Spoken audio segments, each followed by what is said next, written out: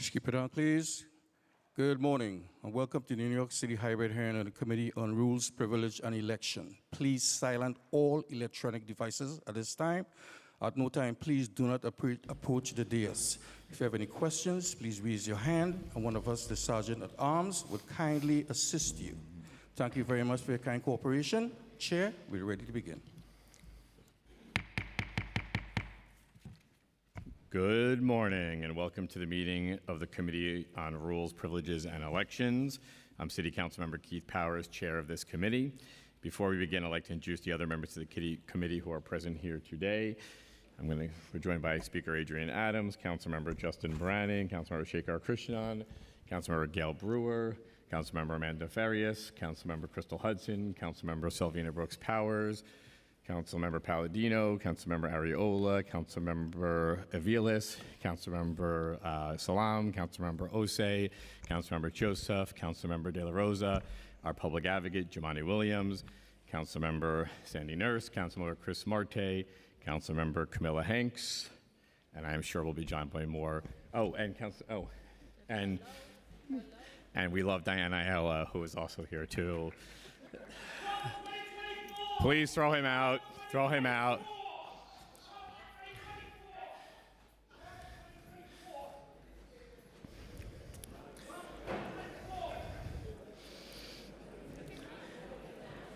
All right, we're going to move on with the hearing.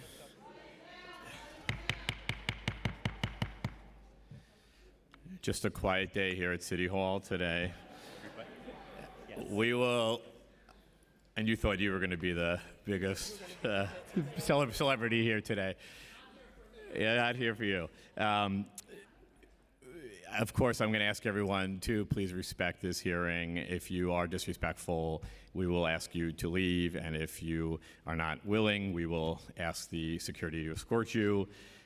This is a long hearing that we're going to have here today, so please be respectful of each other as we would all expect. We'll move on. Before we start, we're also joined by Councilmember Rivera here as well. I want to acknowledge the staff here today who helped put together today's hearing. I want to acknowledge the counsel to the committee, Jeff Campagna, the committee staff that worked on today's hearing, Chief Ethics Counsel Pearl Moore, Director of Investigations, Francesca Della Vecchia, Deputy Director of Investigations, Alicia Vassal. I want to also thank my staff, Haley Brundage and Ben Jacobs, who are here today, and all the other staff who helped to prepare for today's hearing. Today, the committee will consider the nomination of Randy Mastro for appointment to the position of Corporation Counsel. Before we start, I want to recognize Speaker Adrian Adams to make an opening statement. Thank you very much, Chair Powers, and good morning, everyone. Thank you so much for being here this morning. I want to thank and acknowledge all of the members of the Committee on Rules, Privileges, and Elections for convening today's hearing on the nomination of Randy Mastro for the position of Corporation Counsel. The role of Corporation Counsel is a prestigious and powerful position in our city government. To serve the public at this level is a great privilege. It's based on qualifications, attributes, and many aspects of a nominee's record. Being a qualified attorney and litigator is not the full breadth of qualifications required for this critical position. There are many experienced and effective lawyers in our great city, but any prospective corporation counsel must meet a high standard of commitment to public service and justice. They also need New Yorkers' trust and must be accountable to the public and the many officials represented by the law department. They must be able to confidently lead the more than 800 attorneys and support staff of the law department. They must faithfully represent all of us, the entire city, the council, agencies, and other elected officials. The reason that our city charter was revised to require this position receive advice and consent came from the need to ensure Corporation Counsel does not prioritize the mayor or any single official over the city's interests and justice. This issue was a central concern with past corporation counsels. We consider the context of this history and the weight of our responsibility to strengthen democratic governance as we approach this hearing. Our goal today is to evaluate the nominee's record and determine whether they meet the high standards and public trust required of this critical position. The due diligence taken in this process is what New Yorkers deserve and should be required for a position of such great authority. This is good for democracy and good governance. It is the council's responsibility to uphold these standards and for the nominee to demonstrate they meet these requirements. As a council, we take this responsibility very seriously because our job is to make city government more responsive to the needs of all New Yorkers. Leadership matters, especially when city leaders are responsible for providing services that New Yorkers rely upon for their safety and well-being. These decisions are too important to take place behind closed doors, outside of the public view. Ultimately, a transparent process like the one we're undergoing today strengthens accountability and trust in our government. As a council, it is our responsibility to be good stewards of this city. It is our duty to critically examine appointees, their character, their qualifications, and their record so that we can ensure we have the best person for the job. It is also our responsibility to ensure nominees' records are consistent with the values of our city. As the city's top attorney, the Corporation Council must have a strong record of championing what New Yorkers hold dear, including equity and justice. It's critical that they be someone the public can trust to put the people first, which means that their record of fighting for the people, for standing up for workers' rights, and pursuing racial equality and justice must be uncompromising. Their commitment to working for solutions New Yorkers desperately need, like affordable housing, safeguards for climate change and disasters, and protections for workers, should be crystal clear. There is too much on the line for New Yorkers and our collective future to accept anything less. This role and any top position in government is not entitled to anyone. Make no mistake about it. It is a privilege. Women and people of color know this to be true. Rarely, if ever, have we been considered entitled to top positions.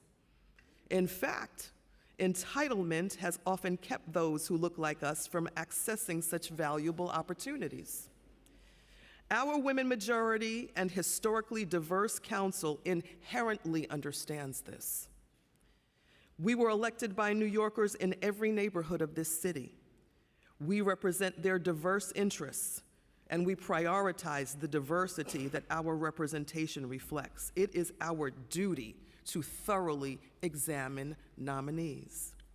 Mr. Mastro, I look forward to hearing from you today in our exchange regarding your record, qualifications, and experiences in consideration of your nominee as Corporation Counsel. Thank you very much. I turn it back over to our chair. Thank you, Madam Speaker. Before we move forward, I want to summarize the powers and duties of the Corporation Counsel before I introduce the candidate. Pursuant to Sections 31 and 391 of the New York City Charter, and by letter dated July 30th, 2024, Mayor Eric Adams requested the Council's advice and consent in relation to his nomination of Randy Mastro for appointment to be the Corporation Counsel. The New York City Charter designates the Corporation Counsel as the attorney and counsel for the city and all city agencies. The Corporation Counsel, and by extension of the Law Department, is granted the power to conduct all the legal business of the City of New York. Further, the Corporation Counsel has the right to bring or defend any legal action in local, state, or federal courts. The Law Department is comprised of approximately 850 attorneys who specialize in all the areas of law necessary to conduct the legal business of the city.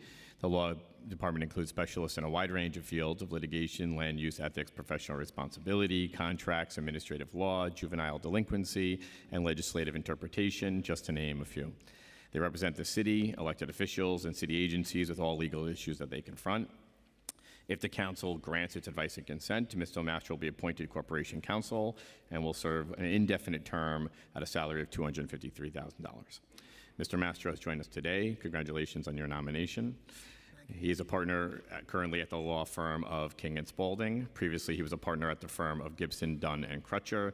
He's held several roles in government, first in the United States Attorney's Office, and then as Chief of Staff, and later as Deputy Mayor to Mayor Giuliani, and as Chair of the Charter Revision Commission and Task Force on Bilingual Education under Mayor Giuliani. Before we begin, and Mr. Mastro will offer you an opportunity to offer an opening statement, I'd ask the council to administer the affirmation. Please raise your right hand. Do you affirm to tell the truth, the whole truth, and nothing but the truth in your testimony before this committee and in answer to all council member questions? I do. Thank you, Mr. Mastro. I'll never recognize you to offer an opening statement. Thank you. Madam Speaker, Chair Powers, Rules Committee members, other members of the council, public advocate, thank you for affording me this opportunity to present my qualifications to become corporation counsel and my vision for the law department. I am a passionate advocate in the courtroom and a proud New Yorker. I am honored to have this opportunity of a lifetime to use the power of the law to do public good and improve New Yorkers' lives. While I served in city government before, this is the one job I aspired to do, and I have been training for it my entire career. In public service for more than a decade as a deputy mayor and a federal prosecutor. In private practice, devoting hundreds of hours a year, year after year, to pro bono work and community service, including as chair of Citizens Union, the gold standard for good government in our city, and as vice chair of the Legal Aid Society, which does more for the indigent than any other organization I know of. First, I want to thank all of those publicly supporting me, now 100-fold, many of whom you will hear directly from later today. I also enjoy the unanimous support of editorial boards who have weighed in. When has that ever happened before in New York City? I'm humbled to know all of them care so much that they are here today to speak out.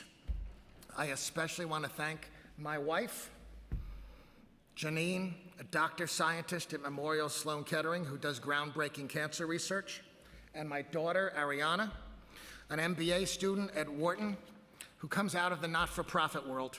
They're both here supporting me now, and they know firsthand the sacrifices public service entails. The last time I was in government, in the 90s, our family had to have round-the-clock police protection because I received mob death threats. I'm also extremely grateful to have the support of so many in the legal community, including former U.S. Attorney General Loretta Lynch, SEC Chair and U.S. Attorney Mary Jo White, Homeland Security Secretary Jay Johnson, and top New York judges like Jonathan Lippman, Carmen Saparik, Rolando Acosto, and David Sachs, who you'll hear from later. It's a veritable who's who of the New York bar. That should tell you something. It includes the corporation counsel from the Dinkins, Bloomberg, and de Blasio administrations, one of whom, Victor Kovner, who you will hear from later today, said on behalf of all of them that I have virtually unmatched relevant experience and possess the character and dedication to serve with distinction. At the outset, let me set the record straight. I'm a lifelong Democrat who's represented mostly Democrats, including Bill Thompson, Betsy Gotbaum, Bill de Blasio, and Letitia James. As deputy mayor in the 1990s, I took on organized crime in the Fulton Fish Market and the private carting industry and lived to tell the tale, and won for our city. I implemented the most sweeping domestic partnership protections for same-sex couples in the country at the time. And I worked constructively with elected Democrats and labor unions, many of whom vouch for me today, including former Governor David Paterson, who is here to support me, and you'll hear from later, City Council Speaker Peter Vallone, and Michael Mulgrew of the UFT, Randy Weingarten of the AFT, and the leaders of the UFA, sanitation workers, Teamsters Local 237, and the Building and Construction Trades Council. In private practice, I've successfully represented firm clients, sometimes in controversial cases, but that's what litigators do, zealously and ethically advocate for firm clients. My personal values are reflected in the extensive pro bono work I have done, including representing peaceful racial justice protesters in Lafayette Square assaulted by federal authorities in June 2020 in the wake of George Floyd's murder, supporting LGBTQ+ rights and same-sex marriage in the U.S. Supreme Court, convincing the U.S. Supreme Court to reopen houses of worship closed by Governor Cuomo during COVID, blocking the state's onerous disclosure requirements on good government groups that chilled free speech, getting 70 million generous Americans donated after 9/11 released to fallen firefighter heroes' families, and winning reinstatement for a black teacher, Janet Morgan, who you'll hear from later, fired for giving her class an assignment on racism in an historic ruling establishing teachers' academic freedom rights. I hope to bring many more such cases and move more of the law department's resources into affirmative litigation as head of that 800-lawyer team. Of course, defending our city and protecting the public fisc will be a priority. But just as importantly, a priority of mine will be to bring cases to protect and expand New Yorkers' civil rights, constitutional rights, racial justice, social justice, workers' rights, tenants' rights, consumer protection, and environmental protection, as well as to promote public safety, going after guns, drugs, gangs, organized crime, and illegal smoke shops. I'm known as a happy warrior, now ready to fight for the rights of all New Yorkers. It matters who your lawyer is. The council has its priorities. Some now in the New York Court of Appeals, where I have argued many times and won. And many say our democracy is on the ballot this presidential election year. Whatever the outcome, I'll stand up for our city. I want to share with you something about my background that informs my values. Like so many of you, I'm the grandson of immigrants. They came to this country from Italy through Ellis Island. My father dreamed of becoming a teacher. He had to drop out of grad school to come home to save the family shoe store business. Supported so many of his relatives, his mother, his sister, when his dad tragically and suddenly died of a heart attack. But my father continued to pursue his dream while running that shoe store and supporting his family, going to NYU at night and simultaneously teaching political science at a local college. He exemplified the best in American values, an immigrant's tale of hard work, perseverance, and fulfilling one's dreams. And although he's no longer with us, and I miss him every day, he inspires me every day to pursue my dreams, which I'm doing here today. I have met with most of you. I've offered to meet with every council member. And I believe if you get to know me, you will want to work with me because I get results, and now I'll get them for you. You won't have to fill out any forms to meet with me because we do best for our city working together. On issues so many of you told me at our meetings you care about, I care about them too and have a proven track record of addressing them. On women's rights, I've worked with Legal Momentum, NARAL, Sanctuary for Families, as a board member and pro bono advocate for victims of domestic violence. And in the late 80s, I prosecuted Randall Terry and Operation Rescue, that virulent anti-abortion group, fining them and enjoining them from blocking access to abortion clinics. On LGBTQ+ rights and the rights of same-sex couples, I worked with Lambda, the Empire State Pride Agenda, Stonewall Veterans, and Freedom to Marry to advance within government and on a pro bono basis the rights of same-sex couples and the LGBTQ+ community. On immigrants' rights, the Charter Revision Commission I chaired made the Mayor's Office of Immigrant Affairs a permanent charter agency and enshrined in our city's constitution the city's commitment to immigrants to ensure them access to city services, without fear of reprisal. On homeless services, when Bowery Residents Committee, one of our city's leading homeless services providers, faced an existential crisis that it had to win from NIMBYs trying to shut down its flagship Chelsea facility. Its executive director, Muzzy Rosenblatt, who you'll hear from later today, turned to me to be BRC's zealous advocate, and we prevailed, saving that organization. On tenants' rights, as a legal aid vice chair and board member, I raised literally millions of dollars for that organization to support tenants' rights. And as a federal prosecutor, when the city couldn't evict drug dealers from public housing, we used federal forfeiture laws to remove them, to the cheers of tenants. On education, I've served on the boards of CUNY, Literacy Design Collaborative, YMCA of Greater New York, Children's Museum Manhattan, Jewish Children's Museum, and Hale House. And I did pro bono cases with the UFT to reduce class size. On civil rights, racial justice, diversity, in addition to my other pro bono cases, I took on Mayor Bloomberg on term limits, resulting in more diverse city office holders today, including the more diverse city council that exists today.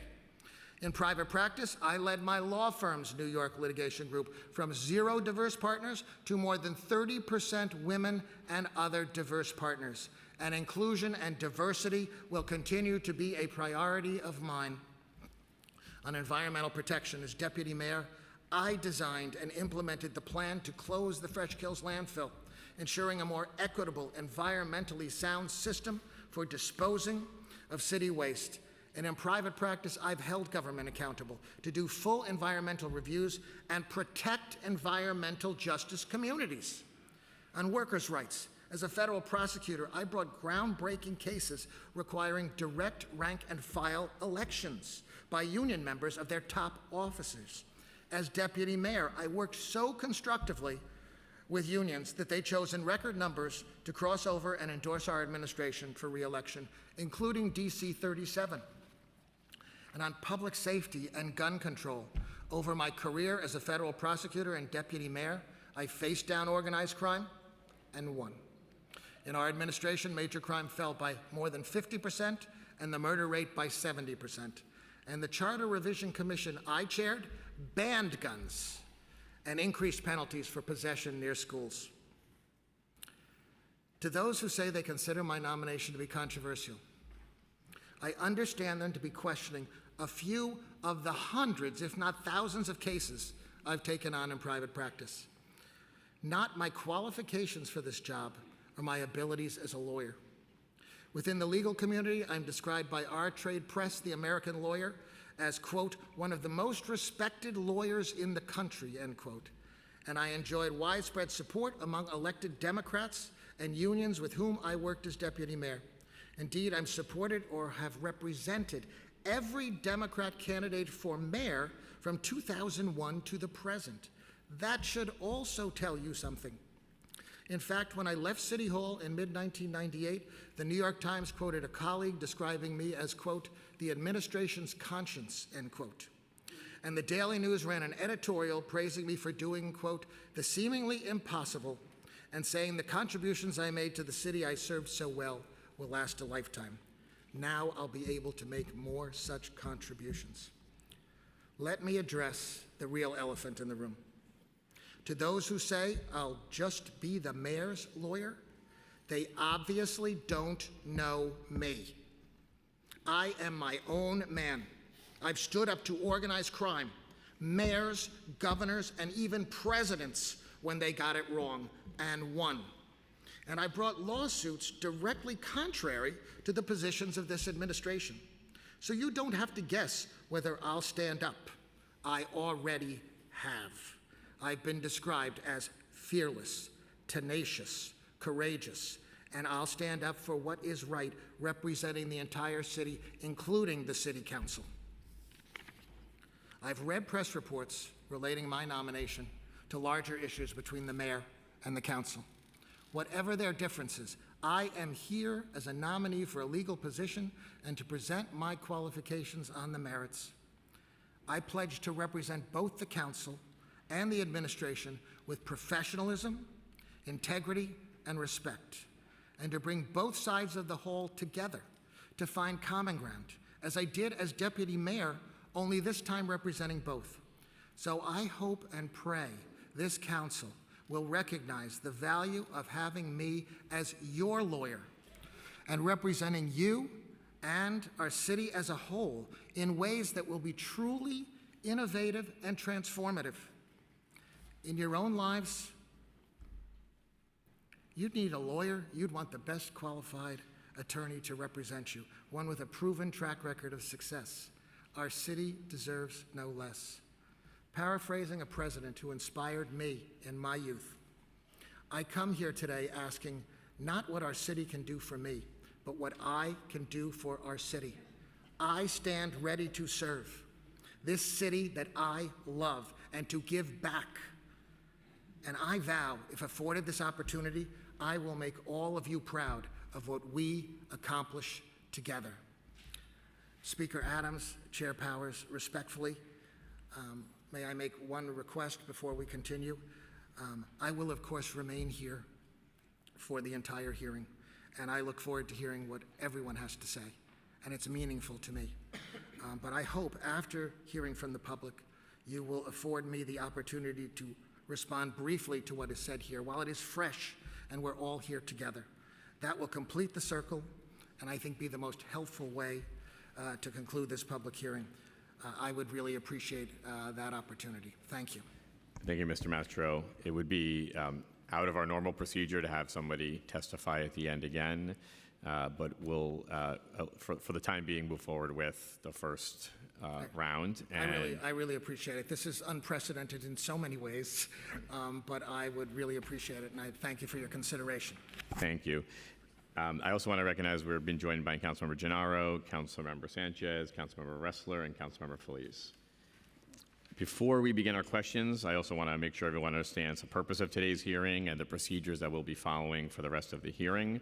The purpose of this hearing is to hear from the nominee, to examine his record, and to determine whether they have demonstrated the commitment towards justice worthy of the privilege and trust to lead the law department in representing this city. Corporation Counsel must have the faith and trust of officials throughout our government, including, of course, the City Council, Public Advocate, Controller, Borough Presidents, Mayor, and the hundreds of attorneys and staff of the Law Department, as well as the diverse people of New York City. There must be trust that the person in this position will represent the public interests of all New Yorkers and prioritize the pursuit of justice over politics, and today's hearing can help us transparently make that assessment. Now that you've given an opportunity to make a statement, we'll also, as we discussed, be hearing from members of the public after the council members have an opportunity to ask their questions. Before public testimony, council members will be allowed to ask and speak to and ask questions of the nominee. And I also want to do some housekeeping on the processes and expectations. As chair, I'll be recognizing members to address the nominee, starting with members of the committee and followed by other council members. We will afford flexibility to members on their first round of questioning. After that, after the first round has been completed, we will have a second round, each member will be limited to 5 minutes. We also want to, of course, ensure that whenever a council member is recognized, the time belongs to that member. They can use that time to make statements, ask questions, and reclaim their time from the nominee or the public at any time. We ask people do not interrupt each other, and we request that people are answering the questions that are asked of them. After all members have an opportunity to address and question the nominee will be excused, and we'll welcome and encourage you to stay, as I think you have already committed to do so, and then head into the public portion of the hearing. I want to thank everyone who is here today for attending the important hearing and participating in this public process. If you have not yet and you wish to testify, you can fill out an appearance form with the Sergeant at Arms and indicate whether you will be testifying in favor of or in opposition to the candidate.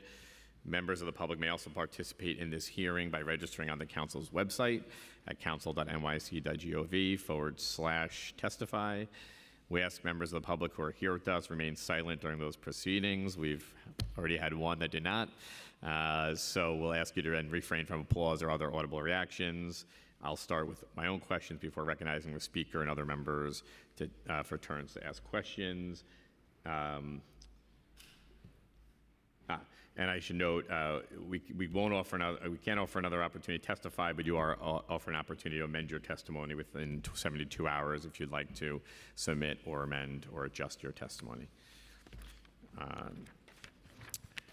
I want to jump into a number of questions. I will take a few minutes, but since we have such a long hearing, I want to offer the opportunity for everyone to testify. I wanted to pull one quote from your testimony here.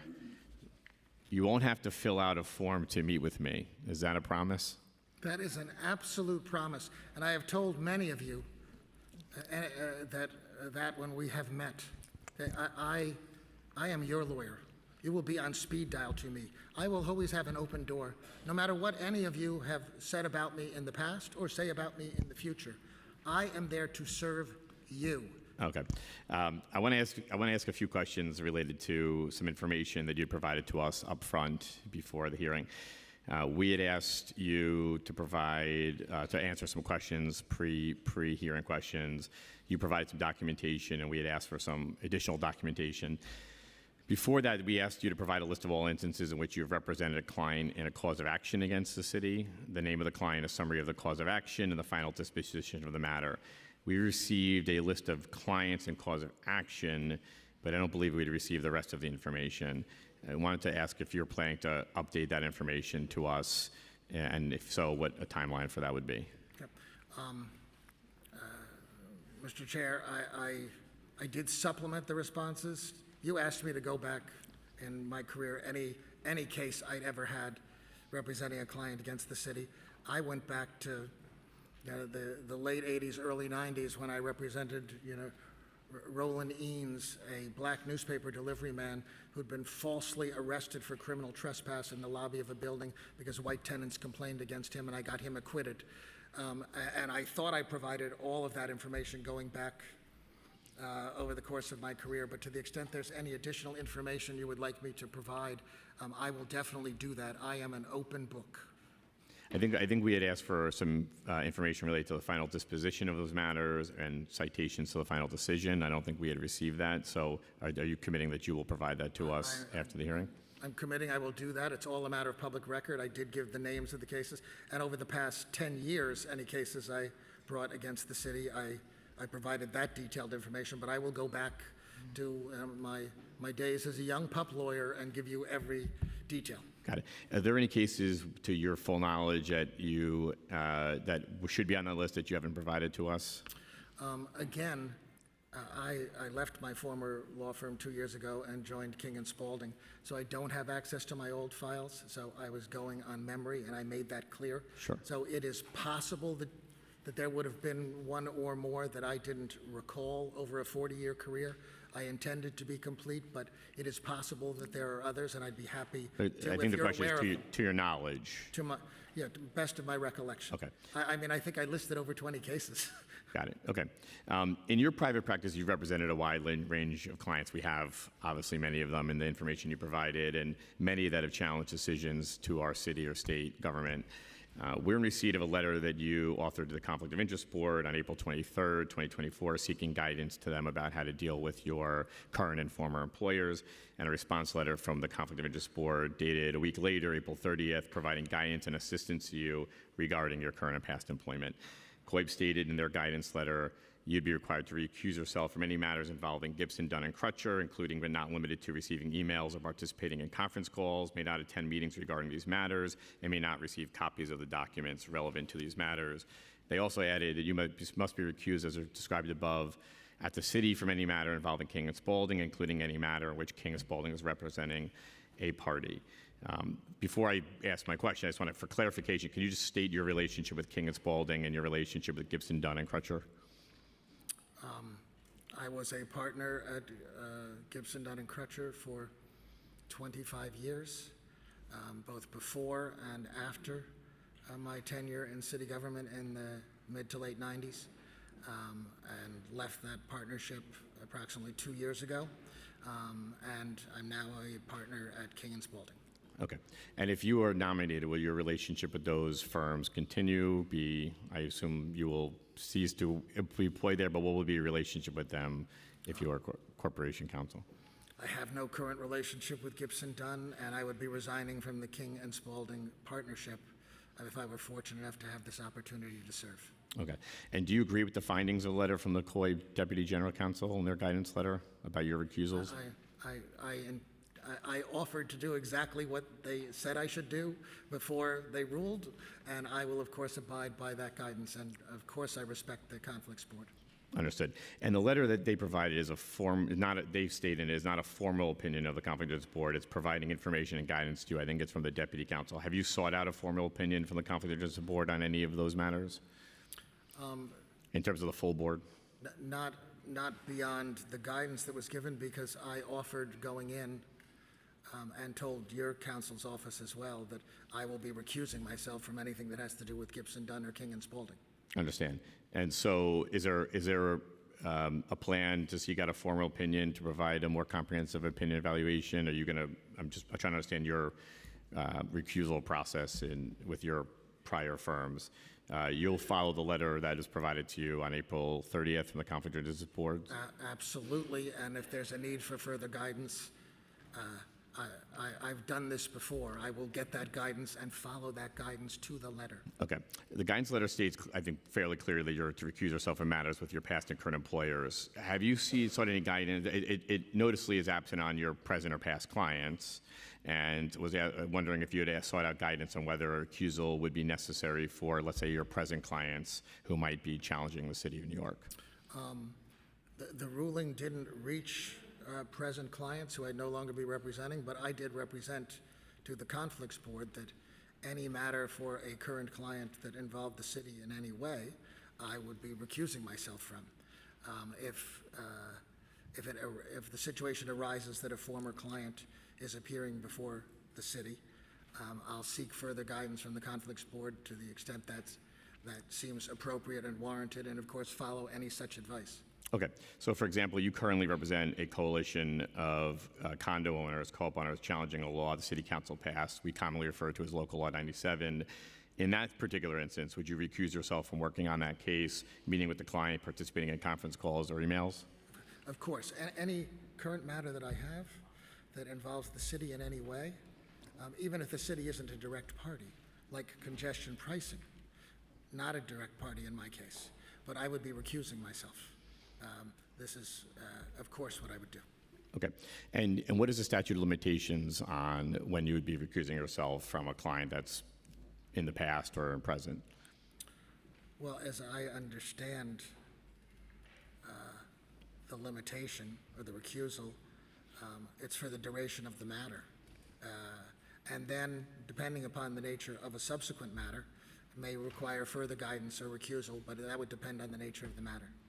And can you just discuss with us the process on how that determination will be made? I mean, COIB has clearly outlined in their letter that you should not be, you should be recusing yourself when you have business with your former or past employer. Feels pretty open and shut on that one.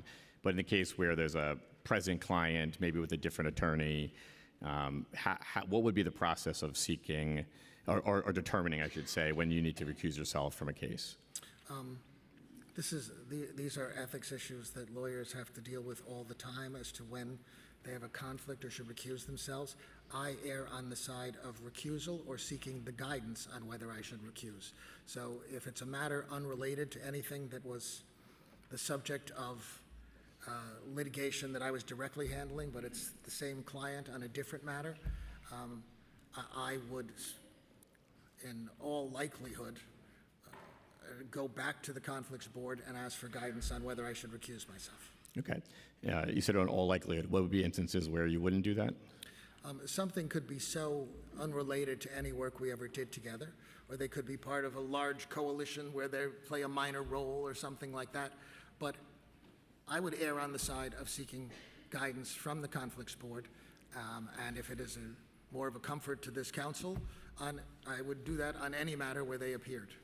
And is there necessary recusal related to a specific category? For instance, if using a similar example of a condo association in Brooklyn, and we're to bring a case related to similar to the one you have on Local 97 that mirrored or resembled the case that you've presently represent a client on, how would you handle that? I would recuse myself on any case involving challenges to Local Law 97. Okay, understood. Just taking another example, you're currently the counsel of record in a case, GMAX Managing against the state of New York, which they petitioned the Supreme Court to take up. The case challenges specific provisions of the Housing Stability and Tenant Protection Act of 2019. If your case that your client brings forward were accepted, or in any instance where it's working through the courts, the City of New York, I believe, would likely file an amicus brief in opposition to that case, as it's done in other cases as well. In the past, that brief has been filed, and the front page usually has the name of the corporation counsel on it. In this case, the attorney record for this client, who is currently you, would then be the corporation counsel for the City of New York, filing an amicus brief in that case. Is that a direct conflict? I would be recusing myself from any matter where the city was involved in the amendments to the rent control law. Just to be clear,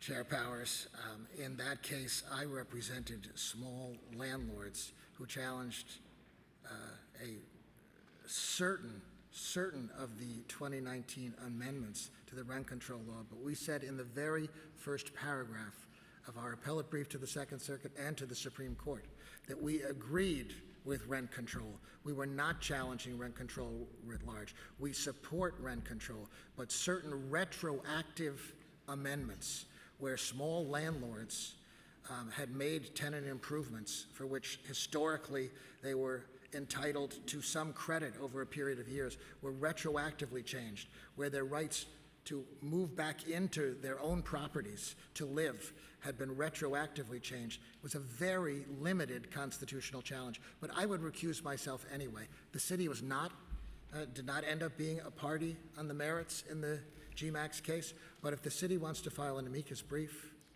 I would recuse myself from that, and God bless the city. I have always supported rent control. This was to address a unique problem limited to small landlords and the draconian effects of certain amendments retroactively applied to them, and we told that to the court, that we support rent control, but the effects of some of these amendments was just too much for these small landlords. Okay, and there are instances where the city has filed a brief in I think the CHIPS case against the City of New York, and I'm sure others as well. Yes, which was a challenge to rent control writ large, which we did not support. We do not support. Good, appreciate I would never support that. Okay, I appreciate that. A couple, just to go through this, we've talked about congestion pricing. Sounds like some of the cases rent stabilization, local law 97. Are there other areas right now where you feel you would need to make a recusal based on your current practice? Well, we did talk about some of those cases on congestion pricing. I would recuse myself from the litigations in which the city is involved, but to be clear, so the council understands, that is a litigation on behalf of the governor of New Jersey and the state of New Jersey. That is an environmental challenge. The city is not a party to that litigation. It's an environmental challenge to the work done by the Federal Highway Administration and the MTA. It's actually a pro-environment case. It's about the inadequacy of the environmental review that was done by that federal agency and the MTA that didn't protect, that didn't adequately consider, didn't mitigate the adverse effects of congestion pricing on environmental justice communities in New Jersey, in Bayonne, in Newark, in East Orange, in all of Bergen County. There was no mitigation in that original plan for the adverse environmental impacts on those environmental justice communities, and that's what we challenge. It doesn't seek to stop congestion pricing from ever happening. It's to say, and I've done this in a number of cases, hold government accountable to do it right, to do full environmental reviews and protect environmental justice communities. And when you do it right, it will go forward. Governor Murphy has said he supports the general concept, but I would still recuse myself on any of the other cases. I know Staten Island has a case, and others have cases where the city is involved. I would recuse myself from those cases anyway. I would contest that the legal argument being made by the state of New Jersey is motivated by their intention not to be in support of congestion pricing, whether it is about the EIS or not. I can't speak to the governor's motivation. I can speak to as a lawyer, the principled positions and arguments that I've made, and it's about protecting environmental justice communities and making sure they get mitigation for the obvious adverse environmental impacts that will occur from the rerouting of traffic through New Jersey. Just to go back to the question asked, what are other areas where, as Corporation Counsel, at least in the short term, you would need like areas of practice where you might, or specific areas where you might be required to recuse yourself beyond the ones that we had mentioned? I'm not sure. I would have to review the cases and whether they're still ongoing, but I did name 4 cases in the last decade, and in any of those I would recuse myself even if the city wasn't directly involved. And I would know, like, those are big cases, and I might make the argument that we want a Corporation Counsel who can be fully working on, invested in those issues. As you know, your lawyer does matter. And so how do we move, as we move through the nomination process, address what are, I think, fairly substantial issues that the city of New York should be, I would argue, be participating in, or requiring your litigation skills and talent to help address what a challenge to New York City might be on those issues? I'm really glad that you asked that question because I will acknowledge to you that some of these are, we're talking in 3 areas in particular, they are important issues. I certainly don't have any perception from the outside that the city has not been well represented in those areas. But I would say this, I think that's why it's so important to have a Corporation Counsel who understands when the city has an objective, a priority, a salutary purpose that even some of the litigants involved. In Local Law 97, my client said that they support carbon emission restrictions and reducing carbon emissions. In the GMAX case, my client said they support rent control. In congestion pricing, Governor Murphy says he supports the environmental aims. Every single one of them has a lawsuit to prevent that action from happening. And my point is this, I understand when the city gets it right, when the state gets it right, when the federal government gets it right, and I understand when things haven't been done quite right. And I believe I can play an even more important role in working with this council, having a dedicated team from Corp Counsel help you with drafting your legislation, creating the record that will ensure that litigation like the ones I have sometimes participated in to hold government accountable, will not be successful, that you will achieve your objectives and they will be beyond challenge in court. It's really important that you have a Corp Counsel who comes out of that background and understands how to protect your interests and your objectives from potential litigation. But Mr. Redger, would you agree that litigation is a strategy to prevent outcomes or delay outcomes, even if you state in your mission statement that you agree with a certain issue? I'm not saying you are doing this, I'm saying, but often it's a strategy utilized in order to prevent something from happening. So regardless of whatever the mission statement is of any organization or group, litigation is part of a strategy to delay an outcome or prevent an outcome. I couldn't accept such a broad proposition unless you look at the specific facts and the specific parties involved. I can only tell you this, the small landlords, in the cases, the Condo Co-op Association and Local Law 97 case, the small landlords in the GMAX case, they do believe in those principles. In those small condos and co-ops, they spent tens of thousands of dollars to reduce carbon emissions and succeeded in the years preceding the new law. And they're concerned about the effects of the new law when they invested in complying with the old law. Same thing in the GMAX case about retroactive amendments. My point being this, one size doesn't fit all. You have to look at the facts of each case, but let's assume that there are cases like you're talking about where litigation is a strategy.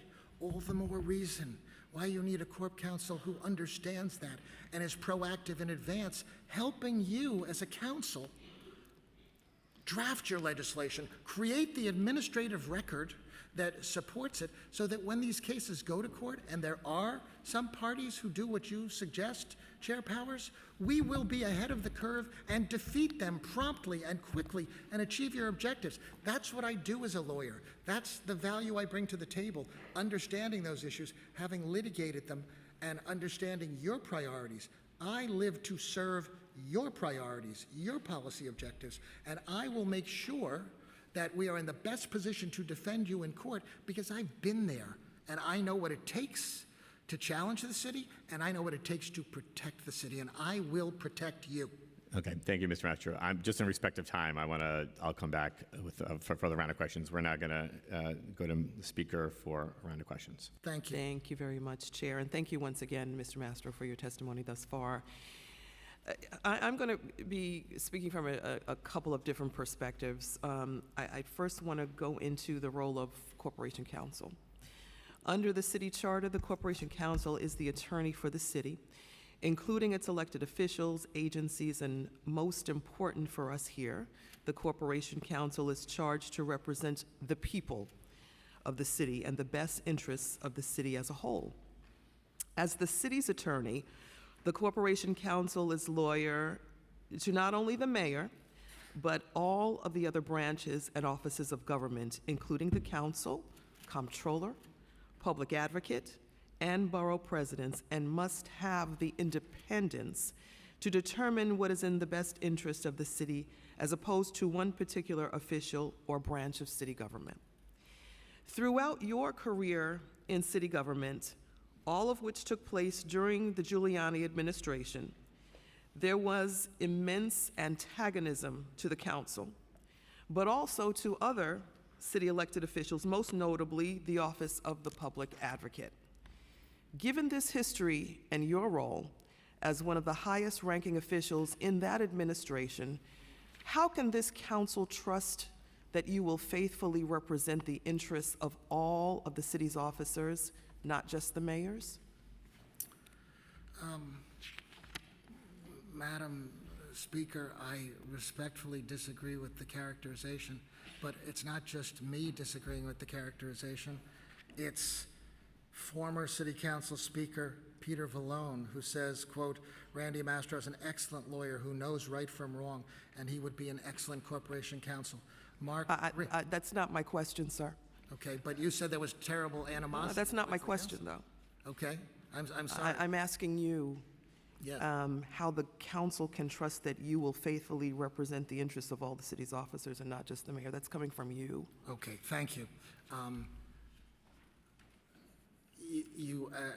You hopefully know and will hear from some former city councilman today, actually the respect that I had and how well I worked with the council when I was deputy mayor in charge of intergovernmental relations.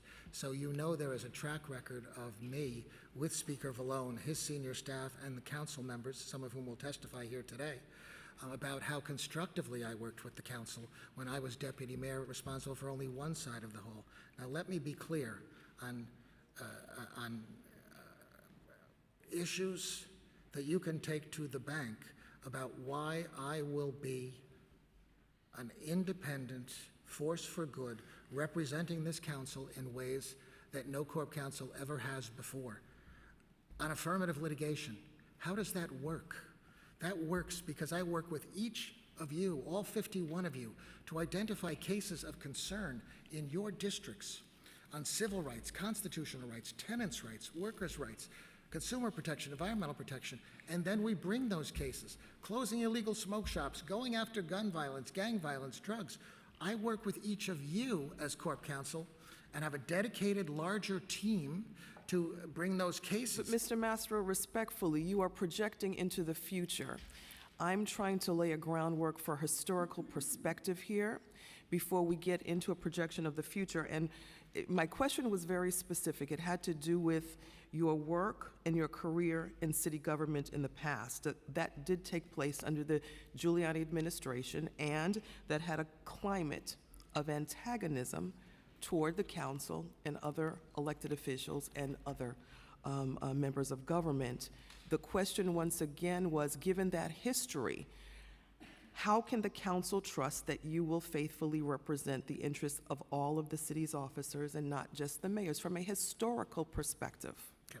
Madam Speaker, respectfully, from a historical perspective, I was actually known as the person in City Hall who developed constructive working relationships with the council and with other elected officials. That's why every major Democratic elected official from my generation, Billy Thompson, Betsy Gottbaum, Mark Green, Freddie Ferrer, Peter Vallone, have endorsed my candidacy because they know how constructively I personally worked with the council to achieve a sweeping legislative agenda to go after organized crime at the Fulton Fish Market, private carding industry, to make domestic partnership rights for same-sex couple the most sweeping protections in the country. I did that. I always had an open door, and I always reached across the aisle and across the hall. So the historical perspective you're describing is not how elected Democrats experienced me when I was the deputy mayor in charge of intergovernmental affairs. You will hear from some of them today. I had a track record of reaching across the aisle. I built bridges. I had an open door where we mediated disputes and we didn't end up in court. And I believe that track record is something that I can help bring the two sides of the hall together. So, Madam Speaker, I respect the question you're asking, and I was only in City Hall for a little over 4 years, not the entirety of the Giuliani administration, but my record is clear. I reached across the aisle, I had open doors, I had open doors to everyone, even if they didn't get along with the mayor, and we got things done with the council. Speaking of a track record, once again, respectfully, Mr. Mastro, the track record shows that you have called the Office of the Public Advocate a left-wing radical and fighting to cut that position out of the line of succession. Is that true? Well, actually, again, Mark Green supports me right now, and we've submitted that. That's not the question, Mr. Mastro. We understand Your your Honor. endorsements. Yes. The people that support you have made their voices very clear to this council. Thank you, Your Honor. Thank you, Your Honor. The issue that you're raising has to do with a charter revision where the mayor wanted to eliminate the public advocate from the line of succession. In that context, I chaired that commission. But actually what I did historically, and I think it's why Mark... What was your perspective? My perspective was, and this eventually happened in the Bloomberg administration when Betsy Gottbaum was the public advocate, also here supporting me. But when that proposal was made by the mayor to change the line of succession during the mayor's term, I stood up to Rudy Giuliani. My charter revision commission that I chaired said no, we did not do that. We said we would not do that while he was mayor and while Mark Green was public advocate, that had to await a future generation. That's the fact, Madam Speaker. And I think that shows you can count on me to stand up to mayors and count on me to stand up for the council and other elected officials. So we did not change the charter in that respect, and I refused to put on the ballot changing the line of succession to eliminate Mark Green from succeeding Rudy Giuliani. We said that that was a future issue and should go on the ballot only to happen prospectively after everyone had left office. And eventually, Mayor Bloomberg made the same proposal and did that to Betsy Gottbaum. Okay, I still don't think that my question, which was really specific, was addressed, but we're going to move on. The Corporation Council must carefully and transparently explain to elected officials the potential negative long-term consequences to the city or their respective governmental entity of making a particular argument or taking a particular action. To fulfill their duty, the Corporation Council must prioritize the long-term institutional interests of the city, advise against organizational wrongdoing, report internal wrongdoing to appropriate authorities, and screen claims and legal arguments made against and for the city. They fail in their duties when they do not adequately advise city officials and agencies on how a short-term legal battle might affect the city's long-term interests. Similarly, it would be a failure to decline to report and appropriately act in response to organizational wrongdoing. Of course, this form of legal representation is in stark contrast to the type practiced in the private sector, where aggressively zealous representation of individual interests is expected. Once again, given your history of loyal service to Mr. Giuliani in your public service career and your career in the private sector, aggressively representing individual private interests that often conflicted with the city's long-term institutional interests, how can this council entrust in you the long-term institutional interests of the city? I'm very glad you asked that, Madam Speaker, because the role of a lawyer litigating on behalf of clients in private practice is to represent them zealously and ethically and get the best results you can for them. And I'm known as a lawyer who's tenacious and successful in the courtroom. So I'm known as a bear in the courtroom, but I'm actually a teddy bear in real life. And I was honored to have the opportunity to meet with you prior to these hearings. I'm actually in government. My personal reputation, maybe not my old boss's, who wasn't the easiest guy to work with all the time, but my personal reputation was one of reaching across the aisle, building coalitions, reaching across the hall, getting things done, and working well with other members in government, and the different branches of government and the different offices of government. That's why they're all supporting me now. So we did a lot of positive things for the city. No one thought we could break organized crime stranglehold, the Fulton Fish Market private carding industry. No one thought we could pass the most sweeping domestic partnership protections in the country at the time for same-sex couples. No one thought we could close the Fresh Kills landfill and have a more environmentally sound policy. We did a lot of constructive things. No one thought we could move the illegal vendors off of 125th Street without violence and incident, and now have it be a thriving commercial center and those vendors in their own mart operating legally a few blocks away. There are so many positive things when I look back on my own time there, and so many relationships I built that I built because of the people who are supporting me today. So I understand the difference in the role. I understand what it is to build coalitions, to work with partners in government, and I have a proven track record of doing that. That's why every major elected Democrat in my era supports me now. That's why every Democrat who's been the nominee for mayor from 2001 to the present, I've either represented or supports me or both. I build bridges. I am a consensus builder. I am a communicator, and my goodness, Madam Speaker, right now, more than ever, we could use some communication in City Hall to build bridges, and I'm prepared to do that for both sides of the hall. We just need you to put that microphone closer to you I'm sorry. so that everyone can hear you. Okay. You can just pull it No forward. problem. I hope you could hear me, though. Thank you. You can hear Thank you. you. We want the public to I hear really you. appreciate it, Madam All right. Speaker. In looking at the values of the Corporation Counsel, the Corporation Counsel is not only an attorney, but also a government official. Together, these duties require the person in this position to appropriately consider and respect the principles of democratic self-government and the rule of law. City government must serve all residents, whether or not they voted for us, or those who employ us, or whether or not they can vote at all. Government decisions have many implications and can affect the rights of people who lack access to decision makers. It is often a public servant and government lawyer's role to fairly articulate a decision's impact on those rights and interests. The Corporation Counsel must counsel not just to the letter of the law, but also on shared public values. While these values ultimately serve the long-term interests of the public and society, they may also conflict with existing law or the short-term interests of those in power.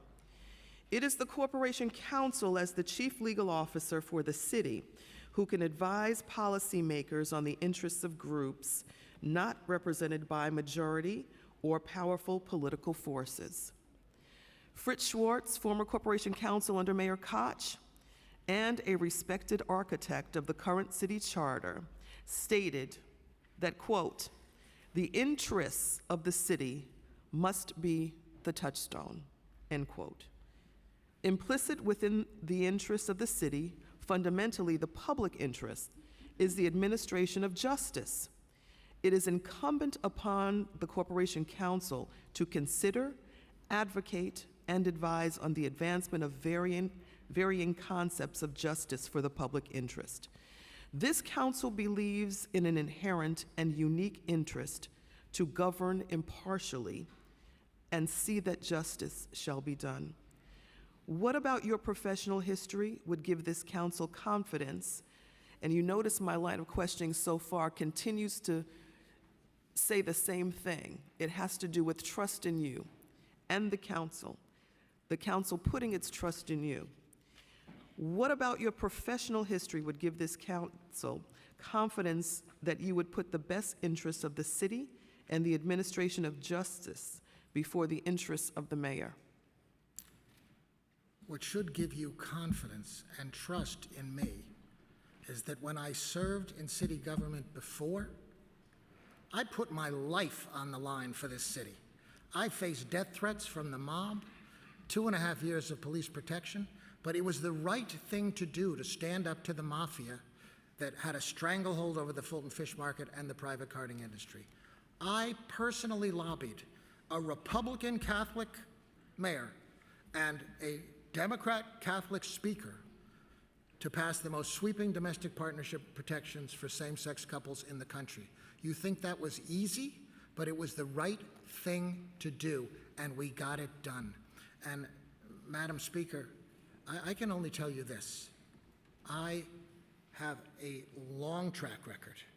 It's not a few years, it's 30+ years of standing up for civil rights, constitutional rights, racial justice, when Donald Trump, Bill Barr, and other federal authorities tear-gassed and rubber-bulleted peaceful racial justice protesters in June 2020 in the wake of George Floyd's murder. Okay. That was an atrocity. I stood up for justice, pro bono, and we pushed back the administration and got the Biden administration to impose protocols so that something like that never happens again. When Janet Morgan, who you'll hear from later, 30+ years ago, got fired by the Malvern School District for giving her class an assignment on racism. She'd been out of work for 2 years. She had lost all of her money after mortgaging her home, and her old lawyers were going to withdraw. I stepped in 1990 to represent her pro bono. We got her job back. We got her back pay. We got a ruling from the Commissioner of Education that teachers have a right of academic freedom on such subjects, the first such ruling ever. I've been doing this for 30 to 40 years, standing up for civil rights, constitutional rights, and racial justice.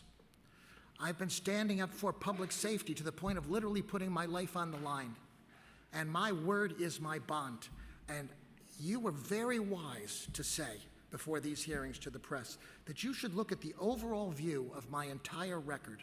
My entire career is standing up for those principles and the hundreds of hours a year that I've devoted to pro bono service and to community service like Citizens Union, the gold standard of good government, the Legal Aid Society.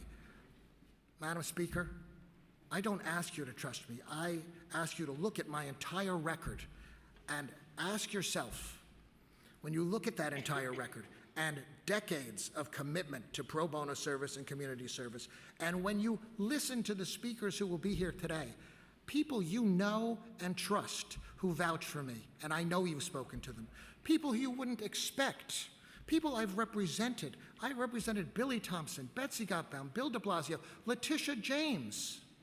These are all people who respect and trust me so much over the course of my career that they entrusted their sensitive matters to me, and I handled them pro bono, and I got them results. Madam Speaker, I will be the best lawyer you've ever worked with. Just give me that opportunity. I implore you. I pray you will. I know and respect you, and I look forward to representing you if afforded this opportunity. Thank you. Thank you, Mr. Mastro. I want to delve more into how we can be assured that what happened with the law department during the Giuliani years will not happen under your watch. One specific example that I would like you to address was when in 1999, The Corporation Counsel stood next to then Mayor Giuliani and said that he had the right to stop duly appropriated funds from going to the Brooklyn Museum because he found an exhibit to be offensive. This was contrary to the position taken by the Brooklyn Borough President, the City Council Speaker, the Public Advocate, the city's Cultural Institution Group, a former Corporation Counsel who represented the city's cultural groups, and virtually every First Amendment expert in the city of New York. It also ended up being contrary to the position of the federal courts. And to quote someone who is vouching for you today, Victor Kovner, the former Corporation Counsel who gave this quote before the 2019 charter revision, quote, "I have to say, it was not the finest moment for the law department," end quote. How can we have confidence that the law department, under your leadership, would not take a legal position that is in conflict with the city's legal interests and averse to every involved city official other than the mayor, simply because the mayor wants the law department and the Corporation Counsel to take such a position? I'm really glad you asked that. You can have confidence in that because that was not my time in City Hall. I was not in city government in 1999 when the Brooklyn Museum incident occurred, and I like to think, had I been there to counsel the mayor at that point in time, that never would have happened, just as some other issues that arose earlier about art exhibits. He did not take the kind of position that he took on the Brooklyn Museum. And I think you can have confidence, people who know me, people who've litigated with me and against me. Victor Kovner is here to speak today. He's one of 5 Corporation Counsel going back over 4 administrations who have endorsed my candidacy. And I did not agree with the Brooklyn Museum decision, and I would have counseled the mayor against it. And as a Corporation Counsel, I will stand up for what I think is right, and I will do the right thing. And if I don't think a position the mayor is taking is one that is legally defensible, I will tell that to the mayor, and we will not defend the mayor. You have conflicts with the mayor, and you have legislation where you have conflicts with the mayor. I think historically Corporation Counsel has tended to almost always agree with the mayor. I will call the balls and strikes. I will give it straight. I will try to bring people together to see if we can find common ground. I think Corporation Counsel should be much more proactive that way so you avoid litigation. But I will call those balls and strikes, and I would not have advised the mayor or permitted the mayor to do what he did at the Brooklyn Museum. It would have been against my counsel. Thank you very much. You've spoken a lot about pro bono work and your pro bono work. During your discussions with several council members, you discussed plans to develop a large-scale program for pro bono services from the city's legal community, contemplating in particular the participation of major law firms, often called big law. How do these large private law firms share the city's policies and preference for real inclusion and diversity, especially amongst their own leadership? I'm really glad you asked that question. You're glad that I'm asking all of my questions. Yes, I am, and that should tell you something. I'm a happy warrior. Madam Speaker, involving large law firms to supplement the great workforce of the law department, I think is something that would be a plus. That ultimately directed by the city and Corp Counsel's office as to the direction of the litigation, but it's additional resources that we can bring to bear to the process. I'm committed to diversity and inclusion, and the law department should always reflect the diversity and be a representation of the community we serve. I have a proven track record of doing that in private practice myself, where I took my old law firm's New York litigation group from 0 diverse partners to over 30% women and other diverse partners by the time I left the firm, and I'm very proud of that. Private law firms making resources available for pro bono work, that would be at the direction of the law department.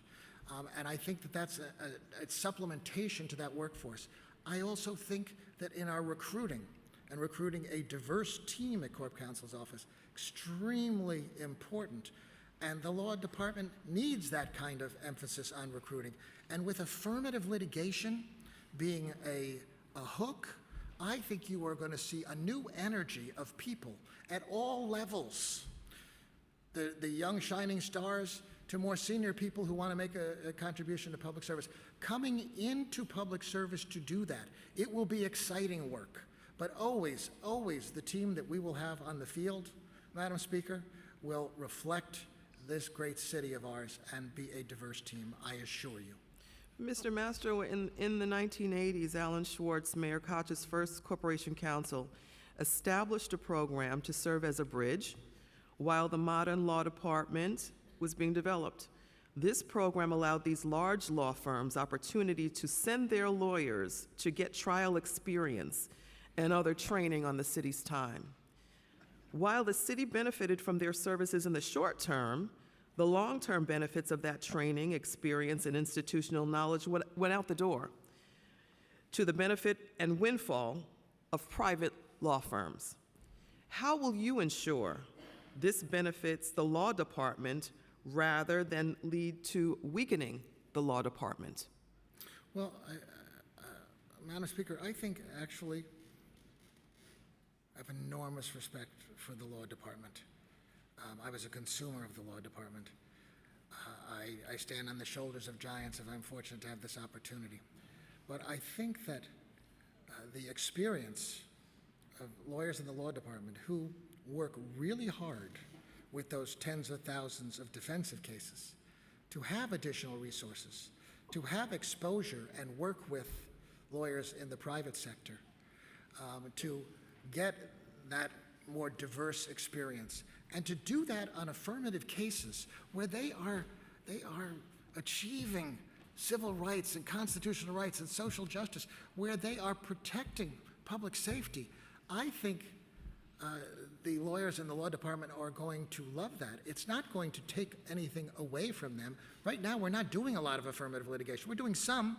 There are cases like going after, our share of the opioid crisis money, like some tenants' rights cases for slumlords. We need to do many more of those. But they are few and far between. I want to see us do a lot of that kind of work.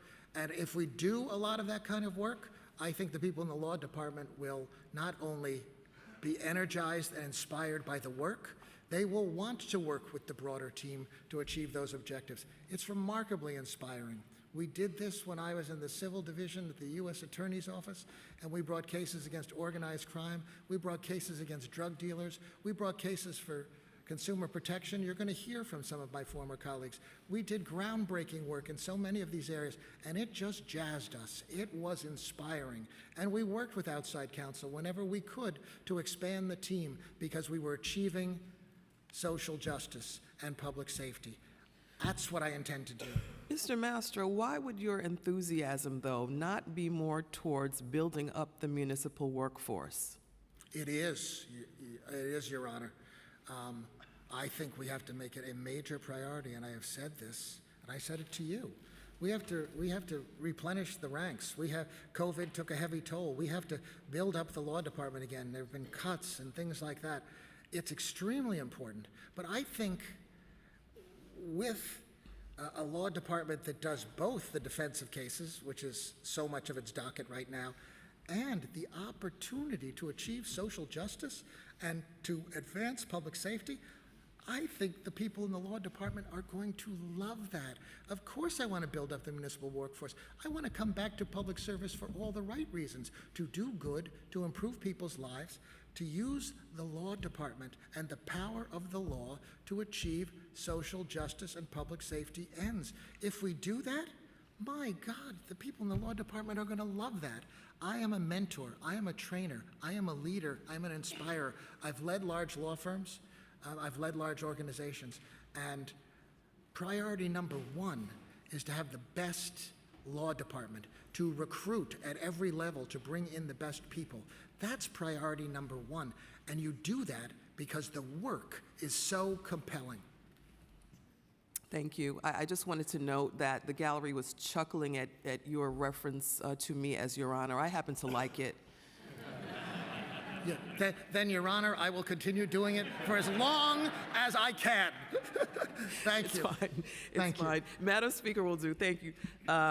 This is my final line of questioning, Mr. Mastro, before I turn it over to my colleagues. In speaking of norms of democratic governance and separation of powers, this administration has shown a unique lack of respect for the separation of powers between government branches and democratic governance, taking some extraordinary actions to disregard duly passed laws by the Council and the executive branch's obligation to implement the laws. Most recently, the administration used the declaration of a state of emergency on the day before a law to ban solitary confinement was set to take effect simply to block it.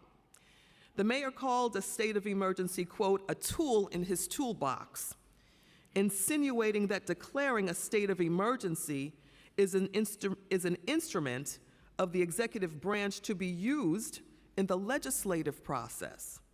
Do you agree that the executive branch's role is to implement laws that are duly enacted? Yes. Do you want to explain that? Explain your yes, please. I've answered this in writing to the council because a similar question was put to me in writing, and I said that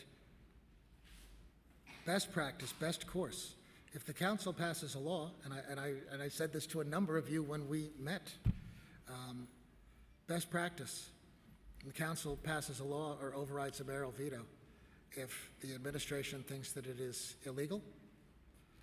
It's incumbent upon the administration to go to court to block that legislation and have it declared illegal. It's not to wait. It's not to wait to be sued. That's not the way I will conduct myself as Corporation Counsel. And when there are issues like this, I want to be crystal clear.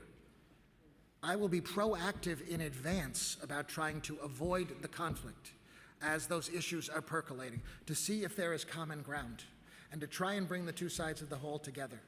I am a communicator, and I will do that. And I will do that in a way that Corp Counsel have never done before, because I will try to participate on the front end when conflicts are percolating up.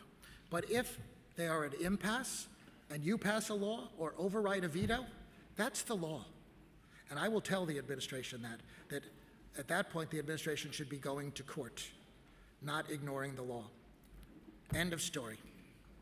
Thank you. Would Thank you. Would you advise continuing with the current state of emergency and emergency order to block this particular law? Madam Speaker, I'm not steeped. I'm aware that such an issue exists now. I'm not steeped in the issue, and the emergency executive authority, which I believe emanates from state law, but I certainly would make it a priority to review that issue and give my frank and honest assessment as soon as I'm fortunate enough to have this position. But I'm not steeped in that, and it would be irresponsible for me to opine off the cuff on a complicated issue like that. But I am telling you, I am committed to the rule of law. I've sued over the rule of law and enforcing the rule of law time and time again to hold government accountable to following the rule of law. And the rule of law is if you pass a law or override a veto, that is the law. And it's incumbent, if you disagree with that and think that it's not legal, to go to court to block it. Okay. Mayor Adams has also made false accusations against the city's campaign finance board that apparently seeks to undermine the independent board's credibility by accusing it of leaking information that it released in response to a Freedom of Information request. Do you find this to be appropriate or inappropriate? I'm not personally familiar with the issue you're describing, so I would have to understand more about it. But the way you have phrased it, leads to certain conclusions. But I've not studied the issue, and I'm not in a position. Again, I'm a responsible, ethical lawyer. I'm going to give you my best advice after I have studied an issue, and I'm going to give it to you straight. And if I agree with you, I'm going to tell you that, and if I disagree with you, I'm going to tell you that. But it's not something where, if I haven't studied the issue, I should be opining off the cuff. Okay. What impact do you believe it has when the executive branch undermines independent government bodies or disregards principles of democratic governance? Obviously, that's abhorrent to so many of us. And you can see in my own history, that entire record of mine, how often I have taken on government. I have stood up to mayors, to governors, even presidents, when they have not respected the rule of law and they have overreached, and I have won. So you don't have to guess how I feel about those issues. You know from my entire record. Okay. Thank you. Thank you. I think I'm going to turn it over to my colleagues. I was going to take you back to my very first question that I still don't think was answered, but I think I'll just leave that. Madam Speaker, when I review this record, I will try and answer it more precisely. I have enormous respect for you, and I want to make sure that all of your questions are answered. And as I said when we met, I will earn your trust, and I will be the best corporation counsel I can possibly be, working and having the honor of representing you. Thank you. Thank you for your testimony. Thank you, Your Honor. We'll now go to the Deputy Speaker Ayala, followed by Majority Whip Brooks Bowers. Thank you, Chair. Before we begin, I just wanted to add that we do have all of the endorsements on file, and so I would rather not go through them individually, and I think that those folks that are here to speak on your behalf will have their opportunity to do that. We have a number of questions and a number of colleagues that have their own set of questions, and so we want to kind of run through this as efficiently and yet as quickly as possible without taking away from your responses. Mr. Matra, I wanted to follow up on the chair's questions with one more about your background information. King and Spalding informed us that in 2022 you did some pro bono legal work for Mayor Adams' office.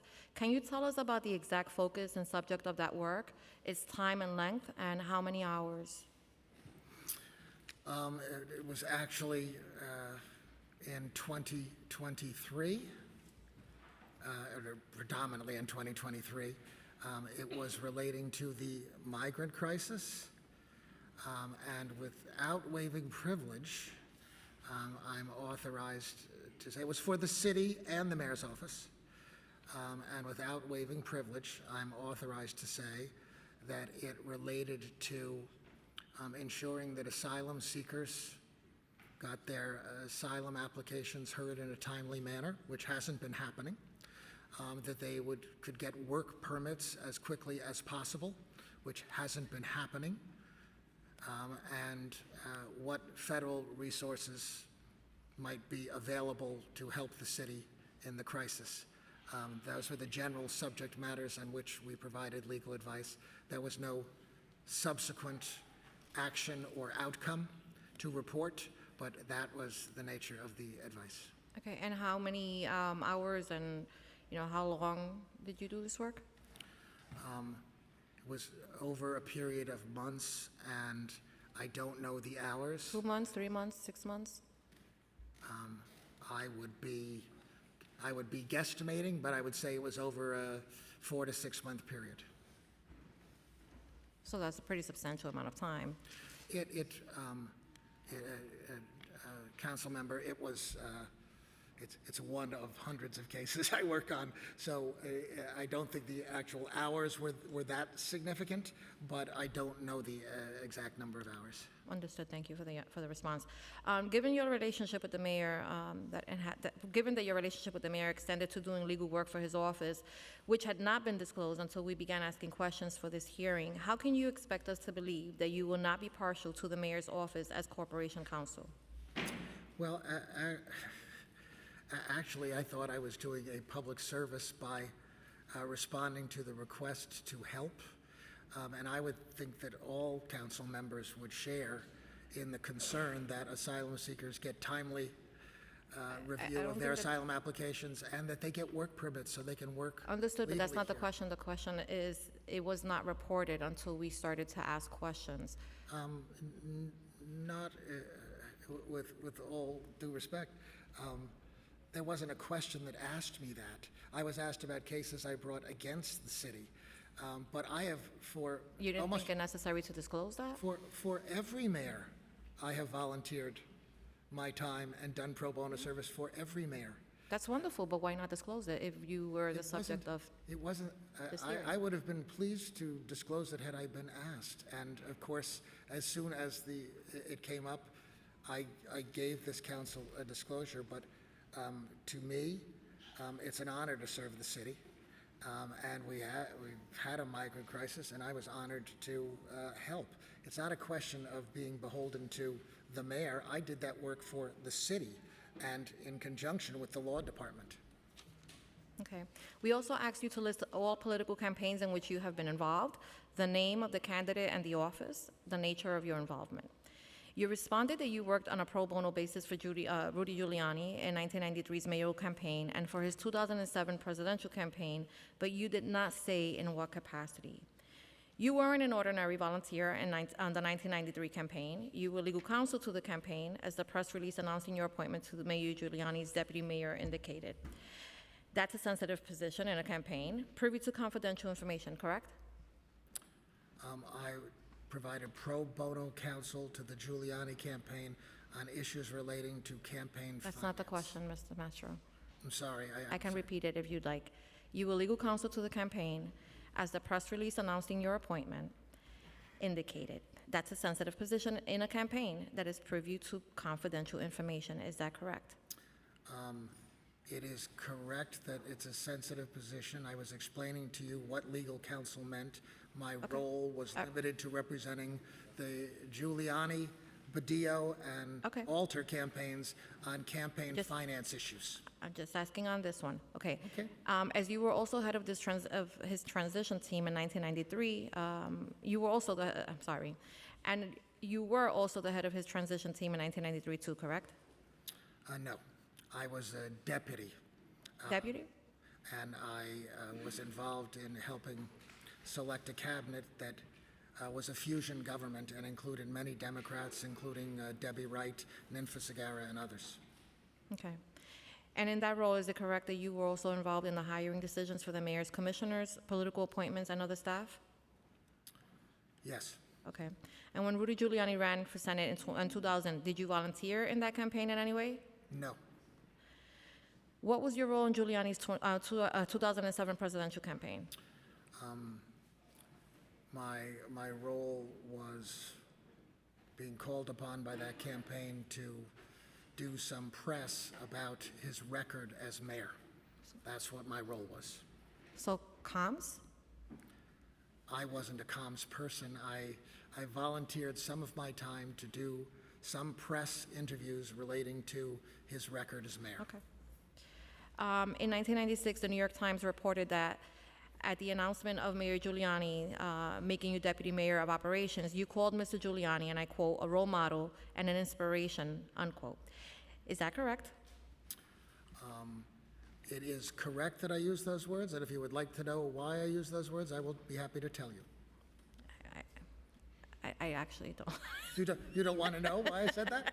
You don't want to know, that he was a crusading U.S. attorney and we took on the mob in the U.S. Opinions. Attorney's office in here?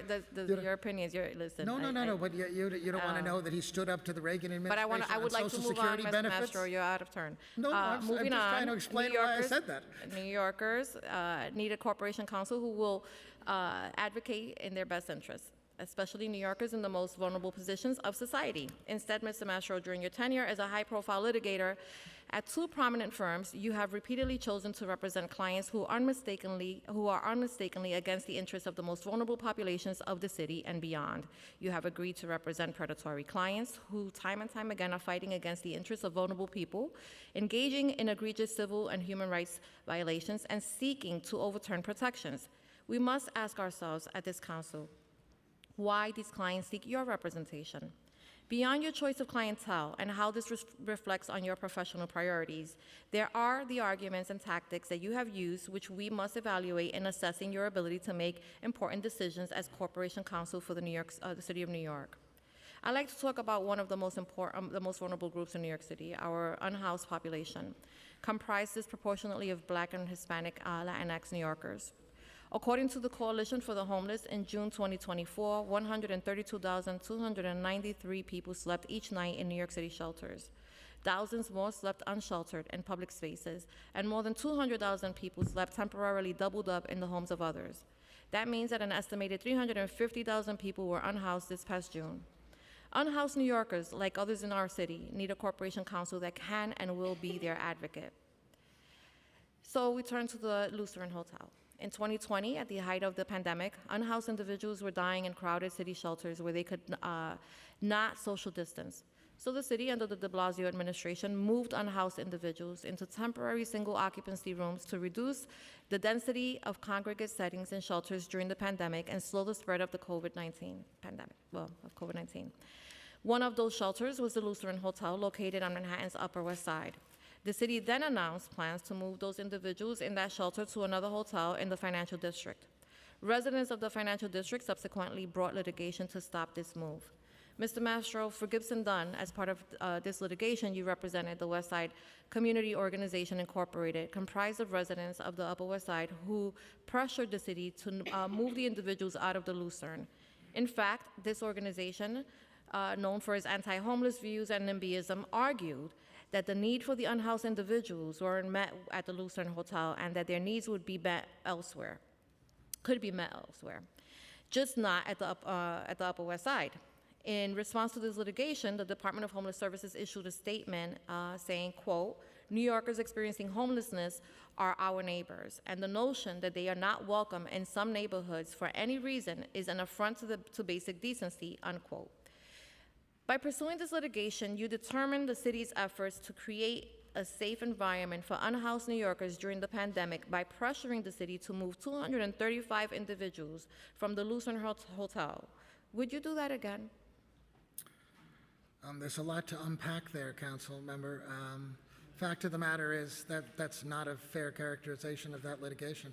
I actually worked hand in glove with the progressive de Blasio administration and Steve Banks, the commissioner at the time, to find a better housing solution for the men at the Lucerne instead of being doubled up in single-room occupancy hotel without the social services and medical services they needed.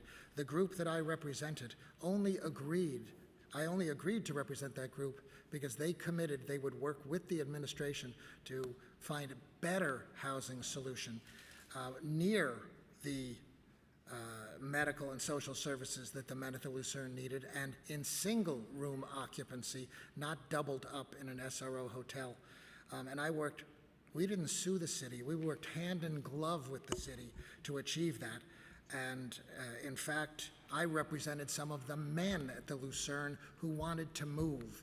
And today, we have more common understanding. We have more caring. I care about the homeless. I represented BRC to save that organization to continue to provide those services. And Councilwoman, the fact of the matter is that even today, a leader of the opposition, one of the men at Lucerne, Shams LeBaron, supports me for this position. Okay, we understand. You have a lot of support in the room, and we will gladly hear from those folks, and that information is on record. I don't think that, this is a question of, whether or not you support individuals that are unhoused, but rather there was a situation that occurred that cried of NIMBYism, where you were the representative attorney. But I would like to move forward, please. Mr. Mastro. During Please. this litigation, you hired private investigators disguised as plumbers who gained entry to the residence of a homeless activist.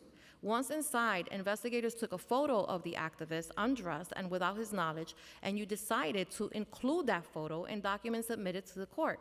In fact, the activist attorney moved to strike this photo from the record, which you zealously opposed.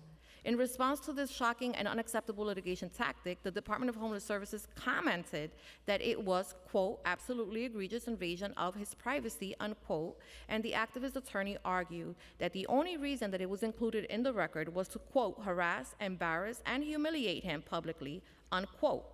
Are these the sort of questionable litigation tactics that you'll be teaching law department attorneys? Okay. Of course, the way you have framed the question doesn't capture what really was happening from a legal standpoint, so let me explain briefly. Please, The question please, here is, please. will you teach these, is this a tactic that you're going to be teaching attorneys? Please, Councilwoman, when you ask me a question like that, you have to please give me the opportunity to respond. The fact of the matter was that standing was an issue in the case. Standing meaning legally that we had, when men moved out of the Lucerne, like some of the clients I represented who wanted to move downtown. That's not the question, Mr. Mastro. Please, Councilwoman, when they moved out of the Lucerne, you don't have standing to maintain the suit any longer. This individual had moved out of the Lucerne, so I had to prove that that individual had moved out of the Lucerne because it was a dispositive issue in the litigation. And at every phase in the courts, including that phase, the courts held that, yes, I was right in what I did in proving there was no standing. The case ended up being dismissed, challenging removing people from the Lucerne. And I don't think the Department of Homeless Services at that moment realized the context, the legal context I don't in know which if that there's a occurred. context, but- So all I am saying is that there was a legal obligation Yes. to prove I need that to that move on. individual no longer lived I in the need to Lucerne. move on, Mr. Mastro. Thank you, Council. You know, can the pub, I mean, having heard that, you know, I'm very disturbed by that. I'm very disturbed by that, you know, as I'm sitting here just rereading it, and I had that information prior to today. How do you expect the public to trust that you're going to conduct litigation on behalf of the city with integrity and protect the dignity and the privacy of unhoused New Yorkers after that type of incident occurred under your watch? I respectfully suggest that everything I did was proper and ethical. I mean, because proper- please, Councilwoman, because I had to prove he lacked It's- standing. yeah. But when the individual involved says, I understand, and I'm here to support you to become corporation counsel, I think that's a lot more meaningful than press releases that you're quoting from. So It's not I a press- care it's- about the it's- homeless. well, I don't want to care go about the I don't want to go, of homeless. course, because I really don't want to. I don't want to get into a back and forth about this. But I think that, you know, your record of accomplishments, I'm sure, you know, speaks of itself. But there's also a question of character, of moral character. There's also a question about tactic. There's also a question about what is legal, but should probably not be or should be handled differently. And I think that taking a photograph of an unhoused individual, you know, under false, well, firstly entering this person's place of residence under false pretenses, photographing this person, to me, is an unethical practice. And whether or not it was legal and whether or not the courts, I take that in high regard when I am making my decisions, because that's not the moral conduct that I uphold myself to, and I expect more from everyone else. But I'm going to move on because, again, like I said, we have a lot of I'm not gonna be questions. permitted to I'm not respond to asking that? a question, Mr. Okay. Mastro, so I'm not asking you to respond to anything at this moment. Okay. And I want to talk about your record with respect to social services, and specifically for New York City's gay community and those living with HIV/AIDS. In your meetings with council members in advance of this hearing and in interviews with the press, you stated that you were proud of the Giuliani administration's support of gay rights. It's true that in 1998, Rudy Giuliani signed a law recognizing the rights of gay and lesbian people to form domestic partnerships, which the New York Times reported was at the time the urging of one of his best friends and biggest donors, and post-divorce roommate, openly gay car dealer Howard Capel. But when you began working at City Hall in 1994, there were other more pressing issues facing the gay community, namely AIDS, and the government's response to it failed. By 1993, HIV/AIDS diagnoses in New York were up to 12,833 per year. By 1994, AIDS deaths in New York were peaking at 8,334. The Department of AIDS Services, which has been established in 1985 to expedite health, housing, food, healthcare assistance to people living with HIV/AIDS, had a staff of around 704 who served 16,000 AIDS patients.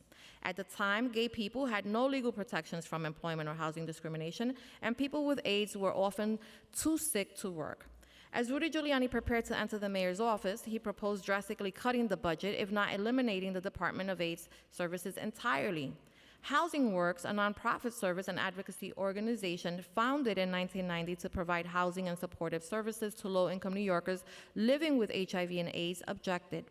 In conjunction with the AIDS activists like ACT UP, Housing Works used peaceful but well-publicized demonstrations and protests to call attention to the need for better HIV/AIDS policies and improvements to the mayor's Division of AIDS Services in New York City. When the group staged a protest, the administration positioned helicopters above and stationed snipers on top of City Hall. That survived budget cuts in 1994 budget, but come 1995, the Giuliani administration required people applying for AIDS-related services who were literally struggling to survive to go through the same months-long red tape process that able-bodied people go through to get public assistance. This callous policy was struck down by the Court of Appeals in 1999 in an opinion that found that the Giuliani administration created illegal obstacles for individuals living with HIV or AIDS to obtain public assistance. As Deputy Mayor of Operations, you oversaw the Mayor's Office of Contracts, which included the approval of city contracts. Subsequent to Housing Works' vigorous demonstrations, protests, and criticisms of former Mayor Giuliani and his HIV/AIDS policies, the city eliminated several contracts with Housing Works, which you approved, including non-renewal of Housing Works' AIDS housing contract, which helped house hundreds of New Yorkers living with HIV and AIDS.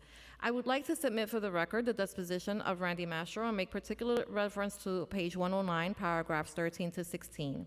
You were asked if, quote, there was a decision made, was there not, to refuse to renew Housing Works' scatter site contract in 1997, unquote. You admitted, quoted, quote, I allowed the decision to stand, unquote, at reference page 113, paragraph 13, and at reference page 116, paragraphs 17 through 19, you further stated, quote, while I would have had the authority to take a contrary view, I did not take a contrary view, unquote. There were many lawsuits brought against the Giuliani administration. In fact, Housing Works sued former Mayor Giuliani, yourself, and other high-ranking officials within the Giuliani administration for First Amendment violations and illegal retaliatory actions. The city paid Housing Works almost $5 million to settle the lawsuit, which was one of the largest settlements in a series of settlements made with a variety of groups and people who all complained that high-ranking officials like yourself in the Giuliani administration illegally retaliated against them for criticism. Why would we trust you to be a champion of civil rights and pro-gay rights in your role as Corporation Counsel when you have used your power to not uplift, but instead allow the Giuliani administration to abuse some of the most vulnerable populations, individuals in New York City? Okay. I did not do what you just described. I, along with others in the administration, including another Deputy Mayor, Fran Ryder, who you'll hear from later today, we actually advocated and stood up to preserve the Office of AIDS Services, to preserve funding for AIDS programs. And now let's talk about Housing Works. The commissioner at the time, Lillian Barrios Paoli, came to us and told us in 1997, Housing Works. Mr. Mastro, that's not what the record. That is not what the record says. You were directly quoted. Please, council member. Please You were let me directly answer the quoted. question. I'm just asking you to let me answer the question. But you're not answering the question that I I am, asked. please, council member. Lillian Barrios Paoli came to us, me, Fran, explained that Housing Works couldn't account for over $500,000 of the multi-million-dollar housing contract it had to provide housing for people with AIDS, and then refused to cooperate with the audit of where that money had gone. We gave them multiple opportunities to do that, but at the end of the day, Lillian said they refused, and we were left with no choice as people who are obligated, honor-bound to protect the public fisc. You think in 1997, a re-election year, I wanted to have a fight with Housing Works? So Lillian made the decision and the recommendation that the contracts should be terminated. I accepted the recommendation. I have great respect for Lillian Barrios Paoli, as does Fran. And we made that painfully. It was heartbreaking. I have friends, I have former partners who died from AIDS. I advocated for the rights of AIDS funding and AIDS patients in the Giuliani administration. So you're saying that there was no retaliation? Ma'am, please. That Housing Works litigation. Miss, I rather miss. Sorry. Ma'am. Sorry. I don't- Sorry, miss. Maybe the- council member, yeah. The council member, sorry. I'd say Your Honor, but No. I've already given that title to one We've other. been there. I just want the record to reflect, to us, that was a heartbreaking situation. We didn't have any animus towards Housing Works. Housing Works thought and litigated over those issues. All three of us, Lilium, myself, and Fran, objected to a subsequent law department in a subsequent administration deciding to settle that case. I think it's a problem you council members have experienced too, where the law department settles cases. And I vow Well- to you, you will never have, you will I always be appreciate- included in Mr. decisions Mastro, to I settle appreciate cases. it. I'm not here to rewrite history. I'm here to just, I'm asking questions that are part of the record. This is Yes. public information I that has been support out there, and so I have no interest in rewriting history. Yes, I'm asking the question. So additionally, why should we trust that you will uphold the law for millions of New Yorkers and not act in retaliatory manner towards those who have angered the administration, and this is a really important question, or disagreed with you, when a federal judge found that in another case involving Housing Works, the Giuliani administration, which you were a high-ranking official in, broke the law and acted with, quote, retaliatory intent, unquote. Were you not the conscience of the administration? Yes or no question. I was called the conscience of the administration by Deborah Wright. Thank And you. I just needed a yes or no, sir. Is there a question? You have invited former Deputy Mayor Fran Reiter to testify today on your behalf. At the time that you were okayed the termination of Housing Works contracts, you were aware that Fran Reiter hated Housing Works and blamed No. them for how the other AIDS activists were portraying her. Not Why would you think that someone who advocated for terminating an AIDS charity contract would have received by this council as a compelling and credible character witness for you? And when were you trying to convince this council that you've always supported the gay community? Why would you ask her to come to testify on your behalf? Well, that's not true, and Fran was a tireless advocate for the gay community and people from that community. And the fact of the matter is, I never retaliated against anyone about anything. And I never... You were a did- high-ranking official. Please, Councilwoman, please let me finish, okay? This is important because you've questioned my moral character and you've questioned whether I retaliated against people. And I never did that. No court has ever found that I did that. No court has ever questioned my moral character or integrity. The fact of the matter is I've stood up for homeless services. You were a high-ranking I have official stood up- in the I administration have who stood had up- the authority to I have stood up approve for and the disapprove homeless. contracts. I So have you were a part of these conversations, were you not, Mr. Mastro? I have already The testified. courts have already found in favor of I Housing have- Works. There was a substantial, there was a lawsuit. I have already testified that I advocated for rights in that community. I advocated for homeless rights, and I've done that in private practice.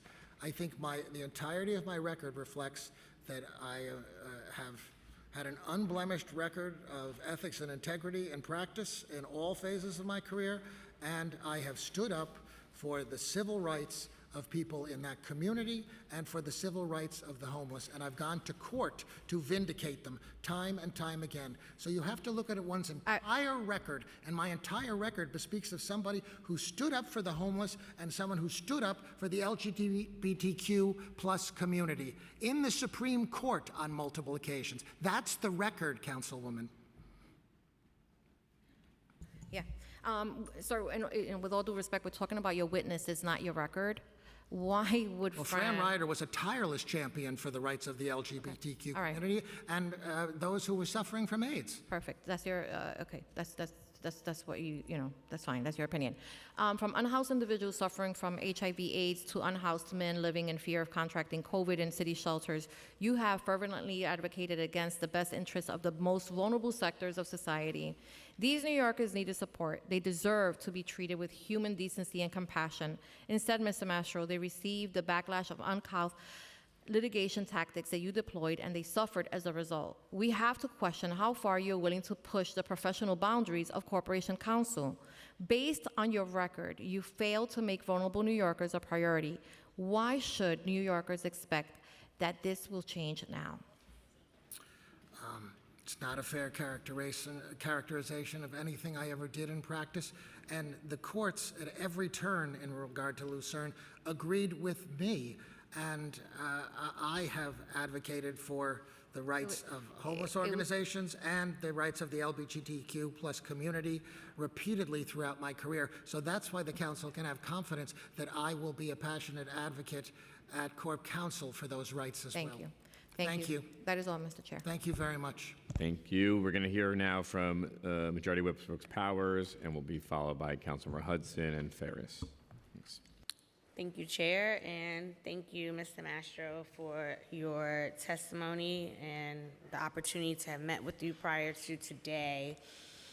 So I want to start by talking about affirmative action rollbacks during the time. Are you with us?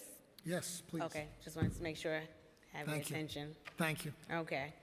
Wanted to talk about affirmative action rollback. So during the mayoral campaign preceding his election in 1993, Rudy Giuliani criticized the program created under Mayor David Dinkins, the first black mayor of the city of New York, which aimed to significantly boost the number of city contracts awarded to companies owned by minorities and women. In its first year, in 1992, the program increased the percentage of contracts awarded to such minority and women-owned companies to 17.5%, up from 9% in 1990. Mayor Dinkins had highlighted this program as one of his major achievements. In the very first month as mayor in January 1994, Rudy Giuliani took steps to roll back Mayor Dinkins' contracting equity efforts to assist women and minorities, including by eliminating this program in a move that was described as quote-unquote an economic lynching in Black Enterprise magazine. Within the next 6 months, Mayor Giuliani took yet another significant step in undermining Mayor Dinkins' efforts by even eliminating the city goal of awarding 20% of all city contracts to women-owned and minority-owned businesses. At that time, as the mayor's chief of staff, you conveyed that the city would no longer, quote-unquote, set arbitrary number goals.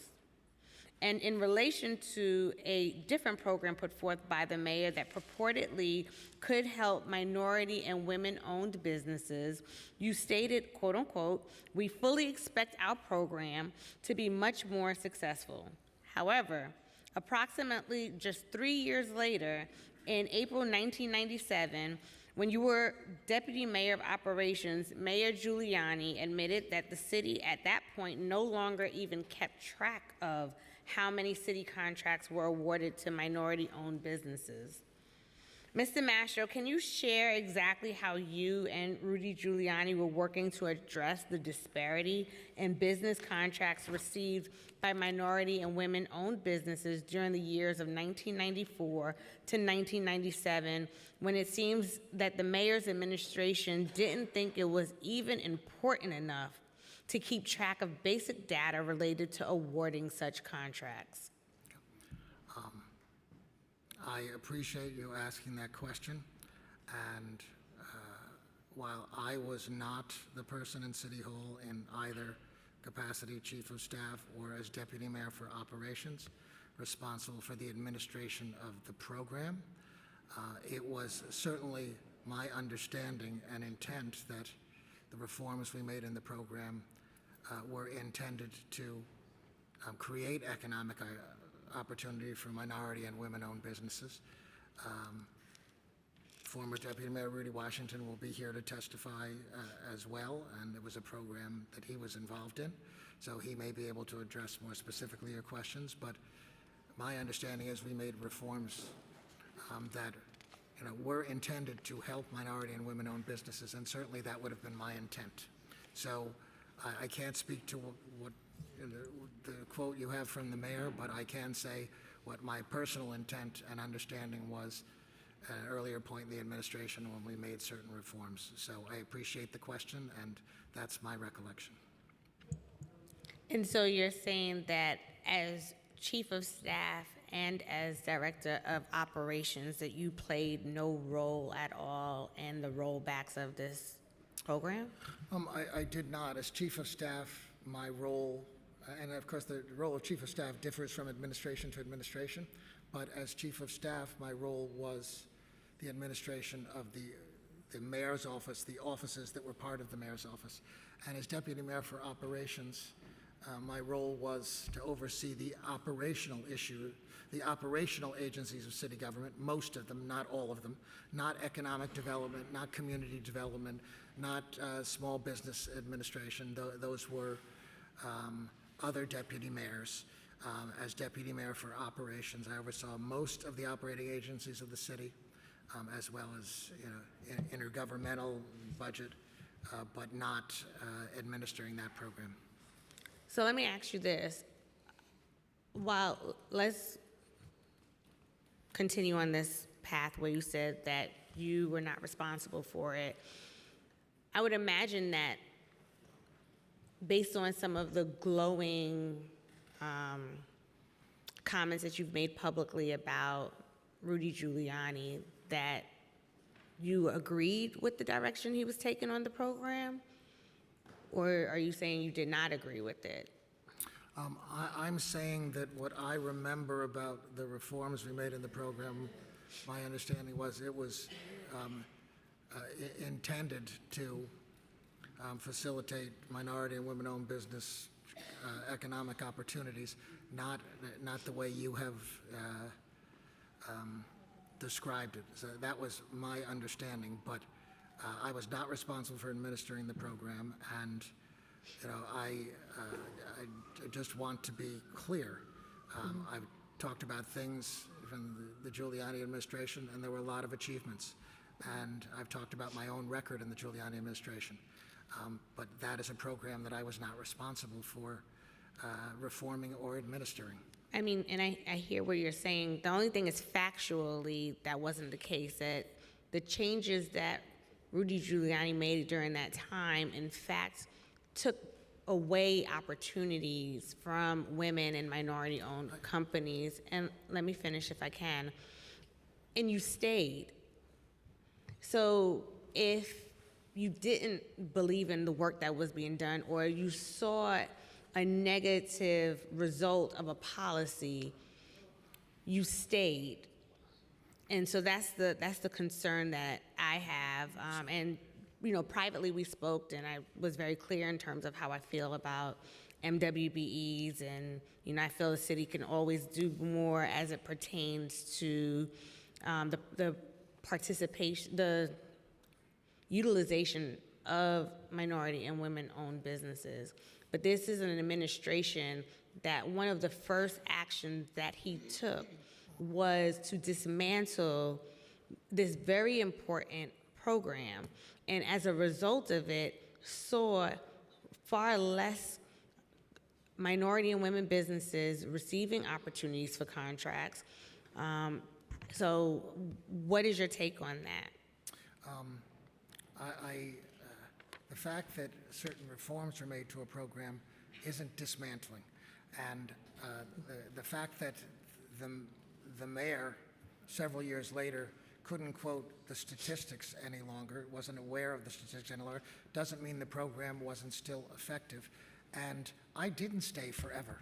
I left shortly after the re-election. So, there are matters between me and the mayor.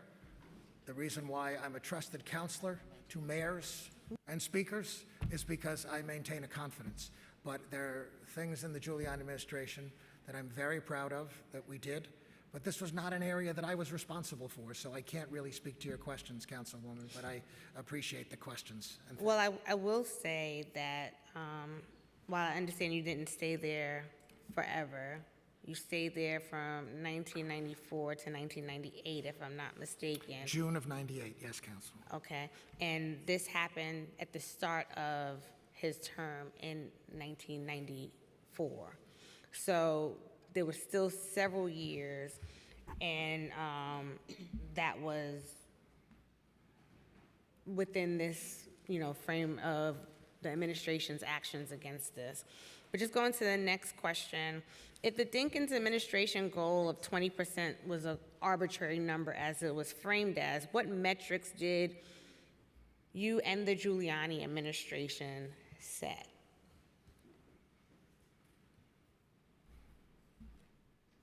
I'm sorry?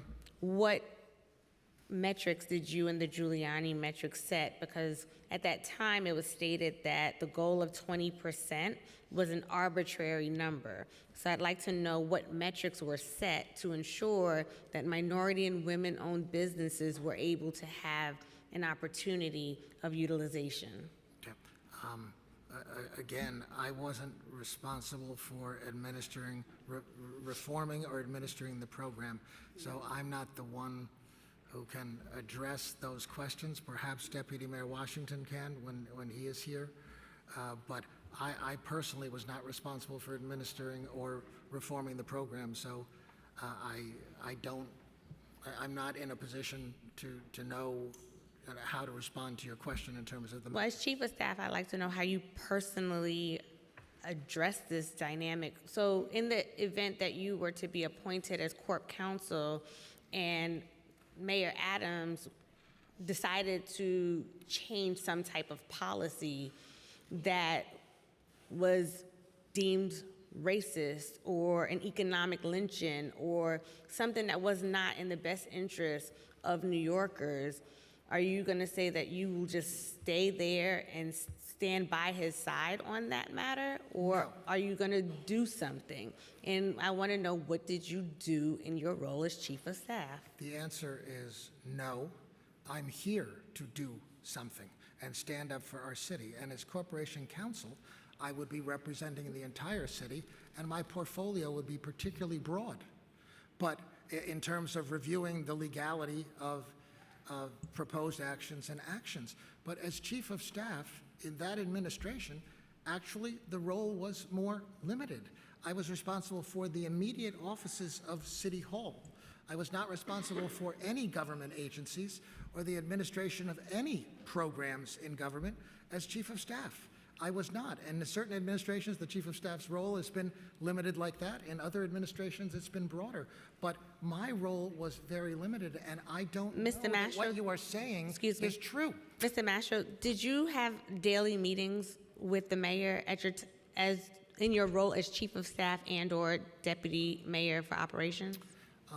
There were daily morning meetings with senior staff, and I was considered senior staff. Okay. But I didn't meet daily one-on-one with the mayor. No, not as Chief of Staff or even as Deputy Mayor for Operations. Going back to the question, what metrics were set? So you were a part of those meetings. I imagine you had the opportunity to opine on things that were being discussed. At that time, what metrics were set for this program? Again, I appreciate the question, but I don't have a recollection 30 years later of whether I knew or participated in such a discussion.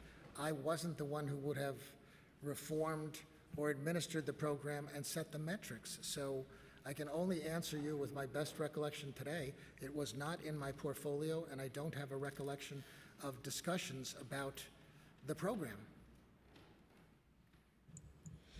Mr. Mastro, around the time Mayor Giuliani made you Deputy Mayor of Operations in 1996, the New York Times reported you referring to Giuliani as a role model and an inspiration in your life and stating, quote unquote, "I'm very much looking forward to this challenge and very much looking forward to supporting the important mission and agenda that he has set for all of us," quote unquote. And also that you said, quote unquote, "So let's go forward and keep doing the good things we're doing." As Deputy Mayor for Operations, were you responsible for the contracts for the City of New York and approving any type of approval aspects of them? There was a mayor's office of contracts and the commissioners of agencies responsible for administering the contracts, the ones who made recommendations to that office. There was at a very high level, a review function, but A review function by you? by the Mayor's Office of Contracts, which did report to my office, but there was very, So it was reported to very you? rare. It was very rare that I got involved in an individual contract decision. And if I can just say, if you will please permit me, I wanted to explain what I meant by that quote, and I appreciate the opportunity to do that, because one has to put in context. The Rudy Giuliani of today is not the Rudy Giuliani of the mid-1990s. When Rudy Giuliani came into I don't want to center this around Rudy Giuliani in that light. I want to be able to get through the rest of the questions because I know a lot of my colleagues Okay, still but have some I remaining just wanted to questions. explain why. We don't need to explain. I know who Rudy Giuliani is. But this is- I don't need anyone to explain to me who he is. This isn't about Rudy Giuliani. With all due This is about respect, I'm Randy reclaiming Mastro. my time. Yes, please, go ahead. Thank you. Can you explain why you apparently were so looking forward to continuing to support Giuliani's despicable actions in dismantling the contracting equity efforts of the first black mayor of the city of New York, some of which was described, as I said before, as a quote-unquote economic lynching? Okay. This is, I was proud to continue the historic reductions in crime. I was proud to continue the extraordinary job growth that occurred in the Giuliani administration. I was proud to continue the war on organized crime in which I put my life on the line. Those are the things that I was referring to. And I think I should point out that I have the support of many people from the Dinkins administration who say that I was the administration's conscience, who say that I was the person they could talk to and who would try to get things done. And I was a bridge. So I think that, you know, you have to put all of this in perspective. I'm here as Randy Mastro, not as Rudy Giuliani, not as the mayor I served, or as the mayor I will serve, because I'm going to be serving the whole city. I'm here to present my credentials, and that's what I meant by I was proud that we had had such historic reductions in crime, such historic job growth, and that we took on organized crime And to the also point where his- I put my life on As the well line. as historic dismantling of a program meant to lift up black and brown businesses. I don't know that to be the case. That certainly wouldn't have been But my it personal is the intent. case But it wasn't a statistically. program that I administered. But you and- were a part of the administration and you stayed for 3 additional years despite this. Councilwoman, I'm just explaining to you what I meant by the quote and what my portfolio was. So, Understood. Thank you. Mr. Mastro, in light of what I have mentioned, how could the council possibly believe that you are truly committed to utilizing the office of the Corporation Counsel to further social justice as you have indicated? Because I have a 40-year track record of bringing cases pro bono and otherwise, because I have a track record, including in city government, of protecting human rights, because I put my life on the line for this city, and I'm prepared, I would do it again. And I spent 2.5 years of my life under police protection so that the mob wouldn't kill me because of what I did for this city. So how do you know I have the courage and the character to do this job? You know it because I put my life on the line for this city, and I will do it again. Thank you.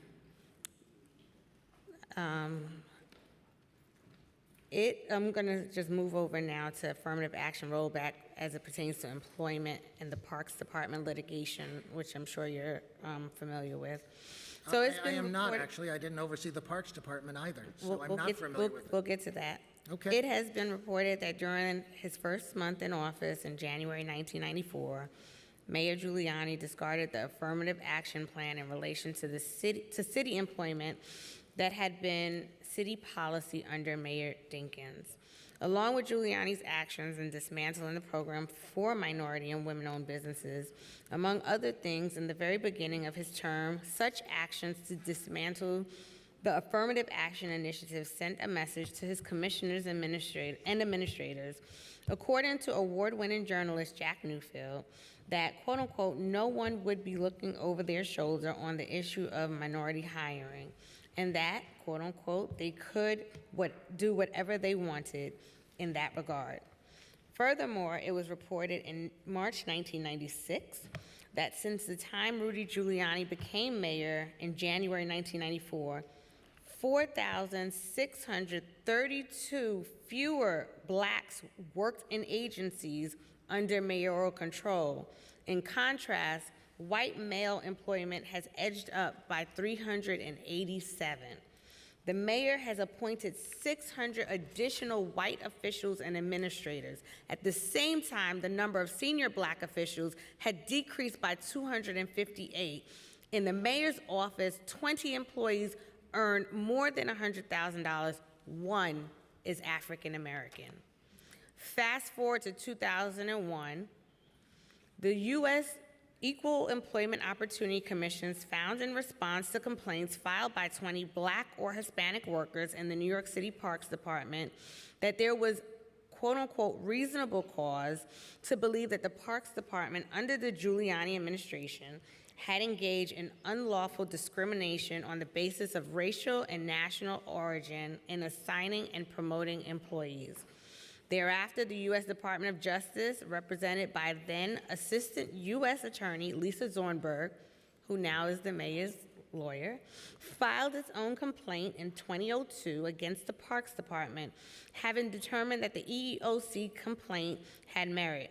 The Department of Justice complaint stated, among other things, that the Parks Department engages in a pattern of practice of discrimination against its black and Hispanic employees on the basis of their race and/or national origin in making promotion decisions.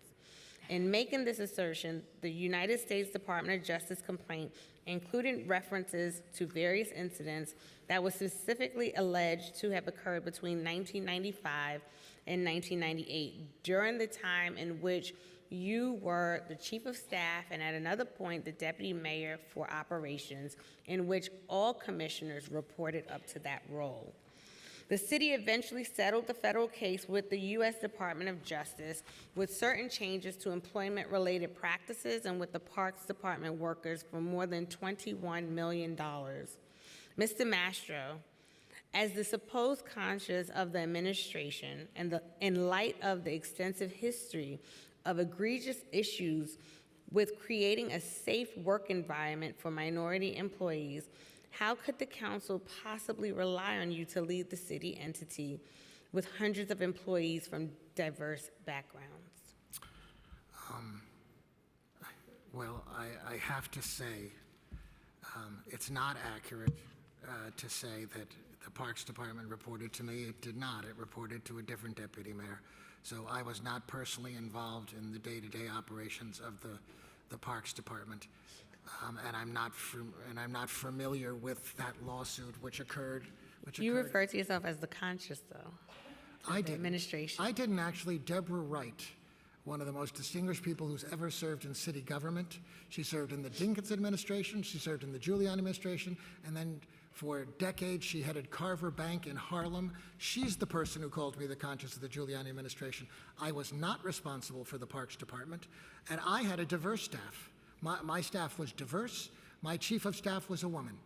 Mr. Mastro, so please, I just want to get to the next facts question. are facts. And the fact Thank of the you, matter Mr. is, Mastro. I have a long history Mr. of Mastro, emphasizing I'm reclaiming diversity. my time. We're going to go to the next question. Okay, In light but of I was going to emphasize my history of diversity. In light of this extensive history of an administration for which you were so deeply involved, which seemed to be comfortable with allowing systemic racism to fester in city government employment, how can the council consider you to be credible when you say that you want to use this office of Corporation Counsel to further civil rights and employee rights?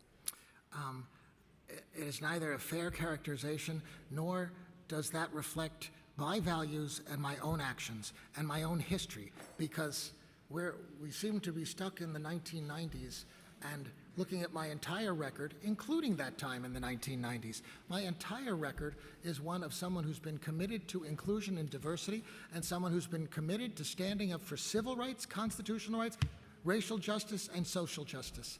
So, you asked me, this council can have confidence in how I will conduct myself as Corporation Counsel based on my entire history and record as Randy Mastro, and as someone who has brought case after case, has served in community service at Citizens Union, legal aid, and otherwise, fighting for civil rights, constitutional rights, racial justice, and social justice. Thank you. Again, Mr. Mastro, the concern that I feel that I have and a number of my colleagues share is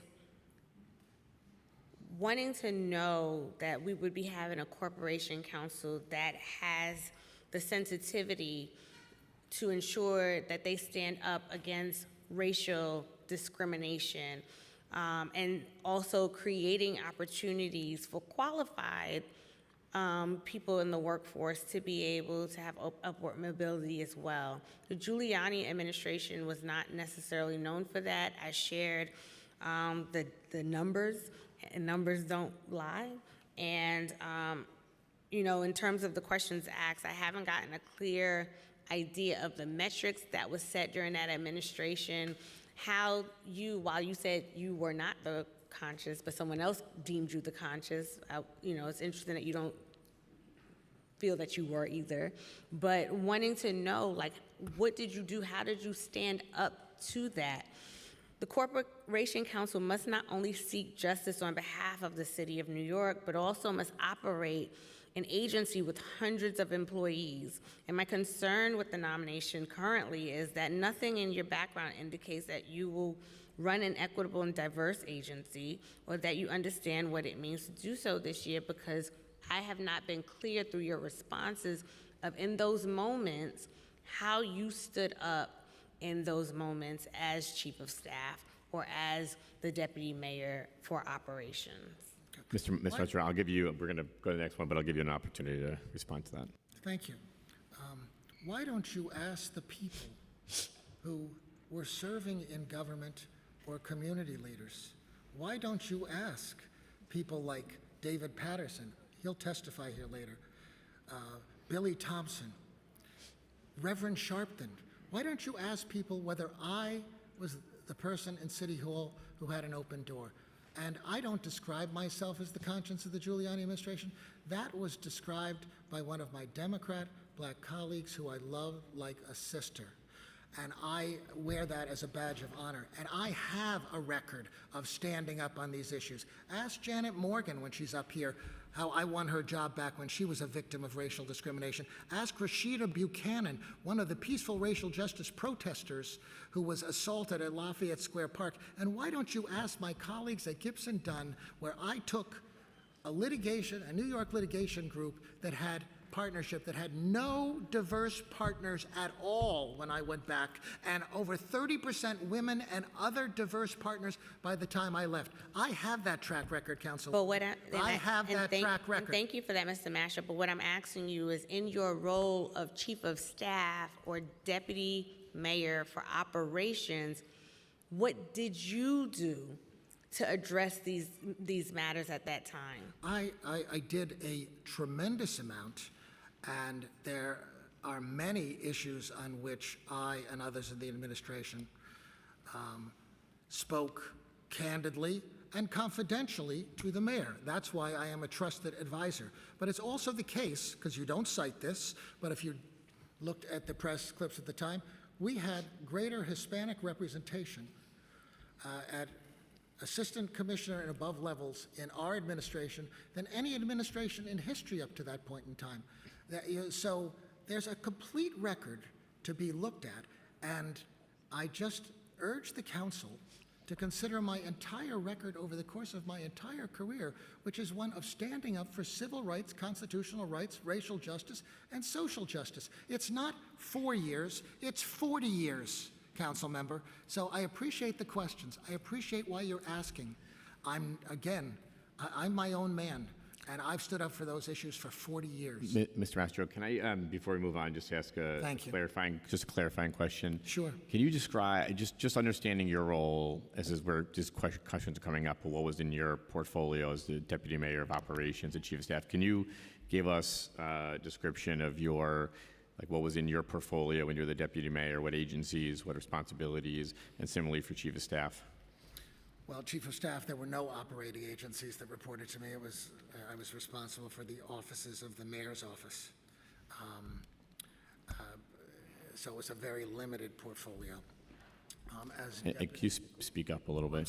I'm sorry. Or move the mic. Yeah, I'm not usually so soft-spoken. as Deputy Mayor for Operations, most of the city's operational agencies, but not all of them.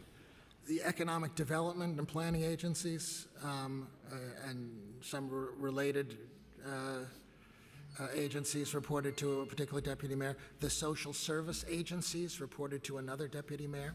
And then there was a portfolio of other agencies under community development that included parks, cultural affairs, others that reported to another deputy mayor. So just And to the clarify, police who, department your agencies as would have deputy? been the classic operational agencies like sanitation, DEP, and other core operational agencies of brick and mortar type agencies of city government. Do It, the other ones, I don't think it's called Do It anymore, but it was technology. Core operational agencies, other than the police and the fire department, which reported directly to the mayor. Okay. And appointments too? No. Okay. We'll go now to Councilmember Hudson. Thank you so much, Chair, and good afternoon, Mr. Mastro. It's good to see you again. Before I get into my formal remarks and some questions, I do want to just state for the public record, a lot of the references that you continue to refer to as being present, I know they'll testify later. I do think it's important that the public knows that several of those former council members you refer to on speaking on your behalf are current lobbyists with business before the city and business before the mayor. So I just wanted to make that point. Thank you for your participation in today's proceedings. I'd like to speak with you about your record on policing and police accountability. Among other work, the Law Department, and in particular its Special Federal Litigation Division, is responsible for defending NYPD officers against civil rights claims, including allegations of excessive use of force, unlawful arrest, and illegal search and seizure. The Corporation Counsel plays a vital role in assessing the cases where the city needs to admit its officers were at fault and must be held accountable, and conversely, the cases where the city and its officers acted justly and need to be defended with the full might of the department's resources. This calculation is not purely a legal one. There are times when the city could make a legal argument, but when taking fairness and equity into account, it should not, because it is not what justice requires. In making these calls, the Corporation Counsel needs to prioritize what is morally right for our city and our citizens over what is politically expedient. Making the right call requires an attorney with the highest ethical standards, someone who knows right from wrong and has a track record of making the morally right choice, even if it is a politically damaging one. Making the right call requires an attorney who understands that police violence is often the product of structural racism and causes generational trauma. Making the right call requires an attorney who understands that when given an opportunity to play a role in ending structural racism in our police force, they will do so. Making the right call requires an attorney who has demonstrated in his or her career that they have no tolerance for racial injustice or policing without accountability, and that they have stood boldly against those societal ills. You, Mr. Mastro, have a long record on these issues that the council and public can judge you on. Let's start in 1992. That year, Rudy Giuliani was in the midst of his first campaign for mayor. In the lead up to the 1993 election on September 16, 1992, Mr. Giuliani attended a protest at City Hall organized by the Police Benevolent Association. The PBA was protesting Mayor Dinkins' push for the Civilian Complaint Review Board to be comprised of all civilians, as well as the Mullen Commission that was investigating allegations of widespread corruption in the NYPD at that time. The protest turned into a riot when 10,000 mostly white off-duty police officers stormed, surrounded, and occupied City Hall. The rioters then marched to the Brooklyn Bridge, where they blocked traffic, jumped on cars, and frightened motorists. Reporters and bystanders were violently assaulted by the rioters, many who were carrying guns and drinking alcohol. It was one of the largest riots in our city's history. The riot was also filled with overt racism. Newsday described some of the racist conduct, noting that, quote, the cops held up several of the most crude drawings of Dinkins, black, performing perverted sex acts, end quote. Another officer shouted that, quote, now you got an N-word right inside City Hall. How do you like that? An N-word mayor, end quote. There were chants of, quote, the mayor's on crack, end quote, and signs calling the city's first black mayor a, quote, washroom attendant, end quote. In the middle of this chaos, Mr. Giuliani stood on a flatbed truck with a bullhorn and led chants. Mr. Giuliani attacked the Anti-Corruption Commission, which he said was solely created, quote, to protect David Dinkins' political ass, end quote. The NYPD had to send officers to stop the riot. And arriving at the scene at some point was then police officer Eric Adams as a non-participant in the riot. Adams told reporters that the riot was, quote, right out of the 1950s, a drunk, racist lynch mob storming City Hall and coming in here to get themselves an N-word, end quote. Mr. Giuliani's pivotal role in this racist riot was widely reported at the time, and I'll include in the record for this hearing those articles. Mr. Mastro, you served as Mr. Giuliani's counsel for that campaign. What role did you play in his participation in that riot, and did you condemn these remarks and racist rhetoric then, and do you now? None. I wasn't involved in his campaign until 1993, and that does not reflect my values or anything I ever would have done or said. Mr. Giuliani's own mayoral campaign knew his participation in the riot was a major liability and feared it would feed into the narrative that Mr. Giuliani was a racist, which I would certainly say now, given his more recent track record, has proven to be true. According to the Cato Institute, an internal vulnerability report titled the Rudolph Giuliani Vulnerability Study, prepared for the 1993 campaign, devoted more than 50 pages to the 1992 police riot under the all-caps heading, racist. The report recommended, and I quote, when dealing with direct questions about the police rally, Giuliani should acknowledge and criticize the underlying racial nature of the protest, end quote. However, Mr. Giuliani and the campaign never publicly denounced it, and he went on to unseat the city's first black mayor. Do you agree with this characterization of the riot as racist? The way you have described it, I was not personally involved in that campaign in any way at that time, so I don't recall the specifics of it, but it certainly doesn't reflect my values or how I would have conducted myself. How would you describe that riot, if not as racist? I think that particular, as I recall historically, from over 30 years ago, I understand why it was so offensive. So I'm not here to condone or explain that action. I got involved in the campaign at a later point in time, and I think a lot of people in connection with that campaign regretted that rally happened. Well, I would say that the gentleman who has nominated you for this position called it racist himself, as his firsthand experience was that it was so. I understand.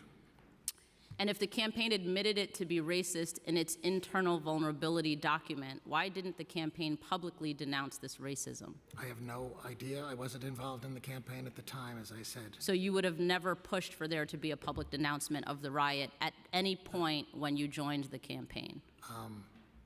It is not an issue that arose in the limited role I played as counsel for campaign finance issues. Given Mr. Giuliani's role in one of the most public and overt displays of racism in the NYPD's history, was it the morally right choice for you to serve as his counsel and later in his administration? I answered the call to public service because the city faced such enormous issues, such enormous crises at the time. Over 2,000 murders a year, hundreds of thousands of private sector jobs lost, a declining quality of life in every neighborhood of the city. It's one thing to answer the call to public service in a government position. It's another thing to work for somebody's political campaign. So I will ask again, given Mr. Giuliani's role in one of the most public and overt displays of racism in the NYPD's history, was it the morally right choice for you to serve as his counsel and then later in his administration? And I will answer again. I answered the call to public service. I served as a pro bono lawyer on campaign finance law issues only. And the positions that Rudy Giuliani took during that campaign in 1993, pro-choice, pro-gay rights, pro-immigrants' rights, pro-gun control, and a safer city with economic opportunity, those are things that I agreed with. And the city faced enormous problems. In 1993, given the 2,000 a year murder rate, job losses, declining quality of life, Time Magazine calling us the rotting apple.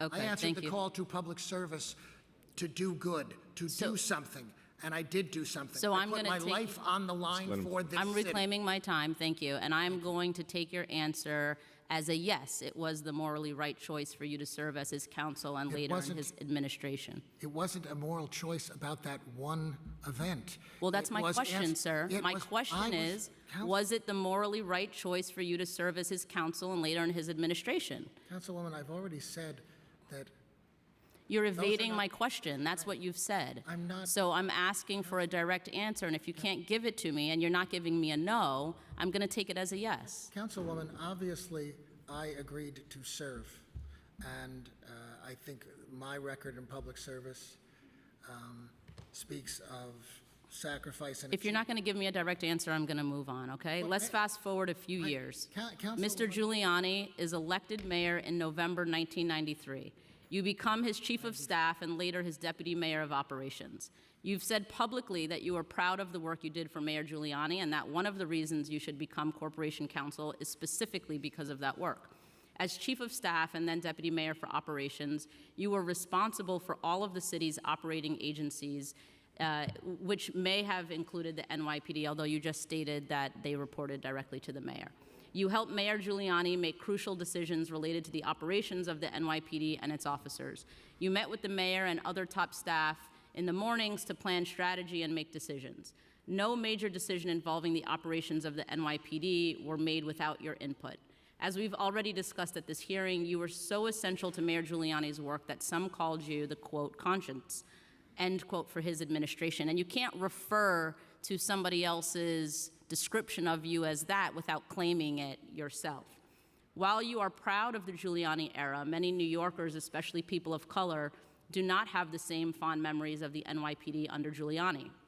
The executive director of the ACLU of New York summed up the views of many New Yorkers in a 2001 op-ed when she wrote the following, quote, "As mayor, Giuliani oversaw a policing regime repeatedly engaged in persecution and brutal assaults and killings of Black and Hispanic New Yorkers, using unlawful stop-and-frisk policies to jail Black and Hispanic New Yorkers in service of his broken windows policing. Every time the NYPD killed a Black man, Rudy Giuliani was right there, not only defending the police, but attacking the victim," end quote. This rise in hyper-aggressive policing led to a number of high-profile instances of police brutality against people of color and unjust police killings of civilians during the Giuliani administration. In 1994, Anthony Baez was choked to death by a police officer after the football he was playing with unintentionally hit an NYPD vehicle. That same year, 13-year-old Nicholas Hayward was shot and killed by an NYPD officer in his public housing development in Brooklyn. In 1995, NYPD officers fatally shot cousins Anthony Rosario and Hilton Vega in a hail of 28 bullets in the Bronx, with most shots fired into their backs. That same year, 16-year-old honors student Young Jin Huang was shot in the head and killed by a police officer in Sheepshead Bay, Brooklyn.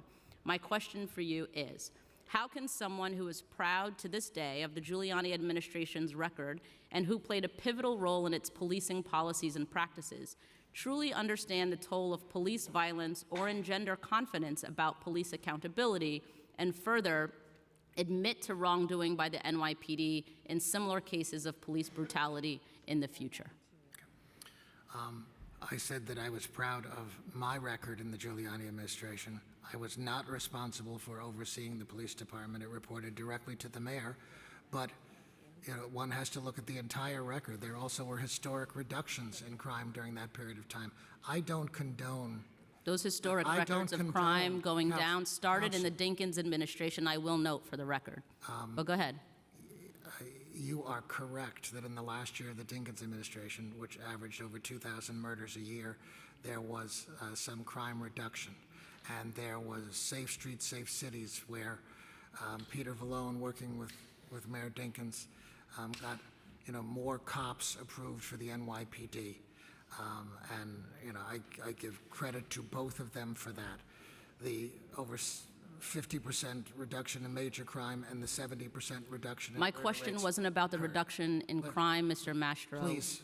Should I repeat it? No, please let me finish. I don't condone any of that police violence. In fact, as Corporation Counsel, I would want Corporation Counsel's office to play an even more proactive role, not just having risk management to review instances of police misconduct or allegations of brutality, but to do a deep dive at the outset, to try to have a dedicated team to do a deep dive at the outset to determine the merits of those cases and look at systemic reform and what needed to be done with those individual police or otherwise. So I think Corp Counsel's office can play a very constructive role in doing more than just risk management and what it's costing the city, and actually trying to get to the root causes and who's causing it, and to try to do something working with the police department and the rest of the administration in addressing those causes. So no, I don't condone those things. I never did condone those things.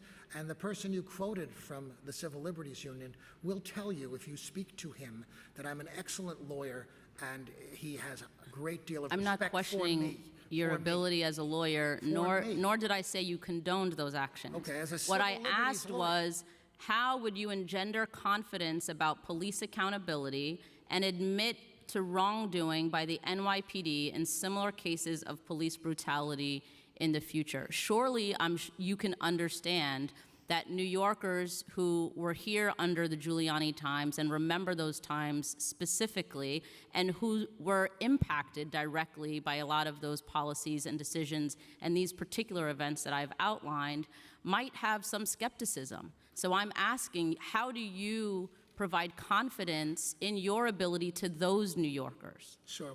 So I was attempting to answer your question, Councilwoman. I do have,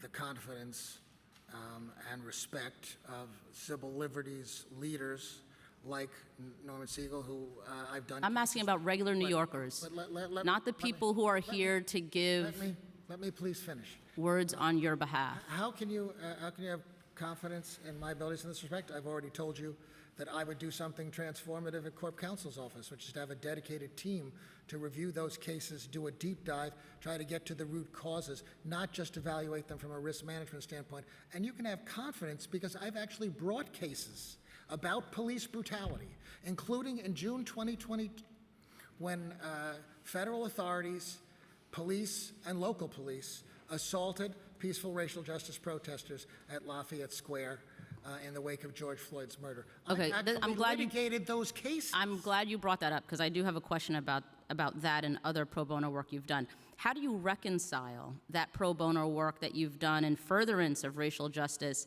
against being the conscience of a mayoral administration that used racist and bigoted tactics to malign Black New Yorkers and New Yorkers of color? On the one hand, you're referring to your successes and your record of 30 years. On the other hand, you're telling us that you don't remember certain things from 30 years ago. I'm not And on the saying one that. hand, you're referring to pro bono cases that you litigated on behalf of racial justice, social justice. But on the other hand, you worked in administration that directly had a negative impact on Black and brown New Yorkers. So I'm asking you, how do you reconcile the two things? I don't need a whole long thing about it. I just want to know, how do you reconcile those two things? Because they're conflicting. Please let me answer the I would love it if you would actually answer my specific question. I am council member, and the fact of the matter is that it's not reconciling something to recognize that I have these values within my administration. When I served in that administration, I was recognized as someone who advocated for similar values. That's why another member of that administration— And you've also Debbie worked Wright, against those values. Please. That's why another member of that administration, Debbie Wright, Democrat, blacks served in the Dinkins administration. I don't need you to pull out every black person that can speak on your character, okay? Please. I'm asking you to answer a very specific question.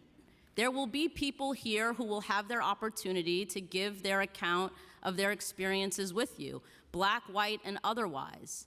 So I don't need you to give me a listing of every black person who supports you, every gay person who supports you, every woman who supports you. What I'm asking you is, when you have a whole list of cases that you've worked on to further social justice, and then you've worked in an administration that has discounted that work, how do you, Mr. Mastro, reconcile the two things? In city government, I am trying to answer your question. You're trying to talk around my question? I'm not. You're not answering my question. Please let me answer your question. Mr. Mastro, just give him an opportunity to answer the question. I was also working for social justice in the Giuliani administration. That's why I spearheaded the passage of the most sweeping domestic partnership legislation for same-sex couples at the time. I did many things to advance social justice in the Giuliani administration, and that's why I was described the way I was by Debbie Wright. And the fact of the matter is that you have a 40-year career to know that I embody those values.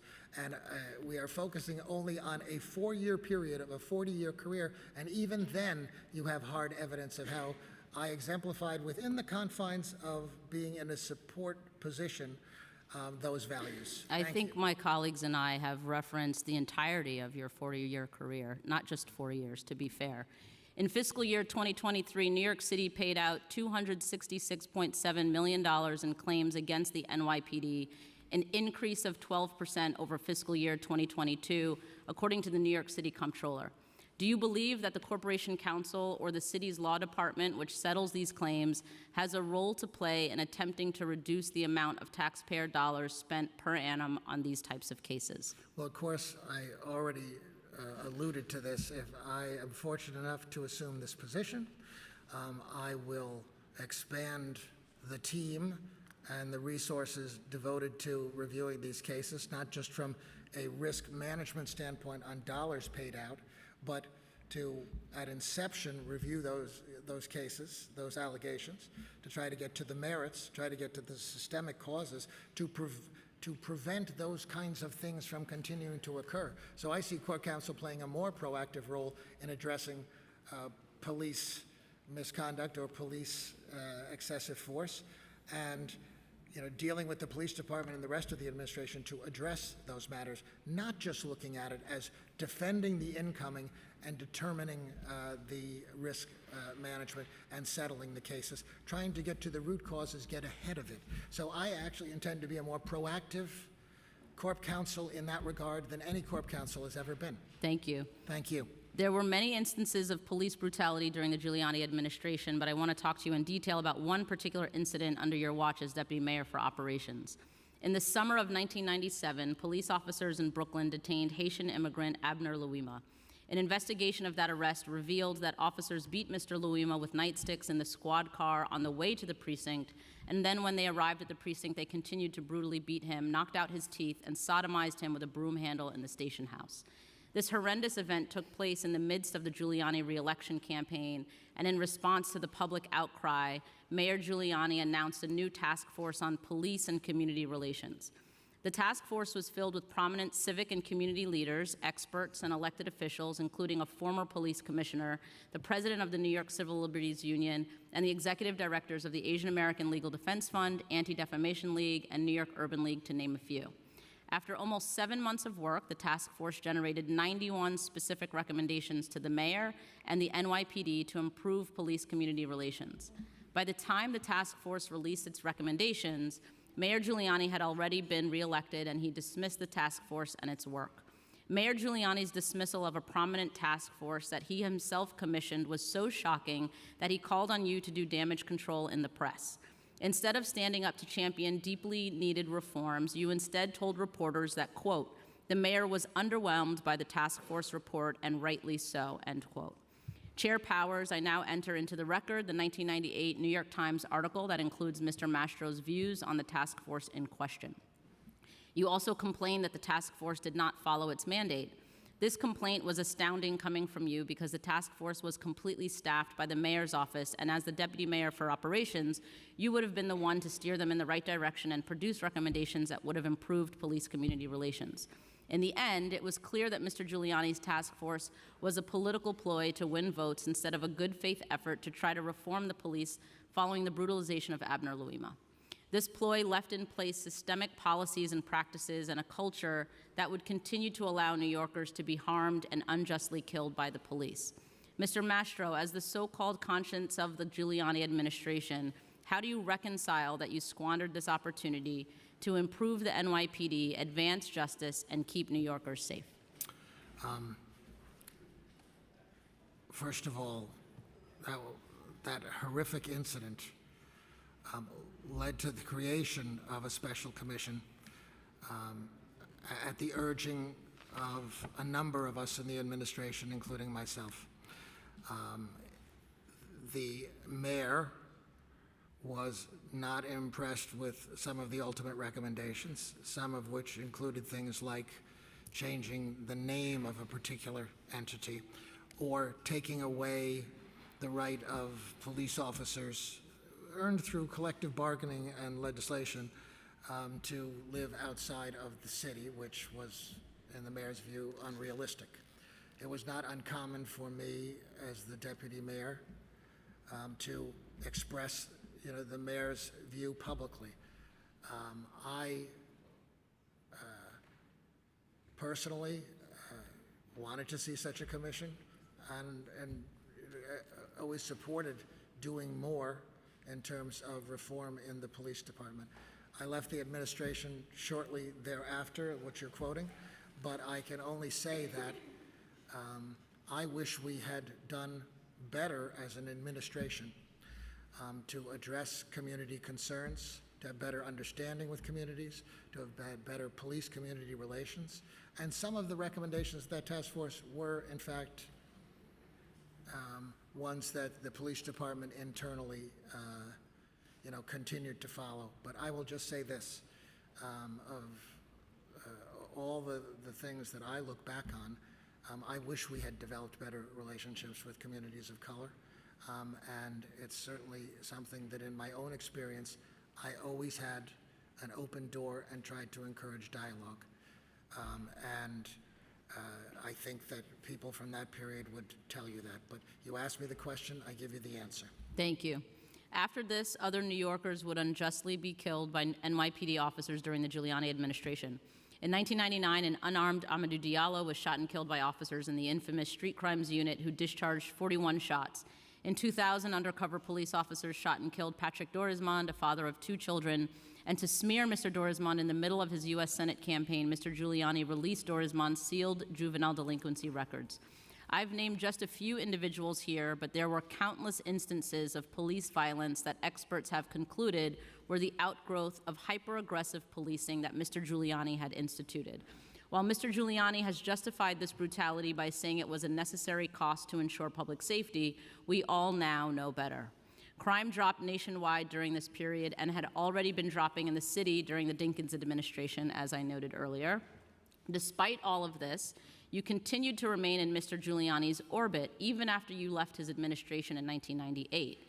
You supported his 2008 campaign for president, and for decades you used your considerable legal talents to defend and champion, arguably, the one New Yorker who in modern times has had the worst record on police accountability. Mr. Mastro, aren't New Yorkers right to fear that you will always side with the powerful over marginalized communities and remain loyal to the person who puts you in power rather than to delivering justice? No. Okay. Thank you for your testimony. Our city has many capable, brilliant, and talented lawyers who would be willing and able to serve as our corporation counsel. The question before us today is not just about confirming a qualified attorney or a successful litigator. It is about confirming someone who has all of the skills, including the requisite track record of a commitment to justice and to the public good, to perform the job. Someone who will inspire trust and confidence in New Yorkers that they will do what's right and just for the public. Someone who will protect and represent New Yorkers, each and every one of us. Our city deserves someone who will represent our interests without question. And as evident in my line of questioning, my concern with your nomination is that many New Yorkers who suffered through the painful Giuliani years won't be comforted by placing the so-called conscience of that dark period at the helm of the law department and prioritize the principles of justice that is required of the Corporation Counsel. Thank you, Chair. Thank you. We'll go to Councilmember Ressler for questions. Thanks so much, Chair Powers and Speaker Adams. And thank you, Mr. Mastro, for being here today and patiently answering our many, many questions. I do want to just begin by commending you for your laudable pro bono work over many years, but I'm going to focus my questions today more on your paid clients. Firstly, a few questions relating to rent regulation. And this isn't intended to be a pop quiz, so feel free to just say you don't know. But do you know how many affordable homes, rent-regulated homes, were lost to vacancy decontrol? I don't know the number. 277,000 apartments. Do you know how many New Yorkers, so just to give a sense, that was a fifth of what the rent-regulated housing stock was, gone, enough to house approximately 10% of the New York City population today. Do you know how many New Yorkers are currently rent burdened, or what percent of New Yorkers are currently rent burdened? I don't know the current percentage. I haven't been in city government for 25 years. Fair, but you pay close attention to these issues. You know, about a third of families in New York City pay over 50% of their income in rent. And just to give a sense, do you know the proximate census in our DHS, Department of Homeless Services, shelter population today? We have about 80,000 New Yorkers that are sleeping in shelter tonight. So you stated that you've always supported rent control today in this hearing, but when you became Rudy Giuliani's chief of staff in 1994, one of the very first bills that came across the mayor's desk was Local Law Number 4, which expanded the state's 3-month vacancy decontrol pilot, making it permanent in New York City.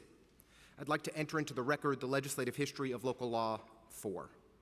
This bill was championed by the landlord lobby, the Rent Stabilization Association.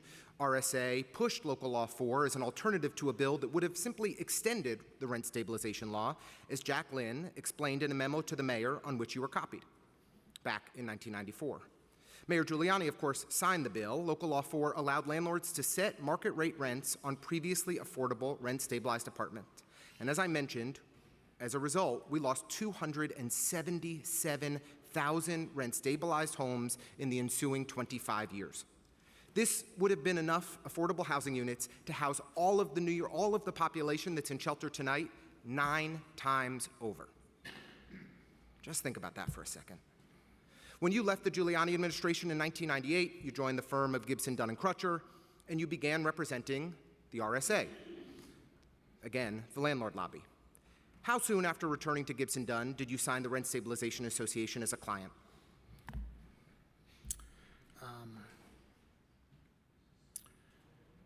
22 years later. 22 years after you left the Giuliani administration, you signed RSA as a client? So you left. The RSA was not a client of mine until around 2019, 2020. Okay. And so when? And the legislation you referred to was passed by the city council. Indeed, after making it through the state legislature, and Giuliani signed it into law. After we finally got rid of vacancy decontrol, thanks to the state legislature's work in 2019, protecting tenants in perpetuity to be in the rent stabilization system, your response was not to celebrate this victory for tenants. Of course, in 2021, you sued the state on behalf of a group of real estate companies, asking that the court strike down the New York State rent stabilization law. You lost at the district court, you appealed at the Second Circuit, and lost again. On April 18th, 2024, 4 months ago, after the mayor began floating your name for Corporation Counsel, you filed a petition for cert to the United States Supreme Court, asking the court not only to strike down the rent stabilization law, but also asking the court to overturn Penn Central, the landmark case that established the NYC Landmarks Law to not be a regulatory taking. I'd now submit for the record your petition for cert. Do you want me to respond to that? The question I'd like to ask is, you've mentioned today that your clients in this case are small landlords Who is the client paying for your services in this litigation, and are there any other entities besides the named client contributing to the payments for these legal services? In that case, it is known that the Rent Stabilization Association was involved in the case. I represented small landlords, and to be clear, we did not attack the rent stabilization law. The issue was narrow, and you put the petition into the record.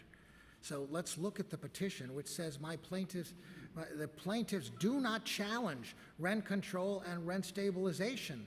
Simply the amendments, some of the amendments in 2019 that retroactively changed the law and affected their rights. Specifically, their rights to reoccupy their own, these were small landlords who had only a few units, the right to reoccupy their own property. They no longer had the right to move back into their property, number one. Number two, they had invested tenant improvements, and under the existing law in which they made those investments to improve tenants' conditions, they had a right to a certain amount of credit over a period of years, and that was taken away from them retroactively. These were small landlords who were suffering, and we brought a very limited challenge, not against rent control or rent stabilization. We did not challenge them writ large, and that is not true for you to say that. But, Mr. Mastro, yes or no, isn't it accurate that a potential implication of the GMAX case is that this extremely conservative, far-right Supreme Court could entirely eliminate rent regulation in New York City? No, absolutely not, and you obviously are not reading the first paragraph of our petition to the Supreme Court, which is we're only seeking very narrow relief. It will not affect rent control or rent stabilization. But it the will Supreme if Court we were could have successful. determined a different outcome. And Councilman Ressler, if we were successful in that case, it would mean that limited amendments which retroactively changed the law for small landlords who'd already invested in their properties, all right, they would be able to get the same credit for having improved tenant conditions that they used to get before. They would be able in a townhouse to move back in to a floor of the townhouse when they had that right and it was retroactively taken away. Very limited relief, and we said that repeatedly to the Supreme Court and the lower courts. This But by does not bringing the jeopardize subject of rent regulation stabilization. to this No. extreme far-right conservative Supreme Court, No. we put the affordable housing of 2.2 million New Yorkers at risk. 1 million rent-regulated affordable apartments that we depend on as the linchpin for affordability in New York City that would upend how New Yorkers, and working-class New Yorkers, would no longer be able to live here without rent regulation. Councilman, And I am deeply concerned that you put forward a case that could have led to this far-right extremist Supreme Court making the wrong decision. And it may have not been the focus, the narrow focus that you were articulating today, but it was the risk that the case posed, and you know better. Councilman, I do know better because I know what I asked for. And I know that the Supreme Court, just before we filed our petition, had rejected the efforts of other litigants to get rid of rent control and rent stabilization. And the Supreme Court said, no, we reject those petitions. They are too broad. And we said to the Supreme Court, we agree that's too broad. We agree with rent control and rent stabilization. We said it in the very first paragraph. But this was the risk that you were taking. We just asked for limited, this Supreme Court relief. has made decision Limited. after decision that has not been a narrow ruling, but that has far-reaching consequences, including eliminating a woman's right to choose, right? And so this Supreme Court has been eliminating Chevron deference. We could go on and on and on where they have chosen to not act narrowly. And you put the affordability of New York City at risk in this case. I did I'd not. like to ask a few more questions about your clients. Well, just so the record is clear, I did not do that. And please read the first paragraph of the petition, which says the plaintiffs do not challenge rent control and rent stabilization, period. End of story. Thank you. Is it accurate, I'll make these a couple of yes or no's, is it accurate that a potential implication of your lawsuit against Local Law 97 is that the law could be completely undone? It could be found to be, as sweeping as it is, preempted by state law. It could. Yes or no, is it accurate that a potential implication of your congestion pricing lawsuit prior to Kathy Hochul's something or other is that you could have halted the implementation of congestion pricing altogether? No. your congestion pricing litigation could not have led to a halting of that policy? No. Would you like to know why? Please. Okay, thank you. The lawsuit that we brought on behalf of the governor of New Jersey and New Jersey simply seeks a proper full environmental review of one-of-a-kind, unprecedented, congestion pricing scheme in this country, and that environmental justice communities be fully considered and mitigation measures provided for them before congestion pricing goes into effect. It will not prevent congestion pricing from going into effect. That's not my lawsuit. It's a lawsuit that some others in New York have brought. The lawsuit that I brought on behalf of the governor of New Jersey and the state of New Jersey is about protecting our environmental laws, making sure that federal authorities and the MTA abide by their legal obligations under something called NEPA, National Environmental Protection Act, to provide for full environmental reviews and for commitment of mitigation to environmental justice communities like Newark and East Orange and Bayonne and Bergen County that will obviously be adversely affected by the diversion of traffic through those New Jersey communities. Yet the plan approved by the FHWA, federal agency, and the MTA provided no mitigation money whatsoever in the original proposal. It is about protecting environmental justice communities and full environmental review, which I would think environmentalists would applaud. It did ultimately include investments in EJ communities as part of the final solution that had been agreed to by the MTA. But I think the overarching point here is that, some of the cases that you've discussed today, including in our back and forth regarding rent regulations, Local Law 97, are about technicalities, even minor issues. And that may be true, but the implications are not minor. The implications are the end of rent regulations as we know it, or the end of the most ambitious municipal climate legislation in the country. You've argued that we shouldn't judge you based on your paying clients because everyone deserves an attorney who will represent them zealously. And I agree with that. But we're not talking about representing clients in criminal court, and you don't have to represent every client in civil proceeding, especially as an attorney of your stature. You've chosen to take on these cases that could have such detrimental impact on life as we know it in New York City. So I guess just ask the question, why should we approve the nomination of a litigator who has actively worked to strike down tenant and environmental protections and other noble public policies here in New York City when we have qualified attorneys who have not been involved in paid legal work opposed to the public interest like you? I have explained to you in 2 of those 3 cases the very narrow scope of the relief, that it goes to simply certain amendments applied retroactively, and that it goes to protecting environmental justice communities for which there was no mitigation originally and inadequate mitigation now. These are actually principles that everyone should care about.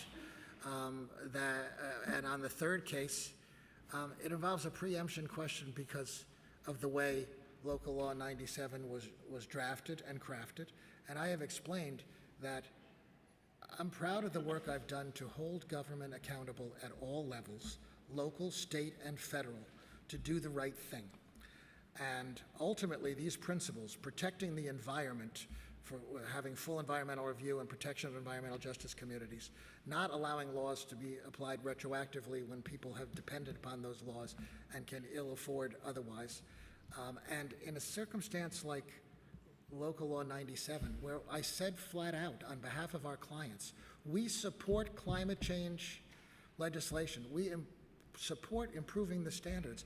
But you have someone offering themselves as corporation counsel who understands when the government doesn't get it right, when legislation needs to be improved, and who will help you craft legislation so that a preemption argument can't be made, help you achieve those objectives, help you develop the administrative record in the legislative body to make sure that your legislation is unassailable when it gets to the courts. That's actually something that I'm uniquely well qualified to help this council do because of those experiences. These are not things that are anti-government. These are things that are pro-government and holding government accountable to get it right and now helping government to ensure that when it has laudable goals, that its goals will become law that is unassailable. I can help you do that. Mr. Councilman, Mastro, I will help you do that. As recently as July, you filed paperwork relating to Local Law 97 in court that, as you testified today, could upend and overturn this legislation as we know it. It could, but I could help you recraft that legislation so that it would be unassailable, and I wish you would let me. To me, this isn't a laughing matter at all. Please. The future of our planet is at stake. The future of I'm our not city is at laughing. stake. Someone in This the is audience the is most laughing. consequential law that we have enacted in the New York City Council in many years, and it will dramatically drive down our carbon emissions. And you have been the one working against it and fighting to overturn it. So, considering you've appeared in court multiple times since you've been mentioned as a potential nominee for this position against the law department, against the city's attorneys, do you think that you put those attorneys, the law department, in a difficult position to have to argue against their potential future boss? Furthermore, we've heard from several attorneys at the law department that are concerned about the tactics you have used against the city. They've noted that you're a win-at-all-costs attorney, or that's your mentality, and that they have found you to be highly combative. Is this the type of approach that we should expect from you should you be confirmed for this position at the helm of the law department? I don't know that to be the case. I have many friends in the law department. I have enormous respect for them. But the fact of the matter is, when you are litigating against the government, where the legal standards are overwhelmingly in the government's favor, those are always uphill climbs. But the fact of the matter is, I have more than one speed. I recognize the difference in the roles, and I have great working relationships with lawyers in general. So no, I don't see it at all as an issue of lawyers in the law department fearing that I had a different position. We're all professionals. I've been a lawyer representing clients in private practice in litigation. I have great respect for the law department. I think most members of the law department have great respect for me. I wouldn't be pursuing this position if I didn't already appreciate and understand and value the lawyers of the law department and all the law department can do, and what more it can do for civil rights, constitutional rights, social justice, and public safety. We can do so much more. This is a unique opportunity to transform the law department and to get it right. Thank you. Appreciate that. I'd like to just shift gears to another topic. Could you briefly explain your understanding of the process by which the law department determines whether or not to represent an employee accused of sexual harassment? I have not been involved with the law department. I remember what the procedures were 25 plus years ago. I know there are protocols for doing that. I would want to review it when I get there. I would want to evaluate the protocols to see whether I think they're appropriate or not, and I would commit to do that, but I'm not familiar with the protocols. Well, I'll tell you the upshot. The law department will determine if the employee was acting within the scope of his or her public employment and in the discharge of his or her duties, and was not in violation of any rule or regulation of his agency at the time of the alleged act or omission occurred. So, yes or no, is it correct that if the Corporation Counsel determines that an employee was acting outside the scope of their employment, the employee is not entitled to representation, as far as you understand? I think as a general proposition, while each case depends upon its facts, I think that is correct. Great. If the employee acted outside the scope of their employment, that would be different. And yes or no, is it correct that the Corporation Counsel determines that an employee acting in violation of any rule or regulation at the time of the alleged incident, that employee is not entitled to representation? Again, it depends upon the facts of each case, and we don't, in the context of potential civil representation or in the context of a criminal case, we don't prejudge the individual based on the allegations in a criminal or a civil complaint. Of course you don't prejudge, but if you believe the fact of the matter is these issues depend upon a deep dive factually, and I would want to review the law department's protocols to determine whether I thought they were appropriate, and I will reform them accordingly. But I don't believe So let me that just the say law this. department represents people who act outside the scope of their Well, they're employment. certainly not supposed to. Do you believe that if reasonably verified, repeated sexual harassment is in violation of a rule or regulation of the city? Obviously, sexual harassment is not something that's condoned by the city. If appointed, would you agree to re-examine the current representation decisions to confirm that they meet the appropriate standard? Yes. When you were first approached by the Adams administration to ask if you were interested when were you first approached by the Adams administration to ask if you were interested in being considered for Corp Counsel? Earlier this year. Can you be more specific? It was after the first of the year, probably more like February. February. But that's based on recollection. It's now been so long since the word leaked that I was potentially being considered. Well, you made it. It You feels made it to like this a stage in the lifetime, process. ladies It and is. gentlemen. I know it does. Have you had any conversations with the mayor or members of his team in the past 7-8 months about decisions regarding representation and provision of outside counsel? None. Would you I've consult? never had a discussion with the mayor about any particular case or any particular representation at all. Would you consult with the mayor when making determinations of when to provide external counsel for senior government officials? The law department makes those determinations according to a protocol. It's not a question of consulting with any one individual. What role do you believe the Corporation Counsel has in defending the mayor and members of administration for activities that fall outside of the reasonable expectation of work on behalf of the public interest?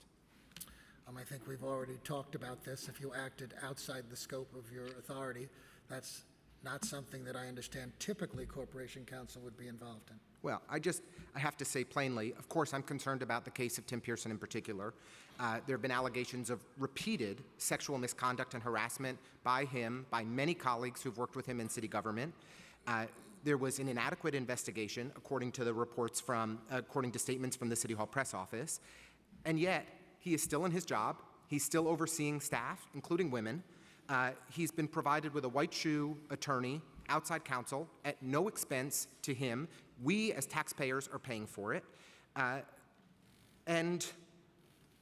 This, of course, has been widely reported to be the major, or one of the major issues that led to the discontinuation of public service for Judge Heinz Radix. So it is of grave concern to me how the mayor interfered in this case and insisted that outside counsel be provided to his friend, that an inadequate investigation occur, and that he's continued to serve in his job without any repercussions whatsoever. And I take you at your word that you said today, if confirmed, that you will review that case and that you will not consult with the mayor in determining whether outside counsel is appropriate. Did I get that right? You do have that right, and I want to say I appreciate what you are saying. I'm not accepting the characterizations of certain issues or people. I have to steep myself in the issues and study them, but I just say this about the judge. I have enormous respect for the judge. You and me both. I appeared before her when she was a judge on the case to block the Bloomberg administration from expanding the Brooklyn House of Detention. Did that on behalf of Billy Thompson and Letitia James to block that decrepit facility from being expanded. And she was the judge who issued that order, so I have great respect for her. I do as well, and as chair of the Governmental Operations Committee, we have oversight of the law department. I work closely with Judge Heinz Radix. She never had us fill out a form either.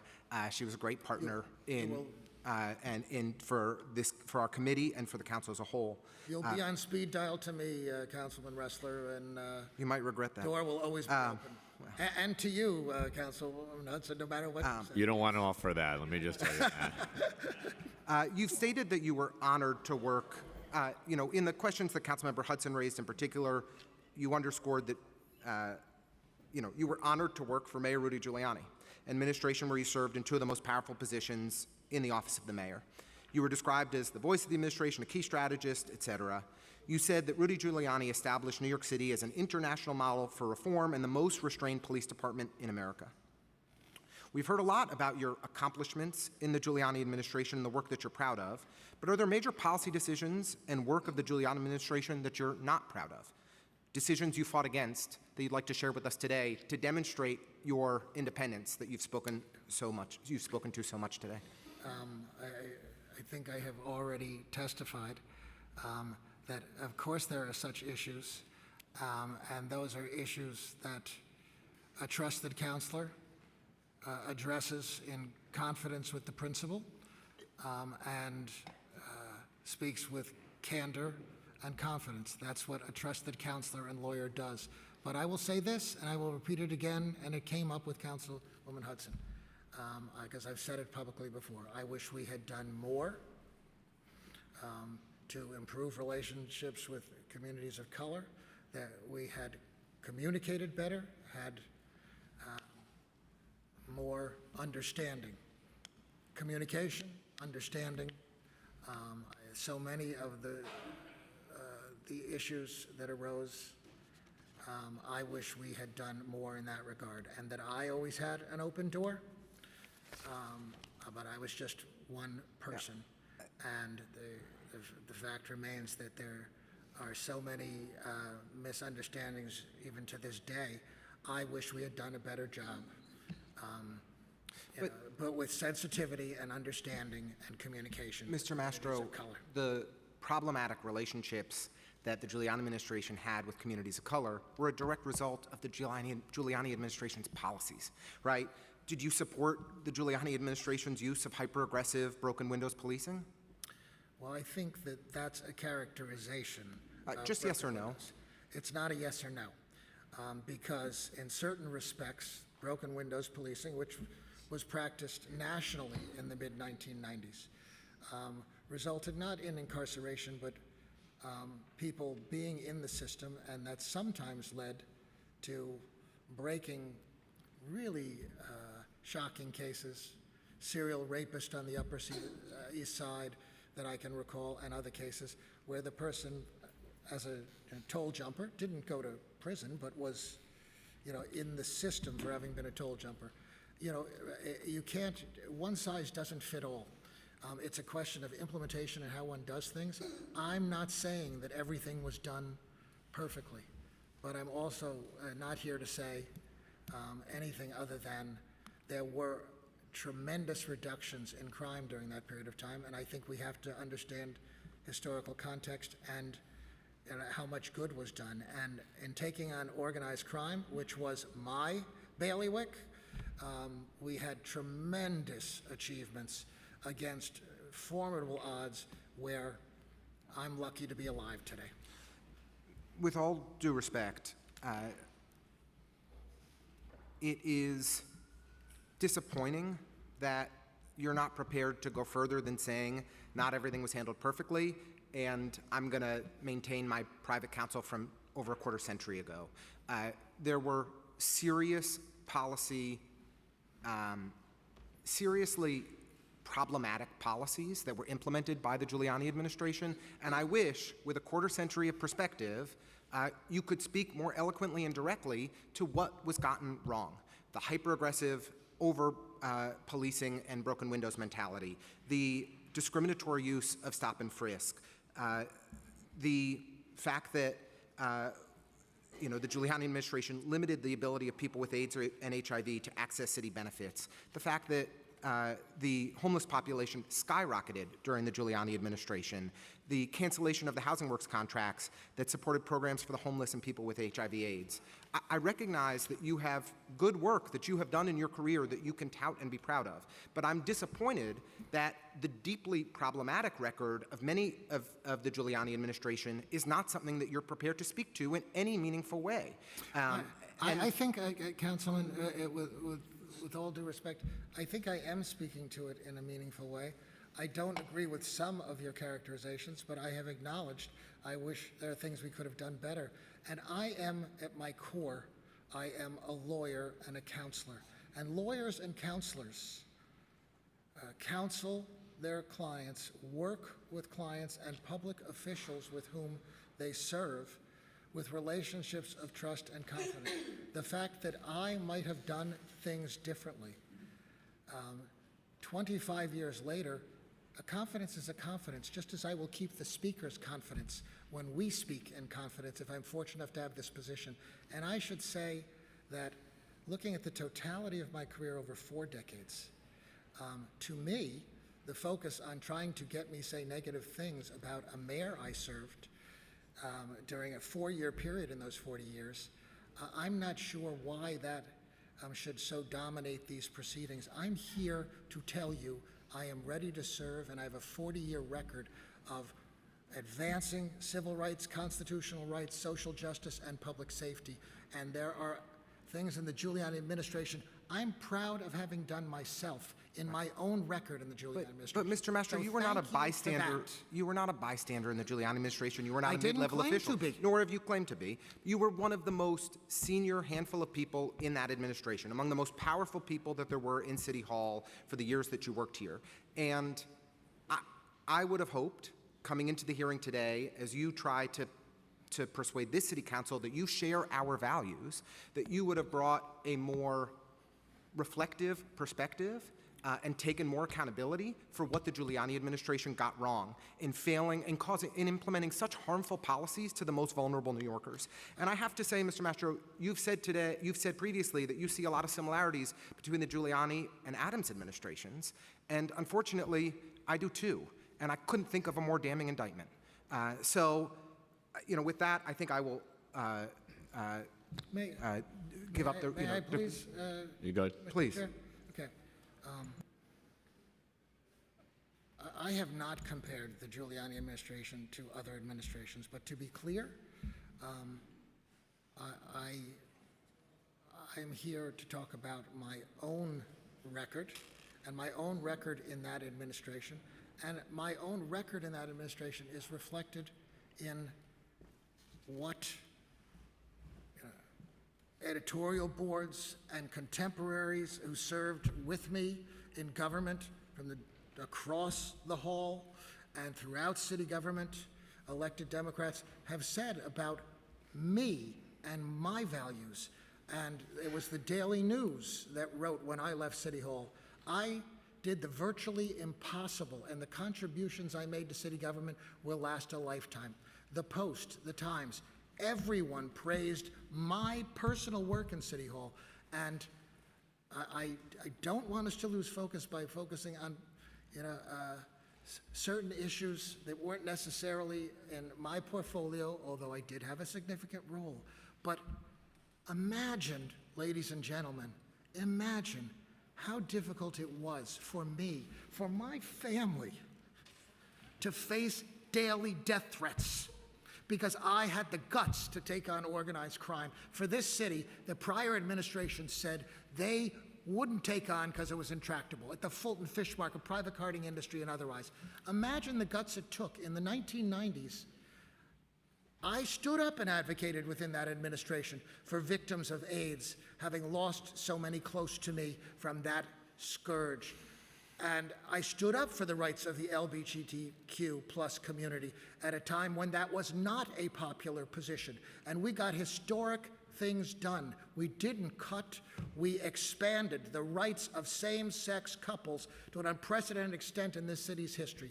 And I stood up when it was wrong that Staten Island was bearing all of our solid waste. I stood up when on 125th Street a crisis was occurring. Master, we're going to keep going to Okay, questions. I'm just saying, please look at the totality of my record and then all the pro bono I have done over the years.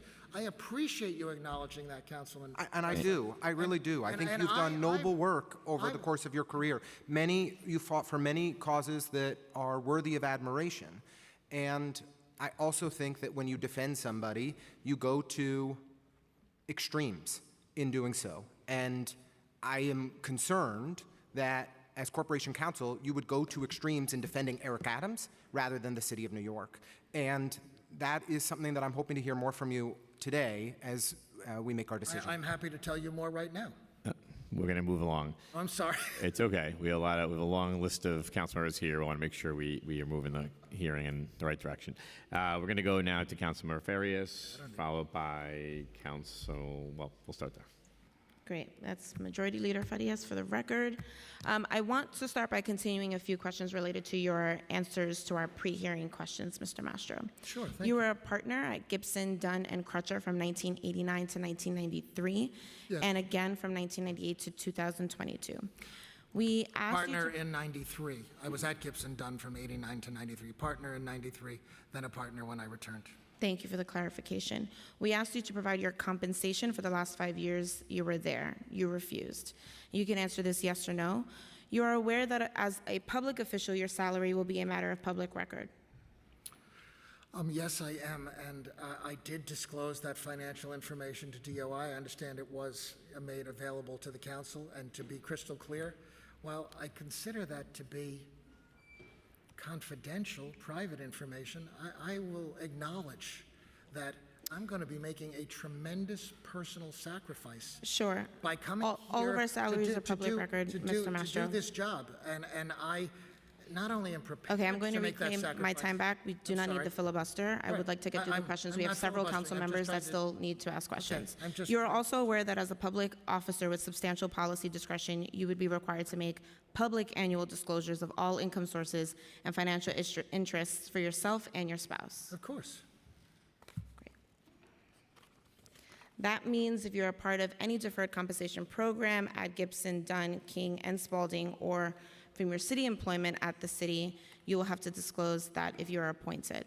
I will not have any such deferred compensation from my old firm or my present firm, which I would be resigning as a partner. Okay, thank you. The council values transparency in all of our partners. Are you prepared to disclose all of your income and assets without obfuscation or delay if you become corporation counsel? I already have disclosed all of my assets. Okay, yes. During your time as a partner at Gibson Dunn, you served in many leadership positions, including chair of the litigation department, member of the executive committee, and even at one time, head of the New York office. Is that correct? Yes, ma'am. Typically, in 2021, you pursued the position of managing partner and chair of Gibson Dunn. Is that correct? I was on the management committee of Gibson Dunn. So is that a no, that you were running for managing partner? Oh, I'm sorry, that I ran for managing partner? You pursued the position of managing partner. Well, that's not actually accurate, but to the extent you're asking, we hadn't actually commenced a process of who should become the managing partner. A majority of the executive committee, when polled, thought that I should become the managing partner. Okay, so But you I accept- did not ever pursue the position, and I withdrew from any consideration. Typically, to become managing partner requires the support of your peers and colleagues. Is that correct? And is it true that you were not chosen? No, I just explained. The old managing partner polled the executive committee. A majority of the 1,000-share partners on that committee and others responded to him that I should be the next managing partner. But given my age, I ultimately withdrew from consideration, since typically managing partners were younger, and I was at that point in my 60s. Okay. What is the current status of the dissolution of your relationship with Gibson Dunn? I've already answered this question. I departed Gibson Dunn. It's a confidential matter, but there are issues relating to the terms of my departure. And are you folks in arbitration right now? It's a confidential arbitration, and as I've already informed the council, I'm only Okay, thank you for the reiteration. I'm only permitted to say that it involves the terms of my departure. The law department is the city's law firm, employing approximately 850 lawyers and hundreds of other support staff. It is one of the biggest law offices in the city. Why shouldn't we scrutinize your departure from Gibson Dunn, given that it could relate to your former colleagues' lack of support for you leading the firm? After all, in this hearing, we are considering whether you should lead the city's law office. Well, I led Gibson Dunn for 20 years and was on its executive committee and on its management committee for most of that time, and I led its litigation group, co-chaired that group to preeminence nationally. And you're going to hear from former colleagues from Gibson Dunn and current colleagues about what kind of leader I was at Gibson Dunn, including leading the New York Litigation Partnership to from 0 to more than 30% women and many diverse partners. Sure. So why leave the law firm, if that's the case? I'm sorry? Why leave? Because I hit age 65 and I was no longer in firm management. I don't, I've said that publicly. I looked forward to the unique opportunity to build something new, and that's what's some of the attraction of returning to city government, to do something transformative with the law department, to bring affirmative litigation, more of it, for the benefit of the city, civil rights, constitutional rights, social justice, public safety. It seems like current and former city law department attorneys also have had doubts about your leadership and do not support you becoming corporation counsel. We have received several statements from several longtime current and former attorneys at the law department who provided their statements anonymously for fear of retribution by you based on some of the tactics you've employed. One stated, "I have a hard time thinking of a person more ill-suited for that position than Mr. Mastro. He has argued countless cases against the city, challenging its local laws and regulations as preempted by state or federal law or as otherwise unconstitutional. The through line being his view that local government should not be able to address the problems facing the city and its denizens, perhaps ever, if they adversely affect the bottom line of one of those clients." Another stated, "During my law department career, I litigated several cases against Randy Mastro.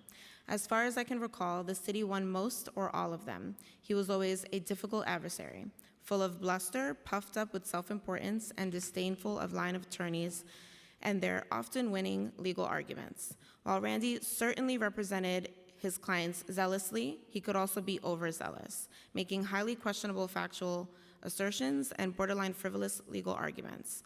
It would be unsettling to see someone with Randy's values and his history of litigating against the city in high-profile cases becoming corporation counsel. Why should the council place extraordinary faith in the idea that all of these people, including those who have served the city's law department for decades collectively, are wrong?" So it's hard to respond when you quote so-called anonymous sources, but I will say this. I've listed all the cases I brought against the city, and I won many of them. But leaving that aside, in the heat of litigation, sometimes people take things personally. I take nothing personally. I don't take your questions personally. I don't take anyone's questions personally on this council.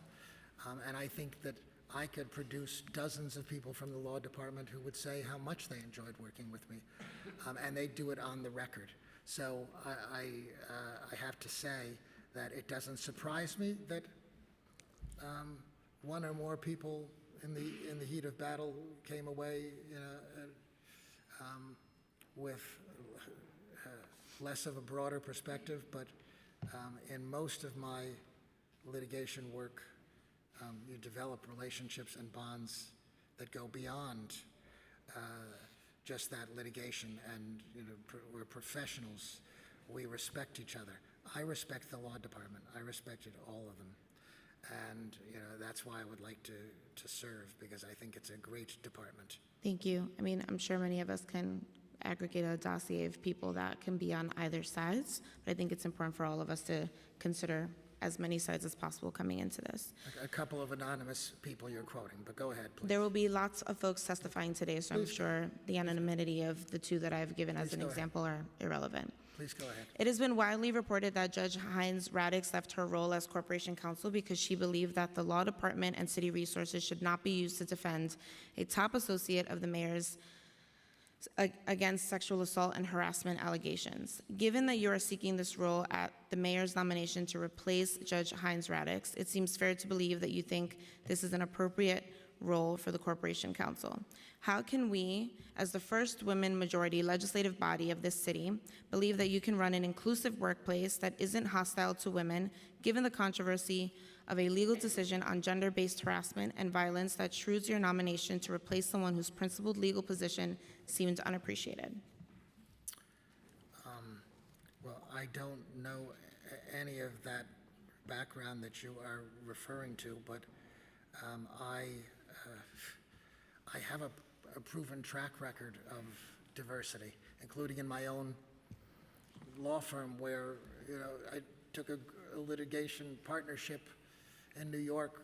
We had no diverse partners, no women partners, and we were over 30% women and many diverse partners by the time I left.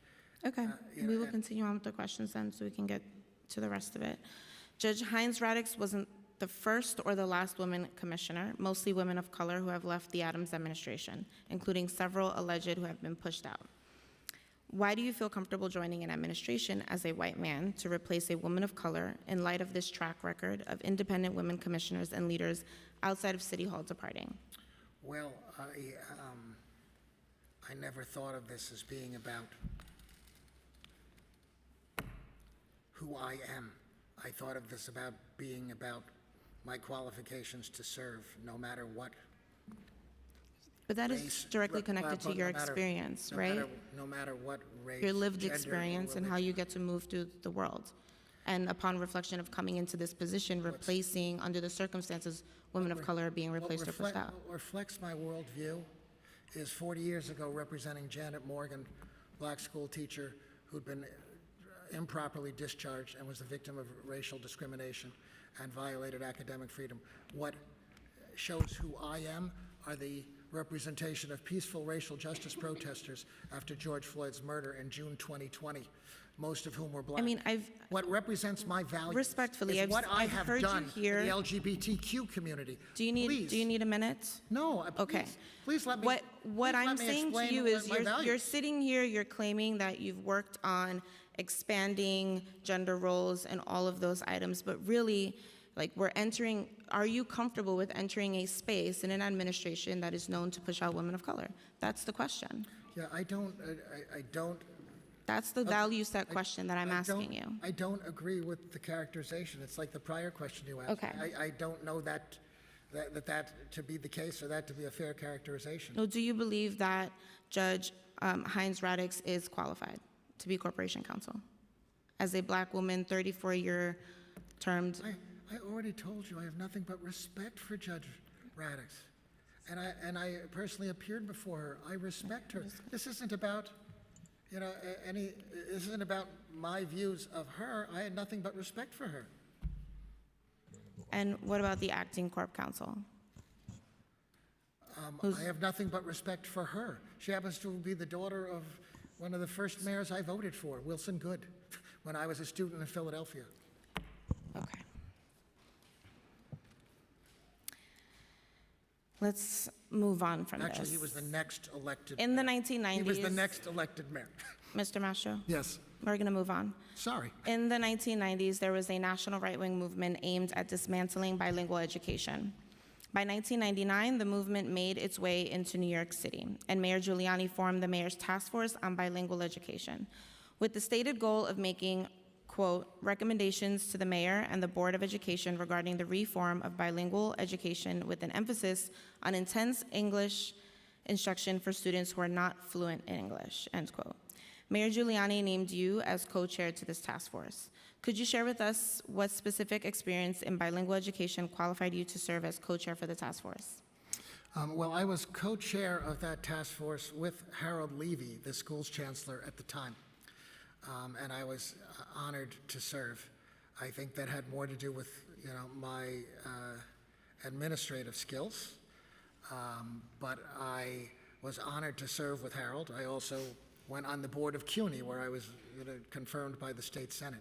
So I had done work in the education space, and I cared about that issue.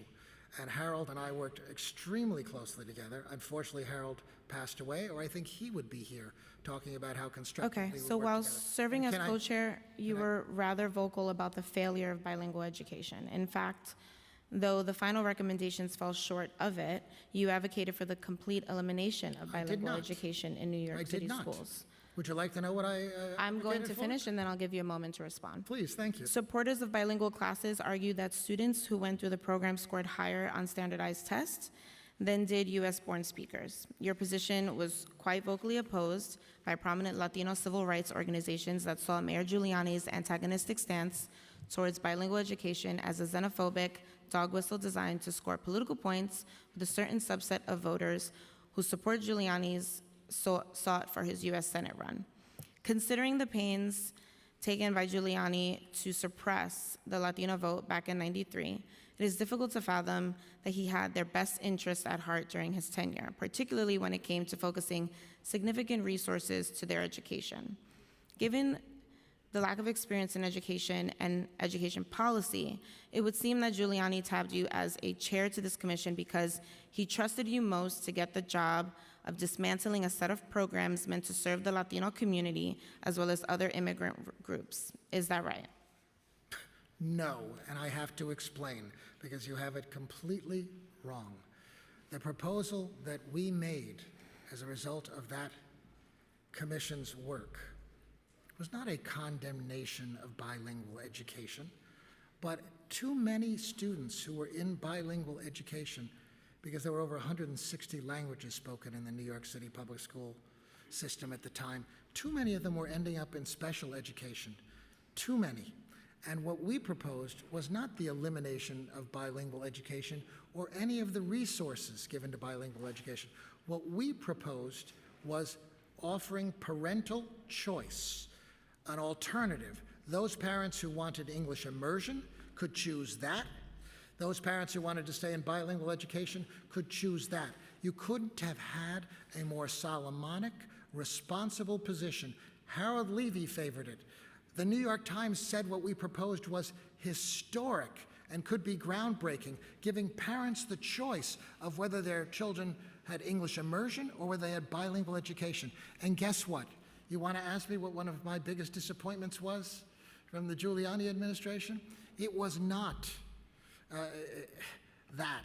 In fact, it was not the position of the mayor on bilingual education. It was that he didn't carry through and implement the recommendations of that commission, because it could have been historic for every community to give parental choice. What could be more empowering than giving parental choice? Funding both programs. But unfortunately, the chancellor and the mayor couldn't agree on the funding for the alternative program, so it didn't happen. And to this day, I wish parents had had that choice. I was pro students who needed bilingual education or preferred English immersion, and parents having that choice. So in an appendix, it was pro those students, Councilwoman. It was Mr. pro Mastro, those students. I'm going to move to the next question. In the Thank you. appendix to the 2000 Mayor's Report on Bilingual Education, you called for the city and the then Board of Education to move to vacate the then 26-year-old federal court Aspira consent decree. Such a vacator would have eliminated students' right to a bilingual education and the city's obligation to provide it. Why did you advocate for the vacator of the consent decree, and would you have the same position today? Okay. It was a component of what we were proposing. You had to give them choice. So you had to have the ability to give parents choice. It was not that we had a problem with bilingual education. It was that we were trying to give parental choice. So please don't misunderstand what we were doing. What we were doing was supported across the board, and the New York Times said would have been historic. Sure. I mean, although flexibility in the program's implementation and accelerated English language acquisitions are laudable goals, as you're saying, you're going towards parental choice. Vacating the consent decree would have eliminated students' right to a bilingual education and the city's obligation to provide it. I mean, that is a key component here. You called bilingual education a failure, and that's a quote. It was failing too many students because too many of them ended up in special education. If you look at the report, you will see the percentage of students in bilingual education who were being dumped into special ed. That was a tragedy. These kids deserved choice. The report will be in the record, so we'll make sure folks have access to that. Why should we trust that you wouldn't imperil the right of New York City's diverse student population to a bilingual education today? because I championed the right of kids in bilingual education and their parents to have choice. I think that would be a good thing today. I want them to succeed. I wanted them to succeed then, and too many of our children were left behind in the old system. I hope it's improved today. I haven't been in government for the past 20 plus years, but back in 2000, too many of our kids were left behind. Too many of them were ending up in special education, and I wanted to do something to improve that, and the chancellor of the school system agreed with me, and the New York Times said, hooray, it's historic what you're trying to do. So I want to pick up on the line of questioning from Deputy Speaker Ayala started related to your support of the gay community. You've invited Ninfa Segarra to testify on your behalf later today. Mayor Giuliani's first appointment when he took office was the appointment of Ninfa Segarra as Deputy Mayor for Education. As head of the mayor's transition team, there's no question, at least for me, that you were involved in that appointment as well as other appointments. Let's talk about how Ms. Segarra came to Mayor Giuliani's attention. In 1990, Bronx Borough President Fernando Ferrer appointed her to the Board of Education to fulfill a promise to appoint a Latina with children to the New York City schools. Once on the board, she proved to be one of the most conservative members.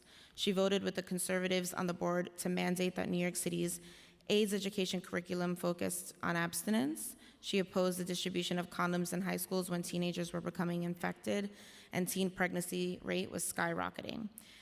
And she opposed the rainbow curriculum, which was a curriculum to help teach first graders to develop positive attitudes and respect towards individuals from different racial, ethnic, religious, cultural, and diverse family backgrounds, including tolerance of gay and lesbian families. She sided with conservatives to cancel school chancellor Joseph Fernandez's contract in 1993, leading to Fernando Ferrer to ask her to resign. And then she endorsed Rudy Giuliani for mayor. Do you really believe that someone who used their position to so actively promote homophobia and combat medically sound AIDS education is the kind of person who is going to persuade this council to support you?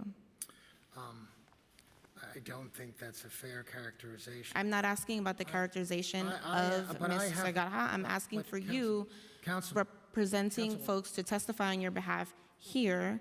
Do you think that background, those facts that I stated, because all of that is factual information, is sound enough to convince this council?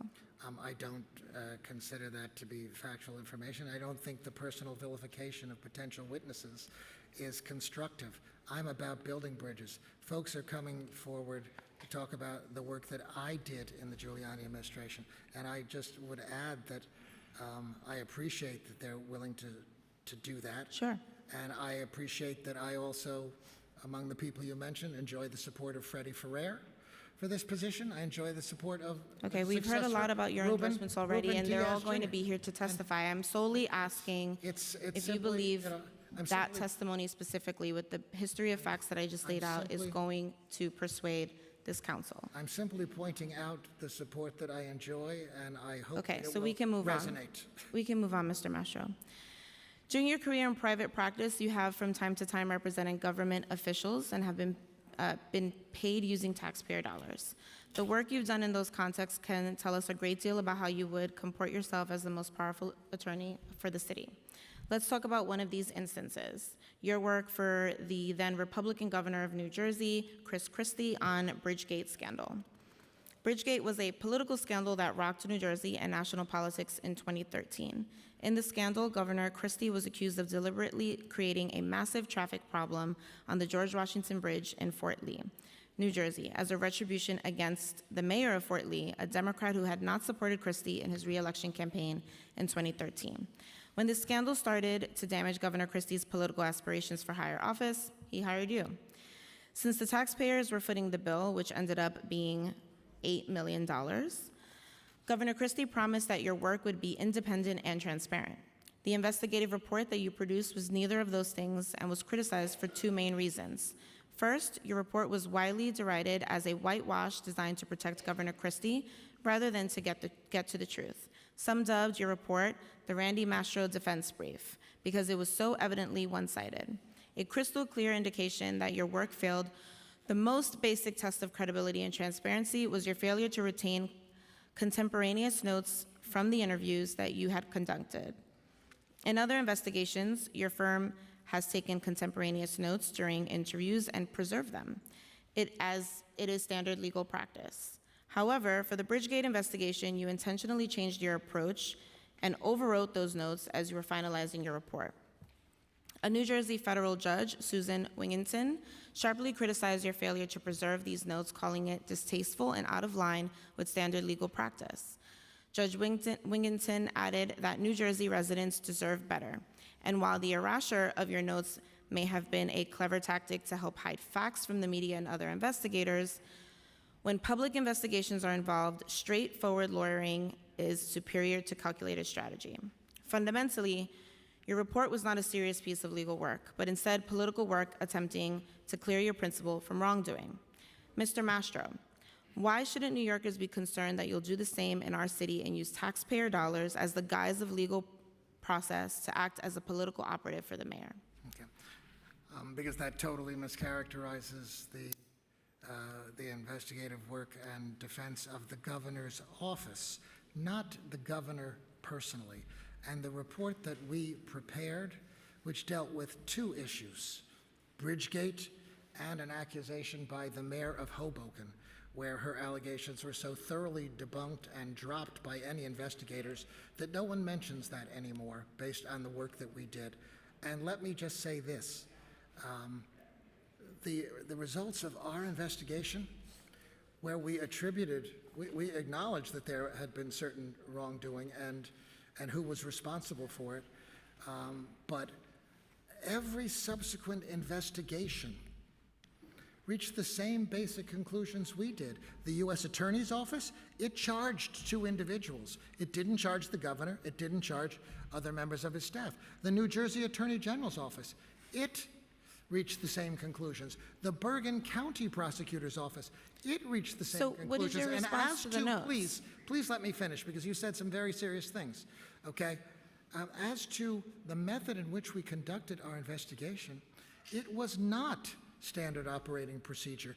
Actually, the FBI, in conducting criminal investigations, produces one document, it's called a 302, of witness interviews. That's actually standard federal practice.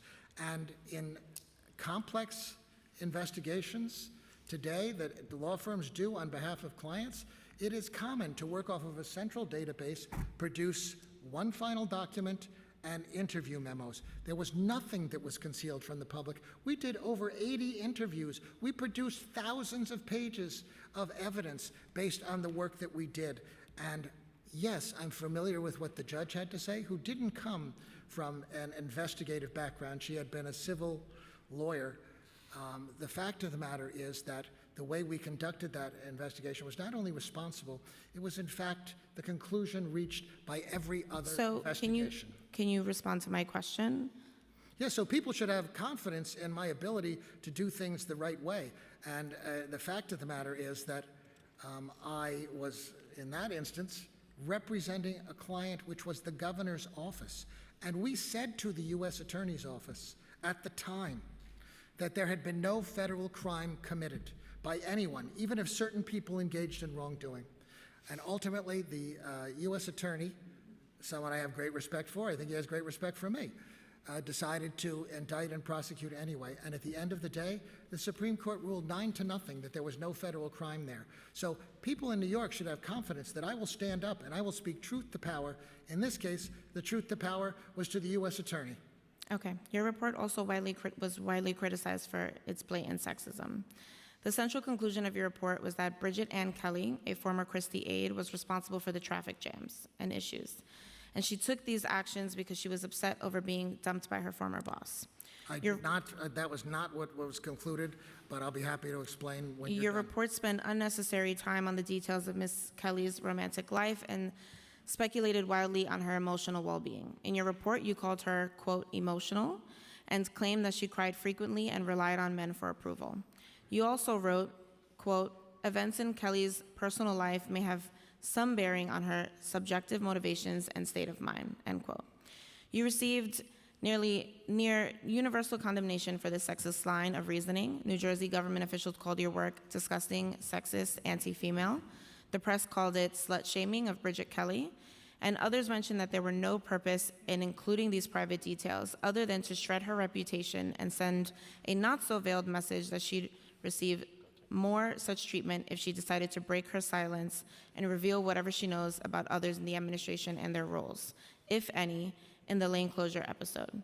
Do you regret including gratuitous gossip about Ms. Kelly's romantic life in your report?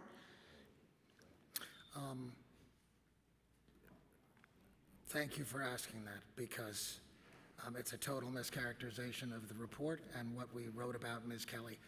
And the quotes that I stated? Please let me finish. Please let me finish. But the quotes that I stated, are you not regretful? Please let me finish. You're quoting 2 or 3 snippets from a several hundred-page report, and the evidence that we uncovered was directly relevant to who might have been involved in the bridge closure, the lane closure. When the decision was made, and there really was no doubt that Bridget Kelly, from her emails, was involved in making that decision, along with David Wildstein at the Port Authority, both of whom were terminated and prosecuted. Bridget Kelly had replaced, as the mayor's deputy chief of staff, someone named Bill Stepien, who went on to run his campaign. Unbeknownst to others in the governor's office, they had a personal relationship, but the allegation after the bridge closure was that Bill Stepien, running the campaign, must have been involved in the decision to close the bridge. But at the time, I want to get back to what I, right, but I need you to understand that I asked about your words that you stated in the report, and if you are regretful of including. You cannot ask a question like that and not let me please explain. Yes, I can. I can be as direct and pointed to what I've brought up in my questioning. Let me just finish. I'm going to move on if you're not going to specifically answer if you regret including gossip about Ms. Kelly. The fact of the matter is, the fact that they ceased to have a relationship, and we're no longer speaking. I'm moving on beyond this. Well, the fact that we're no longer speaking. Mr. Chairman, can you instruct the witness that he's out of order, and I said I was going to reclaim my Mr. time and Mastro, move we'll on? give you an opportunity to continue to explain yourself, but let's I'm sorry. let the Go count. ahead. Go ahead, please. All right. I just wanted to make clear that Understood. it was directly relevant to Stepien's You can also culpability. supplement any of your testimony within 72 hours of this. I totally understand you want to add more. We have several members that still want to ask questions. You didn't want to ask my last question. I would like to move on because I have a few more. Okay, Mr. I Mastro. did answer it. I had a reason for why that was important. Okay, you can Fact- supplement it in your testimony, please, Mr. Mastro. I want to go back in time and discuss your work as an attorney for the 1993 Giuliani mayoral campaign. You were the outside counsel for that campaign. The public recently learned some troubling things about what took place during that campaign as a result of a YouTube show called America's Mayor Live. America's Mayor Live is a YouTube show hosted by your former principal, Rudy Giuliani, during an episode with former Donald Trump advisor Steve Bannon and failed Arizona gubernatorial candidate Kari Lake in April of last year. He gleefully shared an anecdote about the election day operations of that campaign. These are his words. And I quote, "So they went through East Harlem, which is all Hispanic, and they gave out little cards, and the card said, if you come to vote, make sure you have your green card because INS are picking up illegals," end quote. And so they went and spread these cards all over Latino communities of the city. To make matters worse, Giuliani had to hold back giggles while recounting the story. You were an attorney for that campaign, as you stated previously. Were you aware of this scheme? No. A Department of Justice press release from that election day announced that the DOJ was aware that posters had been placed throughout New York City misinforming voters about the role of federal officials in that day's elections. The DOJ would go on to investigate these illegal activities along with other voter suppression tactics, including voter intimidation and poll site disruption, all neighborhoods of color. Mr. Mastro, should attorneys for an organization do everything they can to advise their client against discriminatory acts that violate constitutional law? Yes, and again, my role was as the lawyer before the Campaign Finance Board. I was not involved in any other aspect of the campaign. And as an attorney to the Giuliani campaign, though the electoral part of it, did you advise against any of these vile discriminatory acts? Having not been aware of what you were saying, or aware that any of that actually happened, I obviously did not advise in any way, shape, or form about it, but had such a thing occurred, hypothetically, or I'd been told that such a thing were going to occur, I would have expressed in no uncertain terms that that was not totally unacceptable and could not possibly happen. Did you learn of it at any time period? No. While you were there? No, I'm hearing this for the first time today. I haven't spoken to the former mayor in years. So what you're telling me today is not something I ever personally experienced, was ever personally aware of, or have any knowledge of. Thank you for answering my questions. I look forward to this supplemental information that you're going to provide with your testimony. I really just want to reiterate what some of my colleagues have said. You know, at the end of all of this, we have to make a decision based off of your responses here, the track record that we've seen, both on who you've been a pro bono attorney to, but also the other side that you have taken on. And I think while you are stating that you have a track record of this and that historically some of the larger issues that's raised to us is the time that you served in an administration that was discriminatory, that was racist, that was sexist, and you either are against all of those things, which you haven't blatantly, admittedly, like stated yes or no to some of those questions, or you were complicit in that. And I think for a lot of us, you know, corporation counsel isn't a position of redemption, it's a position of trust. I will wrap my time there. Thank you. Can I please? I'll give you 30 seconds to respond, and we're going to go to Councilmember Brown and Councilmember Brewer. Thank you. It was factually relevant to whether Bill Stepien was involved in the decision to close the bridge, that he was no longer speaking to Bridget Kelly, who clearly was. But to be clear, so that was actually relevant to the investigation, and the U.S. Attorney's Office considered it relevant to the investigation. But again, we advocated on behalf of the governor's office that no one should have been federally charged by the U.S. Attorney's Office, and that's ultimately, including Bridget Kelly, because there was no federal crime, and ultimately the Supreme Court agreed 9-0 with us. Thank you. Thank you. We're going to go to Councilmember Brannan, and we'll be followed by Councilmember Brewer. Thank you, Chair Powers. Mr. Mastro, it's good to see you here today. Thank you for answering our questions. Thank you. What is your opinion of Rudy Giuliani circa 2024? I'm not here today to testify about Rudy Giuliani. I haven't spoken to Rudy Giuliani in years. I find it heartbreaking, and my own personal views and values are reflected in the work I've done at Citizens Union for the past decade as its chair, where I have regularly spoken out about actions of the prior administration and that individual's lawyers, and that information has been provided to the council. So I'll let my public statements speak for themselves. I don't condone it. Similar to Congress at the federal level, do you believe that the City Council is an equal branch of city government? Absolutely. And I think you would see a level of service and responsiveness from Corp Counsel's office unlike anything you have ever seen before if I were to become the Corporation Counsel. Fortunate enough to become. Okay, NBC News reported back in 2007 that Giuliani's City Hall was secretive to the point of being openly hostile toward open government, the First Amendment, and the public's access to simple facts and figures. You issued a statement for that campaign that said Giuliani ran an open and transparent administration. I've submitted that report for the record, and you added, quote, "There was probably no elected official in this country who made himself as available to the press and public as Rudy Giuliani did when he was mayor of New York City," unquote.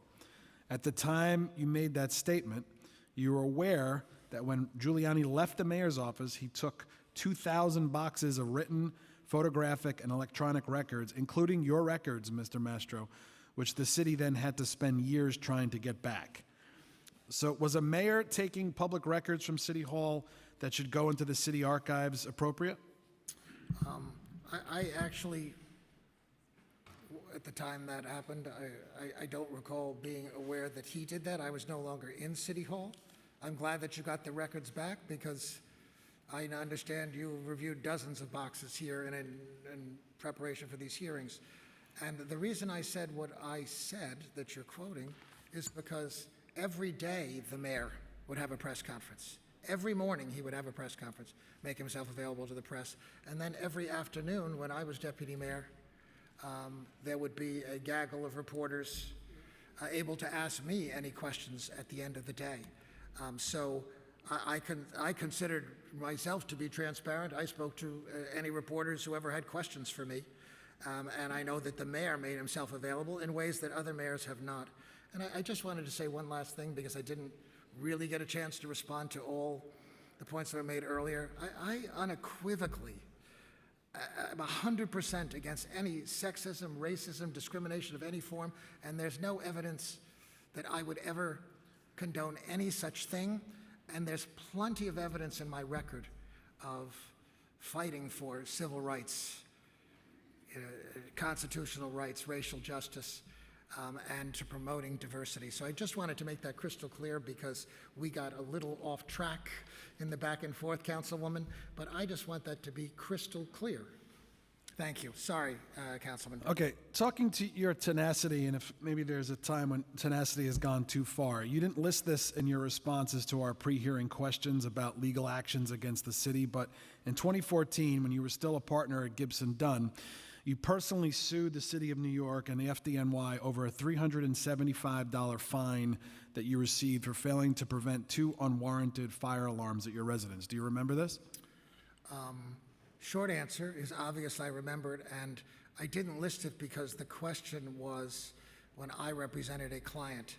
I actually was represented by someone else in that matter, and the reason why... Okay, but let me just finish. So this is a $375 fine that you appealed the fine before Oath.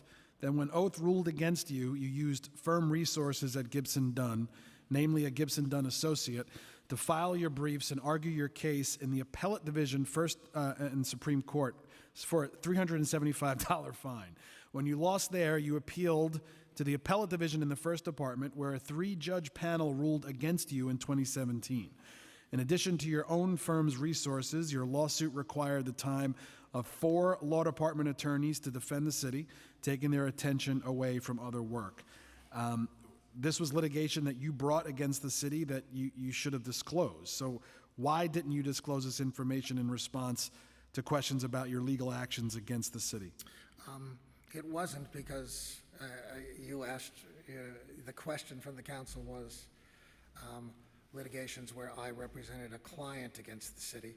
But to be clear, in that instance, Wouldn't that be a technicality, though, to withhold information? I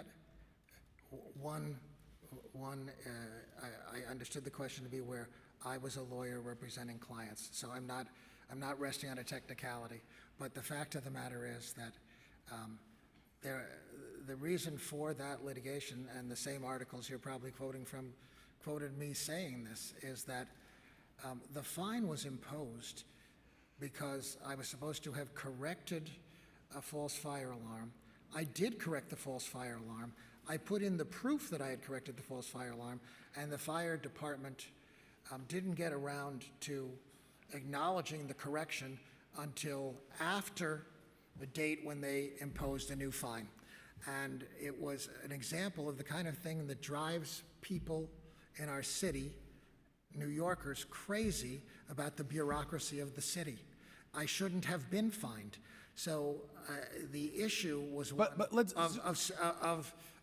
out. Let's zoom the out city for a minute. Let's zoom out for a minute. It was not a big Do you deal. think it makes sense, and what does it speak to when you're going to such great lengths to fight a $375 fine? Certainly, most New Yorkers do not have the firepower and the resources that you were able to bring forth for a $375 fine. I think that more is being made of this now than it was existed Well, sure. at the time. But the fact of the matter is that it was an example of how the city bureaucracy sometimes drives average New Yorkers nuts.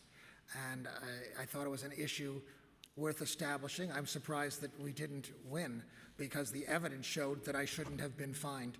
But, you know, the fact of the matter is my colleagues were pleased to do it and get the experience. And it was an example of, you know, government having gone too far. I'm sure many of you have experienced the same thing and felt that frustration. I'm sure people who were actually trying to fight fines that they, you know, trying to make ends meet, who weren't able to do that because the lawyers at the law department were focused on fighting your $375 fine. It's actually standing up for New Yorkers against You were standing up for bureaucracy. yourself. It's standing up for New Yorkers against bureaucracy run amok. So it's not about me individually. It's about, you know, having sensible procedures and bureaucrats treating average New Yorkers the right way. It was not intended to offend. It was intended to vindicate the rights of average New Yorkers. Okay, let's move on to the minimum wage and the fight for 15. As you know, in 2012, the Fight for 15 movement began when a group of fast food workers walked out of their jobs, demanding a $15 an hour wage and a union. At that time, fast food CEOs were among the highest paid corporate executives, averaging $23.8 million a year, while entry-level food service workers in New York State earned, on average, $16,920 per year.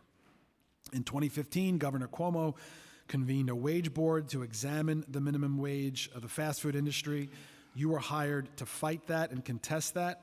In a July 21, 2015 article in the American Lawyer regarding your fight against the fast food workers' wage hike, you were described as having developed a reputation for challenging various government actions, or as you've apparently put it, who's better to know when government screws up than a former deputy mayor who's a litigator? So is raising the minimum wage for fast food workers a screw-up? So you understand what that case was about. My clients, who are franchises of major national chains, the $15 minimum wage was only raised for those national food chain franchises. The franchisees are actually independent small businesses. They pay the big chains. Understood. Right. But do you? But let me. No, I finish, understand the case. because- I was there. I understand the case. I argued in favor of Do you $15 believe that minimum fast wage food for workers? everyone. Do you believe that fast food workers deserve the raise? Absolutely, Then why did you fight against it? because a subset of them. So only some of them national deserve the chains. raise, not all of them. Absolutely right. Only the national chains. Got it. Okay, let's move were on. being raised. But please, We- let me we gotta explain. keep moving. We gotta keep- argued for $15 I'm reclaiming my minimum time. wage for Reclaiming my every time. fast food worker. Chair? Mr. Mastro, you also represented the National Restaurant Association, the other NRA. The association has spent decades fighting increases to minimum wage at the federal and state levels, as well as a sub-minimum wage paid to tip workers like waiters. The NRA, the National Restaurant Association, also opposed New York State's proposed $15 minimum wage for fast food workers. You called it, without support in data, logic, or law, an arbitrary, capricious, irrational, and unreasonable. Thankfully, you lost, and the workers got a raise. The wage hike has since gone through, and this January, the minimum wage in New York City, Long Island, and Westchester went up to $16. Since 2018, fast food prices have generally increased at the same rate as inflation. Average weekly earnings for fast food workers increase in conjunction with the increases in the minimum wage, and fast food employment has continued to grow. So clearly, fast food workers got a raise, and the sky did not fall, and the world did not end. Even though you are well above an average earner, were you unable to see the benefit of an increased minimum wage for working people of New York City? I did see the benefit. I said it was arbitrary and irrational and capricious because the $15 minimum wage should have applied to all fast food workers, the pizzeria, the deli. In fact, the $15 minimum wage should have applied to all workers. The challenge was very limited because the governor had cabined it to only national franchisees and not given it to the other workers. So those are the facts. I favored the $15 minimum wage. I argued in favor of across the board. That was fair. That was rational. Not just fast food So chains. you're fortunately, contending later that the governor did it for everybody. Mr. Mastro, you're contending that you were fighting to get more workers a raise and not to block the raise altogether? We argued in court that the $15 minimum wage was irrational unless it was applied to all fast food workers. And you can find that in our court papers. Okay, so giving workers a raise to you is irrational. Got it. Mr. Mastro, No, most it was senior rational partners, to give it to all. To all. most senior Please. partners at well-regarded law firms like the ones you practice in have their pick of clients. Their docket is so full that they can afford to turn away work they don't want. You chose to engage in a fight to suppress the wages of fast food workers. So should the fast food workers in the city be troubled that you might be the next corporation counsel? I don't. The short answer is no, because I actually advocated that all fast food workers, not just from national franchisees, should get a $15 minimum wage. So I think fast food workers appreciate that I took that position with the local pizzeria and the deli. Okay, thank you, Chair. Thank you. Can I just have a follow-up question on that? Because I do feel like there's a characterization issue here with the case you're talking about. And the argument that you're saying that you argued for all fast food workers to make minimum wage feels a little disingenuous to me. A little maybe the wrong word I'd use. I believe the argument you were making was that the franchise owners should not be part of that $15 wage because they're small business owners. Is that correct? No. The argument was that Governor Cuomo, in the first instance, only sought to impose the $15 minimum wage on these franchisees on the misguided assumption that they were supported by the national chains, when in reality those franchisees pay for the right to be part of that national franchise, and they were going to be the only ones who had the obligation of the $15 minimum wage. So it's not disingenuous at all, Chair Powers, and I respect you tremendously, but I actually was arguing, and I'll be happy to pull up the old court papers, I was actually arguing that all fast food workers, not just the franchises of national chains, should be getting the $15 minimum wage, and that it wasn't right to just do it to those franchisees. Who is your client in that issue? They were several franchises. Some of them were McDonald's, but there were multiple franchises. Understood. I think just to characterize this correctly, I think there may be an argument, a policy argument, to discuss how franchise owners are discussed in a larger conversation about national chains. I think it would be a mischaracterization to say you were defending the pizza places and delis and other places who were not your client and similarly concerned about what the franchise owners were concerned about. I didn't say that they were my clients. What I said was, in characterizing that limited $15 relief for that limited class of establishments, national franchisees, that what made it irrational and discriminatory was that it should have been across the board. Then we wouldn't have had a case. And by the way, Councilman Brennan, when it went broader, there was no lawsuit. We didn't challenge that. That's what we'd actually advocated, that there should be a $15 minimum wage across the board. So when that happened, that's actually something that the franchisees that I represented in that case thought was fair. Okay. I also want to make sure we acknowledge that Councilmember Salamanca, Councilmember Narcisse were joining us virtually. We're now going to go to Councilmember Brewer. Thank you. I'm going to ask a longer question and then some short ones about 9/11. The aftermath, as you know, of the 9/11 attacks has affected thousands of people, workers, and students who were there at Ground Zero. That fateful day, and many of the mistakes of that period have come home to roost, and we know why, because so many more people have died. Governor Whitman, then head of EPA in the Bush administration and the Giuliani administration, claimed the air was safe to breathe when it was not, as we all know.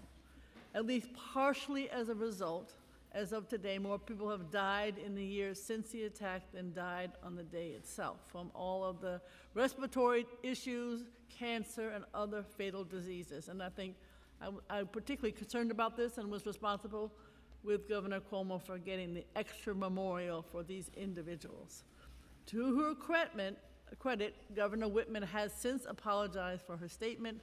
I don't know of any similar apology from Mayor Giuliani. The remaining residents and survivors of the attacks are interested deeply in what the city knew about the hazards of that period and when they knew it. Nadler, Maloney, and now Goldman, all members of Congress, have pressed the issue since those early days, but they've been rebuffed. And now, more than 2 decades later, as we're approaching the 23rd anniversary of the attacks, a group, as you may well know, 9/11 Health Watch, has filed an Freedom of Information, FOIL, requesting, among other documents, a copy of a memo to then Deputy Mayor Robert Harding from his assistant in early October saying that the city faced as many as 10,000 liability claims connected to 9/11, including toxic tort cases that might arise in the next few decades, which of course has come to bear. The Adams administration has thus far refused to release the memo. The law department, which you seek to head up, says that potential liability prevents release of the memo, and in response to the FOIL, the DEP and emergency management offices respond saying they actually have no relevant documents from that period. We don't believe them. And now there's an Article 78 lawsuit through 9/11 Health Watch against the administration seeking to overturn that FOIL denial. I realize that you can't comment on any current litigation, and I'm not asking you to. But I do want to list the reasons to deny a FOIL request, and I don't think any of them that I will list quickly fall under denial. So you obviously have those exempt from disclosure by state or federal statute, those which, if disclosed, would constitute an unwarranted invasion of privacy, those which, if disclosed, would impair contract awards or collective bargaining negotiations, those containing trade secrets, not the case, those compiled for law enforcement purposes, those which, if disclosed, would endanger life or safety, those containing examination questions or answers, interagency or interagency materials which are neither statistical nor factual, those which, if disclosed, would jeopardize the security of an agency's computer technology, traffic control signal photographs, none of the above. So my question to you, based on that list, do any of those statutory reasons to your practiced attorney's eye encompass using potential liability as a reason for denial of a FOIL request? And I think you can understand why families of those who volunteered to find victims' remains at Ground Zero, only later to die, might want to understand what those in charge, what those in government actually knew about the working conditions and living conditions in and around the pit of Ground Zero. And I think you know this is a very, very major issue. I really appreciate the question. And it's true that I can't, and it wouldn't be responsible of me to opine on issues that are in active litigation. But if I'm fortunate to have this position, I commit to you, Councilwoman, that I will review that issue and thoroughly assess it and do what I think is the right thing to do, regardless of where the city has been right now. 9/11, I was not in the administration on 9/11, but so many friends died that day. And for me, what's happened to so many New Yorkers since, what happened to my friend Rudy Washington, who will be here, who was down there every day for a month and suffered near fatal health consequences that the Bloomberg administration refused to acknowledge. Well, so's Adams. I'm just trying to explain to you how this is personal. And we had to go public with his issues to get the Bloomberg administration at a point at which he was unemployed to give him the health care for that exposure when he was deputy mayor. So it's personal to me to look into this issue, and I commit to you that it will be highest priority if I'm fortunate enough to have this position. Okay. How would you reduce the amount of money spent on private school tuition, the Carter cases?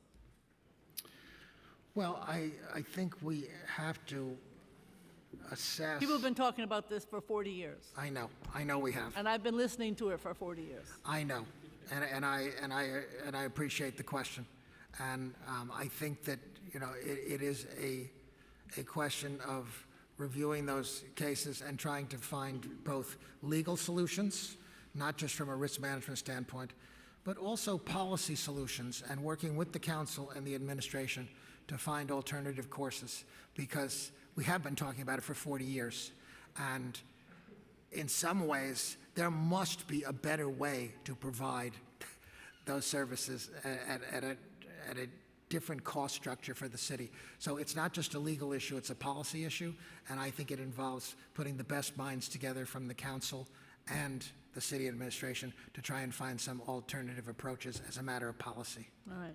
Is it acting in anyone's best interest to fight a civil case against a police officer if it enables the officer to cross the line again? How do you balance minimizing liability in the short term versus fulfilling the city's obligation to govern in a just manner? This is an ongoing issue. Well, I think I alluded to this earlier, that the role of Corp Counsel, I think that we can do more than just take the incoming and have some dedicated resources to risk management and the financial consequences. I think that the great minds at Corp Counsel's office, we should have a larger dedicated team to reviewing those cases at inception, trying to figure out where the problems are systemically and individually. Why do you think you can do it any differently than some of the great, Victor Kovner included before you, haven't been able to do that?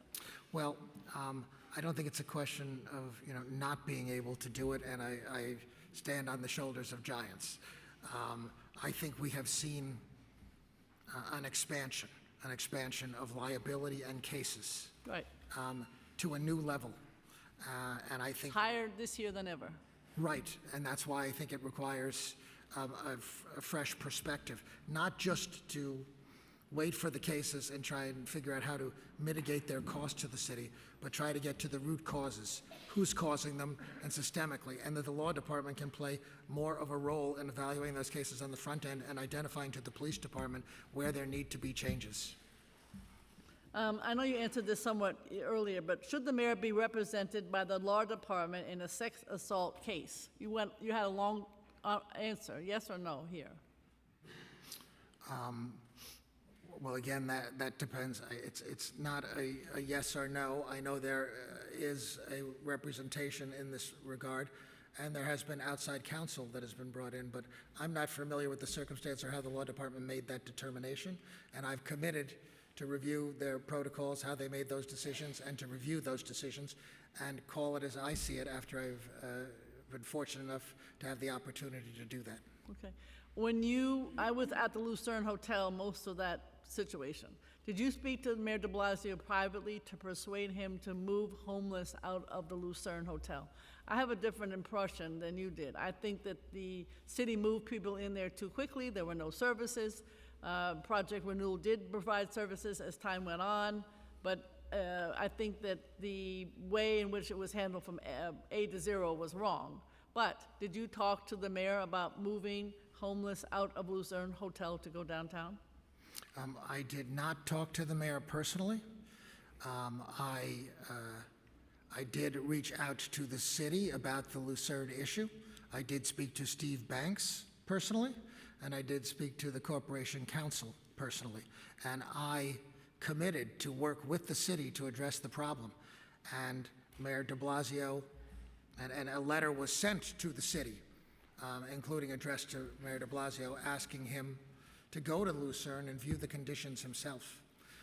But I did not speak to him. The city decided to do that, and Mayor de Blasio did go there. And as you said, Councilwoman Brewer, the conditions in those early months were deplorable, and there needed to be a solution. And we worked shoulder to shoulder with that progressive mayor and his progressive team to try to find a better solution. Well, I mean, the conditions in the hotel weren't bad. It was just there were no services. That was the problem. Correct, and they were doubled There up. wasn't They that, were- I mean, people did have their own private rooms in some cases. I just want to make it clear. But they were mostly doubled up, Councilwoman, but, and that you was a know. problem. That was a problem. Those rooms are quite nice. It's a lovely expensive hotel right now. It's not like it was a dump. So that has to be discussed differently. I didn't say it was a dump. I said they were doubled up in single-room occupancy. Okay. It's not an SRO in the traditional sense. June 1998, I know that you had moved on soon, but in terms of the budget was, I think that was the year when the council passed its own budget. Yes. Okay, so do you have some reason to think why that happened? Did you have anything to do with that? Because if everything was so rosy, that would not be an example of good relationships between the mayor and the city council. And I want to know what you would have done differently. Okay. Well, of course, I was about to depart and But you hadn't departed yet, and the scheduling of the budget starts earlier. That's As somebody who's been doing this for 30 years. yes, and as somebody who did it then, yes, I was involved and I was disappointed at what happened. But you will recall the circumstances and where the meltdown occurred. The meltdown occurred over, and I have tremendous respect for him, but the speaker was running for governor, and the speaker wanted to block any provision of money going into the budget relating to a West Side Stadium. The mayor, thought that was inappropriate and the two fought on the budget. That's really where they stalemated. And there was a litigation over whether you'll recall there would be a referendum on that issue. And really, a line item in a budget is not something that you have a referendum over. So to me, while I was on the way out at that moment, that was a disappointment because that was the only time in my time, and we worked together on many things, council member, that was the only time we had a breakdown with the council, and I was sorry to see that happen. But on so many other occasions, we worked so constructively and got so much good legislation done and so much positive done working my office and the council's office. Okay. Why do you want this job so badly? It seems like a fair question after the questioning today. Yes, and I'm sure this is... I know 30 years ago you did not get it, so I didn't know if that's relevant. Well, it is, I've said this, it's the only job in city government I ever aspired to do. I'm not a politician. I'm a lawyer. And as a lawyer, I have such respect for the law department and the power of the law department to do so much good. It's out of respect for that role. It's out of wanting to do more in civil rights, constitutional rights, social justice, public safety, things that when you are a subordinate in a mayor's office, you can do just so much on your own. But having the power of that wonderful 800-lawyer office and moving more of those resources into affirmative litigation, to me, there's the potential to do so much good. I would hope the council would realize that the reasons I want to do this job are for the public good and to improve people's lives and to promote civil rights, constitutional rights, social justice, and public safety. That's why I want to do this job. Okay. It's a calling, and I am called to that service. Okay, well, be a little bit more humble on that issue, I would suggest. My other question is, you mentioned to your credit that you would not accept that stupid piece of paper in order to meet with you, but would you get rid of it completely so that I do not have to listen to these commissioners who want me to sign papers, which I will not sign, before meeting with them? What would you do to get rid of that as a barrier to good government? Because government is all about people sharing, meeting, having discussions, and that's how you get things done. It's not a question of humility, it's a question of passion, so please forgive me. I'm passionate about the job. And as the question you asked, I think the mayor's office is well aware of my views on that issue, and I have advised and told members of this council, many of you, that I will not be having anyone do anything on signing in for meetings with me. I don't want them to sign. I don't want to sign with anybody. Can you make sure that I don't have to sign with anybody? I understand, Gail, and you know what my views are on this, so you know what I will be saying on this subject. All right. Thank you, Mr. Chair. Do you still want the job?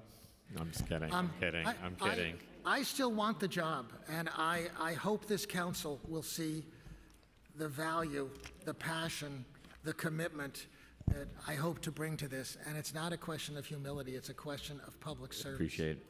We're going to go to the public advocate, and then we're going to take just a very, very short few minutes to let people, Mr. Mastro, to use the bathroom and take a break, and then to come back. We'll be very quick and short in our break.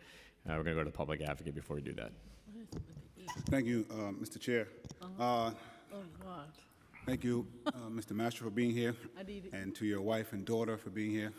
I did want at the outset just say, I would hire you personally as an attorney. I don't know if you'd have me as a client, but I would hire you personally as an attorney. I think you are very good at what Thank you, and I respect you, and I think you know that. No matter what has ever been said before, I respect you. I would also say, as I've said in the past, something that I personally would do or believe is not always the best for the public or for government to do. And I think there's a difference in what I would do as a private person and what this role needs as for public's attorney. I have a statement I'm going to read a little and then ask some questions. Good afternoon. My name is Jamani Williams, public advocate of the City of New York. Thank you, Chair Powers, Speaker, and the members of the Committees on Rules, Privileges, and Elections for holding this hearing today and give me the opportunity to testify. In 2019, the New York City Charter was amended by a public referendum to, among other things, require the advice and consent of the City Council for the appointment of the city's top lawyer, the Corporation Counsel. I'm here today to suggest that the members of this committee be concerned, and the council as a whole, about the mayor's nomination of Randy Mastro to be the next Corporation Counsel. New York City's Corporation Counsel has significant and unique responsibilities. They serve as both attorney and counsel for the city. As emphasized in our charter, Corporation Counsel is to be attorney and counsel for the city and every agency thereof, and shall have charge and conduct of all the law, business of the city and its agencies, and in which the city is interested. They are the sole person authorized to represent New York City in court. As chief legal officer of the city, they are charged with interpreting municipal law and providing independent analysis to the mayor, city agencies, and independent city offices. These duties should serve all New Yorkers, our constituents, in an ethical, balanced, and fair manner. I do have concerns that Mr. Mastro would impartially and ethically advance these goals, but I have been looking forward to this hearing to see if there's anything that would allay those concerns. Although everyone is entitled to legal representation in our system, the cases a lawyer argues and the strategy they employ to win may speak to their character, particularly if an attorney chooses those clients and they're not thrust on him. For much of his career, Mr. Mastro has too often not represented the interests of the people of New York. He represented fast food owners to attempt to block minimum wage increase for their workers, represented a group of landlords which led to partially blocking the eviction moratorium during the global pandemic. He's represented landlords to block a rent stabilization law. He also represented property owners to oppose enforcement of Local Law 97 to create more sustainable buildings. In addition, he represented restaurants against enforcement of a polystyrene container ban. And in an ongoing case, he is arguing that Madison Square Garden should be allowed to continue using facial recognition software to block entry to lawyers litigating against the company that owns it. Finally, it is troubling that Mr. Mastro was involved in New York Jersey's litigation against New York City's congestion pricing plan, which could pose a significant conflict of interest should he become New York City's top lawyer. In addition to the cases he's chosen to represent, many against the interests of the City of New York, some of his tactics are also cause for concern. For example, in representing plaintiffs in the case to remove 283 homeless men staying in the Lucerne Hotel, as was mentioned, Mr. Mastro hired private investigators to spy on activists advocating for basic shelter for some of the most marginalized New Yorkers. As has been widely reported, Mr. Mastro oversaw the Bridgegate scandal of former New Jersey Governor Chris Christie. The federal judge overseeing the Bridgegate investigation harshly criticized Mastro's tactic of deliberately ensuring investigation notes were unavailable in the future, which I believe is a serious ethical concern. As the judge stated, the taxpayers of the state of New York, New Jersey, the taxpayers of the state of New Jersey paid millions of dollars to conduct a transparent and thorough investigation. What they got instead was opacity and gamemanship. They deserve better. I believe New Yorkers do as well. Similarly, there are instances in the history of Mr. Mastro that do not espouse the professionalism the current council can endorse. For instance, during his tenure with the Giuliani administration, he was instrumental in dismantling the rights and privileges of many groups, including by removing necessary funding to a social services organization in the midst of the HIV/AIDS pandemic within New York City. It has been said by others that his past career should be reviewed beyond the surface. As deputy mayor under the Giuliani administration, he has was with Giuliani as the former mayor went overboard many times to defend the police when black and brown individuals were murdered by NYPD. Not sure how you treat the former and now disregard the mayor as a role model. New York City's top lawyer should promote public confidence in our city and in the legal profession. The people of New York City deserve an independent attorney who will protect the city and its people, defend the interests of all New Yorkers, and ensure the primacy of the public interest. I have concerns about moving forward with this nomination as Corp Counsel. My most cynical concern is that this administration has a record of obfuscating instances of, at worst, and about things like no-bid contracts, and at best, underpreparedness to a degree that can cause harm.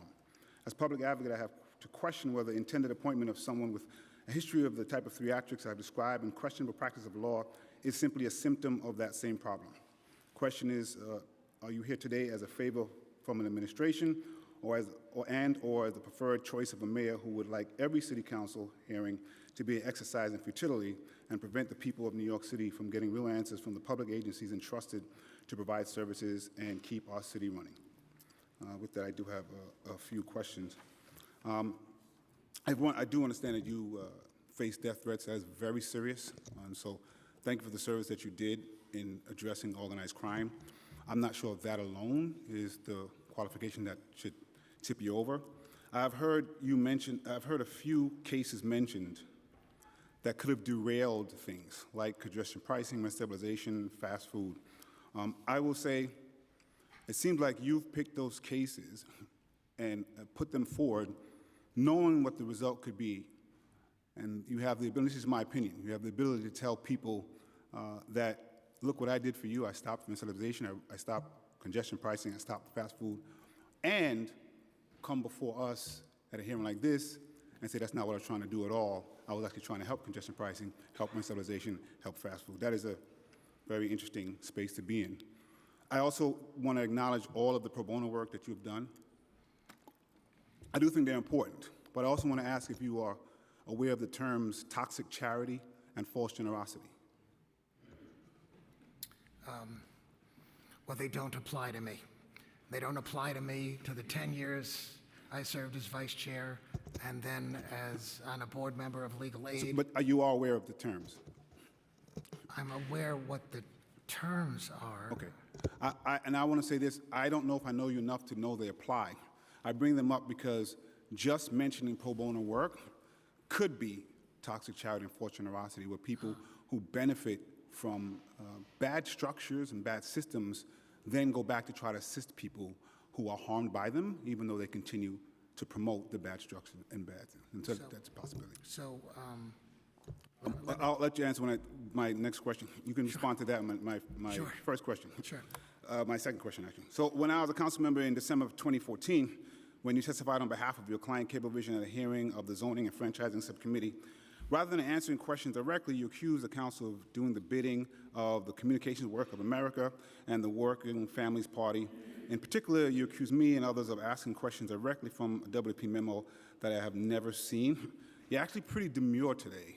Back then it was pretty rough, pretty belligerent, and I think a disdain for the council that you're now asking to approve you. So did you think that was an appropriate way to respond to sincere questions from the legislative body of New York City?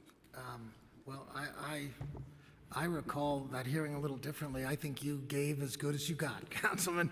I gave now you're back. the public advocate. I didn't. And I was there representing a client, Cablevision, involved in a private labor dispute with the CWA over organizing certain of its workers in certain counties, and the council was holding a hearing on that issue, on that private labor dispute. So I was making the point on behalf of my client that was that an appropriate subject for a council hearing? I have nothing but respect for the council. I have nothing but respect for you. And when we left the chamber that night, I shook your hand. And the fact of the matter is, responding to what you said earlier, my pro bono work, my community service, 20 years at Legal Aid, raising millions of dollars for that organization, chair of Citizens Union for the past 10 years, the gold standard of good government. I've heard the list. Yes. These are, and my pro bono work, these are my life's work over 40 years. And, you know, I just want to say this. I know you have said some harsh things about me My door is always going to be open to you. I want to represent each of you. I appreciate that. It doesn't The only matter to me the only what thing you I have said to about say, me. one, again, I don't know you enough.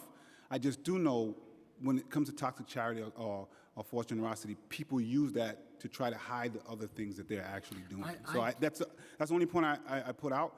I don't know you enough to say whether it falls in that category or not. I was just putting it out as a possibility. But I did, for my question, which was that an appropriate way to respond? I'm assuming that you're saying yes, that was an appropriate way to respond to the council's questions.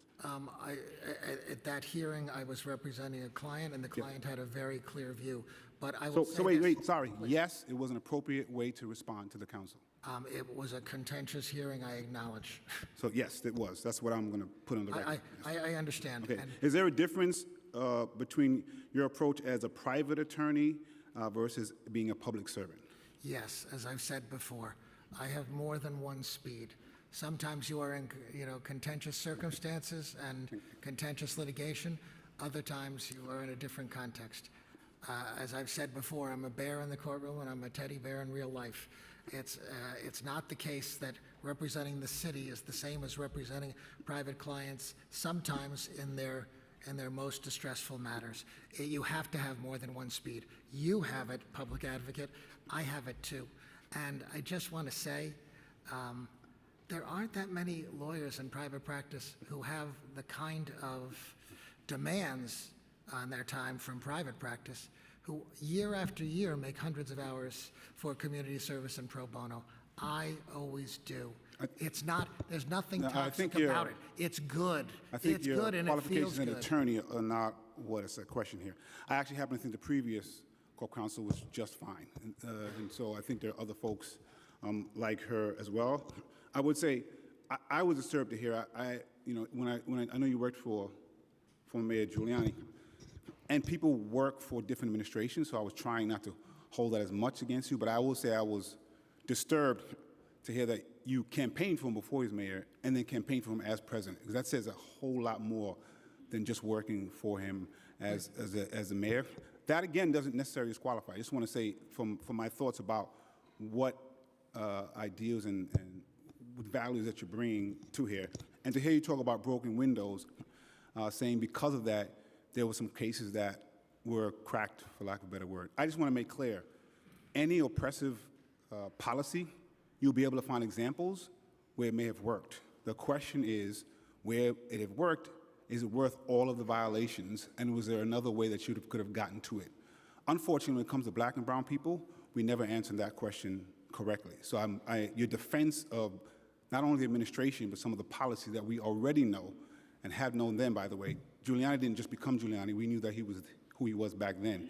But it's the continual defense of that causes a lot of concern for me. I think what I said was, it's not a one-size-fits-all issue. There are certain circumstances where it's appropriate and certain circumstances where it isn't. And What you described was the defense of broken windows because there were some cases that people were found to have done something. Well, there were some instances where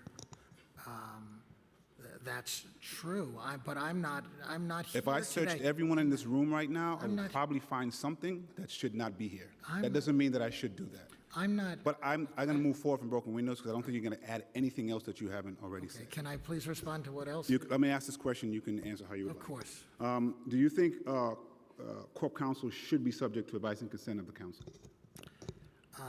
The short answer is yes. As chair of Citizens Union, we endorsed the council having advice and consent. Do you think that other appointees, such as what the council is asking for, should be subject to advice and consent of the council? I was asked this same question previously, and I explained the following, that those are policy questions, and the role of corp counsel is to help and defend the policies that are implemented for the city, as I explained to the speaker when she asked me the same question. It comes from a personal perspective that I understand you would like more authority on advice and consent. I get it. It's yes, no, or maybe you don't have a decision. It isn't a yes or no.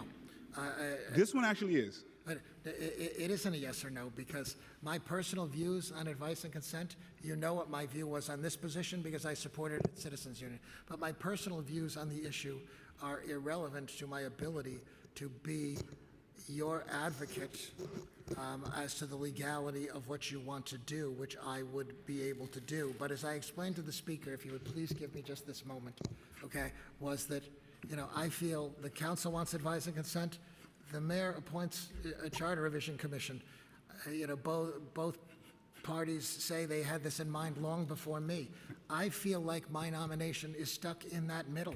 I don't understand why my nomination has become so controversial, but I'm just here as a lawyer. I'm going to get to some of that, why I think okay. as well. I'm just ready to serve, and I will, if you pass advice and consent and that becomes the law, I will defend it, and I will be your best advocate. But I don't. What if that's anything? a policy question I got to move forward not on that. me, not me. Sorry. What if anything would you do if you thought an executive order was not valid or legal? I would advise the mayor that it was not valid or legal. And I've stood up to mayors and governors and presidents. I will tell the mayor when I think he's done something that's illegal, and I will tell you, council members, if I think you've done something. In that order, would you defend that EO in court? Not if I thought it was indefensible, public advocate. I would have to tell the mayor that I thought it was illegal. Okay. The NYPD has been under fire for failing to adequately report its stops as designated level 3 by the Federal Monitor's 2024 February and April reports. As we follow the implementation of Local Law 20 in 2024, the How Many Stops Act, please explain what your legal strategy would be in the event of further lawsuits should NYPD officers fail to receive adequate training or deliberately fail to capture information now required by law. Well, so much of that question depends upon how the facts unfold. But obviously I favor people having the proper training and all that. So, that's not really something to be debated, but it would depend upon the facts of the circumstance as they existed at that time. So if the facts rule that they were not getting training or not complying with the law, you would help the council make sure that happens? I would help the council and the administration. I represent both. I would represent both if I'm fortunate enough to have the opportunity. The mayor at his press conference earlier discussed the want to get rid of some of the sanctuary laws. I believe the example he's using for that is a very horrific example where someone raped or sexually assaulted someone, was released, and then did it again, which is horrific. Unfortunately for the mayor and others who are reporting, the type of crime that that individual was found admitted guilt for was actually the type of crime that you can work with ICE. And it seemed like agencies or parties didn't communicate with each other. Had nothing to do with sanctuary laws that the mayor has been opposed to for some time. What's your opinion on getting rid of the sanctuary laws? First of all, those are policy issues to be determined by the council and the mayor, and I will advocate for supporting the law. In my own personal background, I think you know this, public advocate, the Charter Revision Commission that I chaired back in 2001 made the Mayor's Office of Immigrant Affairs a permanent charter agency and enshrined into our city's constitution the protection for immigrants to access all city services and not put themselves in any jeopardy because they access city services. So from that experience my personal views on the subject, but my personal No, I got it. So if the mayor did try to change the sanctuary laws or move forward something opposition to what the sanctuary laws say now, you would not defend that in court should he be sued?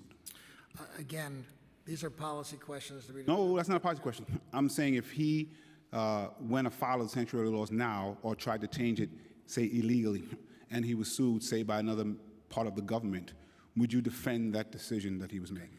I'm not going to presume anyone is acting illegally or answer hypotheticals.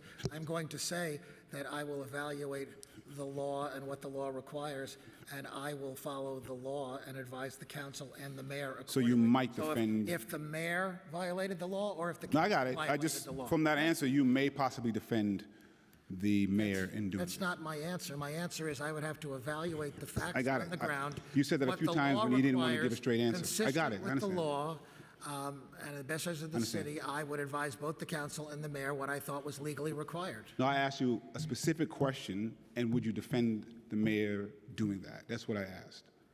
But it depends on the context in which the mayor is doing it. And What the law context would you like? requires. Let me provide some more context for you. I'm sorry? What more context would you like for the example so that you can answer the question? Again, you're saying that the mayor would be violating the law by doing something. I'm not sure what it is exactly. Let's If just the say mayor- he did. If the, you know, public advocate, if the mayor violated the law, I'm going to tell the mayor is violating the law. But Would you defend him in court if myself or the council sued to try to get the law implemented? if the mayor, again, you're asking a hypothetical, if the mayor were to do something illegal, and the council had a contrary position and the council position was legal, unlike probably any experience you've ever had before, I would tell the mayor he was wrong Okay, and right defend the now, council. there's at least 3 pieces of legislation that the mayor is not following that's actually law, that the council has passed. Has to do with housing vouchers, has to do with solitary confinement. Yes. Has to do with How Many Stops Act. That is not hypothetical, that is happening right now. And Would you defend the mayor in court to support the position he has? First of all, in each case, it would be irresponsible for me to opine on a pending case without studying the case and giving my views. But after I have studied the case and heard from both sides, but I have said, and I've said it unequivocally here, that if the council passes a law or overrides a mayoral veto, that's the law of the city, and that if the mayor thinks that's illegal, it's the obligation of the mayor to go to court, not wait to be sued Would you by be the council. attorney Not wait that helps to be him go to sued by the court? council. Would you be the attorney that helps him go to court? It would rest entirely on whether I believe the mayor's legal position was correct or not. But I would not recommend what I understand has happened in some of the cases you've talked about. The administration simply not, waiting to be sued by the council. Yeah, I know. I'm just saying, I'm not talking about what you would recommend. I'm talking about what you would do as corp counsel. Right, I just told you what I would do. No, you didn't. So would you be the attorney that goes into court on behalf of the mayor to not implement these laws? Only if I thought the mayor's legal position was the correct one. If not, I would be representing the council. But I would be telling the mayor he needs to go to court, not wait to be sued by the council.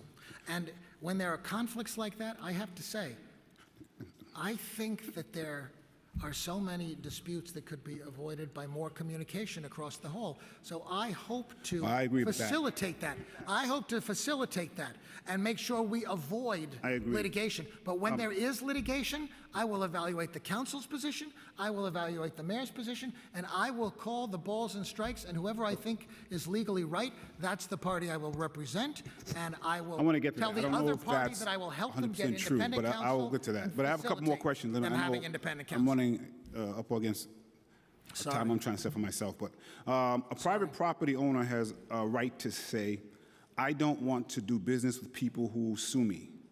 Those are the words those are your words when it came to defending the interests of Madison Square Garden owner James Dolan to use facial recognition technology to keep out 60 lawyers from his property.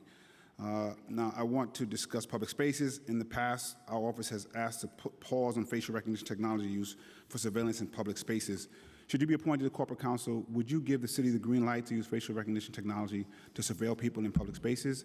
And if so, would that information be shared with corporations? I just want to make sure that I got that quote right. I don't want to do business with people who sue me. What I literally said is true. When you are a private property owner and Madison Square Garden is a private venue, you have a right to determine not to do business with people who sue you. That's the law, and that's been the law in New York for over 100 years, and that's why I've won every court decision. But the fact of the matter is that you talk about facial recognition technology. There was a lawsuit about facial recognition technology at Madison Square Garden, and a federal court dismissed it at the outset. I was not Madison Square Garden's counsel, but it was dismissed because that technology is merely ancillary to a policy that is a legal policy. So you ask me the question, I give you the answer.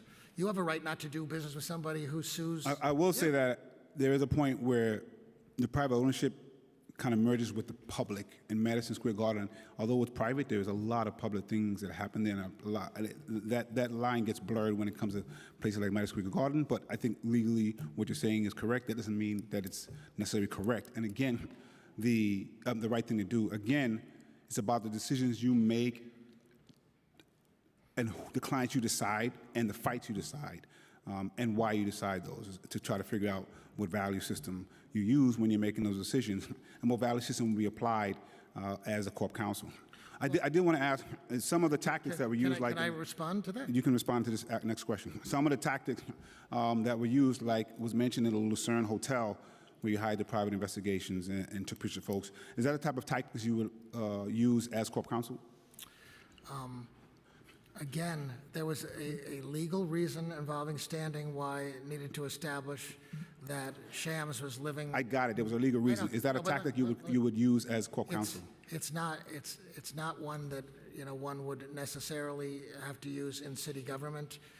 But at the time, there was no confirmation he had moved.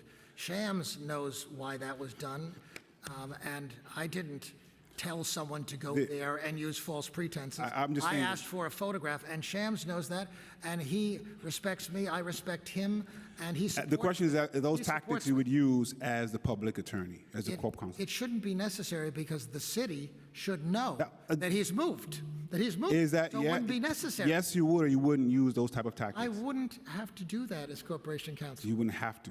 I'm not sure if that's yes, you would, or you would not. No. But, okay.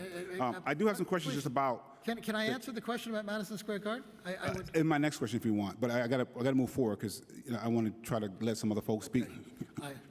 I wouldn't do that if I were corporation counsel because the city would already know he'd moved. But go ahead. The definition of the city, because we hear it is the mayor, the council, the public advocate, the comptroller, and the people. So is that your understanding of the city? And what the city defined, what the definition of the city is, when it says the corp counsel has to defend the city? What's your definition of that? So I just want to understand first. Corp counsel's office represents the entire city. That's the administration, that's the city council, that's the independent offices, including yours, and that's also the many entities and authorities and corporations that make up the full breadth of the city, the many subdivisions that represent the city. So it's broader than just the four of you, meaning the administration, the council, the public advocate, and the controller. Do you support the right of the New York City Public Advocate to receive timely information, regardless of the method of how it is requested, to fulfill New York City's charter mandated oversight and serve as an appropriate check on administration? I do, and Betsy Gottbaum, who's here today, will tell you that I've represented her in advising her on such issues when she was public advocate. So would you engage litigation to prevent the charter mandated work of the public advocate? Of course, if the public advocate had a claim to bring against the city, and I believed the public advocate was legally right, evaluating consistent with the law and the interests of the city, I would represent the public advocate. So there are times when I, as a council member or as a public advocate, has tried to sue the city, and we were thrown off cases because the definition of the city in a legal dispute between that office and the administration was found that I couldn't as a council, or I couldn't as a public advocate because I am the city. So I think that's more practice than what's actually in the charter. How would you navigate that if I am trying to sue the mayor or the council is trying to sue the mayor? Would you assist in that happening? And how would you get around that excuse that's always used when we try to do that? I would make sure there was a team from the law department to evaluate your claim and your rights. I would try and facilitate dialogue with the administration to address the problem before it needed to go to court, which is what I will intend to do on all issues. And if it nevertheless was a breakdown, the Corp Counsel's office would have to make a determination which side to represent, and if the decision were made to represent one side or the other, I would facilitate getting independent counsel for the other side and facilitate the transfer of information and files to that party so that they would be fully represented in any event. Who would pay for that? Well, in retaining outside counsel, which happens in a lot of cases, including some of the ones that the city council is involved in right now, that is something that the city permits to be paid for by the city.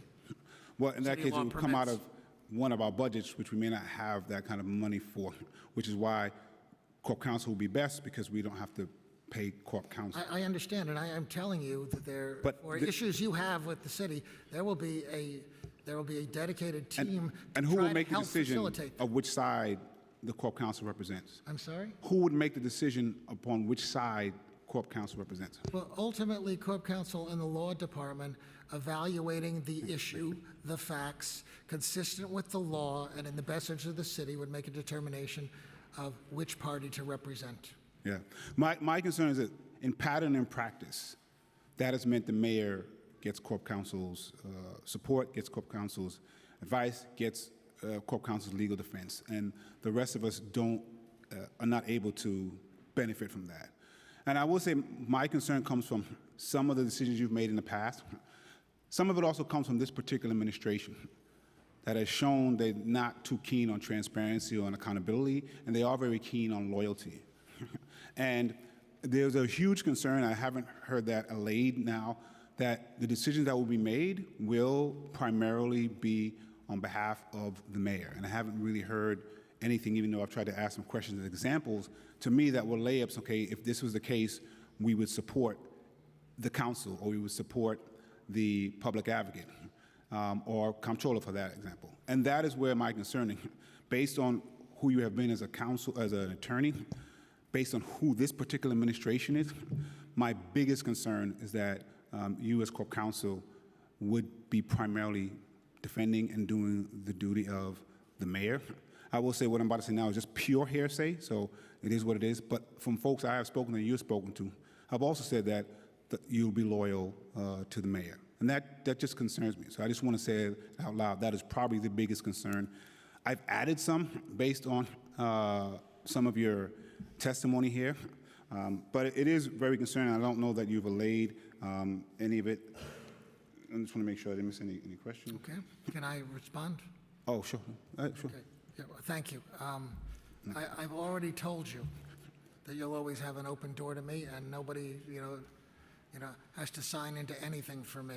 I've already told you that when it comes to issues between the mayor and the council that devolve into litigation, that my position is best practice, absolutely.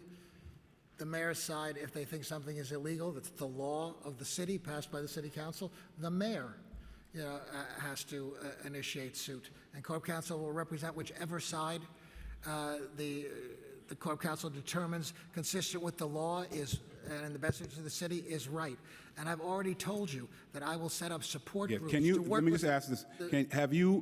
Can you think of any time where Corp Counsel has defended anyone except the mayor when it came to any other branch of government? Well, isn't that interesting?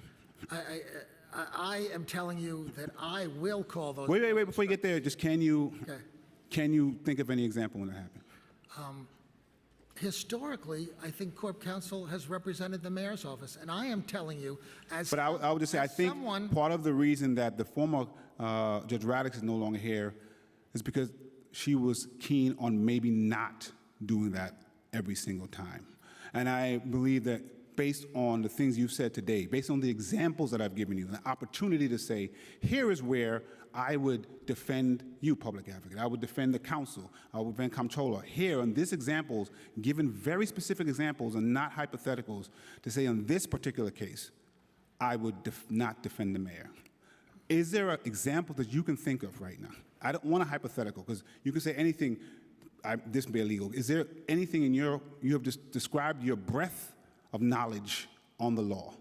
Can you think of any specific example where the mayor is not the person that you would defend? I can think you're asking me a hypothetical, but the No, not hypothetical. There is a litany of things that are going on right now and that have gone on. All In right. your breadth of knowledge of working with Giuliani to now. I can't prejudge existing cases. I've already told you I'm not going to follow a rule about you having to sign in for meetings. I've already told you that I will make it a priority Yeah. when I get into office Understand. to look at these cases where there's already in I'm court just being and clear. Give my The- best advice. The on whose side to decades be on. amount of work that you have said you have done, from Giuliani to now, the decades that you admittedly say, and I admittedly say you have a great experience, you can't think of one real-world example, whether it is something that's happening now or whether it's something that happened in the past, where you would say you as Corp Counsel would not have defended that mayor. That is a problem for someone who's saying you would do something different. You should have had examples of how you would do that difference so people would believe you. And the fact that you want to skirt around that means that you might be saying something that you think might help you get appointed as opposed to something that you would do. I don't think that's right or fair. I will be as frank as I can be. We didn't have situations in the Giuliani administration where the mayor didn't take the advice to back off. We didn't have litigation with the city council other than that one referendum question, which I think all would agree was an inappropriate question for a referendum. So that issue didn't arise in my time in City Hall. But I am telling you, I just want to close out by reiterating. I know, please. No, wait. I'm going to close out and then Chair can do what he would like to. I just want to reiterate that of the breadth of knowledge that you have on how government works, how the council, the public advocate, the comptroller, the borough presidents, how the mayor works, you do not have one example when the mayor was in court or the council, the public advocate, the comptroller, the borough presidents were litigating against the mayor or some issue that the mayor brought to court that you would say you would not defend that mayor, you would defend another branch. You have enough knowledge, in my opinion, to have come up with some examples of that. Because what you have said today in the answer to the question, I don't think leads, at least me, to think that that would change even though you said it. And what would have been helpful is some examples. So in the next 72 hours, if you have had any examples that you can think of, I would actually love to hear them. Thank you. Mr. Master, I'll let you, before we go to break, I'll let you answer that last point in question, give you an opportunity to respond, and then we'll go to break. I am aware that you are in court on a number of issues where there's been a breakdown or that you have conflicts with the administration right now on a number of issues. I have said it wouldn't be responsible for me to opine on those until I've studied them and heard from both sides. But I have told you I will make it highest priority to do that, and I will call the balls and strikes. And if I agree the council is right, I will be representing the council based on my assessment of what's consistent with the law and in the best interests of the city. And I have told you that I do not believe that it is appropriate, and best practice should be that if the mayor disagrees with the law of the city council and feels it's illegal, the mayor should be going to court to sue. I haven't been in city government for 25 years, so thank you for your confidence in me, but I haven't been studying those issues. No responsible lawyer could sit here and answer your question. I'm a responsible lawyer. That's just not true. Please, You have please, enough Mr. experience. I'm Williams. sorry, Mr. Please. He has enough experience Please, in the Mr. breadth of Williams. knowledge. Please, Mr. Williams. And I know you think you're the smartest person in the room. Please. I am sure of that. Please, please, Mr. Williams. I'm going to give Mr. Mastro an opportunity to finish his thought, and then we're going to take a very short break. Thank you.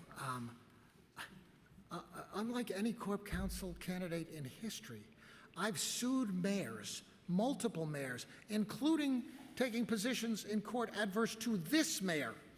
I have sued governors. I have sued presidents. There is no doubt I will speak truth to power, unlike any Corp Council in history. I don't mean to say these things lacking a humility, Councilman Brewer. I'm saying them out of passion and a track record that you can depend on. I have stood up to mayors, governors, and presidents, and I will just say this. I don't think anyone expected we were going to go this long. Now, many of the dozens of witnesses who are here are having to leave. I don't know how we address that situation. Folks, we're about to take a break. I hope some folks, I understand there's some food and drink on the other side. I'm just saying that please hang in there. This council needs to hear from you and how much I appreciate you all We're being here until this is over. I understand, and I want to answer all of your questions, but I also want you to hear from these dozens of witnesses who've We come have some more council members who have not had an opportunity to ask questions yet, and we want to hear from them, and we also want to hear from the public. We'll take a very short break to give everybody to use the bathroom and get a quick drink, and we'll be back. Oh, yes. It is 3:43 right now. We'll come back at 3:55.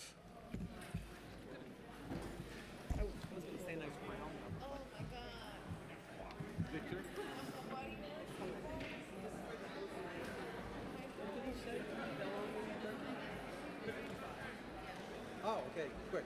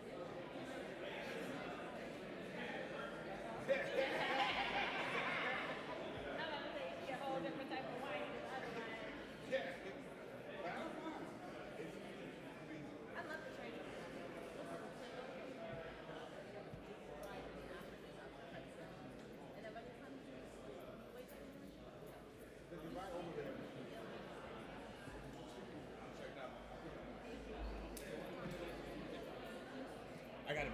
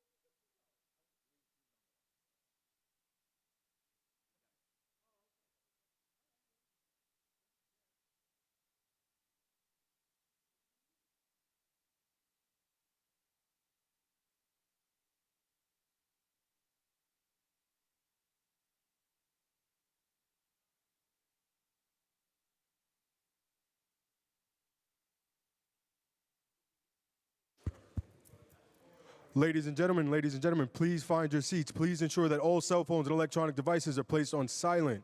We shall resume momentarily. Once again, please make sure all cell phones and electronic devices are placed to silent. We shall resume momentarily. Thank you for your cooperation.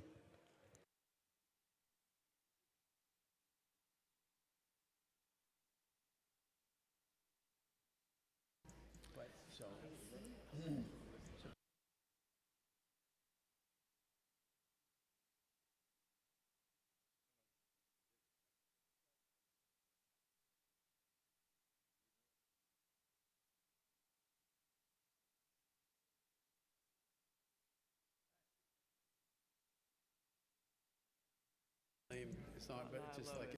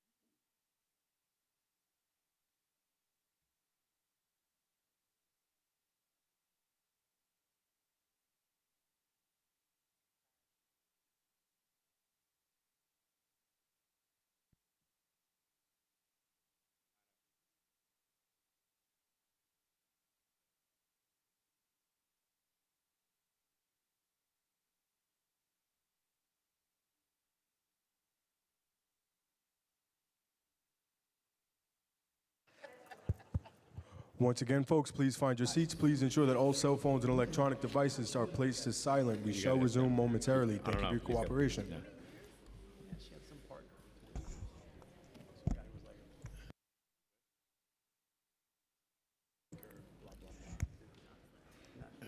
Okay, we are going to have council members, I think, filtering back in, but in the name of time and in respect for the public, I want to continue to move our hearing along. We wanted to jump back into council member questions.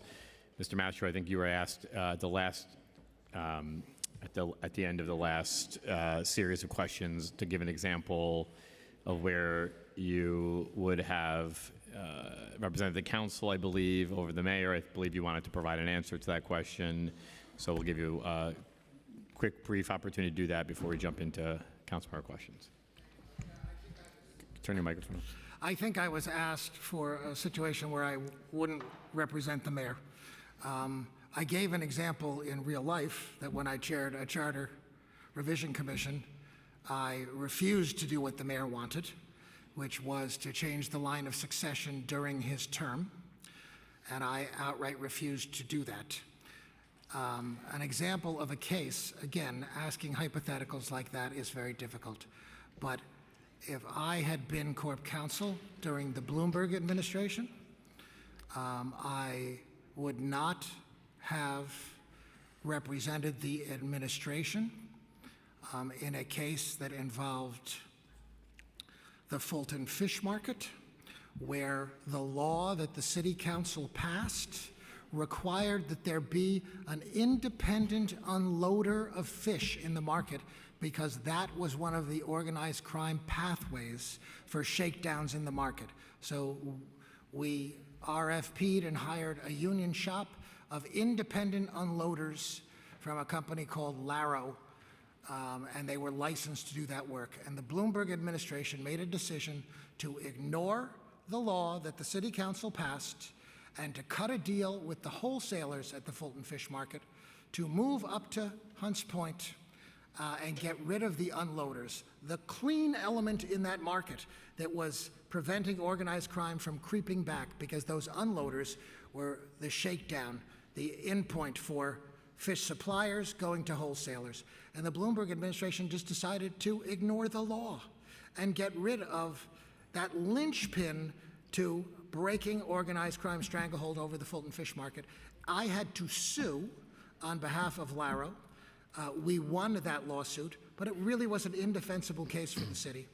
And I would have told the mayor, Corp Council cannot represent you just because you want to do an economic development deal. That's a concrete example, but I know you have a number of issues like that right now, and I pledge to you I will study each of them and make it a priority to determine whether I think where Corp Council's office is right now is where I would be, and I will give it straight. Appreciate that. Thank you for that example. We're now going to hop back into councilmember questions. We're going to hear from Councilmember Krishnan, followed by Councilmember Gennaro, and then we have a list of other council members here as well. Thank you, Speaker Adams. Thank you, Chair Powers, and thank you, Mr. Mastro, for your testimony. Thank you. I want to recap where we are coming back from the break. You are a leading litigator. Your list of credentials is lengthy, but this position requires more. And I want to go through the principles, the basic principles that come with becoming the city's top lawyer. My first question is, Mr. Mastro, the mayor and city agencies are accountable to the public for their performance, correct? Correct. The public has a right to know how public money is spent, correct? Correct. City council hearings, the mayor's management report, and other such public reviews are all important tools for accountability and transparency. Is that right? Correct. You served as deputy mayor under Mayor Giuliani in 1997, correct? I did. And in that year, the state controller conducted an audit of city agencies, requesting information on city finances, agency budgets, program spending, and performance metrics. Is that correct? There was a dispute with the state controller's office over certain subpoenas that had been issued and whether the scope of those subpoenas was excessive. So your question, the answer to your question is there was a dispute. As to whether the state controller was entitled to all of that information is a separate question that was very much in dispute. In your role as deputy mayor to Rudy Giuliani, did you submit all of the requested documents and information for the state's audit? There were issues between the state controller's office and the mayor's office about whether those subpoenas, the scope of them, was sufficient. That's something that happens in government. Yeah, So it's Mr. Mastro, just a yes or no. Did you submit all the documents requested? we submitted many, not all. Thank you. In your role as deputy mayor to Rudy Giuliani, did you direct city employees to block state inspectors' access to city offices? There were certain contested audits where some audits were conducted and some were not. These are sensitive issues of who has primacy and legal authority to do certain things. So these are not yes or no answers. I'm going to read, that wasn't an answer to my question, but I'm going to read from the New York Times, March 29th, 1997. The headline was, Mayor Orders State Auditors to be Evicted. You are quoted extensively in the article, and the article says, quote, senior administration officials instructed state auditors at the Health Department and the Human Resources Administration to leave. In your role as deputy mayor to Rudy Giuliani, did you receive 17 separate subpoenas from the state that you did not comply with? I don't recall the number, but there were issues about whether the state controller was exceeding the scope of his authority. We worked through those issues, and they ultimately were resolved. They were resolved ultimately consensually, Councilman. So Whether or not, Mr. Mastro, I want to be clear. That's not uncommon. Sorry, Mr. Mastro. I don't want to interrupt. I want to give you a chance to ask your questions, course, but this is a factual question, right? Either you received the subpoenas or you didn't. And the public record is clear that you did receive them. Now, whether you thought they were legitimate or not is a different question. But I just want to let the record reflect that you did, in fact, receive 17 separate subpoenas, and you chose not to comply with them for your own reasons. Ultimately, however, we I'm could sorry, te- we could test it- Mr. Mastro, ultimately, New York's highest court ruled that your failure to comply or to contest the state controller's audit was unlawful. Do you still believe that it is legal for the mayor's office to withhold information from the state controller when the state controller is requesting that information pursuant to the law? I would follow the law. The authority of the state controller was to do certain types of audits. We complied with others. You're cherry picking your facts, Councilman. The fact is that we thought that some of them exceeded the scope of the state controller's audit authority, and now that issue has since been defined by the New York Court of Appeals. So of course we would follow the law. But issues like this arise all the time between parallel or subordinate forms of government, and sometimes the courts resolve them. I know what the law is that came out of that case. That's correct, I would Mr. Mastro. follow the law. Let me read to you what the law was as interpreted by the Court of Appeals in regards to this very issue. I said I would It said, follow the law. That's right. So the Okay. law said, we find the city's argument unpersuasive. The legislature has empowered the controller to conduct such audits of city agencies. It's great that after the fact, you have agreed to follow the law in the Court of Appeals. But it's also important, as the city's chief lawyer, to follow the law before it goes to court, as I'm sure you'd agree to. Do you still believe that the mayor's office can refuse to follow the law on sharing information with other government bodies if required to do so? I believe the law is clear now about the breadth of the state controller's audit authority over the city. At the time, the position taken by the Giuliani administration was based on advice and working with Corp Counsel's office. Now the law is defined. I understand the law, but that was a legal question that was resolved in that case. Right. Well, Mr. Mastro, let's be clear. The law was always the law. It was clear. Your administration and you personally also had a very different interpretation that was ultimately ruled incorrect. It was. Let me move on. It was not. The law is established now that whether the state controller had that sweeping scope of authority was not clearly defined at that time. Mr. Mastro, let's move on to the next topic. Councilmember Brewer touched on this, and I want to go a little bit deeper. In 1998, Mayor Giuliani proposed deep cuts. Sorry, let me back up for a second. You had testified earlier today that you believe you were critical in maintaining a collegial relationship between City Hall under the Giuliani administration and the City Council. Is that correct?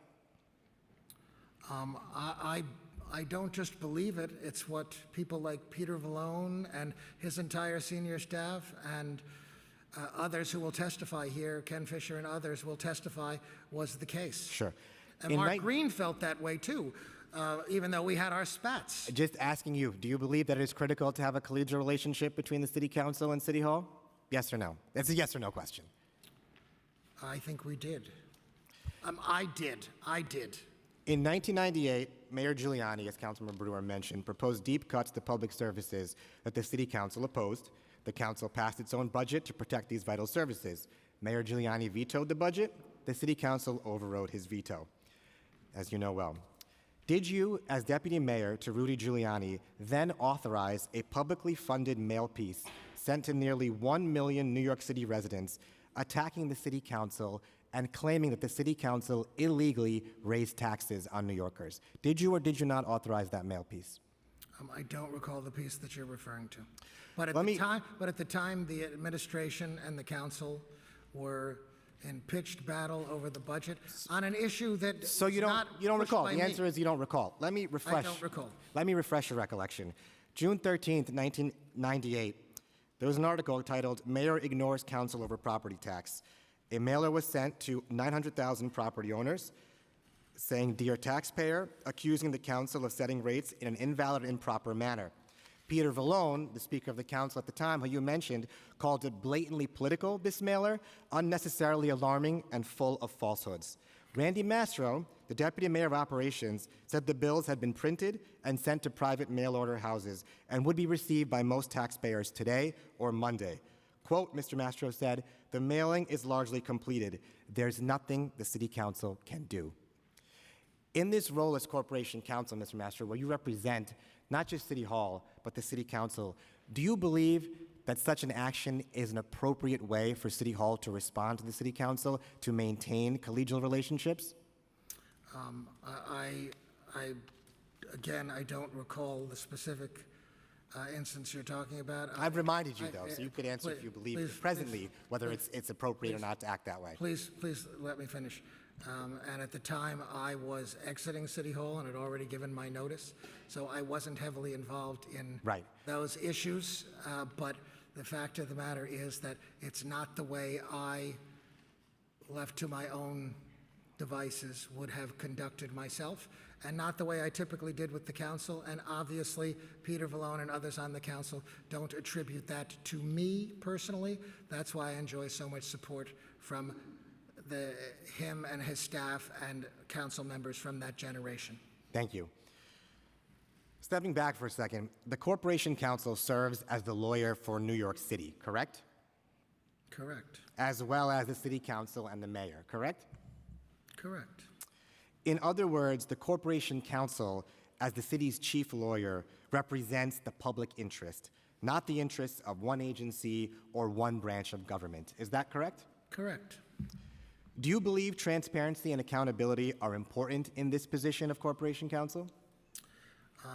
I believe that transparency and accountability are important, more sensitive with the law department because of privilege issues. So there can't be complete transparency because so much involves privileged communications. But as a general principle, I personally believe in transparency and accountability. I chair a good government group, Citizens Union, that advocates for those principles in government at all times. I know. That doesn't mean that the principal I served necessarily shared those same views. Sure. But I am telling you that I understand that that is part of government and part of Corp Counsel's office, consistent with obligations to protect confidentiality and privilege. And do you believe public officials should create and preserve a public record of their work? I believe that when you make a public record, you should preserve the public record. Thank you. Let's look carefully at that. You led an internal investigation on the Bridgegate matter, correct? I led a representation of the governor's office that included an internal investigation that produced a several hundred-page report, over 80 interview memos, and hundreds, if not thousands, of pages of documents collected. And we followed the same procedure that the I'm going to get to that, Mr. Mastro. I'm sorry, that the FBI followed? Mr. Mastro, and I haven't asked a single question about that yet. Okay, All I I've just asked wanna- you is a yes or no, and when there's a yes or no question, you can just give a yes or no answer. Did you lead an internal investigation? Were you hired by the office of Governor Christie to lead an internal investigation into the Bridgegate matter? Yes or no? I and my law firm were hired to do that, and I answered questions earlier. Correct. And we're going to go into a bit more detail about that, building on what Majority Leader Farias had said. In this matter, as you just said, you, quote, interviewed more than 70 witnesses and reviewed more than 250,000 documents, quote, through the course of your investigation, right? And I'm quoting from your own report. Yes. There was a separate prosecution of Governor Christie's staff over Bridgegate, as I'm sure you're well aware. The defendants in that case requested your notes from all of your interviews during the course of your investigation. In their criminal case, they filed a subpoena for those notes, correct? Correct. You opposed this subpoena, correct? And you opposed it on the grounds that, quote, no notes, transcripts, and recordings of the witness interviews existed, end quote, from your own report. We produced all of the memos of the more than 70, I think more than 80 interviews. We produced all of those and said there were no other documents to produce. Right. And I'd like to remind you, again, you interviewed more than 70 witnesses and reviewed more than 250,000 documents, and yet you represented to the court, and you can argue with your own report, but these are your own words, that, quote, no notes, transcripts, and recordings of the witness interviews existed. That's correct. You heard a bit more in the questioning earlier about how this was a substantial departure from the practices of Gibson Dunn, As someone who has worked at 2 large corporate law firms, as how lawyers practice law, both at law firms and generally. But I want to read to you, That's actually Mr. not Mastro, true. That's Mr. actually not Mastro, true. let me read to you the decision, because the judge had some strong words for your conduct. The court said, although Gibson Dunn acknowledged that it intentionally changed its approach in this investigation. Although your firm, Gibson Dunn, did not delete or shred documents, what you did in not preserving notes, quote, had the same effect, end quote. You were paid, again, although Gibson Dunn did not delete or shred documents, what you did had the same effect. It did not. Were you part of the FBI at that time, Mr. Mastro, in that investigation? No, but it's not. Yes or no? Were you part of the FBI? I was not part of the FBI. Were you a federal prosecutor on that case? I was a federal prosecutor, not on that case. Thank you. In fact, this was an internal investigation where you were producing a report and recommendations that included best practices. Is that correct? But you are asking me whether I worked for the FBI because you know the FBI only does one memo of an interview and doesn't keep any other That's notes. correct, as you testified So to that's before. okay for the FBI. And as I just recall you testifying, you are not part of the FBI. This wasn't a criminal investigation. You weren't a federal prosecutor. You were leading an internal investigation where you were creating a report and recommendation of best practices. And it's shocking that in a case where you were issuing a report of best practices, one of the most fundamental practices of lawyering, preserving records and notes, didn't apply in this case. You chose not to apply it. But I want to ask you this. There were no records to preserve. Mr. Mastro, we didn't keep notes. I'm sorry. After 70 witnesses and 250,000 documents, the fact that there were no records to produce like me to answer? just falls hollow. No, because I'm going to move on to the next question. I see, so you don't want me to answer. There wasn't a question in there. Okay. You were paid. There's no question, but please Mr. let me Mastro, answer. here's my question. You were paid $8 million in public money for this investigation, correct?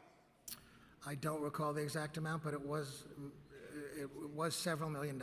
Let me tell you, in the court records and papers, it was listed as $8 million. You billed for $10 million, you collected $8 million from the taxpayers of New Jersey. Do you think the public got their money's worth?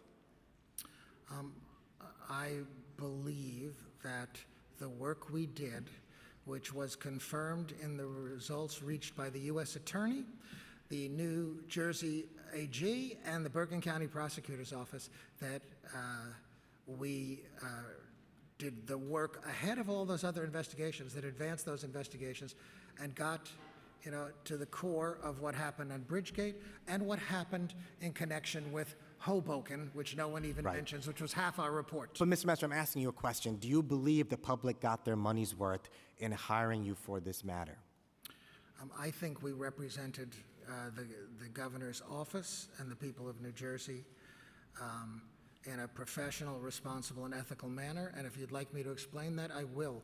Because I don't need an explanation. I just asked you if that's what you felt. And you sound like you felt like you did. The public did get their money's worth. Let me read to you what the federal judge said.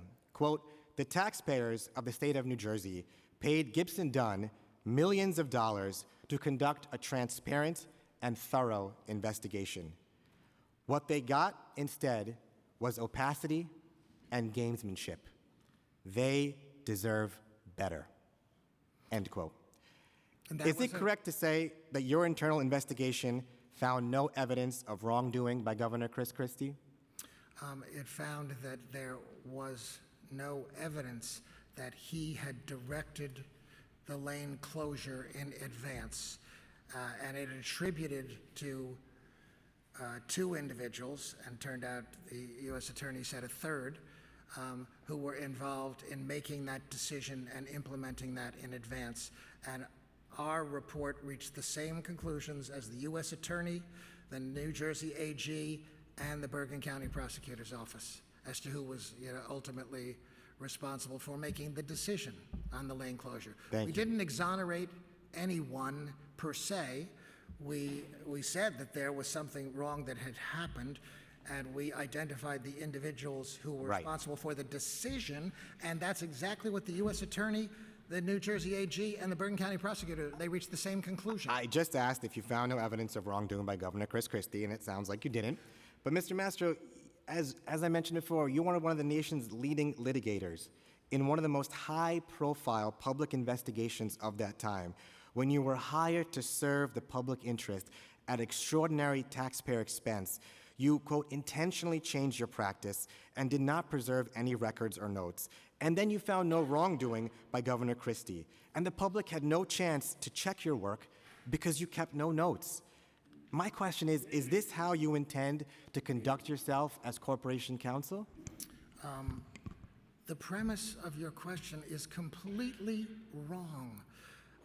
The practice at my law firm and among sophisticated law firms that do internal investigations now, in my own law firm, there had been an issue about notes where they had to be produced in a litigation. It was not actually best practice. Got it. And law firms today in sophisticated investigations, like the FBI in criminal investigations, they do not maintain notes. They make one memo of an interview, complete transparency on all our interviews and all of the documents that we reviewed, and all were produced. But sophisticated investigations today do not, have lots of note takers. Mr. Mastro, they have memos. Understood. And I'm not individual arguing. reports. I have to. That is actually what sophisticated investigations do today. Thank you. Mr. Mastro, I'm going to keep moving because I'm on a clock here. So I Please, just wanted go to add, as Corporation Counsel, you are once again hired by the public to once again represent the people of New York City, as well as the City Council and the Mayor. The public interest is paramount, and you must serve it with transparency, not personal interests, not political interests. So my question, rhetorically, is whose interest would you serve in this role? I don't need an answer to that question because I think your record speaks for itself. And I just conclude my questions by asking, as you testified earlier, you worked under Giuliani at the U.S. Attorney's Office, you were his chief of staff, you were his deputy mayor, your professional relationship goes back a very long time. You have called him a role model and an inspiration. You have spoken up for his presidential campaign. As I mentioned, you called him a role model and an inspiration, someone who has now been indicted, disbarred, and is bankrupt because of his efforts to overturn the 2020 election for Donald Trump and to incite a violent insurrection against our country. Have you spoken out and denounced Rudy Giuliani for his efforts to overturn the 2020 election and incite a violent insurrection against the United States? Yes. When? At Citizens Union, we've repeatedly taken positions about the actions that occurred around that election. I'm asking if you Excuse personally, me, not please, Citizens Union. Let me answer because you gave a stick speech, to the question. not a question. All right. My question's not Citizens Union. My question is you personally. I have submitted to this council the speech that I gave at Citizens Union's annual dinner, where I said that I hoped the lawyers for that campaign would come forward publicly and apologize for what they did. So please I don't need you to misunderstand in any way. I haven't spoken to Rudy Giuliani in years. And when I said he was a role model, it was because of the courage he showed standing up to the Reagan administration when I was a federal prosecutor, the courage he showed and backing me up when I put my life on the line against organized crime, and he supported those efforts. So there are things about Rudy Giuliani, the Rudy Giuliani of that period, that yes, I respect, but I have not had any contact with him in years. And finally, my last question is, do you believe it was the right decision for the state of New York to disbar Rudy Giuliani for his actions? I'm not here to pile on to someone. It's a heartbreaking situation for me. I believe in the law and the process and the bar took the action that it did. But you're going to be the city's chief lawyer with a staff of several hundred lawyers. If a lawyer perjured himself or herself in front of the courts or in front of state agencies or legislatures, do you believe that that lawyer should be disciplined and disbarred for their conduct? Would you speak out if such actions happened under your watch? Yes. Thank you. Thank you. We'll now go to Councilmember Gennaro. Thank you, Mr. Chair. Good afternoon, Mr. Mastro. Thank you for your opening statement and the testimony you provided so far. I have some concerns about your nomination with regard to your record on the environment, so I'll probe that now. Let's start with your work for Chevron regarding the Lago Agrio oil field in Ecuador in the Amazon rainforest. I apologize that this question has a long ramp up. It's quite a celebrated case, and I have to, bring some people up to speed. The problems that I will lay out regarding Lago Agrio were conducted by Texaco, but Texaco was acquired by Chevron in 2001. From 1964 to 1990, Texaco deliberately and systematically dumped more than 16 billion with a B gallons of hazardous waste in the form of produced water in approximately 900 open waste pits dug into the floor of the Amazon forest. As many people know, produced water is something that's part of the drilling process. You drill, you get oil. You also get like a briny water from the earth that is laced with toxic chemicals and heavy metals. Produced water is as I said, a hazardous waste. It also dumped, Texaco did 17 million gallons of crude oil for road clearing activities in the rainforest. All of this Texaco admitted, but maintained that it had done so legally and according to industry standards. Texaco left behind a 1,500 square mile patch of environmental disaster causing an epidemic of cancer and other oil-related health problems for about 30,000 residents from indigenous cultures whose health, natural resources, and way of life has been decimated. This is considered one of the world's largest oil-related catastrophes and has been dubbed the Amazon Chernobyl. This is a well-known example of oil drilling malfeasance. I am a geologist myself with a subspecialty in petroleum geology, and people in this field know this case very well. Litigation for this catastrophe started in the U.S. in 1993. After years of effort to have the case relocated, litigation commenced in Ecuador in 2003.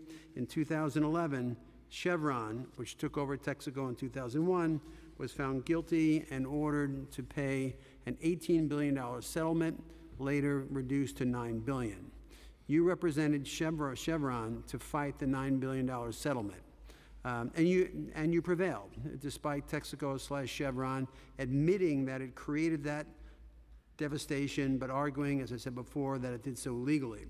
In representing Chevron, you began a series of so-called SLAPP lawsuits on Chevron's victims, on their lawyer, and on the Ecuadorian judicial system. SLAPP lawsuits, as many people know in this room, are strategic lawsuits against public participation, and their purpose is not necessarily to win, but to intimidate, harass, demonize, and bankrupt the weaker opponent, and prevent victims from speaking out against unethical and criminal activities. Many jurisdictions now ban SLAPP lawsuits. Anyway, Chevron needed a win-at-all-cost lawyer, and they hired you. And you are proud of your success in that case, listing it first in your resume among your most significant legal accomplishments. I have your resume here that was provided to us. The first sentence in the part of the resume that talks about your best legal achievements. The first one, among many high-profile matters, Randy won a 2-month RICO trial barring the enforcement of a $9 billion fraudulent Ecuadorian judgment against Chevron. And let me continue with my long lead into my question. Once again, my apologies. So you did your job. You won on behalf of Chevron, which in 2003 yielded more than $200 billion in revenues worldwide. But the 30,000 indigenous people lost everything: their health, their water, their homes. There was a documentary film that was made titled Crude, as in crude oil, and was filmed at the Sundance Film Festival and received acclaim. So on one side there is Chevron, which has still not made the indigenous people whole, and why you highlight your victory in this case as your, I'm led to believe, your #1 legal achievement, according to your resume. New York City has many environmental justice challenges, and you have mentioned environmental justice 10 times in your responses so far in today's hearing by my count, and you mentioned environmental justice in your written statement. So finally we get to the question. How can the environmental justice community and this council trust you to champion EJ issues and defend EJ legislation when you tout as your #1 legal victory your triumph for Chevron in this case, which Chevron, in which Chevron perpetrated one of the worst episodes of environmental injustice on the planet, which is still going on today. Chevron perpetrated this environmental injustice, admitted it, and you got them a walk, and the indigenous people are still suffering from Chevron's environmental destruction. This council cannot get the city's activist EJ community to abide that. That is, I believe, a deal breaker, and legal nuances of this case and your obligation towards your client, Chevron, are not going to create, that kind of description. It's not going to create any kind of baseline of trust of you on the part of the environmental justice community. I believe that is just a stone fact, and I invite your perspective on this matter. Thank you for raising this, Councilman. I also try to speak up. I don't hear so well, and so Your recitation, respectfully, reads more like a press release from Steve Donziger, the New York lawyer who perpetrated a fraud on our judicial system, went to prison, and got disbarred for what he did in connection with the Ecuadorian litigation. I was confident you were going to. I was confident you were going to bring up his name, but please continue. Please. I did not represent Chevron in Ecuador and the litigation that occurred there. I represented Chevron not in slap suits. I won every aspect of the litigation that I brought to expose a litigation fraud, one that the Wall Street Journal called the litigation fraud of the century. And what we did there was to preserve and protect the integrity of the justice system and the judicial system. And when I go to that courthouse in the Southern District of New York, right across the street, judges still come up to me and say, thank you for what you did to protect the integrity of the justice system and the judicial system. And it was protecting that system from a New York lawyer who committed bribery, extortion, fraud, and was ultimately convicted of a crime and lost his bar license. And there is nothing about that that is a slap suit. There is nothing about that that is anti-environment. What it is about is protecting the integrity of the judicial system and the justice system. It's in the highest traditions of our justice system to expose litigation frauds, to see that justice is done, to see that the right result is reached. Thank you, Mr. Mastro. Your answer is satisfactory. Let me just kind of revisit this. And I'm switching from my distance glasses to my reading glasses. But what is really central, I think, is the need for entities like Chevron, once they admit malfeasance, to be held accountable for that. Chevron did not admit that, Councilman. I mean, according to legal research done by the council, that was, this is the information that I have. But at the end of the day, let me just state that there's no way to deny that you were a big part of Chevron not having to pay this $9 billion settlement, which the legal process has deemed a fraud, and Stephen had his issues, and I get that, but here we are, all these years later, and the people that live in that area are still suffering, and Chevron has not made it, has not made those people whole or done what they needed to do, and you were on the team, which involved many lawyers. My understanding that many firms were involved, but you were, part of the overall effort to get Chevron off the hook.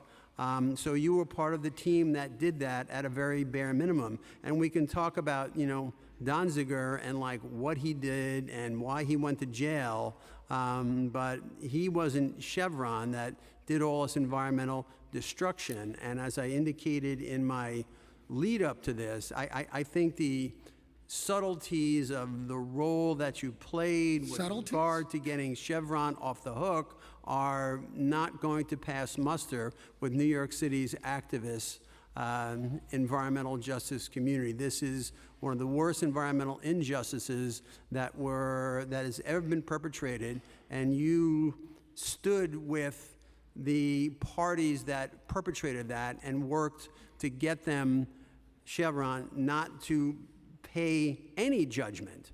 Councilman, I stood for the rule of law and our justice system. Chevron never admitted to any environmental disaster caused by Chevron, because as you said at the beginning of your recitation, it never even drilled in Ecuador itself. And every court, please, Councilman, every court up to the Supreme Court ruled the same thing. Steve Donziger committed litigation fraud, bribery, extortion, and Steve Donziger is the reason why that judgment didn't stand. And I assume you respect the rule of law as much as I do. I certainly respect the rule of law, and I'm going to jump in. I certainly respect the rule of law. What I don't respect are companies like Chevron who put aside the fundamental tenets of the free market, which means you have to pay for the cost of production to bring your product to the marketplace. And whether it was Texaco or Chevron is a distinction without a difference, because Chevron was the entity that hired you, even though Texaco did it. And no amount of colloquy between you and I can change the fact that that area is still the Chernobyl of the rainforest. That was Steve Donziger's characterization, not anybody else's. Please understand. That is still, it's Chevron, Texaco, call it what you want. They made this happen. They put together a dream team of environmental experts in order to not have to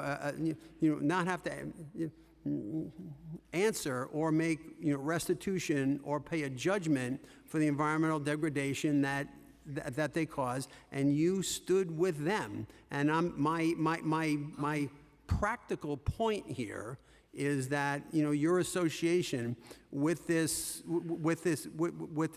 case is going to be very difficult for New York City's environmental justice community to abide. And I think, as I said before, that is just a stone fact. Okay, the stone fact is that I stood up for the integrity of the justice system.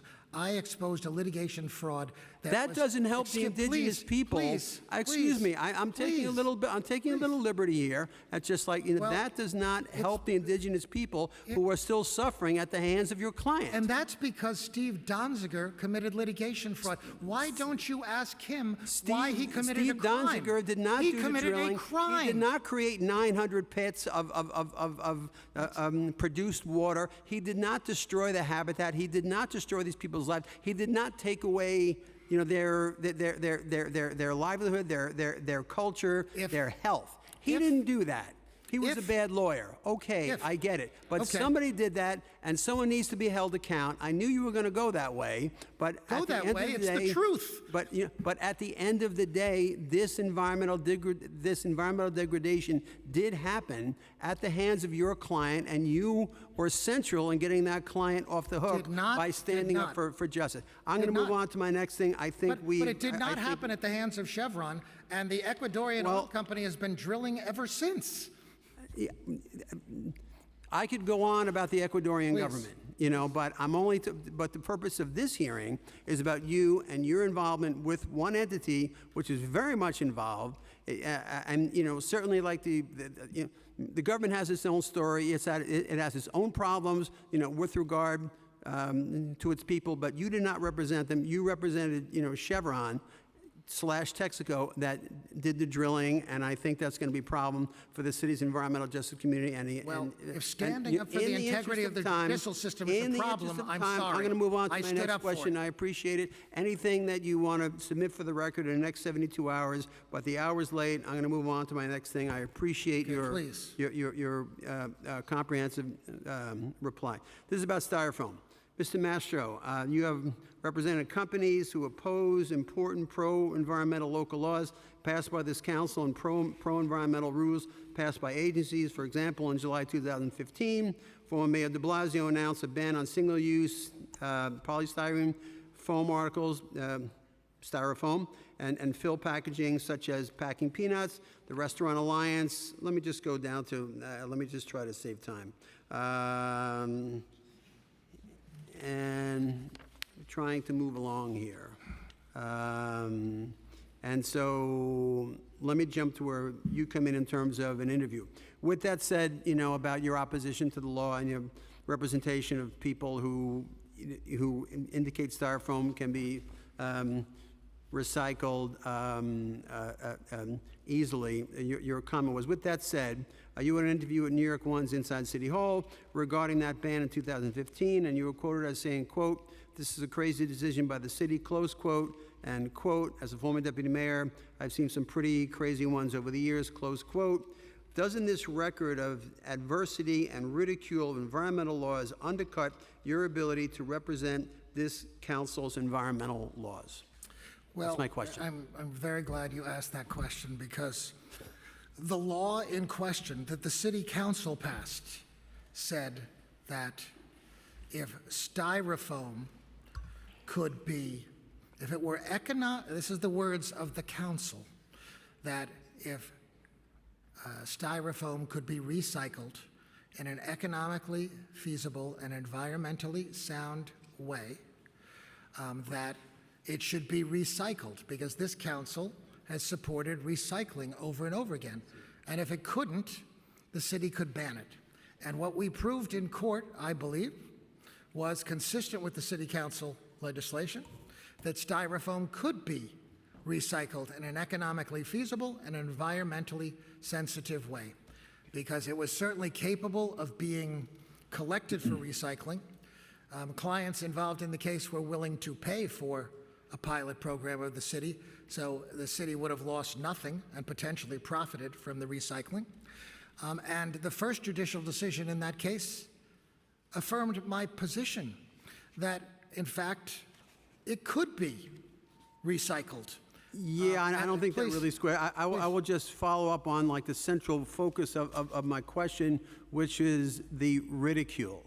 And I think the ridicule is of city laws and policies are a bad look for someone who needs to defend and advocate for city laws. With that, I'm getting the hook. I'm going to get one last question regarding Local Law 97. That's already been covered to some extent by Chair Powers and Councilman Ressler, and Councilman Ressler. So I'll forego the ramp up to the question. They kind of talked about that. Let me get to what I want to ask you about. You and your clients, those that are working with you on Local Law 97, you and your clients have refused to tell the press who is actually paying your bills for the lawsuit. In May, AM New York asked you and your clients, who is financing this effort to undermine Local Law 97. Let's not say undermine, let's say challenge, okay? To challenge Local Law 97. And you and your clients, refuse to say, and who finances a lawsuit is not information that is protected by attorney-client privilege. At the time you refused to comment, you had not been formally nominated by the mayor for this position. You are now before the council seeking to be the top lawyer in the city government, and I think it is incumbent on you to be transparent about issues like this one. So can you be candid with the council and the public now? Who is financing your challenge to Local Law 97? Well, it's not actually the case, Councilman, that No one's paying the bills? information relating to the financing of litigation when the individuals have an attorney-client relationship with you and request that. That's not necessarily the way you have characterized privilege. But the fact of the matter is that that party has not wanted to be disclosed publicly, but I will ask that party or parties if they consent to me disclosing that. But I, as a matter of client confidence and privilege, have not disclosed those issues, other than the parties I am representing. How about this? How about I just take a sidebar with counsel to see if the counsel to this committee whether the counsel to this committee believes that what Mr. Mastro just stated about, because he's still claiming, client confidentiality. I want to hear from our counsel whether or not that squares with his interpretation and or her interpretation. And if that's the case, I'm going to ask the question again. Is there anyone here any counsel sitting on the dais? I'm not, and I'm not authorized to go into that, but I will ask that party or parties, and if I can disclose it to the council, I will. I would have thought you would have asked me about the case, why we brought the case. Yeah, I know. What I hope to do to help the council I'm trying to move forward pass because that's already climate been change the legislation subject. that will What's that? What's that? Okay, counsel to the committee has just indicated to me that what I'm asking you is not shielded by attorney-client privilege. So I will ask you again, after being advised by counsel, who is paying the bill on the Local 97 litigation? Right, and I will repeat that I honor client confidences, and I will speak to the client or clients about whether they waive. When you say confidences, do you mean that they won't Councilman- like it, or this is like, oh, you'd be breaking the law by telling me? Councilman, I will inquire of that party No, or parties. we're going round and round here. We're not So- going round and round, and I'm supposed to put So- in written so- submissions later, Mr. So Chair. you are I'll be saying, happy to so address that you in a are written telling submission me, later. I am you are telling telling you me that that you're not you, asking me about Local you Law are telling me 97. that you cannot tell me who's paying the bill for that lawsuit, because that would violate attorney-client privilege. Yes or no? I am telling you that. Yes or no? Councilor Mastro, why don't I recommend, Councilor Right. Gennaro, I don't if need you to will. be yelled at, Why don't- Councilman. why I'm don't not being. I'm being respectful of you. Please don't yell Councilor at me. Mastro, Okay, sorry, thanks. Councilmember and Mr. Mastro, in respect of time and also in respect of trying to keep this civil, we have asked, we offered 72 hours to amend your testimony, Correct. amend your statement. Take that time. And I will let you Please know. let us know if you're able to provide that information, if that Thank you. is a reasonable compromise. Thank you. Thank you for your. Thank you, and I'm sorry you raised your voice, but I'm just trying to be respectful of the council. And Well, I just want to make sure inquire you of can the hear council. me. I want to will make sure you can inquire- hear me. I We're will going to keep moving. I We're will going to keep inquire. moving along I will because we inquire. are at 5 o'clock right now, and we have a lot of folks in the public who want to be heard and have a right to be heard. We're going to go to Councilmember Sanchez next. Thank you, Chair, and good afternoon, Mr. Mastro. I'm going to start with some questions regarding your role in several charter revision commissions, and then end where our private conversation took place in the field of housing. So to start, after your departure from the Giuliani administration, Mayor Giuliani tapped you to serve as the chair of 2 charter revision commissions, in '99 and then in 2001. Yes. Today, I want to focus particularly on the 1999 Revision Commission Yes. in which Mayor Giuliani was concerned that in the event he won his campaign against Hillary Clinton for Senate, Public Advocate Mark Green would succeed him as mayor. It was well known that then Public Advocate Green was responsible for oversight of the mayor and had been critical. The chair of the most notable 1989 Charter Revision Commission and a former corporation counsel himself, Fritz Shorts, called the 1999 CRC overly politicized, profoundly undemocratic, while urging it to be disbanded because its composition was entirely political. You dismissed his criticisms at the time of a rushed process that seemed to mirror those of the current mayor's recent Charter Revision Commission, and that effort mirrored the same type of power grab and political retribution in trying to remove the public advocate from the mayoral line of succession. Question here is, do you think that attempting to amass executive power and take political retribution are appropriate ways to utilize a Charter Revision Commission, and do you stand by the actions that you held in that time? I'll start with the second half of your question, which is that, in fact, that Charter Commission didn't do what the mayor wanted done. I stood up to the mayor. It should give you confidence as a council that I will stand up to authority when I disagree, because the mayor announced that he appointed that commission to try to change the line of mayoral succession during his term to deny Mark Green the opportunity to succeed him, and I refused to do that. I did not put that on the ballot, but I learned lessons from that Charter Revision Commission, and we built on that work when we reconvened in 2001. Anthony Crowell, the Dean of New York Law School, worked with me on both those commissions.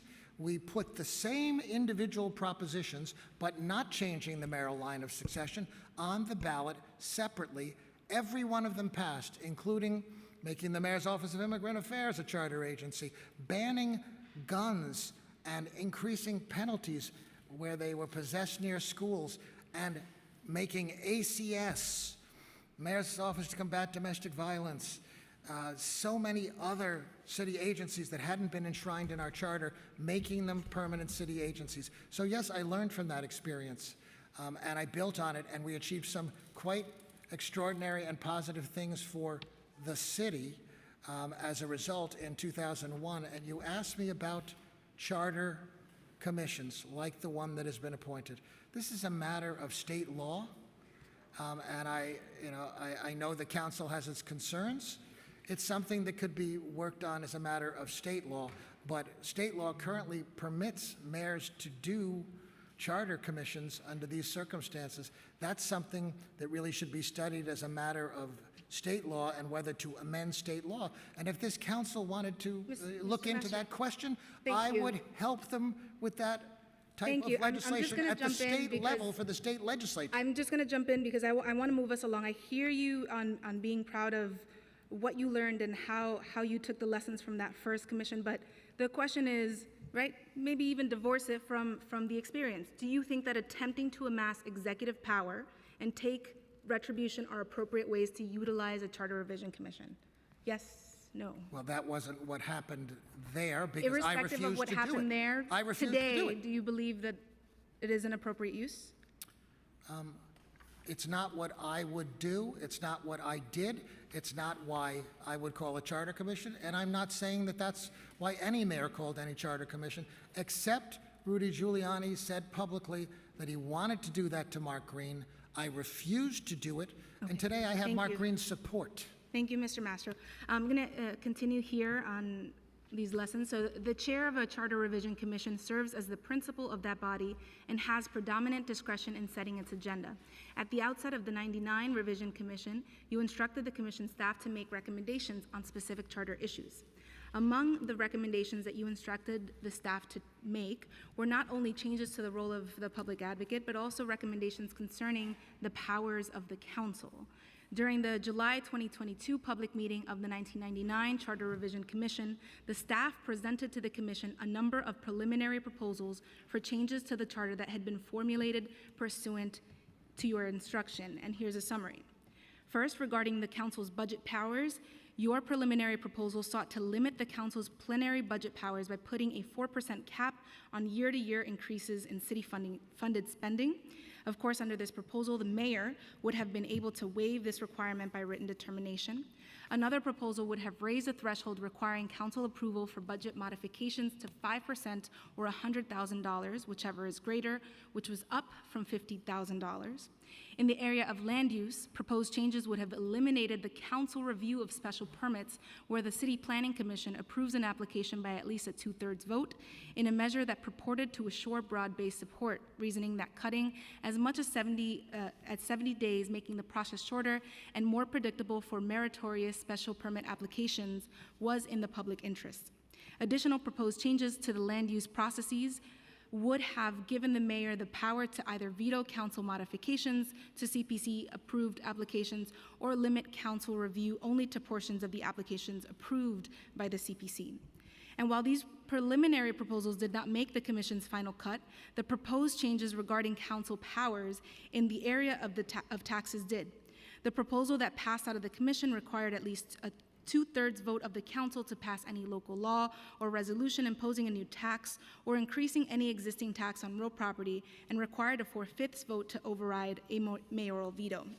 Thankfully, when this recommendation was put to the voters of New York City by referendum in 1999, it was defeated. Questions.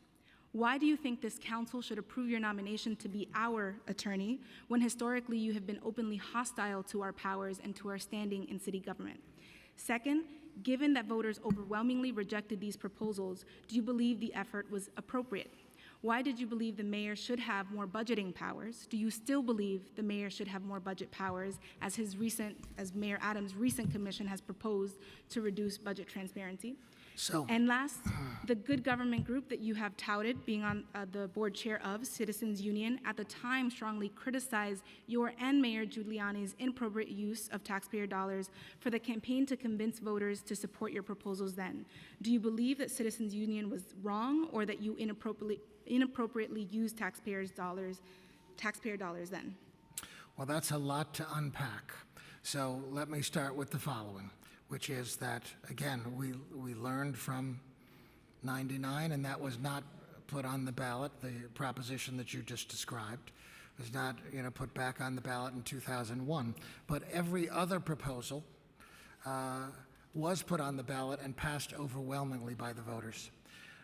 It's also the case that the proposals you're describing were not an attack on the council or the council's powers.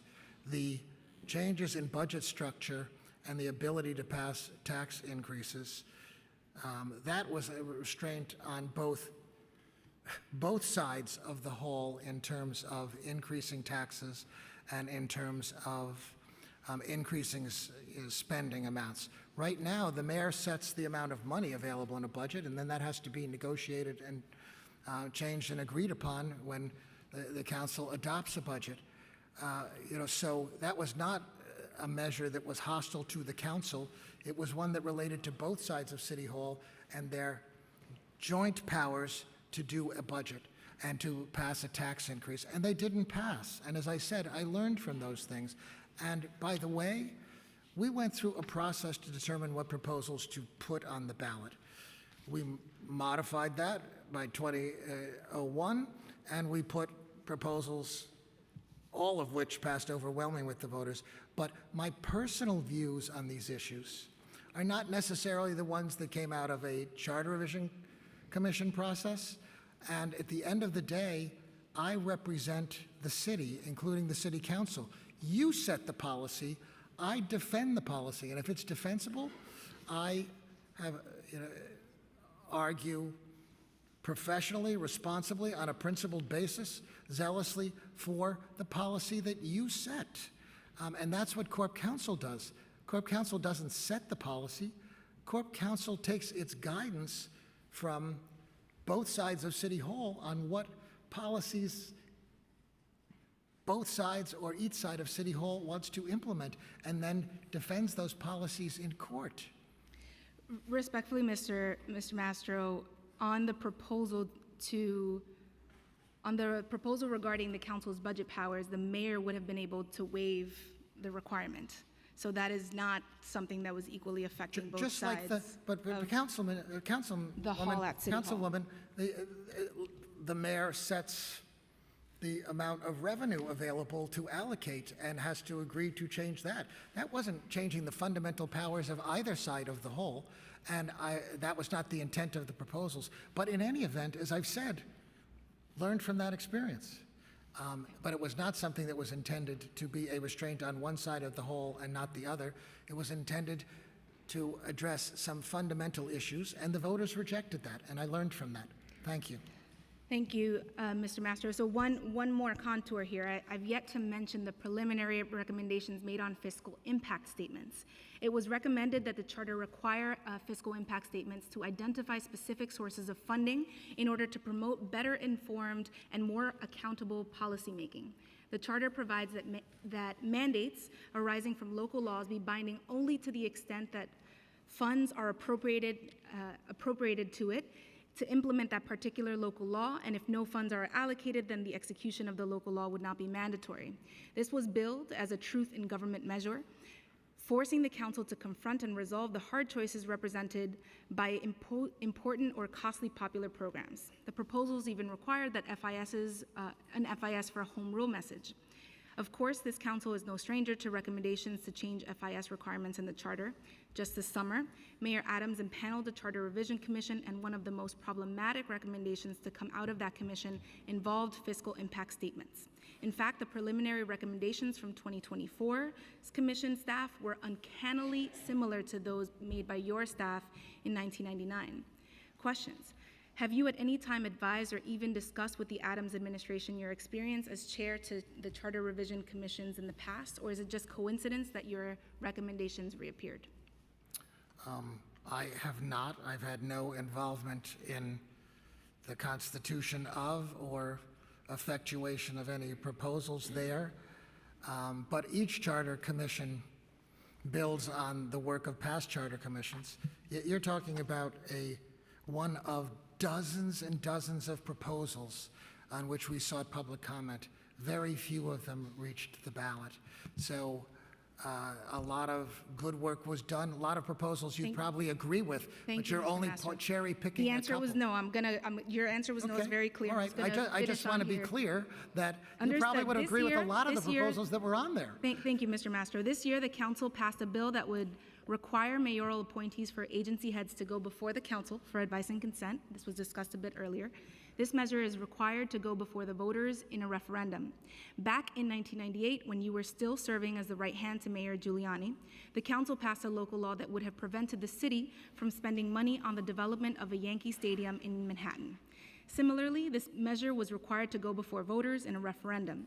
And in order to bump this referendum question from the ballot, the Giuliani administration, under your leadership, impaneled the 1998 Charter Revision Commission. Similarly, around the time that you were in discussions with the mayor for this nomination, the mayor, taking a play out of your playbook, also impaneled the Charter Revision Commission in order to bump your referendum question on advice and consent. Our referendum question on advice and consent. Have you at any time discussed with the mayor or members of his staff the Giuliani administration's use of charter revision commissions to bump referendum questions from the ballot? Have not discussed the Giuliani administration's use of charter revision commissions, and the decision to create a charter revision commission was not the decision of the deputy mayor for operations. I had no involvement in that charter revision commission in 1998. Thank you. Thank you. This council has deep concerns about the Adams Charter Commission proposals, which aim to consolidate legislative and fiscal powers within the office of the mayor. Separation of powers is a key component of a healthy democracy, and your history with similar charter proposals doesn't inspire confidence that you will protect those separations at the law department, is the line of questioning. And Can I please respond to that? Can I please respond to that? Can you let me finish, and then you can respond to whatever the chair allows you to? Of course, council member. Thank you, Mr. Mastro. So just in closing here, and to touch on, because my colleagues have asked, and you've had excellent exchanges with them regarding some of your history on housing cases. In response to Chair Powers' earlier line of questioning this morning, very first line of questioning, I believe, regarding client motivations and congestion pricing and other lawsuits, you responded that you couldn't speak to the motivations of the governor in the New Jersey case. But you're too smart for that. You're too smart for that. Throughout your career, you have represented a roster of clients in litigation where the end goal was to void critical laws and policies and initiatives and that protect the public interests and the vulnerable. Said differently, you've been willing to allow your legal prowess as an attorney to be used to stymie the very causes that you are in some of the very same sentences claiming that you are a believer and champion of. Even if you were in private practice, a professional of your caliber has choice in the cases that you litigate, and especially so in more recent times. And the weapon that is the skill, that is your skill and your talent, how that is wielded, to me has been problematic, saying that out loud here, and I'm sure many of my colleagues share. And so to me, the distinction that you've tried to draw between your actions in private practice and others is not truly a real one. Your actions against policies meant to protect the vulnerable speak to your boundaries and your character. And that applies to your exchange with Deputy Speaker Ayala on the Lucerne, your work on the eviction moratorium, something that hasn't been discussed today. You're defending LeFrak Realty against source of income victims, source of income discrimination victims of persons living with HIV and AIDS. And despite what you have claimed about defending the small landlord in the GMAX case regarding the HSTPA, in the very first paragraph of the SCOTUS, in the very first paragraph of your petition to SCOTUS in the GMAX case, you characterize the Housing Stability and Tenant Protection Act of 2019 as a permanent expropriation of vast swaths of private real estate. So this is my closing, and then you can have whatever time the chair allocates to you. Do you believe that rent regulation is essential to preserving housing affordability and preventing homelessness for low-income families?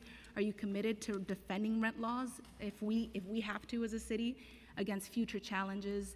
And do you believe that the city and state can and should take emergency measures to prevent mass evictions during health and economic crises? Thank you, Chair, for the time.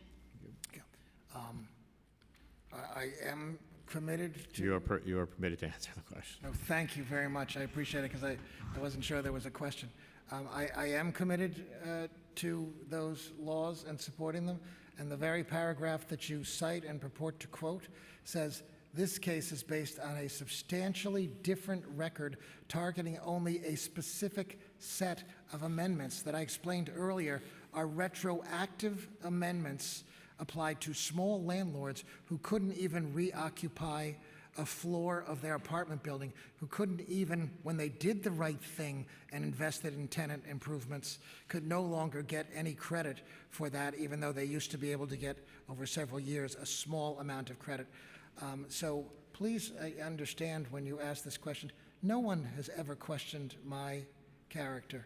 In fact, I am a person who cares very much about my personal reputation. I am an effective advocate. I want to be your effective advocate and help you achieve your goals and your priorities. The fact that I have been successful in private practice, the fact that I have been successful in pro bono litigation for so many folks in civil rights cases, constitutional cases, social justice cases, these are skills that I can bring to bear for the city as a whole and this council. I want to be your champion. So the fact that I have had success, I want to have that success for you. That should be a positive. I appreciate your views. I hope you will understand when you look at the entirety of my record that there is so much good that we can do together to use the power of the law affirmatively to help the people of this city. And that's what why I'm offering my services now, and I thank you, Thank you, Mr. Macho. We're gonna Speaker had a follow-up question, and then after that we'll go to Councilmember De La Rosa. Thank you, Mr. Chair. Mr. Mastro, are you aware of the amendments put forth by the recent Charter Revision Commission? Personally, I'm not. I haven't followed it closely. You don't know any of the proposals that they have recommended be on the ballot in November? I haven't followed it at all other than as an issue I know between the council and the administration about the Charter Revision Commission affecting the legislative proposal to increase advise and consent that would have to go on the ballot. But I've not studied the proposals at all. I'm sorry. As a commissioner of a former Charter Revision Commission some years ago, did you ever recommend any proposals that would actually expand the power of the council?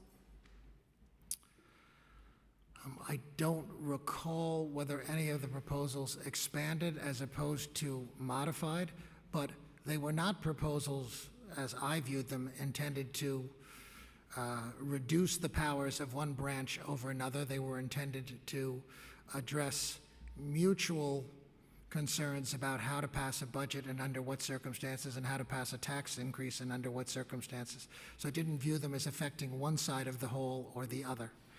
But I So- certainly didn't intend them to affect one side. Or That was the my other. other question. So then there would be no intention on your part then, back then, to make any such recommendation that the power of the council be expanded? I did not understand myself to ever be doing that. Thank you for your response. One more question. We disclosed today that you were, or had advised the administration, the mayor, regarding the migrant crisis in Yes. 2023 pro bono. Yes. When did that cease? I haven't. It is still ongoing today. You are still advising the administration no. regarding the migrant crisis? Pro bono. No, I don't think we've provided any advice since sometime in 2023. And again, the advice was limited, again, without waiving privilege. The advice was limited to questions of trying to see that asylum seekers got their asylum applications done in a timely fashion. Under federal law, it's supposed to happen in 180 days, but it doesn't. To see that they would get work permits, so they could start. I understand the capacity. Okay, right. So this was before you were ever considered or thought to be a Completely. nominee for this particular. Completely and detached in time. If you were asked post that, would you take up tomorrow being advisement for the administration on any issue at this point? I haven't been asked. If. Well, if you ask me to advise I'm not you, going to I'd be ask happy you. to. I'm asking I'd you be for- happy. I- Your I'm Honor, I'd asking be if happy you were to pro advise you. bono for the mayor. I'm asking you if that were to happen again tomorrow, if that ask were to happen again tomorrow, would your response be the same in the affirmative?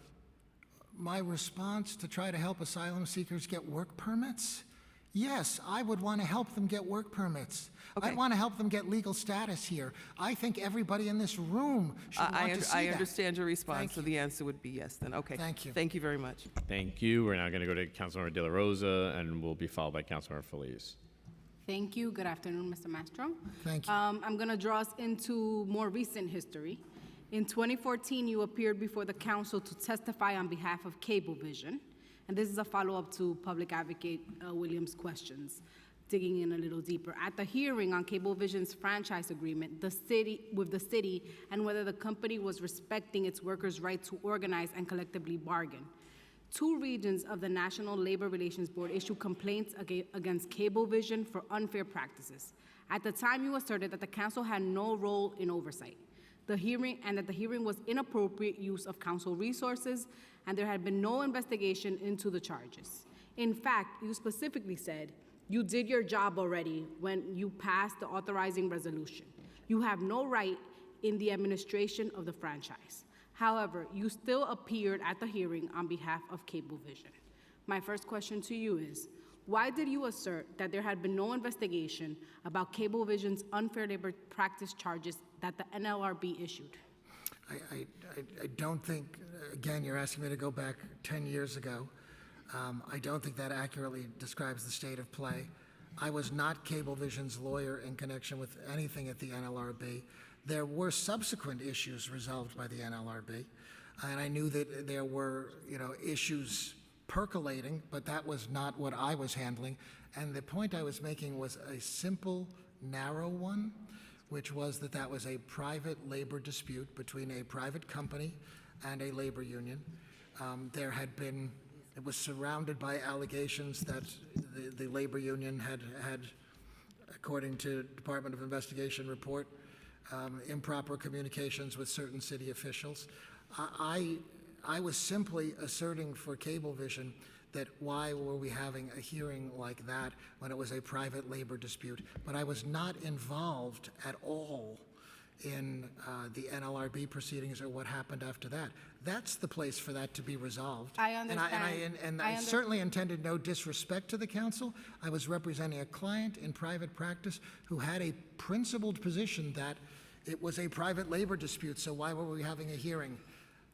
That was all I was doing there. I understand your role, and I as the had the public advocate, and I fortune know. or misfortune of watching that hearing twice this week in preparation for this hearing. Okay. And you did indeed assert that there were indeed no complaints issued against Cablevision, when we both know that in order for the NLRB to issue a complaint, there has to be an investigation that leads to that complaint. And you did indeed say that. But my next question is... I don't think I misspoke, but go ahead. I was simply there to assert that this was a private labor dispute and it will be worked out at the NLRB. Did you believe that there were no labor violations happening? I did not assert one way or the other the ultimate outcome of whatever was going on with the NLRB. I asserted that the council holding a hearing on it, I understand what you having hundreds of protesters from the CWA seemed like something that certainly Cablevision was concerned about why a private labor dispute would have generated that. But Yeah, this Mr. is Mastro, 10 years understand ago, what- and I was appearing on behalf of a client, I and I understand. stated the client's position, and that was I the end of understand it. what you asserted, Mr. That was the end Mastro. of it. I'm asking you if you believed, not if you asserted at the time, because trust me, I saw the hearing and I read the transcript. I know what you asserted. I'm asking, did you believe that there were no labor violations happening at the time? I can only speak to, what I knew. Yes or no would suffice. What I knew personally, and I had no actual involvement in the underlying representation on the labor dispute. Yes or no? So I did not come to that hearing with a position on that issue. Why do you believe that holding a decertification vote with a pending NLRB complaint of unfair labor practices is not union busting? I didn't. Do you believe that it's union busting? I don't. There hadn't been a certification. And the NLRB was going to sort out what the legal rights of the parties were. That's why I was appearing for the very limited purpose of saying that why is the council holding a hearing on this when this is before the NLRB? And the NLRB will decide who's right and sort it out, and then it will get resolved. That's the only thing I did. And that's the only thing I said. Could you explain the position you asserted when you argued that the council does not have a role when it comes to franchise agreements after it passed an authorizing resolution? Do you believe that to be true regardless of whether or not the franchisee is in compliance with the agreement? I don't believe that it is typical. In my experience, it wasn't typical for the council to hold hearings on a labor dispute between a private employer and a labor union that was before the NLRB and would be sorted out there. Obviously, the council has some role in oversight of franchises and franchise policy, but it was unusual in my experience, and maybe the world has changed in more recent years, but it was unusual in my experience that the council would hold a hearing about a private labor dispute between a private employer and a labor union that was being handled at the NLRB. As Corporation Counsel, would you maintain the same anti-labor views or a position that the City Council has no oversight role should a similar labor issue arise? I don't have anti-labor views. I'm endorsed by the UFT, the AFT, the We know the UFA, endorsement list. We have it. Many unions have endorsed me, and I had great working relationships with the unions, including DC 37 when I was deputy mayor. So I am pro-union. I've always been pro-union. And in fact, I did groundbreaking litigation to make sure that members had direct rank and file voting over top union offices, setting precedents at federal law. As Corporation Counsel, would you maintain that the council has no oversight role in similar labor issues today? There's not one size fits all. And I'm there simply to advise and represent the council. So if you decide to have a hearing and I think you have a principled position for doing it, I'm going to defend your position. In that instance, I'm representing a private client in a private labor dispute that's before the NLRB, so I question on behalf of a private client whether there should have been a hearing. But there's no one-size-fits-all, and when I'm Corp Counsel, I'm representing you. You're my client. Cablevision was my client there. You're my client. And if you have a principal position, of course, I'm going to defend you to the hilt. While I understand that and while I appreciate your passion for defending your clients, you are one person, you are not two people. You have choice in the matter of who you choose to defend and how you come before a body to defend that client. And at that time, you came before this body, and frankly, you dismissed the council's role as an independent checks and balance. As someone, as a body who did have a role in that process, you completely dismissed the council's role in oversight.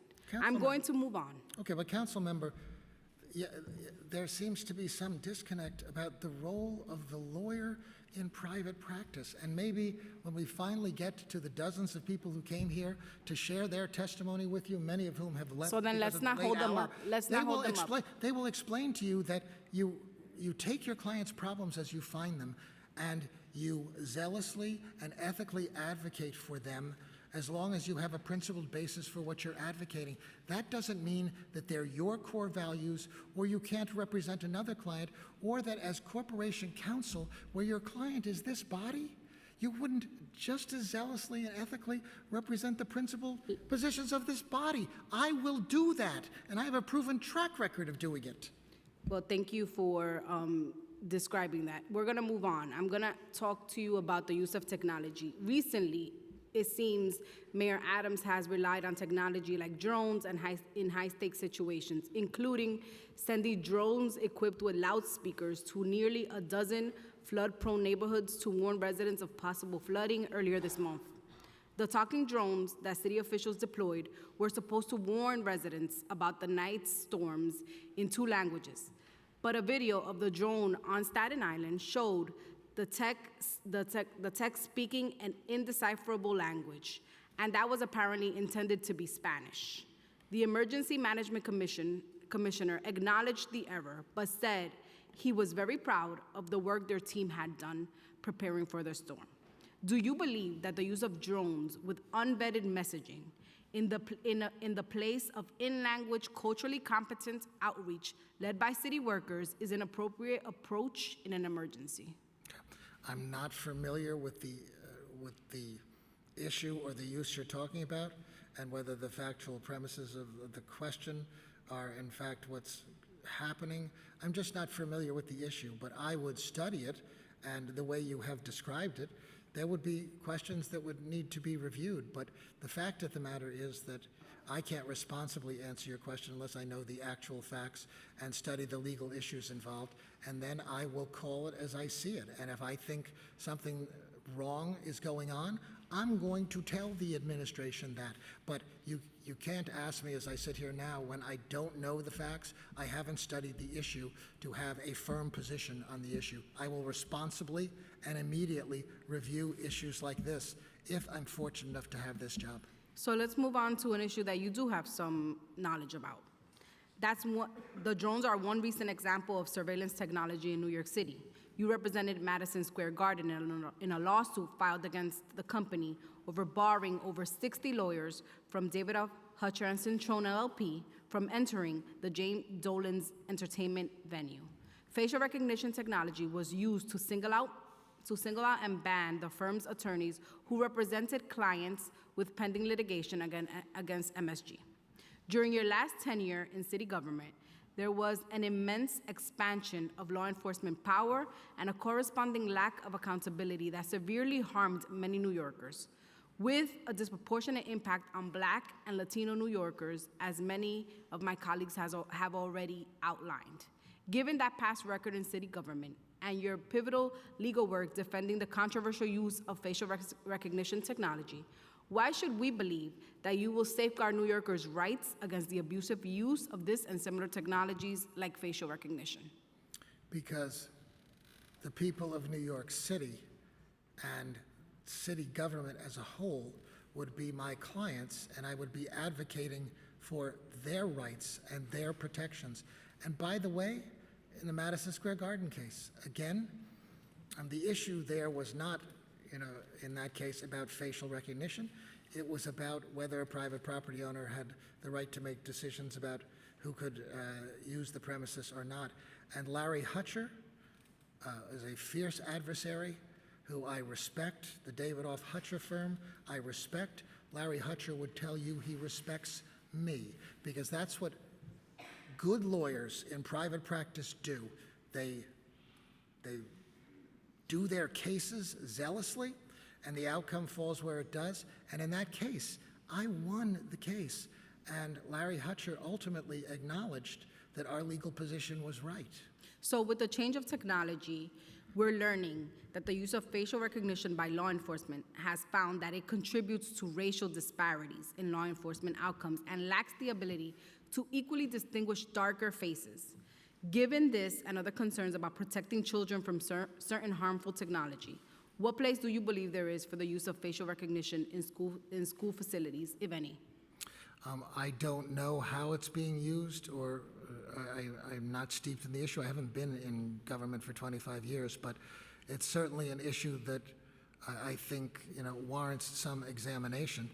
Again, in the MSG case, that was not the issue in the case. It wasn't a facial recognition case. There was a separate case about the facial recognition technology used there, and that case was thrown out of court, and Madison Square Garden won.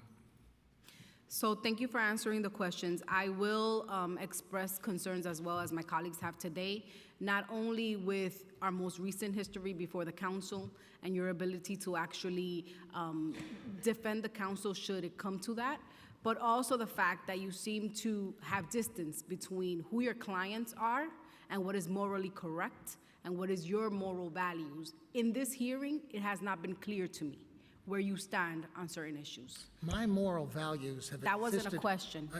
That was Do a I get to statement. respond? Mr. Master, I'll give you When 30. I finish. Councilor, okay.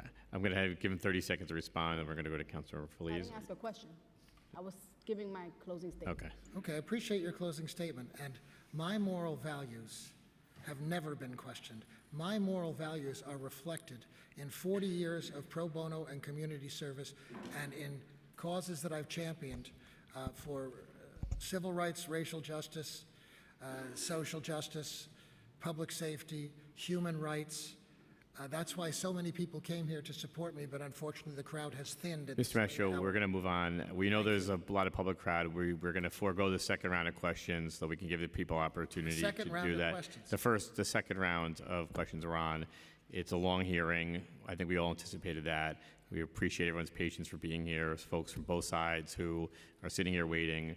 So we are going to move on. We'll now go to Councilmember Feliz and followed by Councilmember Joseph, who I think is returning.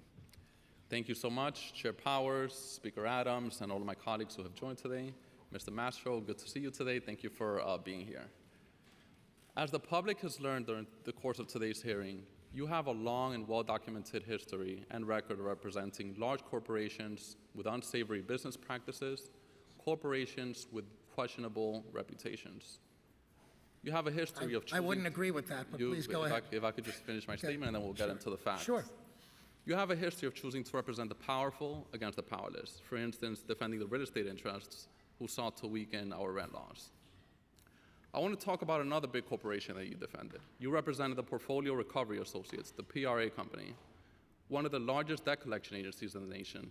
You defended this corporation in a class action lawsuit with serious allegations which were then proven.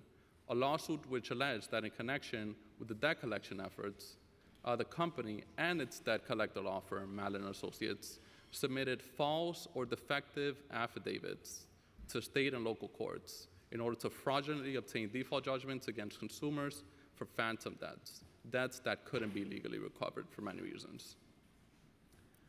Just last year, the Consumer Financial Protection Bureau ordered that the PRA, your repeat offender client, to pay more than $24 million for having violated a 2015 consent order. This was after the company had already been ordered to pay more than $27 million in consumer refunds and penalties for its debt collection tactics. In the 2015 case, the CFPB, the Consumer Financial Protection Bureau, found that the company, the client that you defended, collected on unproven and inaccurate debts. They filed misleading affidavits in debt collection actions. They misrepresented that they intended to prove debts if customers contest them. They even misrepresented that the company had legally enforceable actions to debts that were clearly outside of the applicable statutes of limitations, basically telling consumers that you had claims to debts you knew you couldn't collect. I want to reiterate, these weren't just allegations, these were findings proven by a federal independent agency. After getting caught red-handed, the company you defended continued violating the law through intimidation, deception, and illegal debt collection tactics and lawsuits. Debt collection particularly affects vulnerable, disadvantaged communities. It affects low-income families that are struggling, draining resources from families who need them the most. So a few questions about this. You, as a lawyer, had countless options in terms of clients that you could have represented. You're obviously talented, there's no question about that. Why use your talent and your skills to defend powerful interests like the ones in this case, going after vulnerable people? Council member, everything you have described about PRA happened after I represented PRA. Clients come to you in private practice with their worst problems. That doesn't mean that everything they did is what you would do, but you help them try to resolve their problems. And in that case, I'm sure you must realize after that recitation that we settled the cases that I represented. PRA paid money for what it did. We responsibly and ethically represented PRA, and I haven't represented PRA in years. And the fact of the matter is, if we're going to scrutinize private practice lawyers at major law firms applying those standards, that any client they've ever touched, you're going to attribute that former client's conduct forever to them, and that their clients have to have always been on the right side, and you can't represent them, even if you represent them ethically and responsibly, to settle matters and get, results that are fair to both sides because they result in a settlement. You're going to eliminate lawyers in private practice at major law firms ever being able to qualify for corp counsel again. And I stand on the shoulders of giants, if I'm fortunate enough to have this job, of individuals who have been some of the greatest lawyers in private practice in city history. And I'm glad they served, and I'm willing to serve. I think the facts of that case show that this is not a case about lawyers hoping to resolve issues that their clients are facing. I didn't represent them in the cases you cited. The facts of that case show that this is a case about big corporations using high-powered lawyers to not only evade the truth, but also evade accountability. I think those are the facts of that case. They didn't evade accountability. They paid lots of money. Yeah, and they agreed to structural reforms. They entered into consent order, on my watch. They violated it, and then they were forced to pay an additional $20 million, $27 million. So I didn't represent them then. Go ahead. Yeah, but you represented them after they took those actions, and you defended them, right? I represented them in connection with one set of lawsuits that were resolved with financial and remedial action. And I think there was a responsible resolution that all parties agreed to. I didn't represent them before. I didn't represent them after. Okay, so just curious, what are factors that you consider when deciding who to represent? Obviously, you have many clients that want to use you as their lawyer. You're, again, very talented. What are factors that you consider when determining who you're going to represent? Any general principles that you follow? First of all, when you are a partner in a law firm, you have fiduciary obligations to your law firm and your partners and your firm's clients. So when your firm's clients have issues, when you are introduced by other partners, in that case, it was introduced by another partner, you work with your partners and have fiduciary obligations to work for firm clients in a responsible and ethical way. In private practice, I think that it is fair to say that if I thought a client did something wrong and their position was indefensible, I would not represent them, even if presented by another partner. And I have turned down clients who I thought had an indefensible position. But it is also the case that sometimes— So what are general principles that you please follow let me when— finish, because you asked me the question, I want to give you a complete answer. Right, but I'm just repeating the question because I think you're going on a different sometimes answer. individuals do something wrong, and the representation is to try and help them find a path fairly, honestly, ethically, acknowledging that they've done something wrong, and you find a path. So that's how you see many cases settled. That's how you see in the area of criminal defense many cases resolved. The client's positions, the client's values are not your values.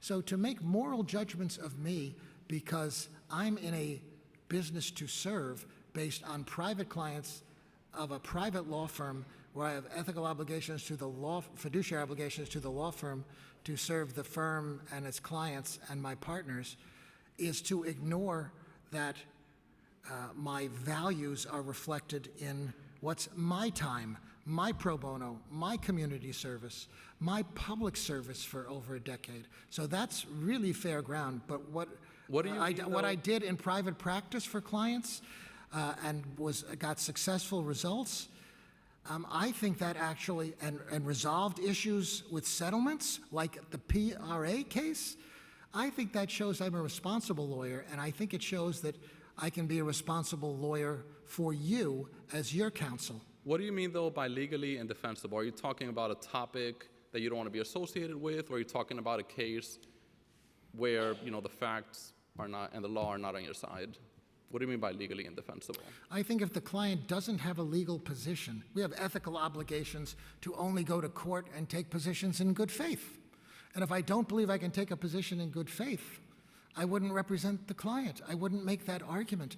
And to be clear, right, if I thought the mayor took a position that wasn't defensible or in good faith, if I thought the council took such a position, I would tell you. And I would not go to court for anyone and never have.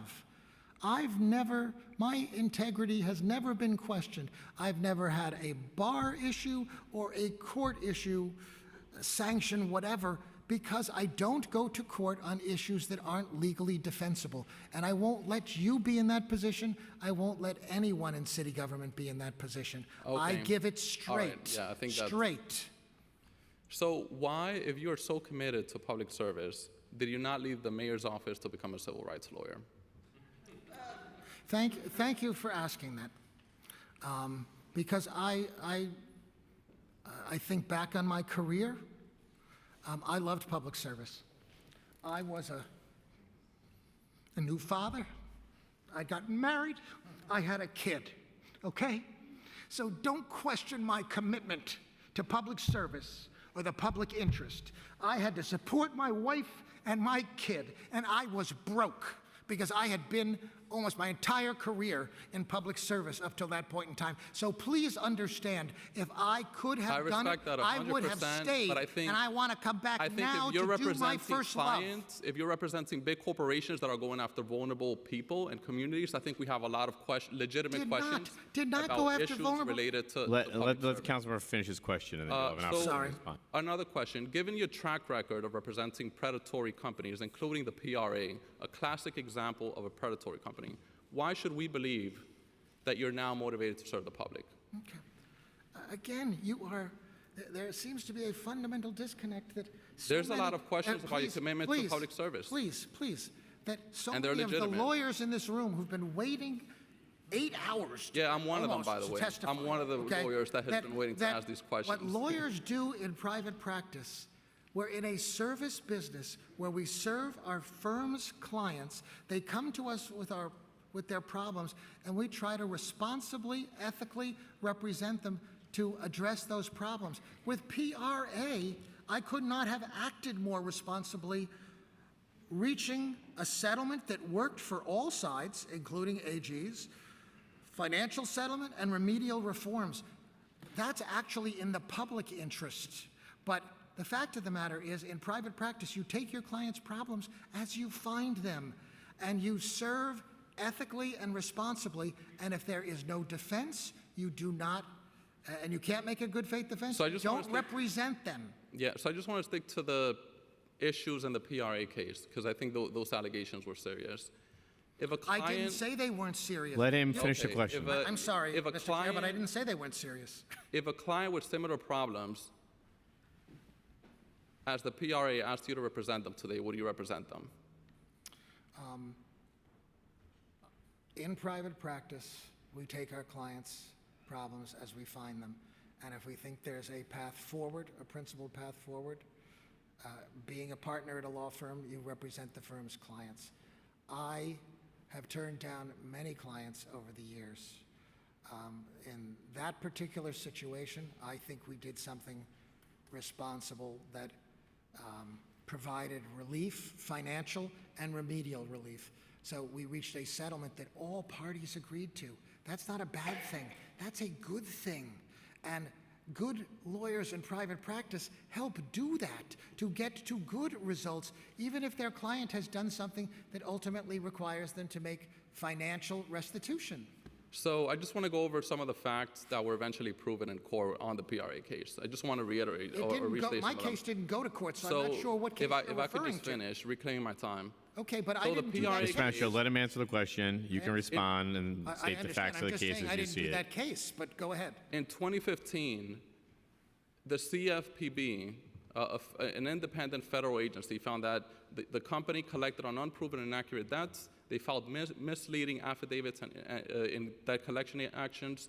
They misrepresented that they intended to prove debts if consumers contested them.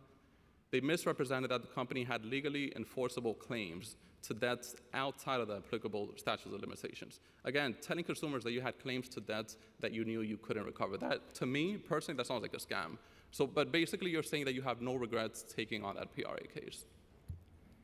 I didn't do that case, so I don't know why you're raising it. That was not my case with the CFPB. So you never defended the PRA. I did defend PRA. So what exactly did you defend them on? They had claims and issues with certain AGs and private plaintiff class. The ones that I just mentioned, right? You mentioned some of them, and the cases that I was responsible for, which is a finite, my firm was responsible for, was a finite subset of what you've described, finite, and we resolved them. They were settled. They were settled. We didn't represent them on all litigation issues across the board. We did not.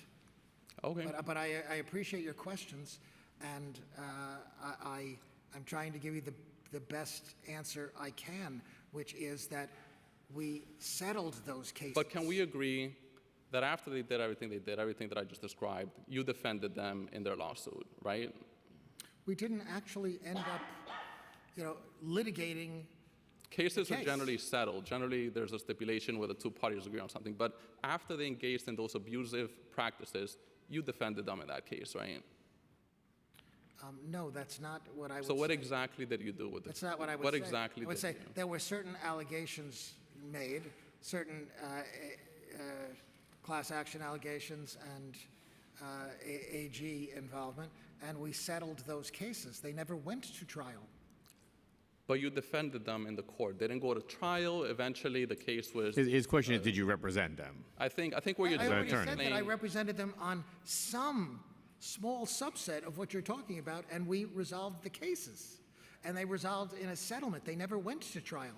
All right, I think we're playing word games. At the end of the I'm day, not you playing were a word game. you were the lawyer on the case, defending them when they were. Mr. Mastro, sued I by think the CFPB. question's straightforward. I think his question is whether you represented that client in those matters, whether you settled or went to court. I think it's a little bit of semantics. I think you understand It's the not general. semantics. I represented, Gibson Dunn represented that client on some matters, not all the ones you're talking about. Okay? You're talking about every case they had before and after me. I was involved in particular matters that got settled. So that's the answer. And I'm actually describing the terms of that settlement, the case that you represented them on. Okay. So for those that are watching, that case is easily obtainable. You just got to Google it. It absolutely is. It's a matter of easily public record, and we obtainable on Google. We so settled. You could learn the details of the consent order. We definitely settled. That the PRA violated. So let's change the topic a little bit. The Giuliani administration, including during your tenure, was well known for using government as an instrument for political revenge against those who spoke out against it, as some of my colleagues mentioned earlier today. According to a New York Times article of 2008, a former longtime attorney in the Corporation Counsel's office, Joel Berger, who left the Giuliani administration to privately represent victims of police brutality, also taught at NYU Law. He led a legal apprenticeship for his students with the Office of Corporation Counsel. After he publicly criticized the Giuliani administration's record on police brutality, a city official called the NYU Law School to threaten ending the legal apprenticeship until that professor was removed. Were you aware of that incident? I have no recollection of that. I have no recollection of that. So you played no role in that incident as deputy mayor of operations? I have no recollection of that. No recollection. Okay, cool. So that concludes my questions. To close, the question everyone in this room is thinking about is, who is the best person to serve as the top lawyer of the city of New York? And what are factors that we should think about when determining who is that best lawyer who should serve as the next corporation counsel? Mr. Mastro, I don't think anybody could correctly dispute that you're a talented lawyer. I don't think anybody in this room disputes that. But there's a lot of questions related to your values, legitimate questions due to the types of clients that you've represented and defended. There's a lot of talented lawyers in our city, and talent is something that should carry a lot of weight in terms of who becomes the next corporation counsel, but that is not the only factor.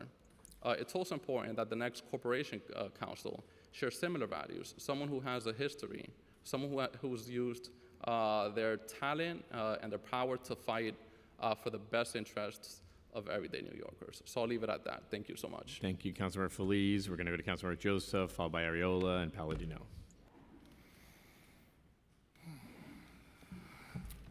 Thank you. I have a couple of questions on education. Earlier you spoke about the policies you made around education. Have you ever taught?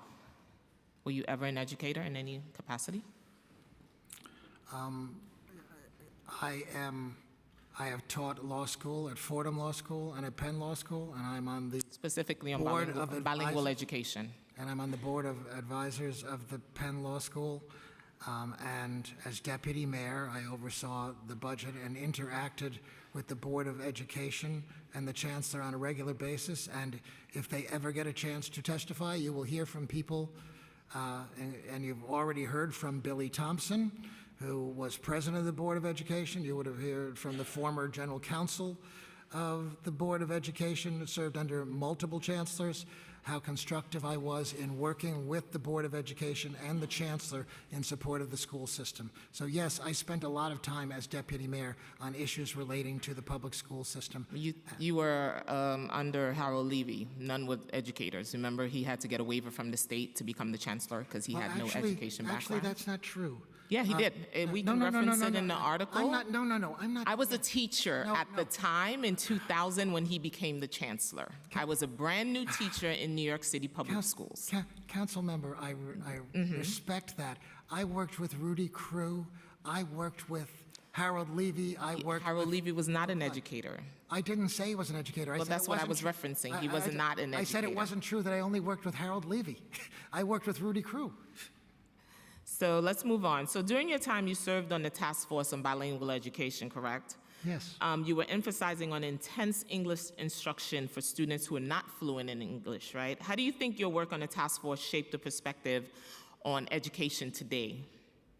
Well, unfortunately, it didn't shape the perspective on education today because a proposal the New York Times called historic and loud. And what was that proposal? Did not happen. Can you please share that proposal with us? Yes. I think I did earlier, and I'm happy to share it again. We would love to hear it again. Which was that with the support of the chancellor, we were going to create parental choice, where parents would choose whether they wanted their children to have English immersion or continue in traditional bilingual education. So there would be. But that exists already. choice. When you do the home language survey and when you enter the school system, that option is given to you as you register your child. It didn't exist then. So nice, the home language, you're sure? The home language survey, the Hills form. There was, council member. Remember, this was a class action lawsuit. That's exactly how we wind up having bilingual education.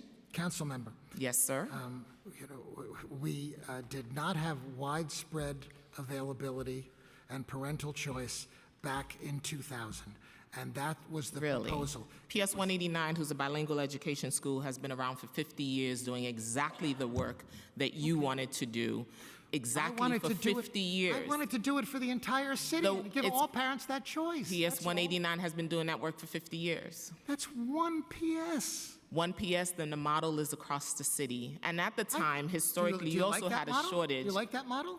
The model is an excellent model, still stands today. Good, Matter of fact, good. with our influx of migrants, they went to that school to copy that exact model across the city. That's fantastic, because that's what I urged the mayor and the chancellor So it's being to do done. back in 2000 citywide, and unfortunately, they couldn't get it together to provide. We the had a funding. shortage of 8,000 teachers at the time, if you couldn't get remember. it would've- A salary for an educator at the time was $31,000. And we couldn't recruit education, remember? And they had to change the licensing formula. Council member, I respect you. I don't know why, if you're saying you think that proposal was a good one and there are examples of it in the system, why? It already existed. Why we're having a debate? It was. No, what we're not the- having a debate. I Wait, just wait, wanted it's- to clarify some of the stuff that it already existed. We were trying here to reinvent the wheel. It didn't exist citywide. It did not exist citywide, and it would have taken hiring more teachers, and it But would you have had a empowered shortage. parents. We had a shortage in 2000 of 8,000 teachers, and if you recall, they had to change the licensing, which allowed more teachers to come and teach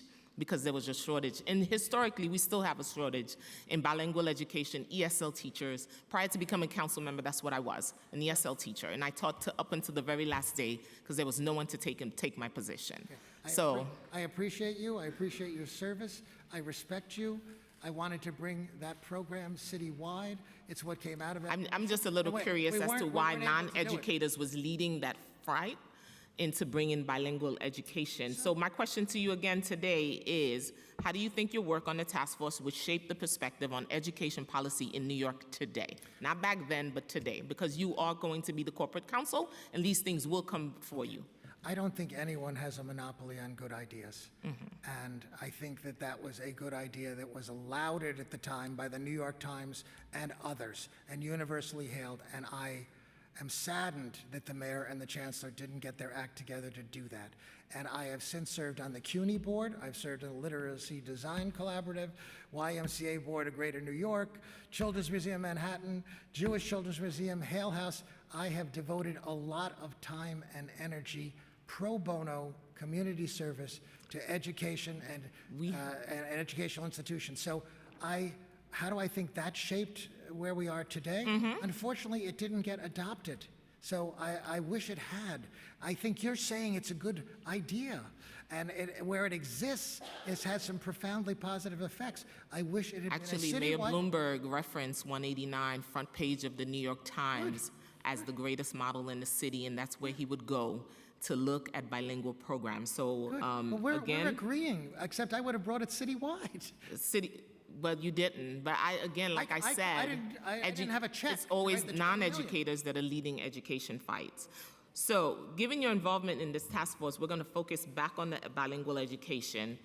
You wanted to do bilingual education reform. How do you think the principles of fairness, equity should apply in current education policies, especially in a diverse city like New York City, where we speak over more than 160 languages with a new influx of new New Yorkers in our schools?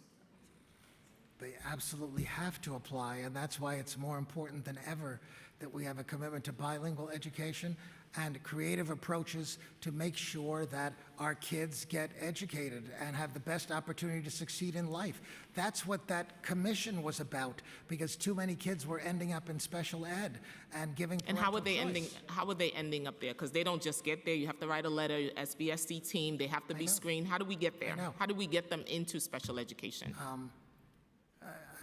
The outcomes in bilingual education programs were resulting in too many children being diverted into special education. Because it was a cultural thing, and there was no one there to be cultural. And we had students that were also SIFE, right? We have a lot of students that enter the system that is with interrupted formal education. I agree with you.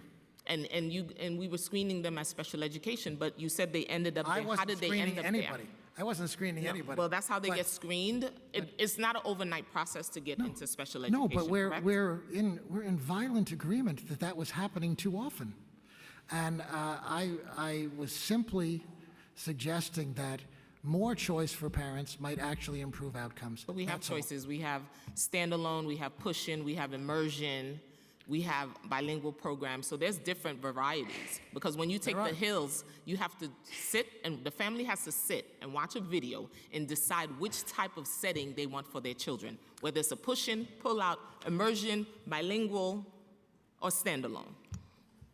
Okay, I hear you. I haven't been involved in this for 25 years. I've been involved for 22 years before I became a council member. I think that's fantastic. And I applaud your service, and it's the highest calling. My father was a teacher too. Well, thank you. So how would your, looking back, do you know how language is acquired? Language acquisition for English language learners. Again, you've already pointed out. So that's why I'm calling out the method that you guys were using back in the task force was not the right method.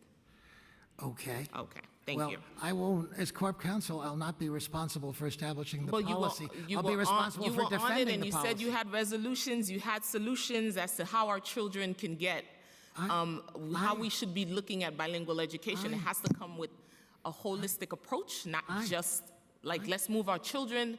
There's a process, right? I appreciate what you're saying, and the work of that task force was more complex than the bottom line of parental choice, and it was working with the Board of Education on sophisticated models like you're talking about. I just gave the overall bottom line, and it was in fact applauded at the time and called historic on a lead story in the New York Times. And it was also a lawsuit. Okay, the Task Force on Bilingual My Education. proposals were not a lawsuit. Yeah, it was a lawsuit as to why the bilingual education was not- created. not- The not Task me. Force on Bilingual Education aimed to ensure student transition to English fluency. Looking back, do you believe that the approach taken was the best for students for long-term success? And how would you apply those lessons learned to your role as corporate counsel? Well, I obviously, Like I always tell everyone who comes before me, you have homework to do. I don't doubt, council member, that I have lots of homework to do. I'm a very good student, and I'm a fast learner, and I could learn a lot from you. So if I had the opportunity to work with you, I'm sure I would learn from you. And you know something else? I'd learn what your priorities are and how we could achieve them using affirmative litigation. That would be so exciting. And it's not being done now, because the law department isn't doing that. So I could learn a lot from you, and I could do a lot with the law and the resources of the law to help improve student outcomes. Learning from you and each council member in their districts, that's what I want to do in this job if afforded this opportunity. And how would you address, as the corporate counsel, address legal challenges that might arise from policies intended to support English language learners in public schools? Well, we have to support them and improve outcomes. They're our future. So to the extent that involves legal issues, I'd look forward to working together with you and others steeped in these issues on ways we could use the law to help achieve more positive outcomes for our children. And earlier, Councilmember Brewer talked about Carter cases. How are we going to resolve Carter and Connor cases? Again, there's got to be a better way. The council member raised what has been an issue for 40 years. There's got to be a better way of approaching these issues more systemically as a matter of policy. I think the law department can support on what is legal, and what is legal within existing law and consent decrees and the like. But ultimately, it's a policy question about how we provide better systems and outcomes, and I think there's just been a tendency to let it roll over year after year. Do you currently know our bill for Carter cases right now? It's at $2.2 billion. It's not right. It's not right. So I commit that that would be a priority to try to work with the council and the administration to find better ways to address the needs and the issues that also should achieve efficiencies. Thank you, Chair. Thank you very much, Council. Thank you, Councilmember. We have three more council members. We have Councilmember Ariola, and followed by Palladino, and followed by Aviles. Thank you, Chair. First, I want to thank you for your patience in answering all the questions. It's been a long time. Thank you. And you've taken it with grace. Thank you. Appreciate it. So you're known as a tenacious litigator, a fearless advocate for the city in your capacity as deputy mayor and chief of staff, and a staunch advocate for the disadvantaged. You've been a civil rights activist. You've combated for people to get their constitutional rights, and you fought for racial justice. And for that, I want to thank you. Thank you. So I'm interested in what you would do with the current law department and how they have been deciding on cases to litigate, appeal, and deny. In October of 2021, the de Blasio administration instituted a vaccine mandate for all New York City municipal workers, a mandate that has now been deemed arbitrary and capricious by judges across the city, state, and country. The workers affected had worked selflessly and tirelessly all through 2020 in the height of the pandemic. Firefighters, EMS workers, nurses, doctors with little to no PPE saved lives of thousands of New Yorkers. Police officers who worked triple shifts, teachers who had to figure out a way to educate through a computer screen. At no point did our sanitation workers fear coming to work and that our garbage was picked up. But in October of 2021, all of the applause became silent, and that silence was deafening. The same city workers who faced the dangers of the COVID ahead of them with no protection had been tossed to the side if they would not agree to take a vaccine for valid reasons. Religious beliefs were not being valued, and the opinion of medical doctors who knew their patients and their bodies were being questioned. Thousands of city workers were terminated for not complying with the COVID-19 vaccine, and a slew of lawsuits were rightfully brought against the city because of it. Almost 3 years later, many of those lawsuits have been won, and the city has appealed and kept city workers that judges have ordered back to work and given back pay away from the jobs that they love. Eventually, the city is losing those appeals and spending hundreds of thousands of taxpayer dollars on what they know is going to lose. And you spoke about you would take cases that you knew were prosecutorial, and that could be won. These cases are guaranteed losses, but yet they're all still appealed. We now have homeless firefighters, teachers who cannot get a job even outside of the city because of problem codes that have been placed on their records for not complying with the mandate. There were also the workers who didn't have enough money to have representation in court or go on in Article 78. In October 24th, 2022, Judge Ralph Porzo ruled on Garvey v. City of New York that the COVID vaccine mandates for public employees that private employees is arbitrary and capricious. The city that appealed that ruling and 16 sanitation workers have still not been allowed to return to work because of this stay. In the meantime, the Article 78 were being won by other city employees, and they were being reinstated. So you see, there is a discrepancy in how it's being held. In the Article 78 cases, for instance, Rivici versus the City of New York and Bonomi versus the City of New York, municipal workers were ordered back to work with back pay. Other city workers who were similarly situated and won their cases and they were waiting for a ruling are not allowed back to work. Some municipal workers are requesting reinstatement by being asked to sign a waiver that other employees have just been reinstated and they are similarly situated and they do not have to sign a waiver. So I'll begin my questioning with, will you drop these appeals in all of these mandated cases that have been won and allow these workers to return to their jobs with the back pay that the judge ordered? Will you end the arbitrary, unlawful, and unfair practice that has been going on? And will you drop the waiver for all city employees so that they may return to work?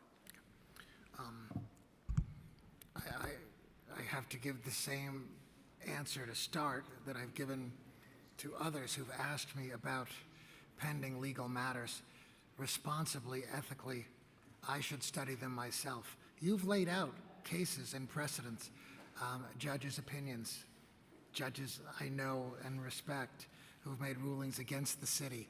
And this is a class of cases like Council Member Brewer referred to earlier about 9/11 health consequences, where representing Rudy Washington, a former deputy mayor who suffered life-threatening health consequences from 9/11, opened up for the first time health benefits to those who were down at 9/11, and we're very proud of that, and he's very proud of that, although his life has been hell since 9/11.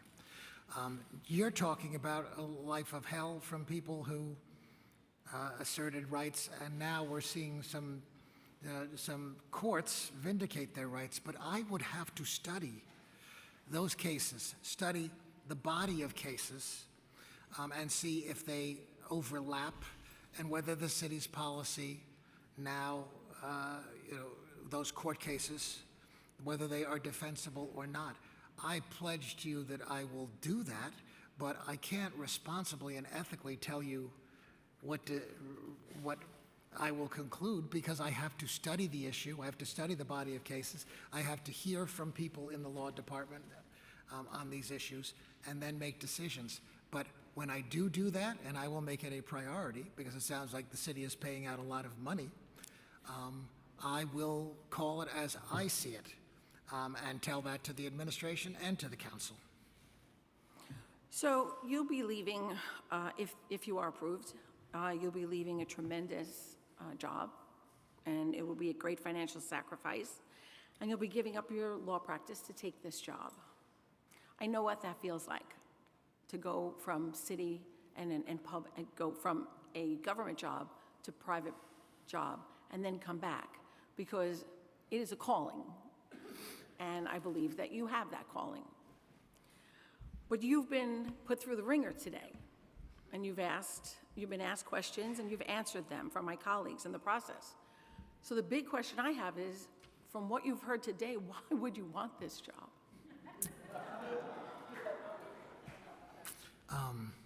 Well, I must really want this job, Yes. given how obviously there have been so many questions raised, one council member after another, in quite an organized fashion. The fact of the matter is, I respect this council.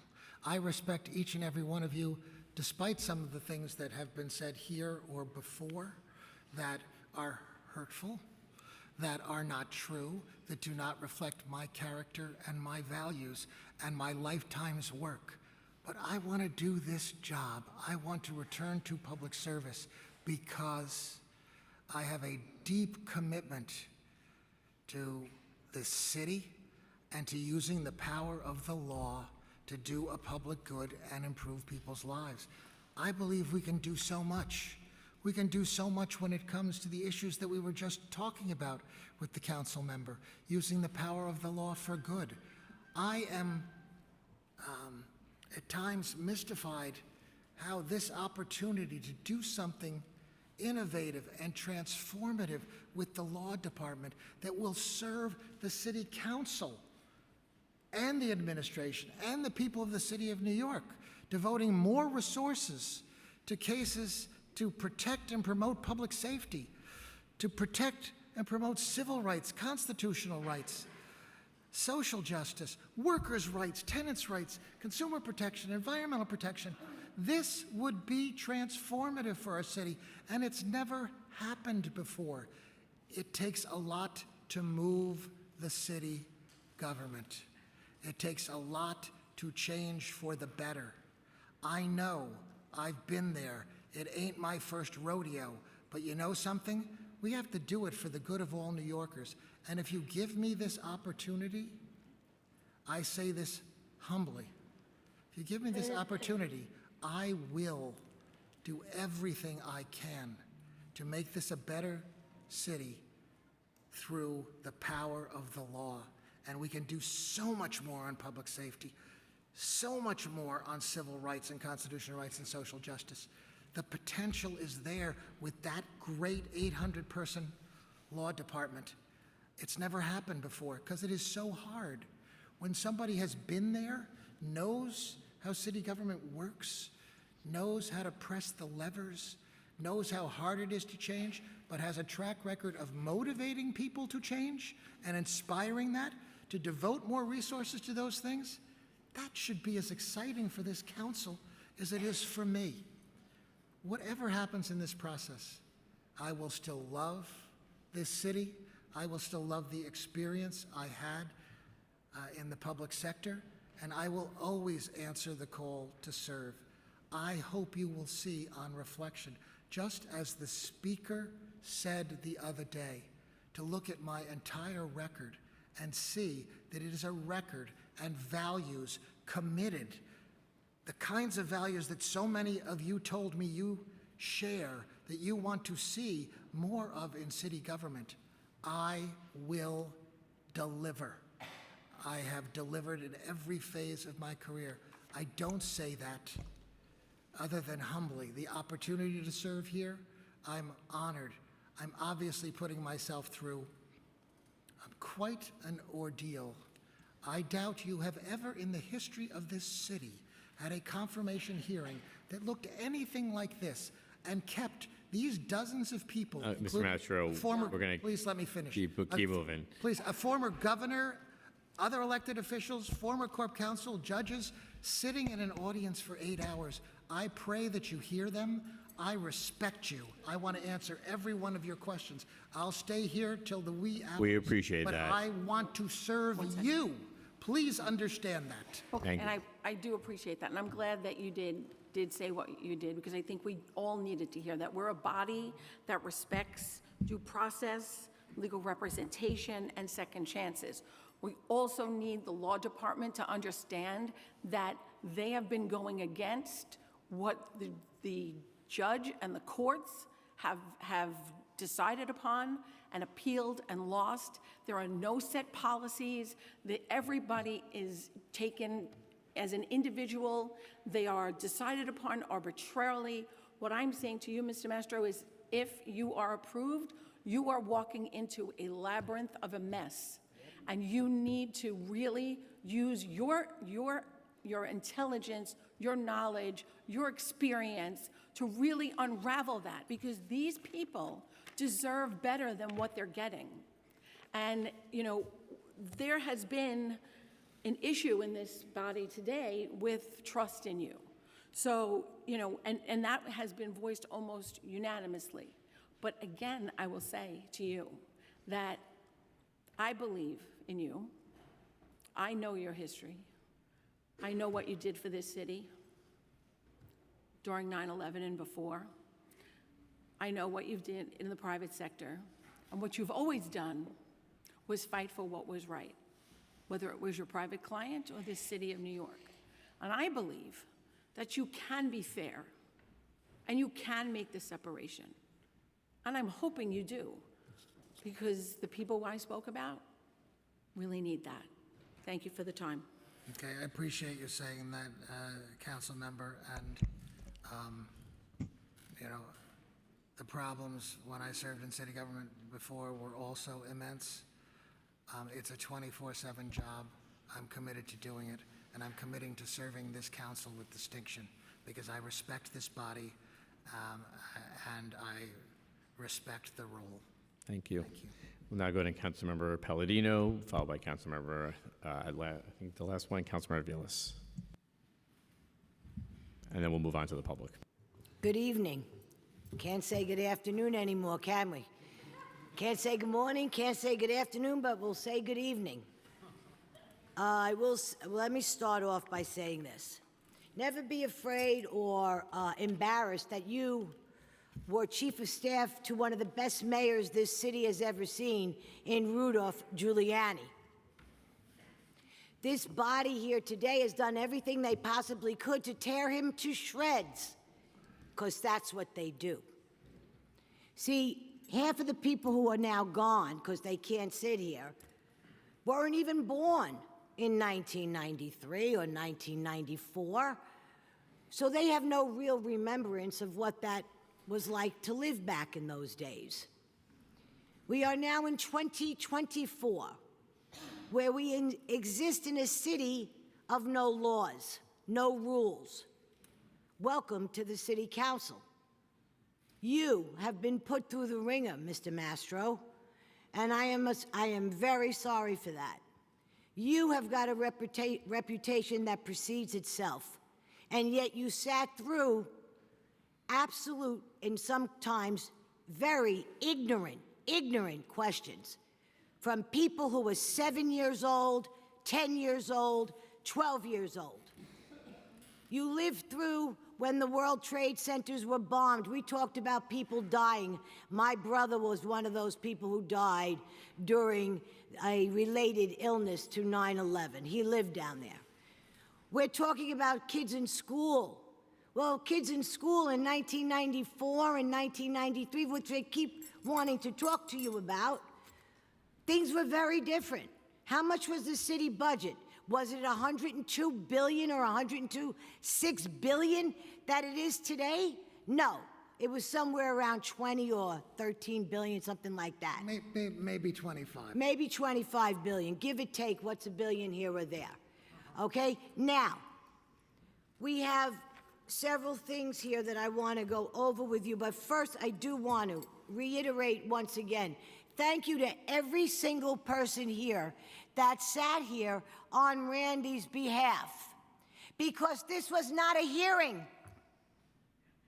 Once again, this was not a hearing. He's not going out for Supreme Court judge.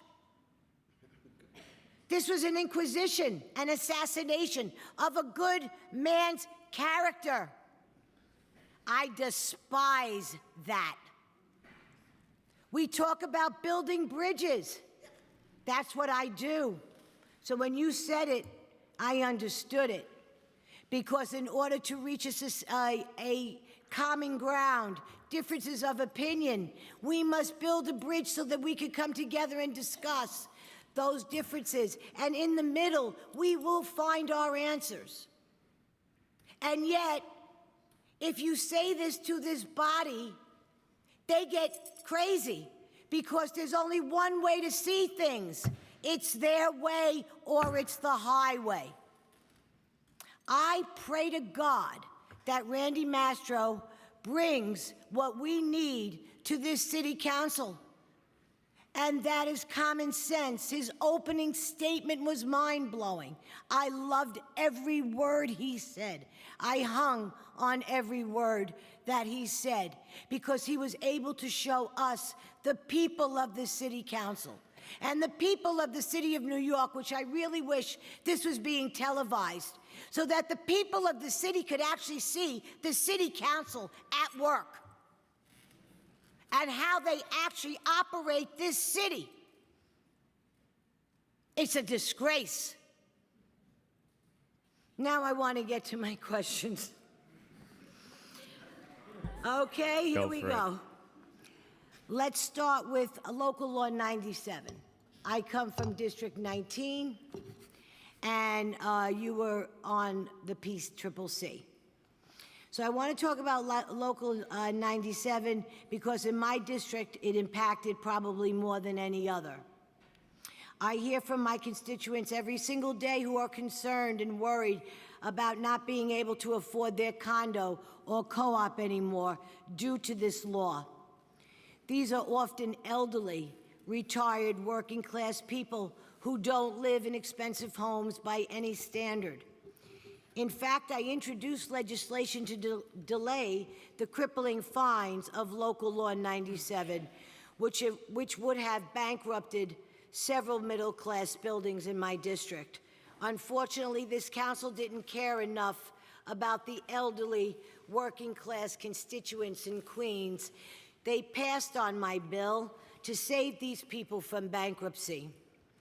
Some here seem to think they're saving the planet by bankrupting the elderly poor who cannot afford their electric bills anymore. I heard you mention your work on behalf of improving Local Law 97. Would you please explain what it would look like and what the protections you can include for my constituents who simply cannot bear any further increase to their cost of living? Wow, after all that, she asked me a really tough question. Let me just say this. I appreciate that someone has better silver hair in the chamber than I do. And I just want to say how much I respect the entire council, and I will stay here all night to answer any of your questions. I just feel for the folks who came here and have been here all day. On your question, council member, the issue in the lawsuit, and we said it in the first paragraph of our complaint, is not that we don't favor reducing carbon emissions and we don't support global warming initiatives. It's that there was a comprehensive package, state law, that had certain parameters that left some flexibility for localities, but that Governor Cuomo himself described as comprehensive. And it was a system of goals and aspirations and targets. And the city used to have laws like that, and some of them pushed the city to achieve targets sooner. In fact, by 2030, it was supposed to be under local law, aspirationally, hitting 30%. Well, in just a few years, without artificial caps and mandates, and really one-size-fits-all, no matter what the use of the property, how much density, whatever is done there, there's still, in just a few years, well short of 2030, carbon emissions had been reduced by 19% in the city.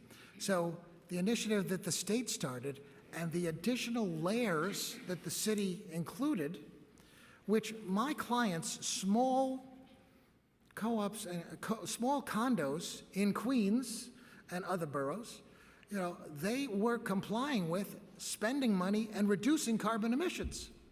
The plan was working.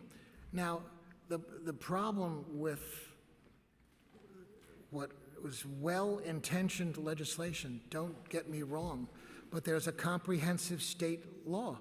And there are things that the city can do to try to accelerate the process, to make the aspirations kick in sooner or the targets sooner.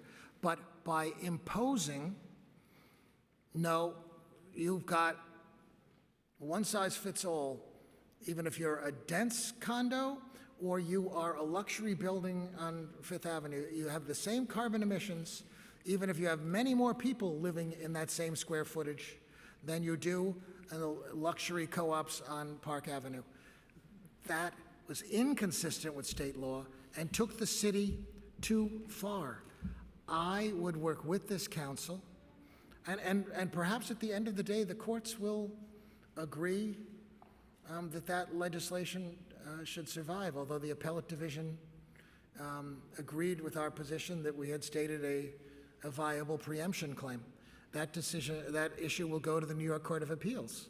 But if the New York Court of Appeals agrees with our legal position and that the state law covers the landscape and that the city has to act within that landscape, I will help you here on the council figure out how to push the envelope to encourage and incentivize New York property owners, businesses and residential, to accelerate reduction of carbon emissions consistent with state law. But it's the artificial caps, the one-size-fits-all, as well-intended as it is, that creates the conflict. This is not a criticism of anyone. This is a principled legal position on behalf of small condo owners who are suffering and who have complied with the law, have reduced carbon emissions, spent money to do so consistent with city law, and now they find themselves going bankrupt and facing draconian penalties for not hitting the arbitrary caps. Thank you very much. I'm just going to shift it a little bit also to a public safety issue. What do you believe to be the greatest threat to public safety today, and how would you use the position of Corporation Counsel to address it? What specific legal strategies would you employ to address this issue? We're talking legal strategies now. Yeah, I shifted gears. And I take, again, as Corp Counsel, you take your direction on policy from the council. You take your direction on policy from the administration, and hopefully on policies that the two agree to, and Corp Counsel can help facilitate communication. In terms of potential legal remedies for public safety issues, you have guns, you have drugs, you have gang violence, you have organized crime, still a problem in certain industries in our city. You have the potential to forfeit the ill-gotten gains of crime, which actually adds to the city's coffers. The feds do it all the time with the federal forfeiture laws, and the state has analogs, racketeering statute and similar statutes. I think when it comes to drugs, I know there's already affirmative litigation that the city has joined on the opioid crisis. How about fentanyl? How about going after the countries and the parties responsible for the influx of fentanyl in our city and trying to sanction them, trying to fine them billions of dollars? We have to get creative. We have to get illegal guns off the street. We have to get illegal drugs off the street. And my God, we have to do something about the illegal smoke shops. And state law has been reformed recently to do that. It gives us the tools. I want to have a task force at Corp Counsel's office to do that instead of the problems that folks have had so far. And I've read about Councilmember Brewer's problems trying to close an illegal smoke shop in her neighborhood. It shouldn't be that hard. And now that state law has changed, Corp Counsel should play a role in doing that. That's what I mean about working with individual council members. The problems you have with drugs, violent gangs, gun violence, illegal smoke shops. I want to work with each one of you to identify what are the problems in your district and to help through affirmative litigation, like we did when I was at the U.S. Attorney's Office, and we used the racketeering law to go after organized crime and illegal business enterprises, like we used the forfeiture laws to forfeit illegal drug proceeds and tenancies in public housing of drug dealers when the city couldn't even get them evicted under local law. So these are all things, imagine how much good we could do if we did this together. That's what I'm asking this council for the opportunity to do. Randy, I just want to say, Mr. Mastro, I just want to say thank you very, very much for your patience, your time, and I look at you and I see a plus because I really see level ground with you and sense and sensibility through you, with you, and I really think that that's what this needs, this Board of Governing needs. We just need a level head, and I think you, and you're going to be in charge of what, how many lawyers, 800? It has a potential to be up to 800. There have been some, well, there's plenty of work some depletion in the ranks. There's plenty of work for 800 of them. So all I'm saying is I think what this city needs is balance.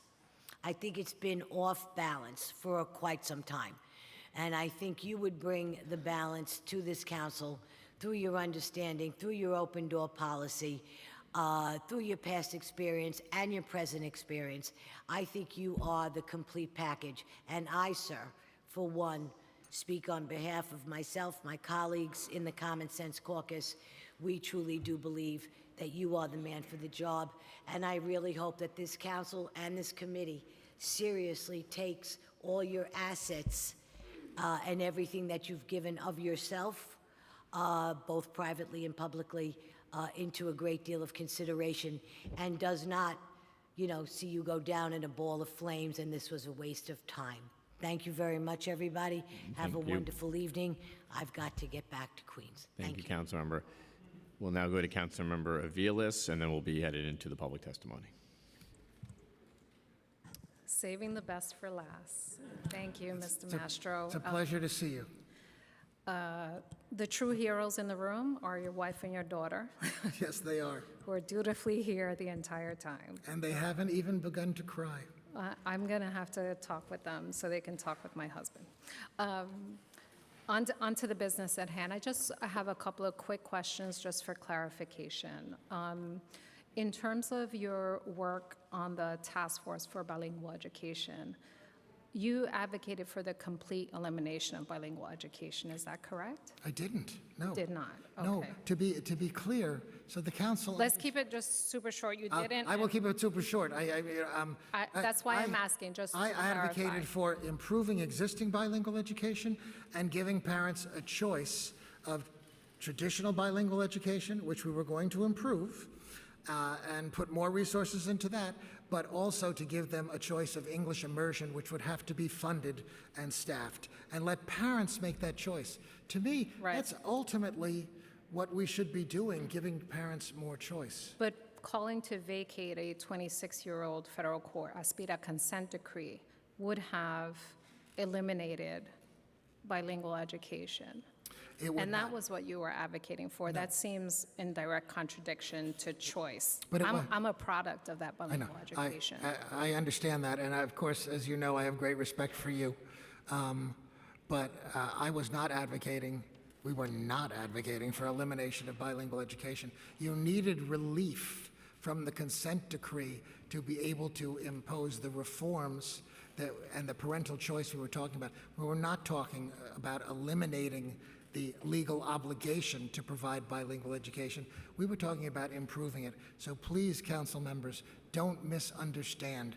We were talking about a better system of parental choice where bilingual education would be available and hopefully improved, and parents would have a choice as well of English immersion, which would have to be funded and staffed. And the New York Times didn't often say of the Giuliani administration that it did anything historic and it praised its efforts. This was something that still, for me, is sad that it didn't get done, because I wanted to give parents that choice. The New York Times has often been wrong, actually, for the record. Let's move on to I just wanted to clarify that, too. Thank you. As you know, I'm the chair of the Council's Committee on Immigration, so Yes. Bear with me. I am going to make a statement here, and as you are aware, it is not only the questions that we are asking and your response, but also an opportunity to correct the record when there has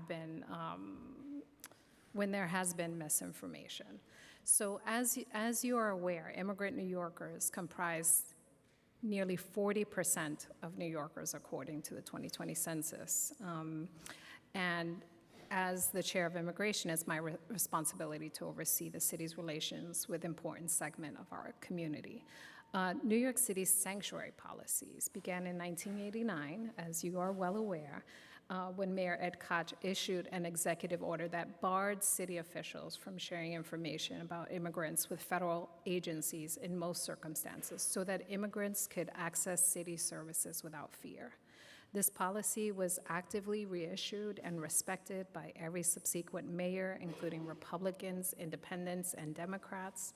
And despite their varying ideologies, each recognized that in order for the city to thrive, there needed to be trust between immigrant communities and city agencies, and particularly law enforcement.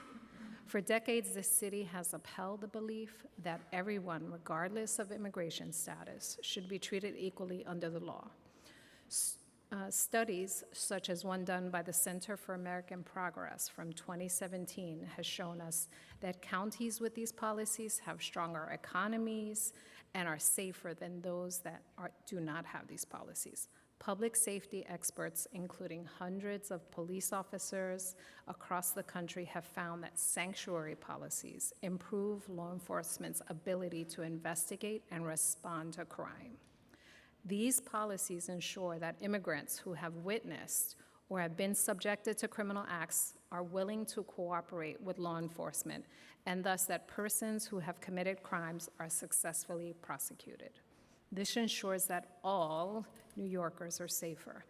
Absent such laws, persons fearful of deportation will be unwilling to cooperate with the law enforcement or with other city agencies charged with enforcing the city's laws. They may also be unwilling to take such necessary actions as seeking medical attention for fear of deportation. In essence, sanctuary policies help prevent the emergence of a completely unprotected, marginalized, and exploited class of persons in New York City. Recently, some have depicted sanctuary laws as a loophole for accountability. Nothing is further from the truth. If a court finds a person guilty of a crime, those individuals are still held accountable because of sanctuary policies are not a get-out-of-jail-free card or policy. After hearing some of my colleagues speak mistruths about so-called sanctuary laws that perpetrate significant misinformation about the issue, I just would like to ask you a few questions to help provide clarity on the fact. History shows that Rudy Giuliani, like every other mayor, defended the right for the city to prohibit municipal workers from being involved in immigration enforcement on the basis that it ran counter to public safety if the city's immigrant communities believe accessing services and reporting to local authorities risk their immigration status. Mr. Giuliani reissued an executive order that had started under Mayor Koch and continued and became vocal about this importance to the city. So is the rationale that Mr. Giuliani gave for involving city workers in federal immigration enforcement activities consistent with how you remember the reason for such a position? And I understand this is a long time ago. I recall that the administration I served supported the policy that you just described. And as I explained earlier in my testimony, I chaired a mayoral charter commission that enshrined that into the city charter, and the voters approved it overwhelmingly. Which we are happy for. I want to help clarify also some misinformation because there seems to be an overgeneralization occurring today about the laws that may have also been the case when Giuliani's policies were being attacked. Is it true that the Giuliani executive order that prohibited undocumented immigrants from being reported to ICE while using city services did not completely cut off all cooperation by the city and cooperation with ICE officials? I don't recall what the limitations of that were, but I think there were some narrow provisions. But it did not cut off cooperation with ICE officials 100%. I don't believe that the policy that existed in our administration was any different than the policy that existed in the Dinkins administration or the Koch administration. Right, so it's fair to say that that it created guardrails that sought to prevent our city's workforce from being placed in a position of doing the federal government's work with public safety exceptions. I think that would be correct, but you're asking me to go back 25, 30 years. I don't remember the specific provisions, but it was the same policy, and then it was enshrined in the city constitution as a result of a city charter amendment that Charter Commission I chaired proposed to be put on the ballot and was passed overwhelmingly by the voters. So it is in fact the case that the law allows for cooperation with ICE officials and provides guardrails for safety. So Today, there's similar conversation happening with, again, inaccurate claims being made that the city cannot cooperate, but rather establish a process, that the city cannot cooperate with the federal government. In reality, the current laws, as I just said, do not prohibit cooperation, but rather establish a process and guardrails for public safety exceptions. As I'm sure you are well aware about what an immigrant detainer request is in this context. I am aware of what that is. Yes, okay. And the reason why we go down this path is because we have an administration who has been talking about rolling back a steadfast, proven policy that has been replicated across the country. And you have talked on a variety of issues of how you will work to bring two elements together to discussion. Yes. Can you walk me through, in the case that these two sides cannot be brought to a compromise, how will you pick which side to represent? And then what is the processes that will be put in place in the law department in order to ensure that there is sufficient resources and independence in order to represent one of those sides?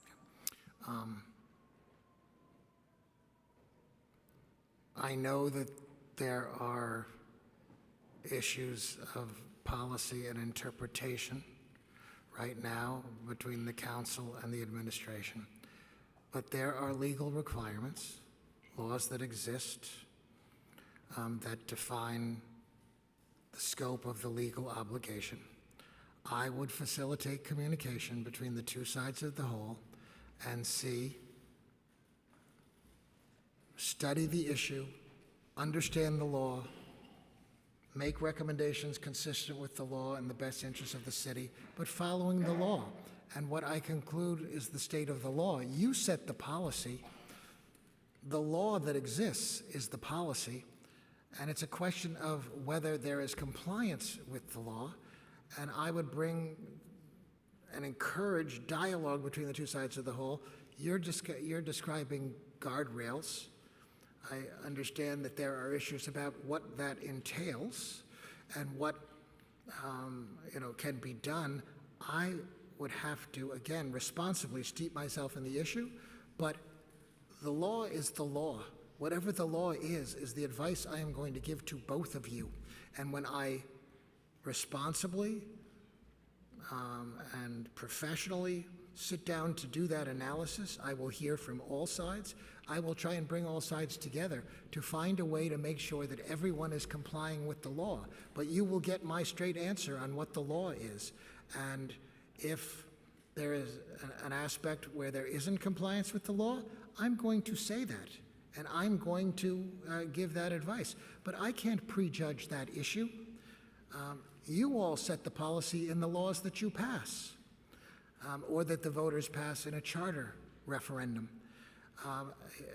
Our job at Corp Counsel's office is to figure out what the law is and requires, and tell both sides of the whole what the law requires, and to try to bring the two sides of the whole. I will be proactive in this way, in a way that past Corp Counsel haven't necessarily been, to bring the two sides of the whole together, to go through our conclusions of what the law requires, and to see if there is common ground. Because I don't want to see, if I'm fortunate enough to have this role, I don't want to see litigation between the two sides of the whole. I want to find common ground. And this is an area where constructive dialogue would help a lot. But I need to study the law and then give you responsible professional advice. Thank you for that response. So the current law allows federal immigration officials to request the detainment of someone and permits city officials to honor that request in cases where someone is convicted of a serious crime. Is that also your understanding? of our detainer laws? I haven't been involved in these issues in 20-plus It years. hasn't changed, so I'm I sure understand. you're aware of it. Don't be sure I'm aware of 25 years ago. I've got quite a memory, but I do know that there are aspects of the law that talk about, detainers and the like. I just would have to steep myself in that again and study, what the law requires at this point. So in terms of, the city just can't take the role of federal authorities in all cases by broadly denying freedom to someone who would otherwise should not be detained unless they are convicted of a serious crime and federal authorities take the steps to request their detainment. Is this also your understanding? The law, as in a more general sense, as I recall it, and what became enshrined in the city's constitution, was one that protected immigrants' status and right to access city services without fear of reprisal or reporting. And there were, again, I don't recall the specifics, but there were some guardrails there about circumstances that would be exceptions. I would have to steep myself in it. I want to be professional and responsible, but I am telling you, you know where I'm coming from the Charter Commission that I had that adopted by the voters. But I would have to professionally and responsibly study the law again, talk to other lawyers at Corp Counsel, talk to your lawyers, and on both sides of the hall, and I will give you my best assessment, and whatever I conclude is what I'm going to tell both of you and try and bring it together to make sure that the law that exists, laws you've passed and laws that are enshrined in the Charter, are followed. Correct, and that the administration actually read the law before they make claims that are incorrect. So I have heard you say many times today, respecting the rule of law, which we hold very dear here. Do you believe in due process? Of course I believe in due process. It's a simple question. It's a simple question, and I think you do. And that is what we have in the laws currently. And so I guess what I'm asking in short is, in an administration that is ready to roll back or at least put forward some incredibly misinformed and xenophobic rhetoric against sanctuary policy, would you vigorously commit to upholding sanctuary policy and in particular upholding due process? I'm council member. You could say yes. I know, council member. And we can get to the folks, or you can talk for a long time. Council, I most definitely don't want to talk for a long time.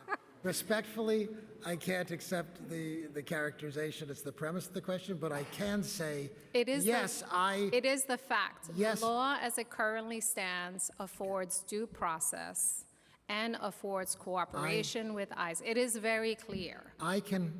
There is no politics here. So either you can vigorously protect the law as noted, or you can go against it. I will vigorously protect the law and determine what the law requires and respect due process. Of course, I will do that.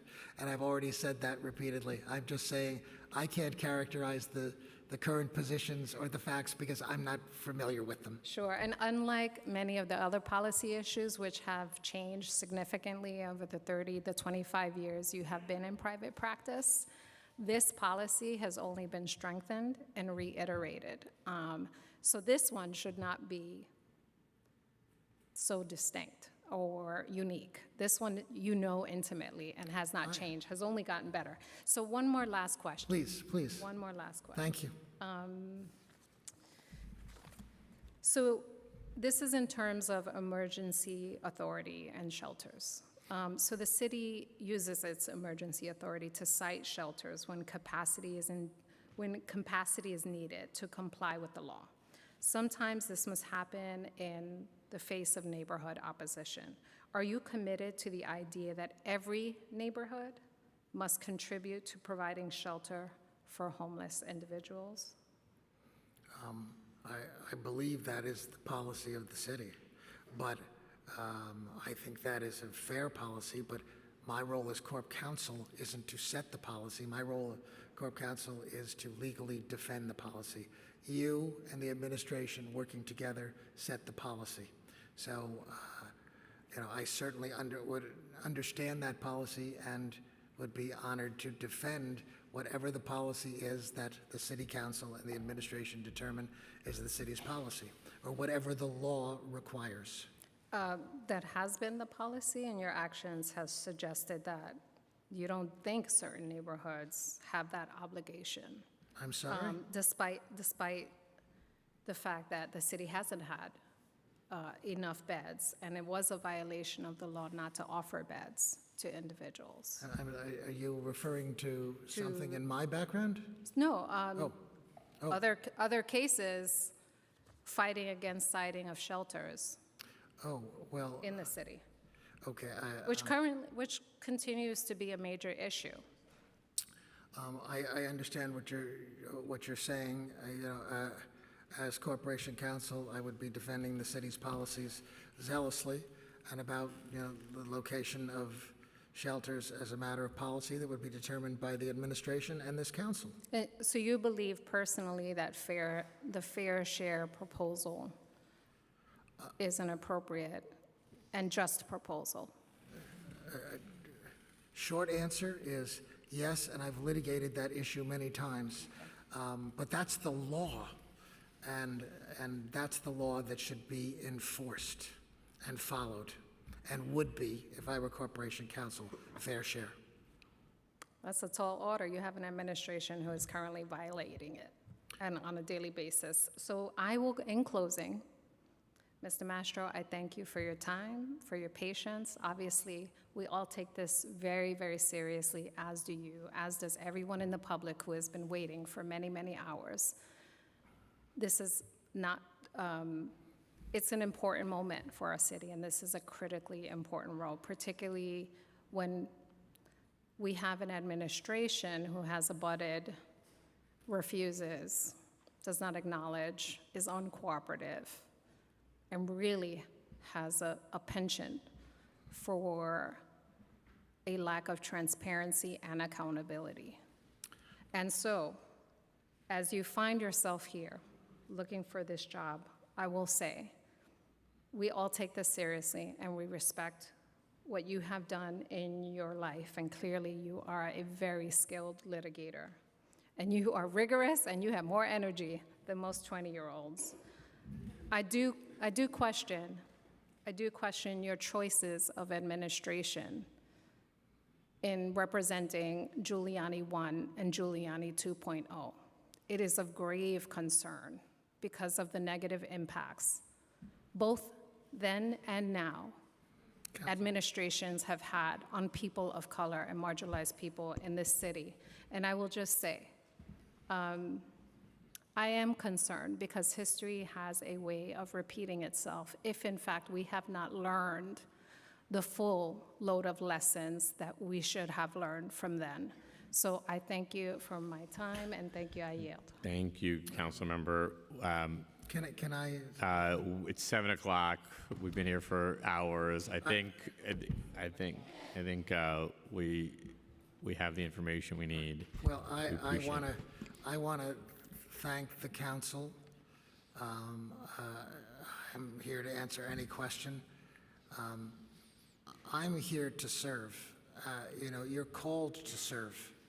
And while I don't engage in the kind of rhetoric that some have used in this hearing, I'm honored to serve, and I'm honored to serve this council.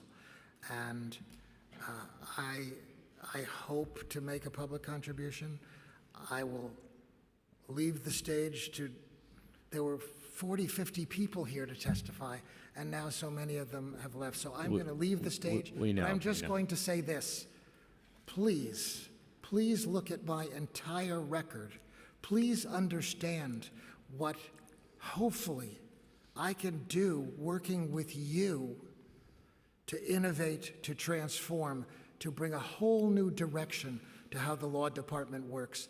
And when you think about that and you look at my entire career and how I've used the power of the law to innovate and transform, we could do so much good together. Open your hearts and your minds.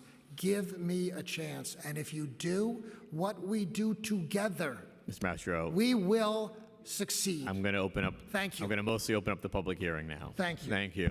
Thank you. Thank you for your patience. And I know it's been a long day, so thank you for answering all the questions and sitting with us. And certainly, I'm sure there'll be follow-ups as well. The way the process is going to work now, we have received appearance slips. We're going to put panels up based on how you have marked your support or opposition. We're going to do that in alternate panels. So we will call. We'll both call the first panel up, with the second panel be waiting to be able to get up quickly. There'll be an opportunity for members to ask questions after you testify. I think you'll have a few minutes to testify each, and then we'll have an opportunity to ask questions. Just want to deeply thank everyone for being here. I know it's been a very long day, and we thank you guys who have stayed for being here and being part of this process. We're going to do, like I said, an alternating panels, so we'll get one up for each, as you marked yourself and indicated, in alternating order, and try to move to this quickly. I will have the council call them as they've been organized. The first panel is Bertha Lewis of the Black Institute and Gabrielle Semmel of CWA, and then that will be followed by Ken Fisher, Governor Patterson, Assembly Member David Weprin, and Betsy Gotbaum.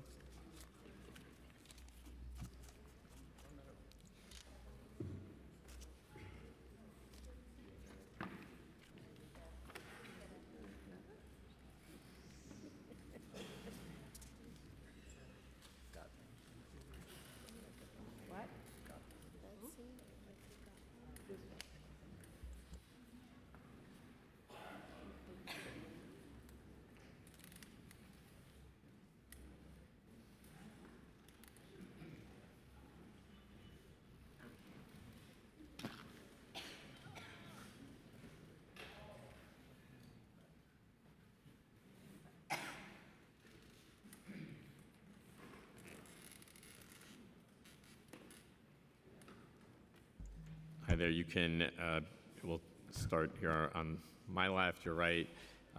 We'll give you, I think we're going to have a clock going. We'll give you an opportunity to read your testimony. We'll do the whole panel, and then we'll offer an opportunity if people have questions, ask questions. And please introduce yourself before you testify. Is this thing on? Yeah, okay. It is on. Thank you, Chairperson of this committee, and to all the City Council members present and absent. My name is Bertha Lewis, and I am the president of the Black Institute, the Black Leadership Action Coalition, and Black Institute Group. And I am vehemently opposed to the appointment of Randy Maestro to the position of Corp Counsel to this body. We need to remember some history. Yes, in 1993, there was a riot on the steps of City Hall led by the NYPD and then candidate Rudolph Giuliani. It was racist, it was vicious, and violent. Well, Councilmember Palladino isn't here, but I was not 12 years old. I was there. I witnessed it, and I was assaulted in it. Upon the election of Mr. Giuliani to be mayor of New York City, despite this despicable display, Mr. Maestro made a decision to join that administration as first deputy and deputy mayor of operations. In his position with the Giuliani administration, he was one of the architects and consultants on the stop and frisk and broken windows policy. He and then Mayor Giuliani systematically dismantled affirmative action from the Dinkins administration. He tried to eliminate all MWBE programs, and yes, he was part of vacancy decontrol and is that one of the people who would have been testifying here today, he worked with Democrats and Speaker Vallone. Listen, he went on, I'm going on, and I was here. In 1998, after the vicious attack by the NYPD on Abner Louima, he was assigned to the policing task force set up by Giuliani, and he defended the mayor when he dismissed all of the recommendations of the task force. In 1999, he headed the Mayor's Charter Revision Commission to limit the powers of the city council, just the same as the current mayor is doing now. He represented the Republican Party of Staten Island to challenge the election of Debbie Rose to this council and destroy the Working Families Party in the process, but he lost that battle. He likes to toot his chairmanship of Citizens Union as proof that he is a progressive and that he is for good government, but he has used Citizen Union to promote himself and to defend one of his private commercial clients. Even today, his law firm has a case representing big landlords and the Rent Stabilization Association to gut provisions of the rent stabilization law. Members of the council reject this revisionist lawyer. The job of court counsel is to represent the people of New York City. He is not and has never been for the people of this great city. When considering this appointment, ask yourselves one important question. Why, of all the thousands of competent and accomplished lawyers in this city, would he be the only one that the mayor has put forth? I urge you to reject him and to use your power of advice and consent to just say no. Thank you.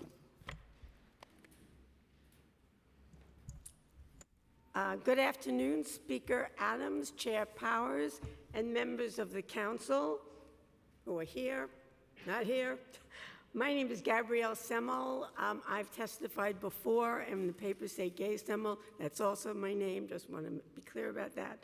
I am a retired union-side labor lawyer who previously worked as district counsel for the Communication Workers of America for more than 30 years.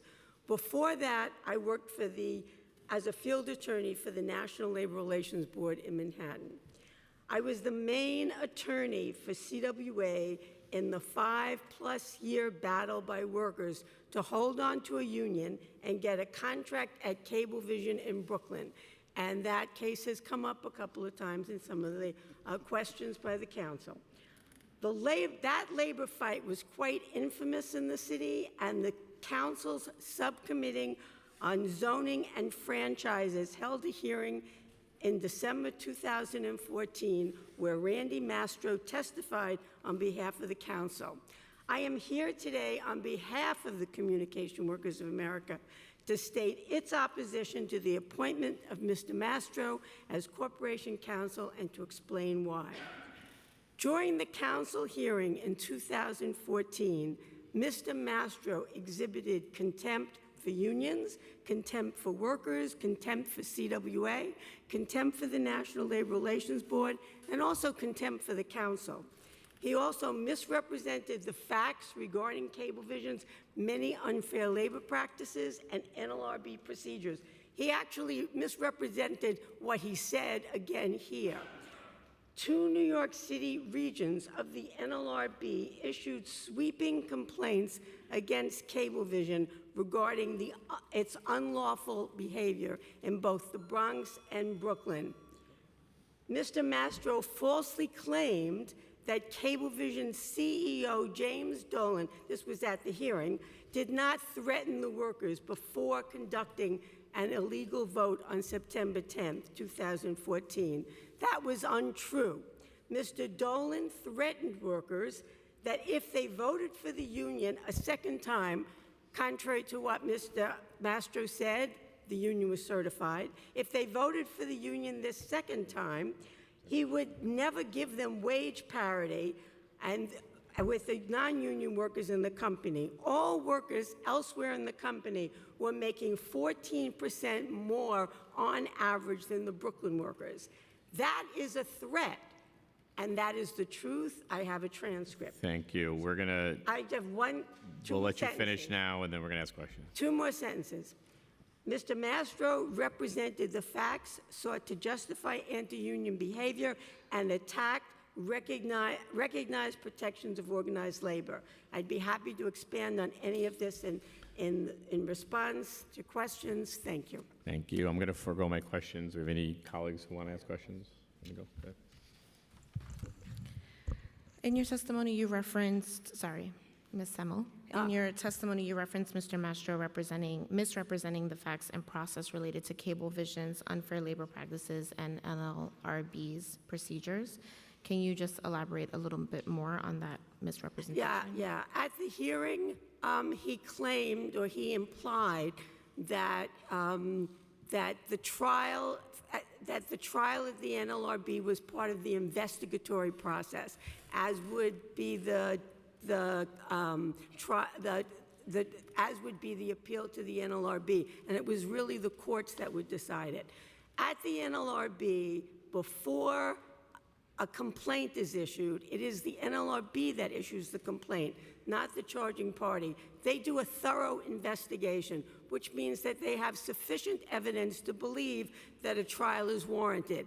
The next step is the trial level with an ALJ. Most cases settle before they get to the ALJ stage, and very few cases are appealed beyond the ALJ stage. So usually the ALJ is the decision maker. The agency, in 2012, the agency won about 90% of its cases before the ALJ. So at the time of the hearing with Mr. Mastro, the agency had already held one trial for 20 days. That means they had investigated it and believed that these violations had occurred and had issued a second comprehensive complaint that would then also be tried for another 20 days. At the hearing, Mr. Mastro, contrary to what he said here, said that the union's charges were frivolous, and he believed that ultimately Cablevision would be completely vindicated. It was not. The union won most of the issues that were tried. I was a community person organizing in Brooklyn. I lived in Brooklyn. I knew these workers. I saw firsthand the tactics that were used in these closed meetings with threats, firings, in which we had to get workers reinstated. Mr. Dolan, who at the time owned Cablevision, just coincidentally, same client for Madison Square Garden, Mr. James Dolan. I was there, I witnessed it, and again, it is a decision of any lawyer to take on a client or not to take on a client, and to do his homework on that client prior to taking that client. Thank you for both of your responses. Thank you. Any other colleagues? Okay. Thank you for your testimony. Thanks for your patience as well. Call the next panel. We'll next hear from Betsy Gottbaum, Assemblymember David Weprin, Governor Patterson, and Ken Fisher. I think the former public advocate has left. I saw Ken Fisher here. I'm not sure if he's still here. He left, I believe. We'll hear from Assemblymember Weprin and our former governor, David Patterson. And we'll give you an opportunity to testify, and then we'll obviously have potentially have member questions as well.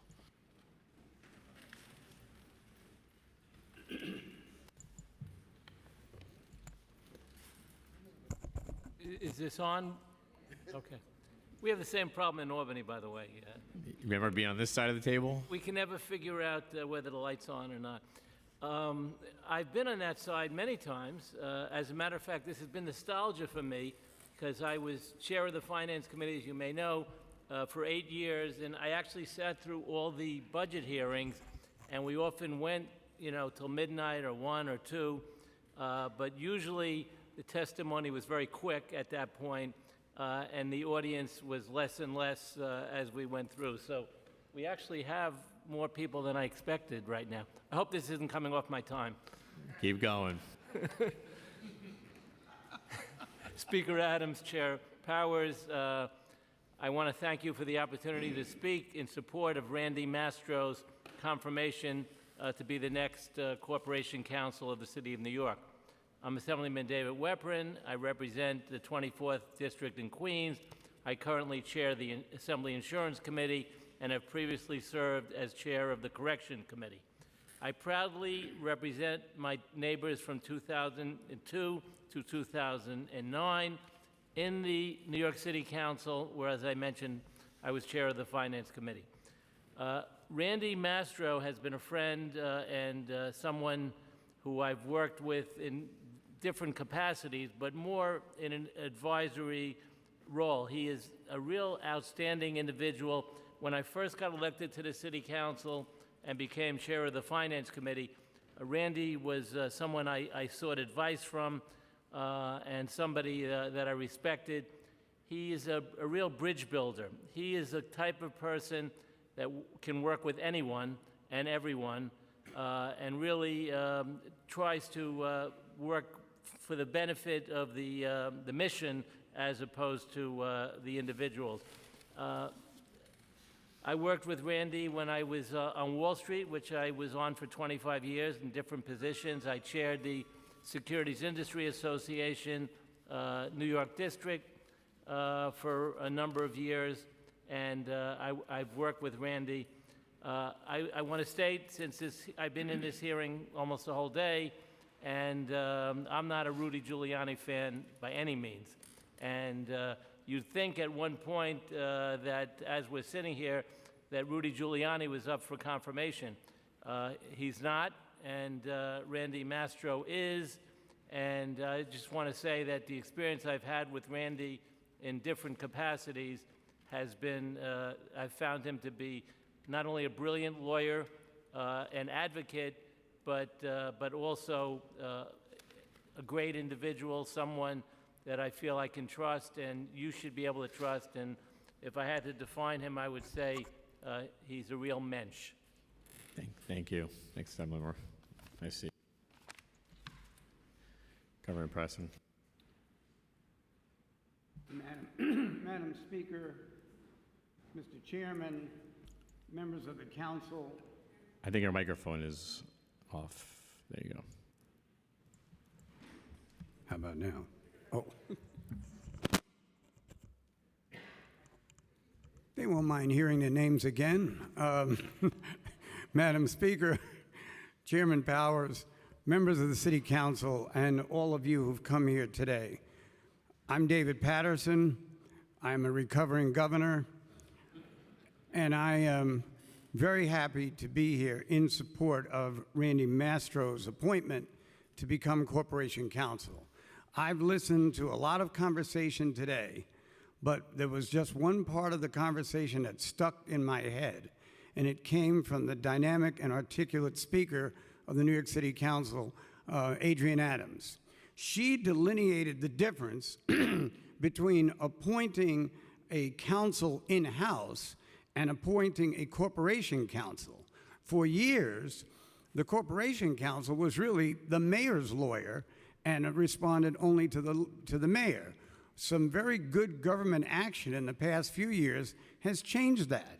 Now the corporation counsel's duty is to represent not just the mayor, but the city council, the independent elected officials like the public advocate, and the agencies or subsidiaries of the New York City government.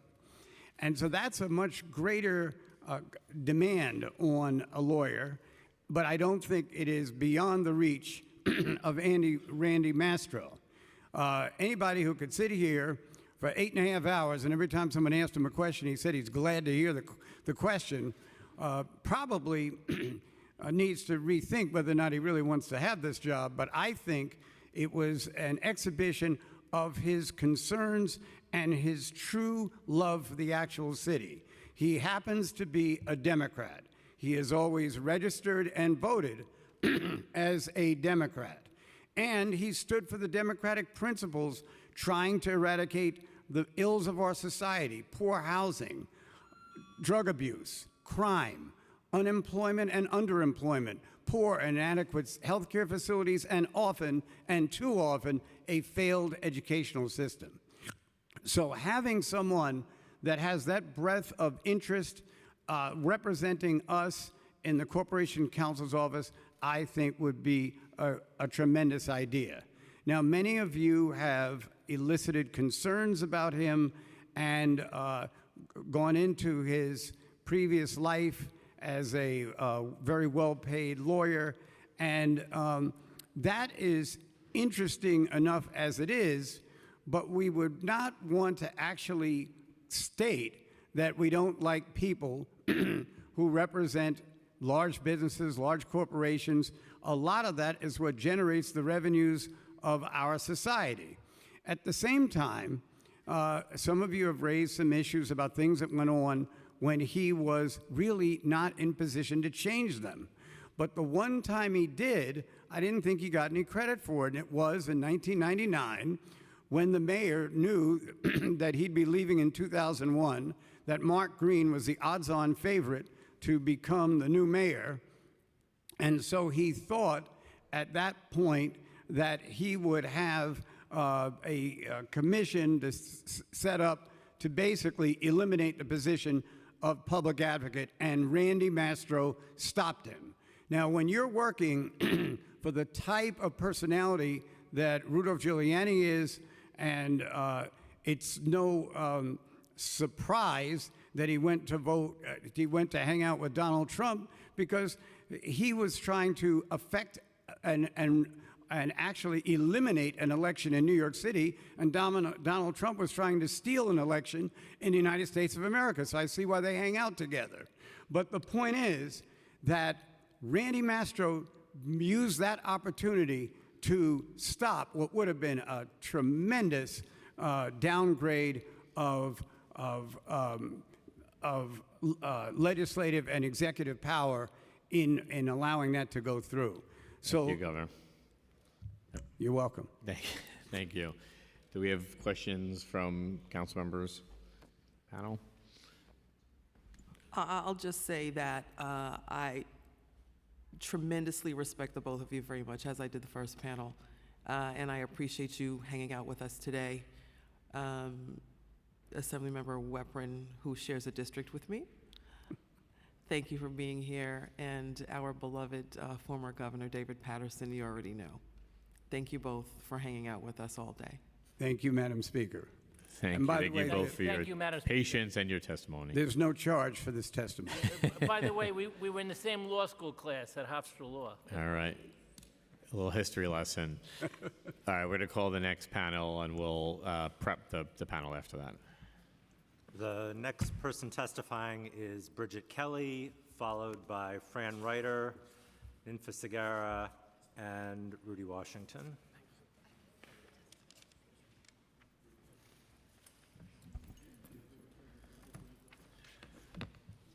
Thank you. You can just state your name and title, affiliation, and we'll be on the clock, and then we'll have an opportunity to ask questions as well. I appreciate that. My name is Bridget Ann Kelly, and I am a victim of Randy Mastro's sexism attacks in New Jersey.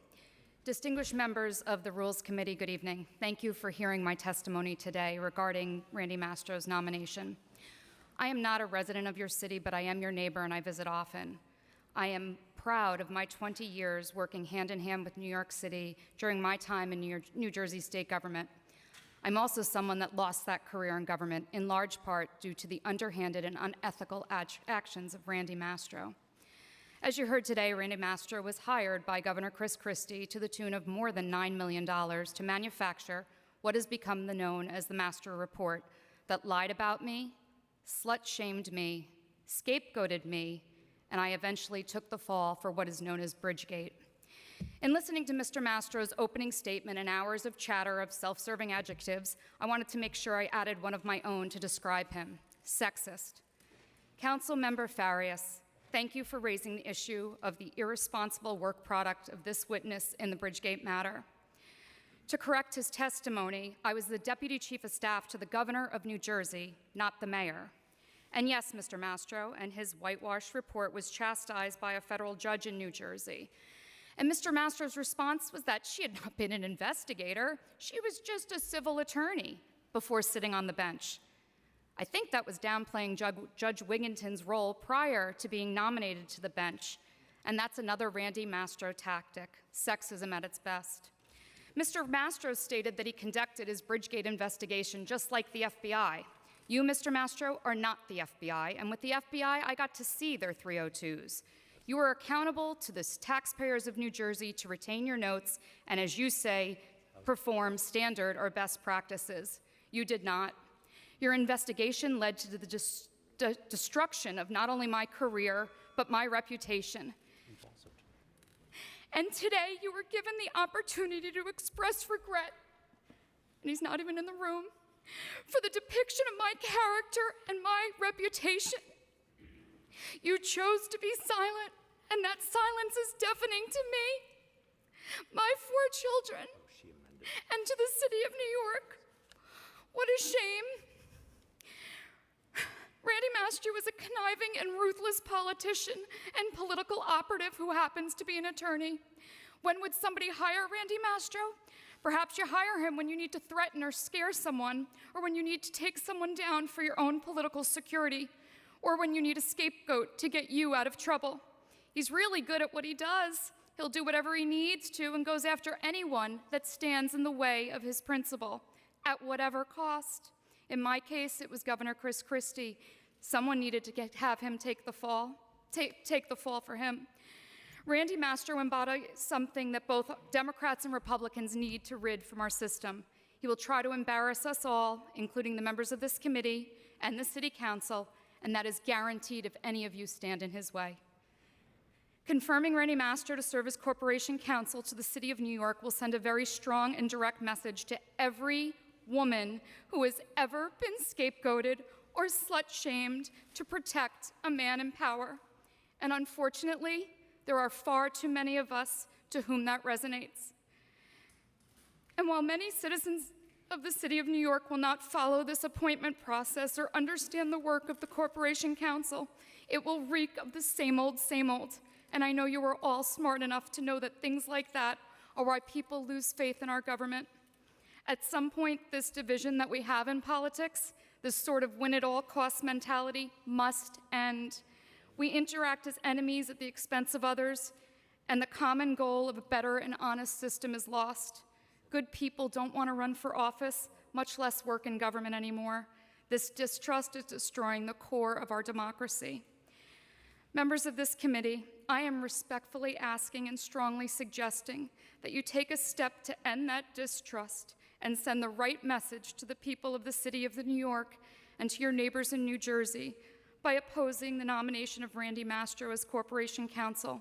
And to be clear, and to use Mr. Mastro's words before he does, my testimony is not an unfair characterization. Thank you. Thank you. Thank you so much, Ms. Kelly, for being here. Thank you. We certainly feel your pain.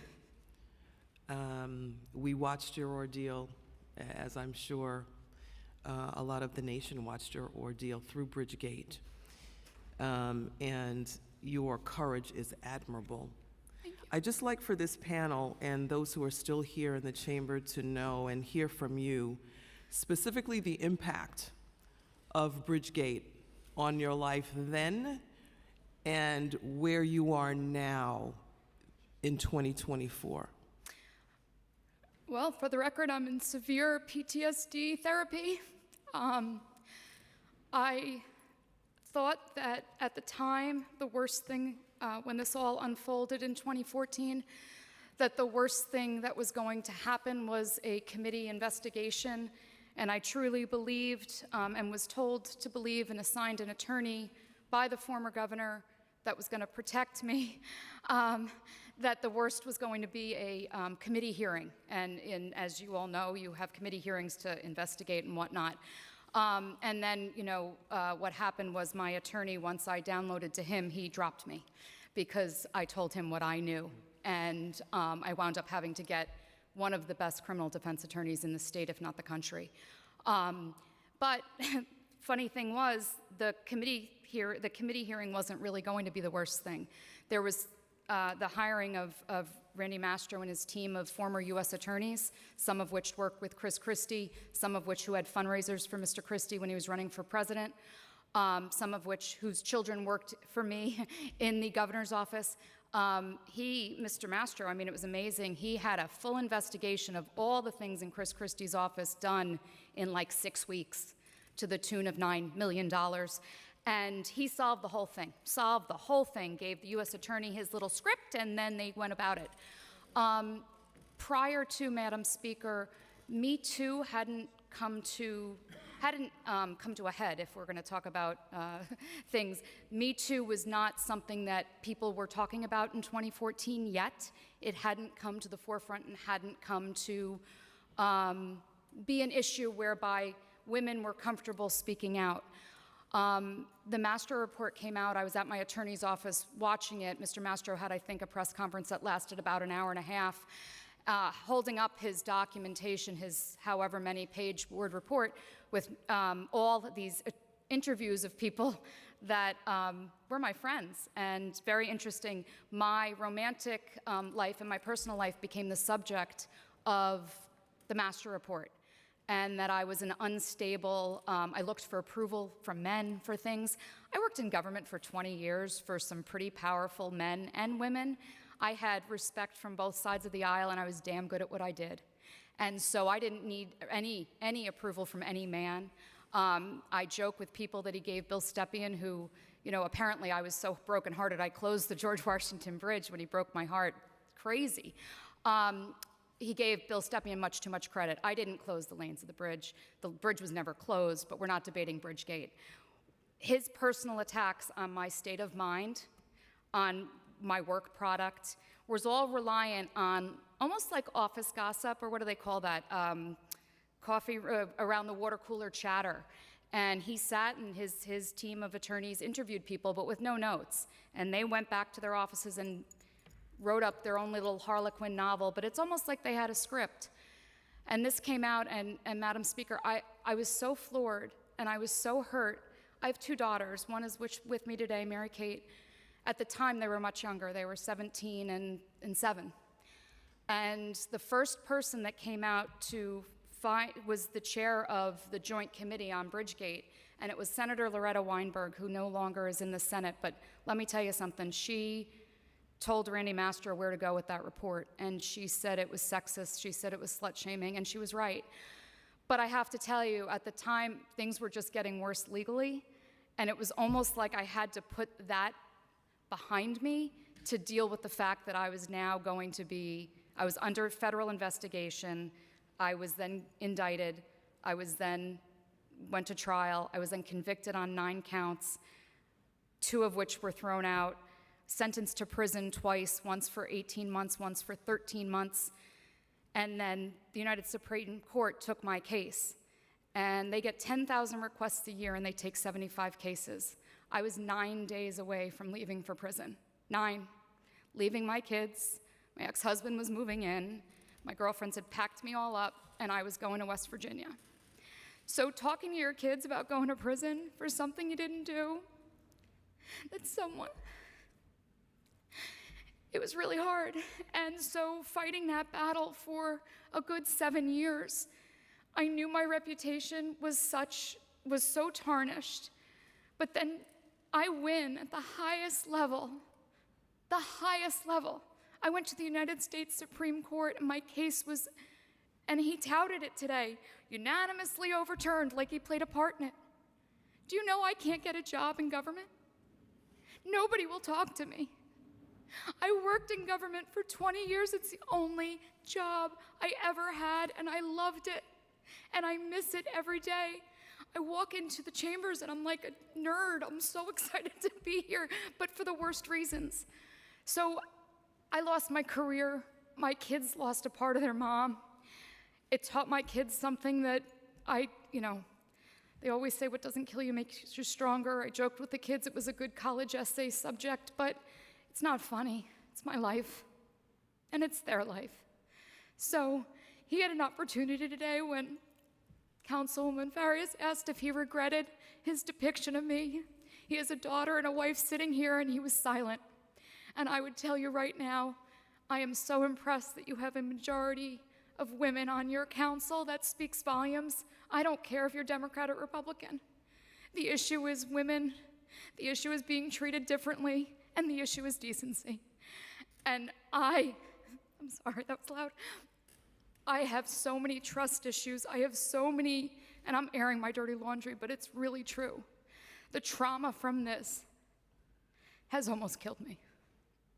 And he kicked it off, and he's supportive of it. And he could have said something today. Not that it would have made it better, but to show maybe some of you that he has a soul. But I'm not sure he does. Thank you very much, Ms. Kelly. Thank you for your testimony. Thank you for your strength. Thank you.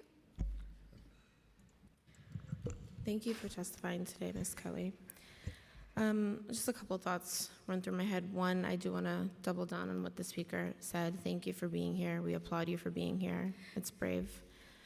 If this incident occurred a few years before the Me Too movement, do you think your experience would have been viewed differently if it happened today? I do, and I'd only say that because, unfortunately, I think situations where there is sexism or slut-shaming happens probably every day in the office. And it's not just women, it's now happening women and men. It's discrimination, it's everything. But I think because famous people started doing it, people felt more comfortable to talk about it. And so for me, when it happened, it was kind of like, and again, there are a lot of people afraid of Chris Christie. So a lot of people that I know who claim to be all these women's rights, and all my Republican friends all forgot to say something when the report came out, and they still have forgotten to say things. That report was blatantly sexist, and the silence was deafening then too, and I think it was I think people are still threatened. So I give any woman that comes forward so much credit, because it's not easy.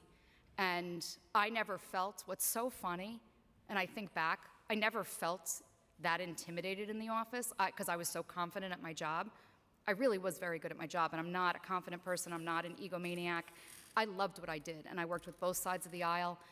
I never felt, there's legislators, there's this, there's always something, but I never needed anybody's approval because I was good at what I did. And so I think that because really big stars started to come out, and it came out that really big names were being abusive to women, I think it gave women the confidence. So I'm not saying that I wish this would have happened a year or two later. I wish it never happened, because it really did ruin my life, and I hope he can sleep at night. But, because I can't. But at the end of the day, I think it would have been handled differently, but I would hope no attorney or anybody would ever go there again. It's none of anybody's business. And my personal relationship had zero to do. And he said it again today, it was her state of mind. Who is he to talk about my state of mind? Right now? Yeah, sure, you can talk about my state of mind. I am in PTSD therapy. I should be billing him for it. And so thank you for that response. You answered a couple of the questions that I have listed. No. I appreciate you just being open. The last question I have, Mr. Mastro claimed no one had been found to do any wrongdoing, and that his report and the Supreme Court's decision came to the same conclusion. Would you like to respond to that? I'm sure that the taxpayers of the state of New Jersey would have liked Mr. Mastro to be the arbiter of all the truths in the world, but, and for 7 years I had to fight this battle. I don't know that Mr. Mastro knows exactly what happened, because I think he talked to the wrong people. Mr. Mastro did ask to interview me, and that would be like, probably one of the stupider things I would ever do, because he was hired by the exact man by whom I worked for, and it came to light during the trial many times who knew what and when. So I find it unfortunate, and somebody, I think the woman who was sitting here before talked about revisionist history. We have a lot of people, unfortunately, in government that do that. And it's unfortunate, it's sad, and I'm just disappointed. My dad always says to me, it's worse to be disappointed than mad. And to be disappointed by the government for whom I worked, and then the people with whom I worked, and then furthermore by somebody who doesn't even know me, and then to cast me in that light, it hurts. Thank you for your response. Thank you. Thank you. Do you have any other questions or comments? Okay. Thank you for your testimony. Thank you all for very, being very here. much.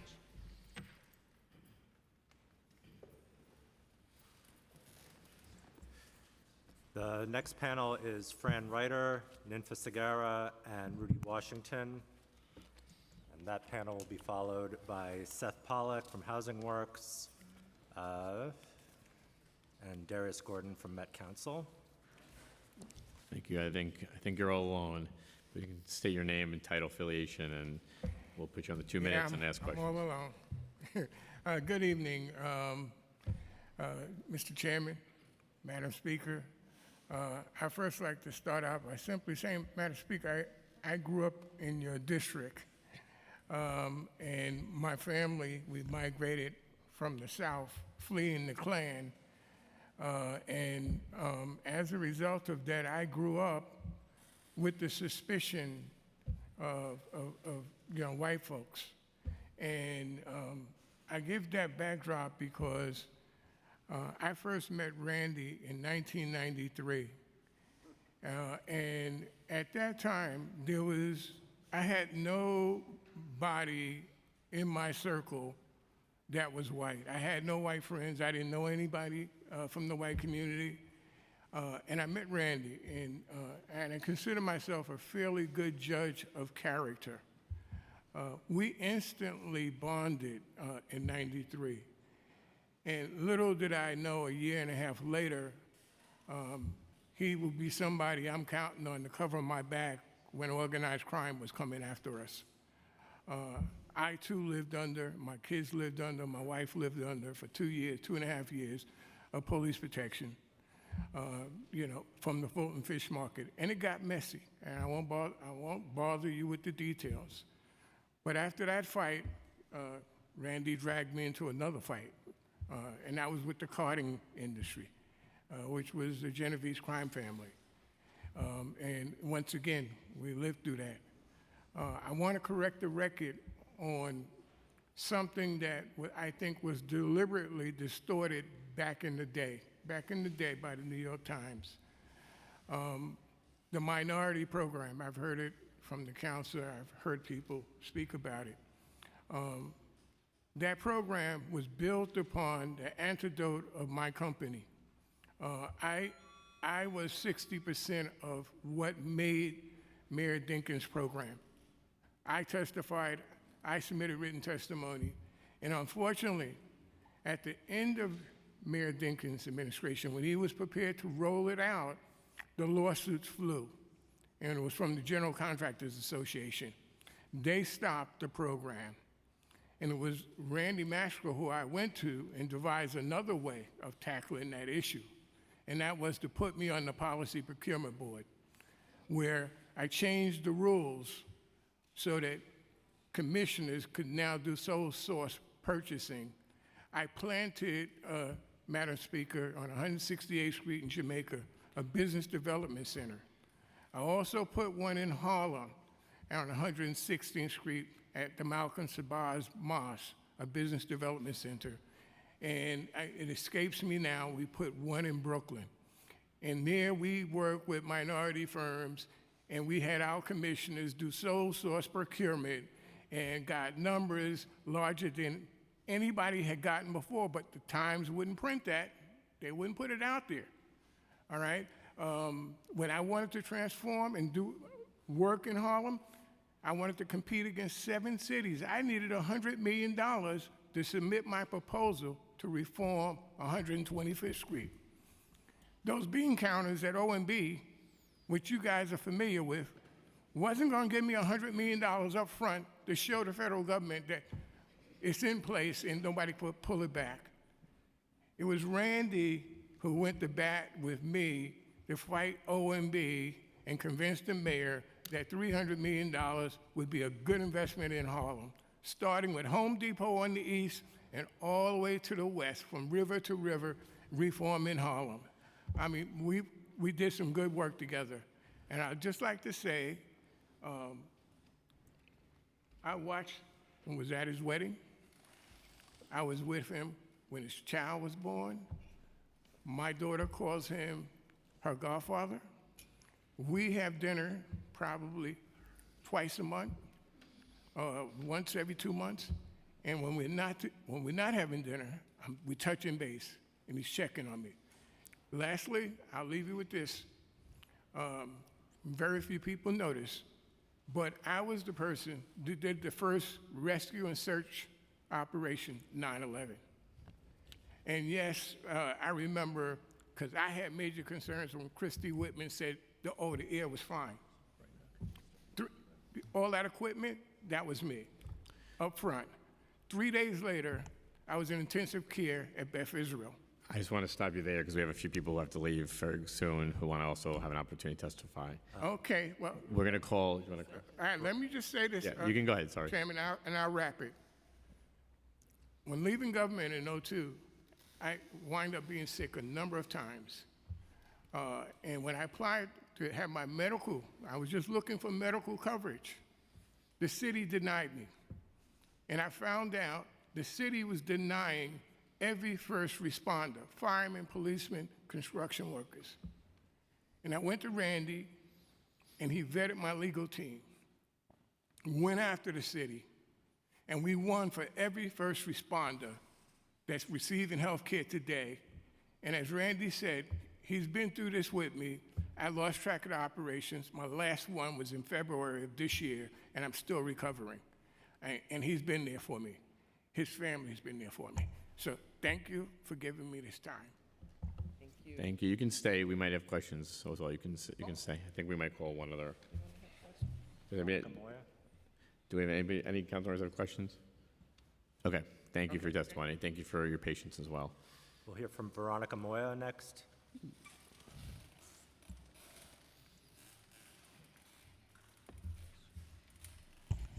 Thank you for those of you who are willing to stay this long. I know it's been a long, exhausting day, and I have sat here patiently because I was so anxious to speak to you. My name is Veronica Moyer. I'm a partner at King & Spalding. I was previously a partner at Gibson Dunn, and at both law firms have worked closely with Randy Mastro. We started out as colleagues and became dear friends over the years. And I have listened to the proceedings today, and I think the most I can offer to you now is an answer to the question that was raised early on. Randy was asked, how can we be sure that you will run a diverse and equitable organization if you're corporation counsel? And I want to share that from my personal experience, you can absolutely be sure. Randy mentioned multiple times his record from Gibson Dunn, how he grew from 0 to 30% of women partners in the New York office alone. That same commitment to diversity and inclusion was repeated around the law firm, not just in the New York office. And the one thing I wanted to point out is Randy is not a person who just makes statements about the importance of diversity. He does the hard work, the daily sustaining work of promoting diverse lawyers. I'll just give you one small example of the personal sacrifices that he has made to support me. Randy once flew to Dallas to help me secure retention in a high-profile case with billions of dollars in exposure, a case that was very important to my career for me to lead. We ended up getting that case, and it ultimately led to novel, precedent-setting case law.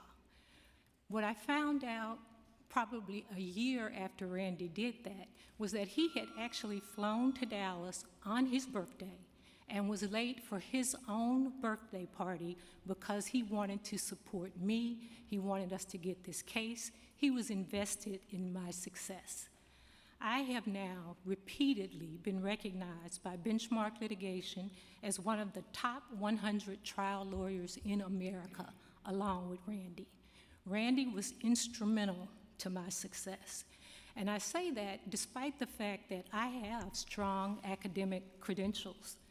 I have an undergraduate degree from the Massachusetts Institute of Technology.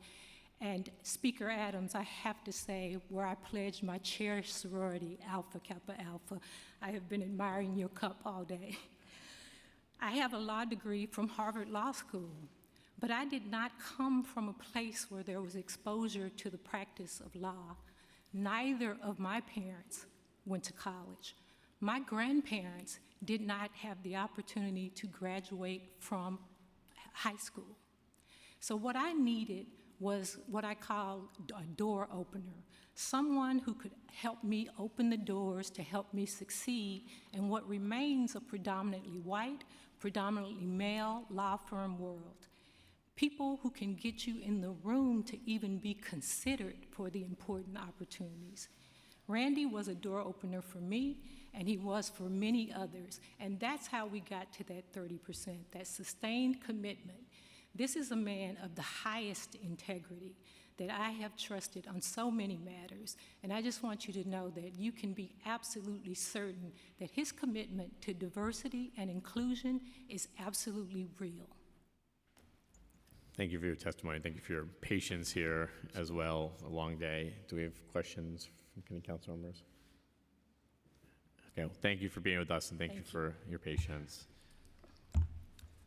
The next panel will be Darius Gordon, Seth Pollack, Victor Pate, Natalie Druce, Pavone Tavares, and Darren Mack.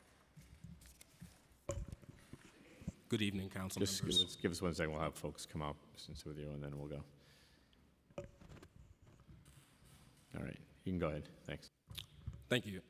Good evening, and thank you all for your patience. My name is Darius Clow Gordon. I'm the Executive Director for Met Council on Housing, and I'm here to tell you exactly why we're vehemently opposed Randy Mastro being appointed Corporation Counsel. Let's not mince words. Randy Mastro has spent the last 30 years as a relentless enemy of tenants. His legacy is destruction, starting with his crucial role in 1994 under the Giuliani administration, where he was instrumental in pushing vacancy decontrol. His disastrous policies gutted rent-stabilized housing across New York City, allowing landlords to jack up rents and displace countless working-class New Yorkers. And what did Mastro do?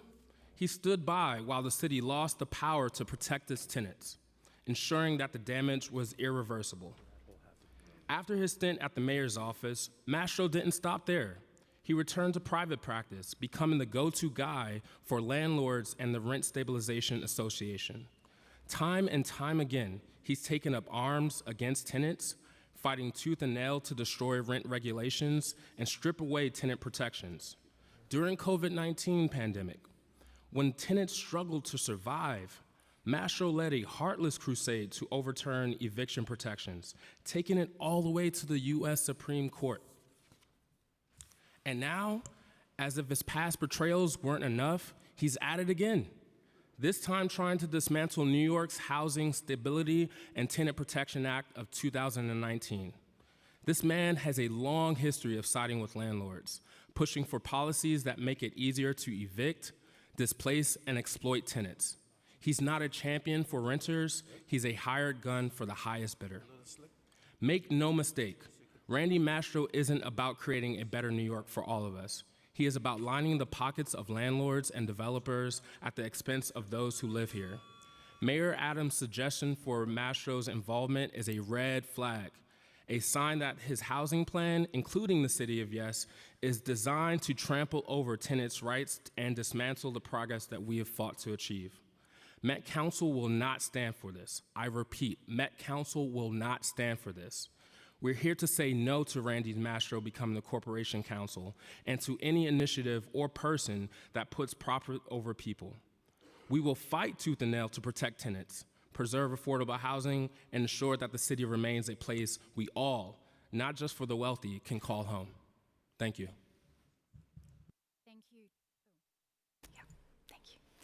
Thank you, Chair Powers and members of the Rules Committee, for the opportunity to testify before you today. My name is Natalie Druce, and I'm a staff attorney at the Safety Net Project at the Urban Justice Center. For over 40 years, the Safety Net Project, or SMP, has provided free legal services to thousands of low and no-income New Yorkers citywide. Our services include helping tenants avoid eviction, address repairs and landlord harassment, securing crucial public benefits, and enforcing the rights of homeless New Yorkers. SMP encompasses an organized member base with lived experience of poverty and homelessness, the Safety Net activists, who organize campaigns to address homelessness and welfare issues. We work extensively on homelessness issues, including advocacy around the rights of homeless New Yorkers in the shelter system and in the streets. We were one of the organizations that led the Homeless Can't Stay Home campaign during the pandemic, advocating for safe shelter for homeless New Yorkers when COVID was at its peak. I'm here today to voice our organization's concerns regarding the nomination of Randy Mastro as Corporation Counsel. Mr. Mastro has a history of anti-homeless and anti-tenant activity, including engaging in litigation to oppose homeless shelters in wealthy neighborhoods. He has previously represented groups trying to prevent the opening of shelters on the Upper East Side and Billionaires Row. As we have heard today, Mr. Mastro represented a group of Upper West Side residents who, after publicly expressing virulent anti-homeless views, sought to shut down a de-densification shelter at the Lucerne Hotel where over 200 homeless men were residing. These men had been transferred from unsafe congregate shelters where the risk of infection from COVID-19 was unacceptably high, in part due to advocacy from groups like ours. Mr. Mastro deployed unscrupulous tactics during this case, including hiring former police officers to masquerade as plumbers, gain access to a former Lucerne resident's new home, and take photographs of him shirtless. Regardless of his legal objectives, the unethical manner in which he pursued them is what concerns us. Mr. Mastro has also repeatedly represented landlords seeking to undo legal protections for tenants. This includes the Supreme Court challenge to the HSTPA and a 2021 lawsuit in which he represented landlords opposed to the pandemic-era eviction moratorium. New York City is experiencing an acute housing affordability and homelessness crisis. The city claims that the shelter system does not have the capacity to accommodate everyone, and as a result, it has set up a separate and unequal shelter system for recent immigrants and is evicting those residents into street homelessness after their stays expire. There is clearly a need for expanded shelter capacity, and yet in some neighborhoods, aided by attorneys like Mr. Mastro, residents oppose shelters and seek to keep homeless New Yorkers away entirely. Against this backdrop, it is deeply concerning that the administration would seek to appoint an individual with a track record of attacking the rights and interests of tenants and unhoused people to be the city's top lawyer. Given Corporation Counsel's role in defending lawsuits involving allegations of governmental misconduct, Mr. Mastro's history of engaging in unscrupulous conduct during litigation is also a cause for grave concern. For these reasons, our organization has serious doubts that Mr. Mastro's appointment as Corporation Counsel is in the best interests of New Yorkers at large, and in particular the interests of low-income and homeless New Yorkers. Thank you for your time today. Thanks. Good evening, and thank you, Speaker Adams, Chairman Powers, and members of the City Council who are still here.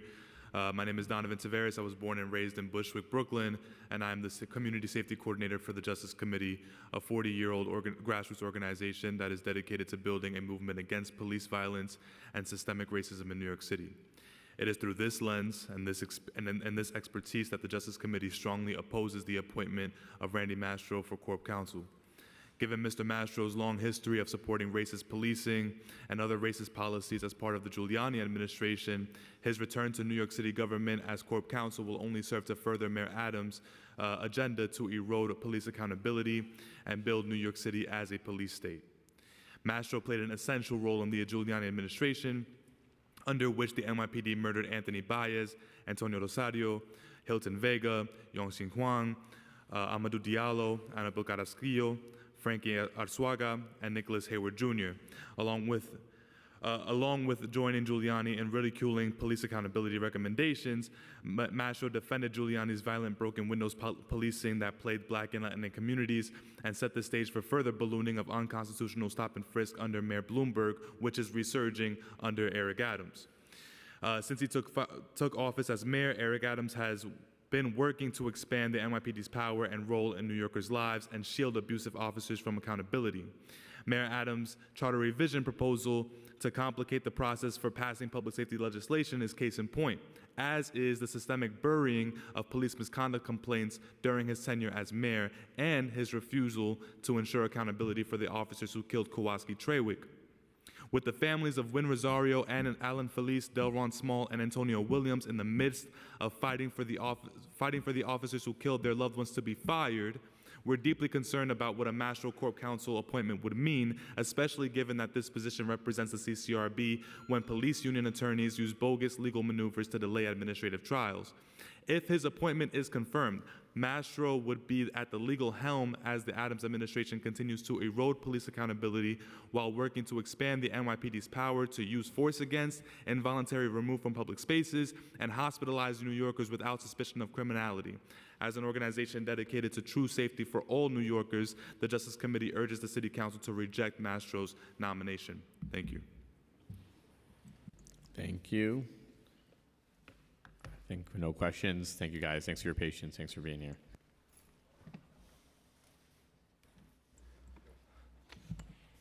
Our next panel will be from Zoom. We will have Iris Baez and Kelly Grace Price.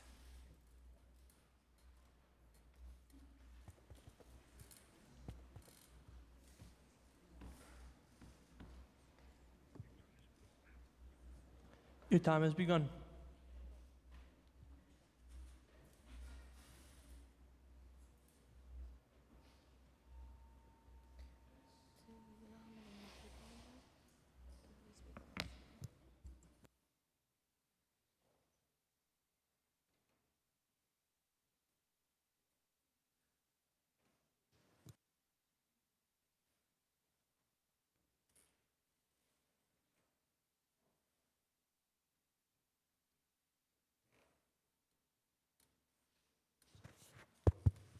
You may begin.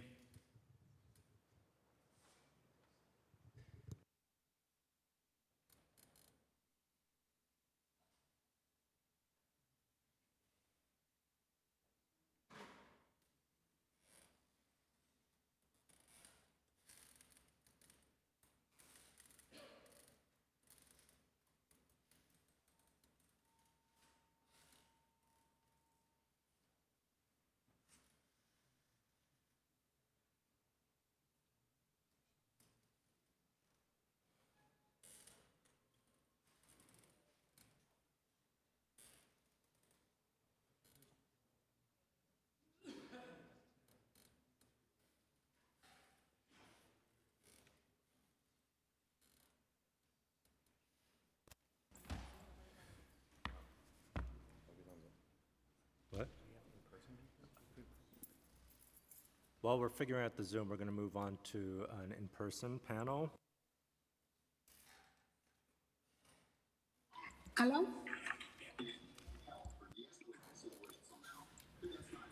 Are you there on Zoom? Hello? Yes, hello. Yes. You can go ahead. Okay. As someone who lived through Giuliani, I'm here today to tell the City Council you must reject Mayor Adams' appointee to Randy Mostros.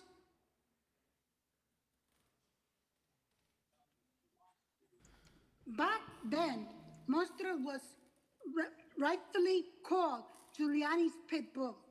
He spent years defending racist, abusive policing by Giuliani NYPD.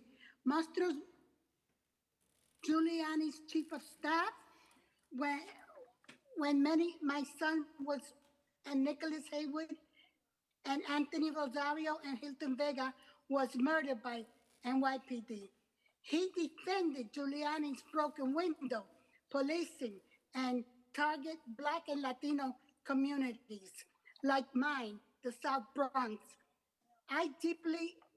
The deputy mayor, he joined Giuliani in marking and dismissing nearly all of the 1998 commissioners of the Task Force for Police Community Relations. already Randy Mastros to become core counsel in change.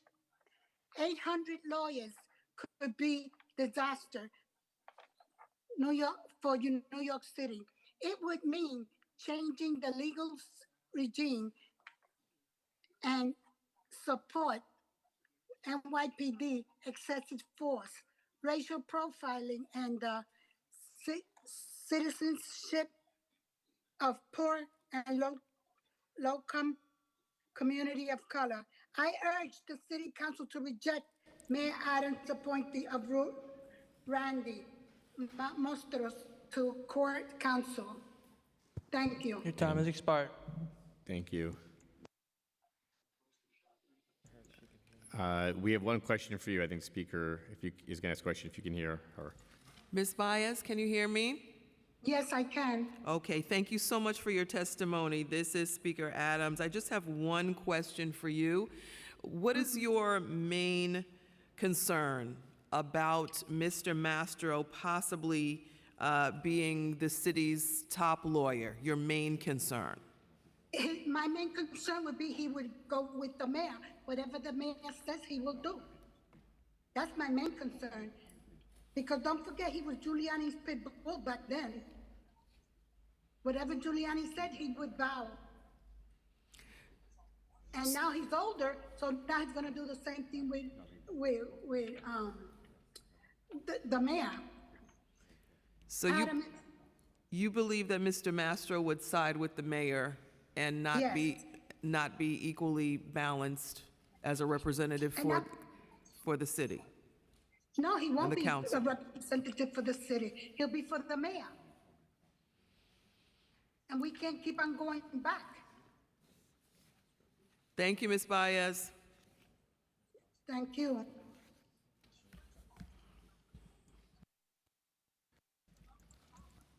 The next panel will be Janet Morgan, Beth Hatton, Muzzy Rosenblatt, and Devorah Halberstam.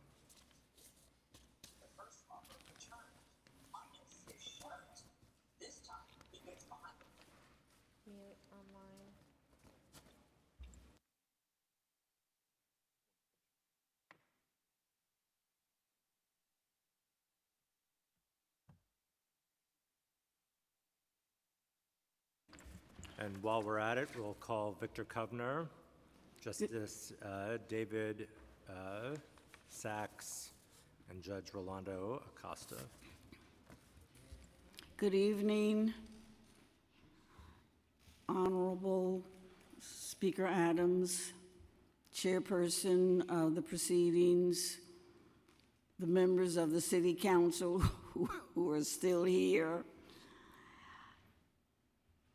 My name is Janet Morgan, and I'm here to testify to my support for Randy Mastro.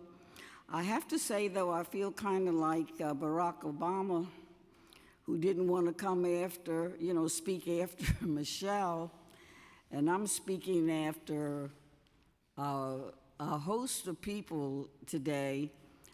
I have to say also that sadly, Rudy Giuliani has loomed over these proceedings like a Shakespearean apparition, a specter, Banquo's ghost, to which I would say, in the words of Lady Macbeth, out damned spot. We're here to talk about someone who isn't one iota like Rudy Giuliani.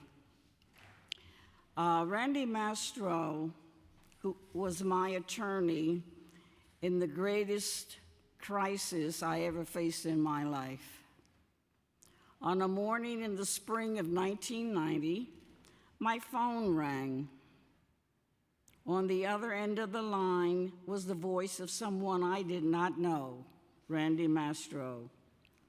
Having followed my case, my suspension for now 2 years from my social studies teaching position in the Malvern School District on Long Island, Suspended because of an essay I had assigned my students on racism. Randy was calling to offer to represent me pro bono. Randy Mastro's call came the morning after a brutal examination before trial regarding the civil rights lawsuit I had. By then, I was suspended in 1988. I had filed against Malvern. I was so nauseous, I was praying I would not throw up while Mr. Mastro was on the phone. Divine providence intervened, I believe, and I do believe that. Because of that, I was able to continue with the call. The reason the school superintendent involved himself in the matter of an assignment a teacher makes, which is unusual, was that a parent, a white parent, had called the superintendent and complained about my essay assignment. A week or so after the essays had been graded and returned to students, my chairperson informed me that the superintendent wanted me to rescind the assignment. Unable, of course, to rescind an assignment, my chairperson returned with the order now, discount the students' grades, the grades that they had made on the essay. Absurd an order, unthinkable to even consider such, I refused. On the Friday of the beginning of the Memorial Day weekend, the superintendent's secretary came to me at the end of the day with a letter informing me of my suspension. My students, 5 classes, would return to class on Monday, their teacher gone. 1990, 2 years into the suspension, the State Commissioner of Education made his ruling that Malvern had made an impermissible intrusion into my classroom and ordered my reinstatement to my teaching position. That would not be the end for Malvern. Appeal the commissioner's ruling to the Supreme Court of the state of New York. This was when Randy Mastro assumed all matters related to my cases with a passion for right and a consummate zeal for social justice and the skill of one of the nation's best.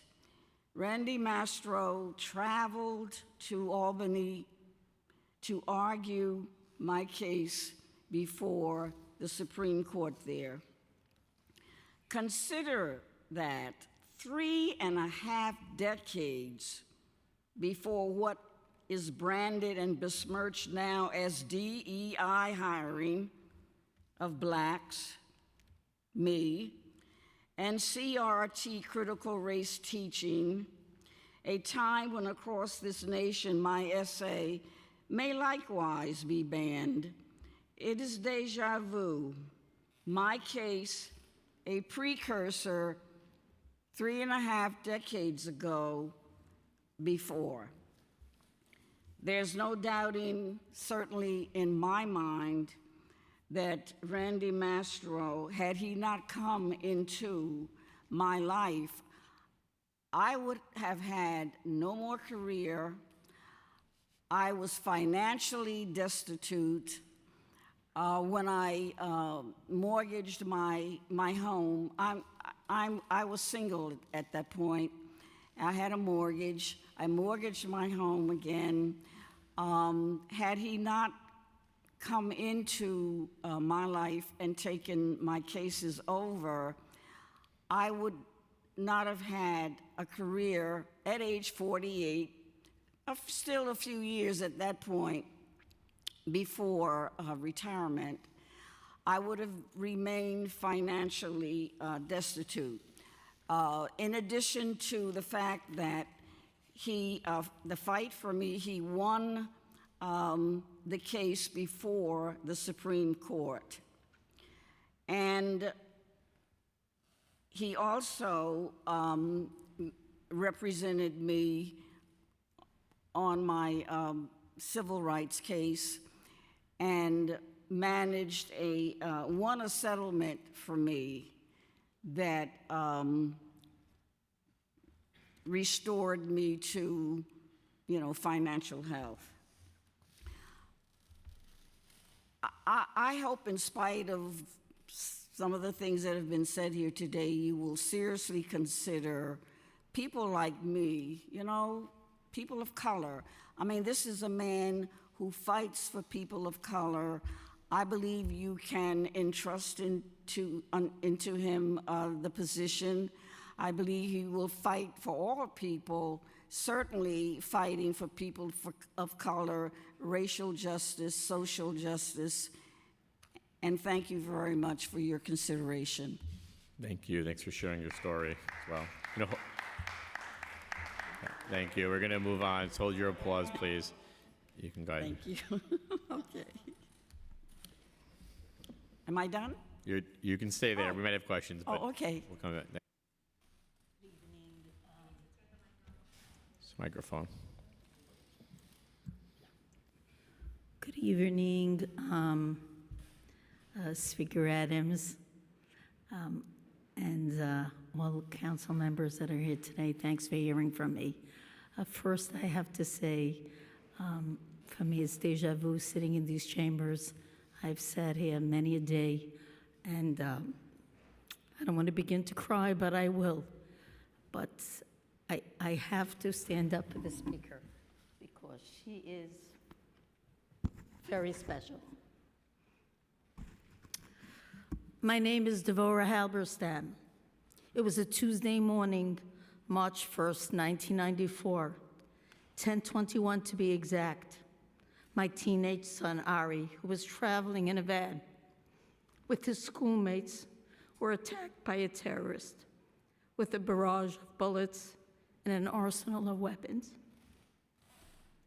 My son, Ari, was shot in the head with the Uzi machine gun and died in the worst anti-Semitic attack fueled by hate the city has ever seen to date.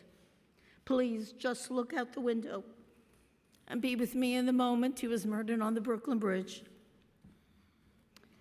On that day, at that moment, my life was changed forever. We became victims of hate and terrorism. Being a victim is not a state of mind. It takes courage to survive the death of your child. And I speak for all moms whose children were taken from them. There is no freedom for us. Our loss informs our decisions in life going forward. And there were many, beginning with the burial, the long road ahead through the criminal justice system, the emotional toll this takes on a family, the domino effect in our home life while keeping the memory of our Ari remembered. This is why I am here today, They say it takes a village. We are here today to talk about the appointment of Randy Maestro for the position of Corporation Counsel. It is not just a position to be filled. It is crucial that the person who fills this spot is a man of integrity, a man of wisdom, a man of compassion, and a man who knows how to get things done. I am here to talk about Randy, that person. I am witness to who Randy Maestro is and was. You cannot rewrite history. Randy was with us right from the day Ari was shot. He stood by us with strength and helped us through some of the most grueling days and agony, which none of you should ever know. He walked me through the criminal justice system. He was there with strength, advice, and knowledge, and guidance. He supported my vision for the Jewish Children's Museum that this council carries on, memorializing Ari forever as a living and breathing space for children. He was there from the groundbreaking and contributed constantly until this very day that has served 3 million children and families, teaching them to respect and understand, to love and not to hate, to accept each other no matter who we are and where we come from. In over 30 years, Randy has never asked me for anything, but he has always stood by me and my family until this very day. 30 years has shown me who he is. Now is the time to speak the truth and give gratitude. I have learned the workings of our city and government. I recommend to you a man with such vast knowledge and wisdom for the position of Corporation Counsel at this time in history. For this position, you have to be wise, not just have wisdom, sometimes even Solomonic wisdom. You have to have integrity and leadership. Randy has those qualities. He is consistent and trustworthy. He will be an asset to the city. I know that this council is looking out for the people of the city. I am the people of the city. Randy will never fail you or the people of the city. I am sure of that. Thank you so much. Thank you.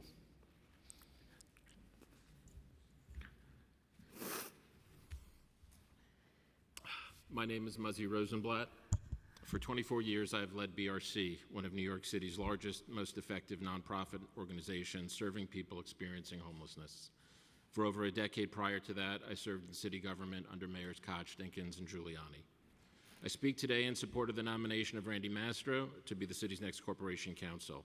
I've known Randy professionally for over 30 years and cannot imagine a better person to serve in this role. I say this based on years of experience working directly with Randy in his capacity as BRC's attorney and years of working with him in city government. Randy defended BRC against a wealthy, well-organized, not-in-my-backyard coalition suing to stop us from siting, developing, and operating a shelter and treatment program in Manhattan's Chelsea neighborhood. Using their deep pockets, our opponents left no stone unturned in their efforts to destroy a project that would, and now does, deliver critical services for New Yorkers in need. His passion for justice would not let them stop us, and his brilliance as a lawyer stopped them. He provided wise counsel, a comprehensive strategy, vast knowledge of every aspect of state and local law, and a heartfelt conviction to ensure that the right to quality care of our city's most vulnerable would not be denied.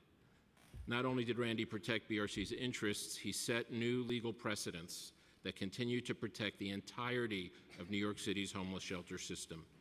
As this litigation went on for years, not once did Randy hesitate, tire, or back down. Simply put, BRC and people experiencing homelessness in our city could not have had a more dedicated or capable advocate. I also worked with Randy when we were served together in city government. He championed the effort to implement the recommendations of the New York City Commission on Homelessness, a commission empowered by the previous mayor, leading to a transformation of how homeless services are provided. Together, we turned a failing shelter system into one that was robust and service-rich, operated by a diverse array of New York City's best community-based nonprofits, delivering results for the people it served.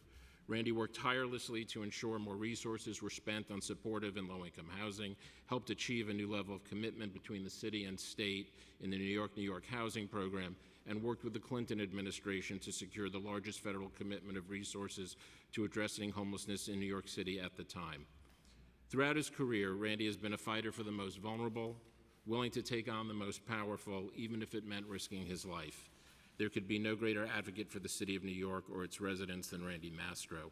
And I do just want to add, it's not in my written testimony, really how incredible it was to sit and listen to testimony from representatives of Met Council and Urban Justice Center. Not that they were present at the time, but at the time that the legislation that undid rent-regulated housing or minimized rent protections in the 90s, Met Council was led by somebody who went to prison for corruption, and its greatest benefactor, Speaker Silver, also went to prison for corruption, and he's the one that undid that law. Thanks. Similarly, Thanks, the Urban Justice Center, who we worked with closely, or their clients, regularly undermined our efforts to work with unhoused New Yorkers who had been placed in hotels during the COVID pandemic to find permanent housing.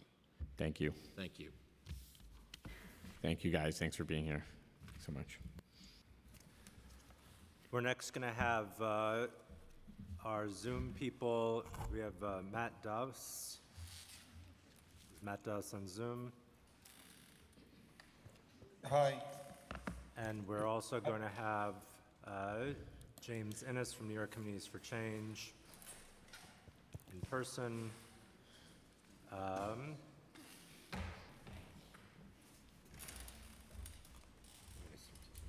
Okay, Matt, you can go ahead. 2 minutes. Thank you. Can you hear me? Yes. Okay, great. Well, first of all, good evening, Speaker Adams, Chair Powers, members of the Rules and Privileges Committee. For those of you who are left, I've been watching this testimony from the very beginning. It's over 10 hours now. I'm trying to be as brief as I can. I'm here to testify on behalf of Randy Mastro to become the next Corporation Counsel in my individual capacity. I know some of the members, or actually a lot of the members of the committee. I don't know who's left, but I've already been in touch with some of them, to voice my support, and I'm here to answer any questions after the testimony as well. I served as, for those of you who don't know me, from the entry level on up to the top of New York City government for over 20 years. Left about 14 years ago. I was a government lawyer when I started, and my tenure included service, as first of all, as a human rights prosecutor for the Commission on Human Rights. I was special counsel to the New York City Trade Waste Commission, where Randy was at the helm, and I worked for him. He and for Rudy Washington. It's now known as BIC, as you know. I was also general counsel for the Taxi and Limousine Commission, as well as the New York City Community Development Agency, which is now known as DYCD. I'm the longest serving former taxi commissioner. That's how many people know me. And I'm also a former commissioner for the Civil Service Commission for New York City. I'm now back to practicing law. I'm an active member of the New York City Bar Association, where I chair and co-chair committees and task forces. I've known Randy for over 30 years as a friend, mentor, and colleague whom I greatly respect and admire. Not only is he one of the best litigators in the United States, but he's a person of impeccable moral character and a former public servant who has improved the lives of millions of New Yorkers. Your time has expired. I would respectfully request that I continue with my testimony. You can continue, but you did use a lot of time on your resume. Mr. Doss, Mr. Doss, I'm hearing you. You can make your statement, but we also are on a clock, so I need you to go ahead. I have to. Can I just say something? I mean, I really think it's kind of unfair to let the public go last on a meeting like this, where all. Mr. Doss, you can litigate this if you want to litigate this with me, or you can make your statement. You can choose. Could I have, as someone who served the city for 20 years, a minute to sum this up, please? You can go ahead and sum it up. Yeah, I know it sounds like it may not matter anyway, but I mean, honestly, he put his life on the line. I'm there because he's a friend, but he is, honestly, I think after you listen to all the testimony that you heard here today, and I urge you to read my written testimony and all people who testified here today, he represents the people like the district attorney does. He's going to be independent. I know this. I know his character. I've known him for so many years. And, look, you can't do good things in life without having people criticize you, every once in a while. This is what happened today. I still think he's going to do an amazing job. I think you should give him a chance. And I refer to my testimony that's previous. And I really think the council, really should, I don't think the members of the council here truly reflect the opinions of everybody in this city. And there's a lot of people I know who are here to testify that had to leave, and that's just not fair. I respectfully request that you have a separate public hearing tomorrow or some other time where you hear from people from the public, because we're taxpayers, and I want Randy in there. And you could see he withstood. Mr. Doss, thank you. We'll take that into consideration on the recommendation for a second hearing, and we'll call up our next panel. Thank you. The next person we'll hear from, if you don't mind, we have one more person on Zoom, is Kelly Grace Price. Your time has begun. Hi, good evening. It's Kelly Grace Price from Close Rosie's. I've already turned in my written testimony, and I'm not going to repeat what I said verbatim. It's been a long day, and no one wants to listen to Zoom testimony. But sitting here today, listening to this hearing, it's clear that the City Council cannot approve the appointment of Randy Mastro to Corporation Counsel. Doing so would be an act of deliberate indifference that could open the city up to large-scale civil rights liability. There are tens of thousands of cases pending against the city, and we have heard Mr. Mastro already say that he will recuse himself from any case involving prior clients. but instead of providing a complete list of who those previous clients he has represented, he claims to have so little pull with his former law firm that they won't even provide him a list of people and entities that he has represented on behalf of that firm. This is at the same time that a recovering governor appeared to testify on his behalf today. These statements strain credulity. I cannot believe that Mr. Mastro cannot get a list of his previous clients from his previous law firm. But back to deliberate indifference and Mastro's clients, because Mastro will have to recuse himself from any case involving a former client, the majority of his time will be tied up in debates about what case he can or can't participate in or manage. And we're not talking about insignificant clients. I already mentioned in my written testimony that I've already filed that the Child Victim Act cases that the law department is having to wrangle right now are a major boondoggle that the law department is failing to properly address. Many of those cases name the Roman Catholic Archdiocese of Brooklyn, along with the city and the ACS or the previous child welfare agencies under the Human Services Association as defendants. There are thousands of them. So for Mastro to have to recuse him from this huge pack of cases along with others just creates so many problems and in fact opens the city up for liability because Your time has expired. okay, thank you very much. I don't want to go on, but I just filed my written testimony. Thanks so much. Nice to hear from you. Good. Hello, my name is James Ennis. I run the public safety work at New York Communities for Change. We're an organization that represents and organizes people of low income and color communities from the Bronx to Brooklyn to homeowners in Queens. I just want to say we reject the nomination of this gentleman today. We see his nomination, or if he was confirmed, as the same as being a bloodthirsty fox guarding a hen house.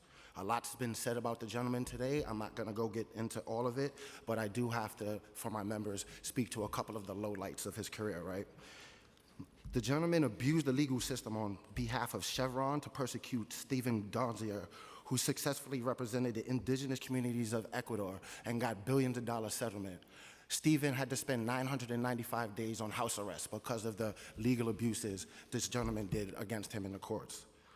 This gentleman also is suing the city to overthrow our landmark climate and jobs law, Local Law 97. And he's saying that the law is superseded by state law. So his argument is state law supersedes all municipality law on climate, which is an absurd statement in itself. And these are things that affect us, my members, I just want to point out. Mr. Maestro was behind the long-running abusive investigation into the New York State Working Families Party that made it harder for them to keep their ballot line.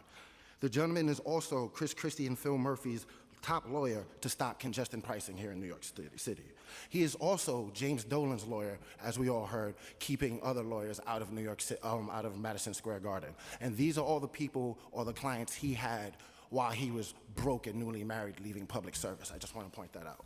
We've heard a lot about the gentleman's housing and his representation of the Rent Stabilization Association. I'm just going to add, as recently as May of this year, he filed a writ with the Supreme Court to overthrow New York's Housing Stability and Tenant Protections Acts. We're in the middle of a housing crisis. Our members find this totally unacceptable. And with that, I'll yield the rest of my time. Have a good one. God bless you for taking your time. Thank you. I'm going to call these names again just to make sure they're not here. Victor Kovner, Justice David Sachs, Justice Rolando Acosta, Beth Hatton, Roger B. Adler, Esquire, Georgia Winston, Mara Binney,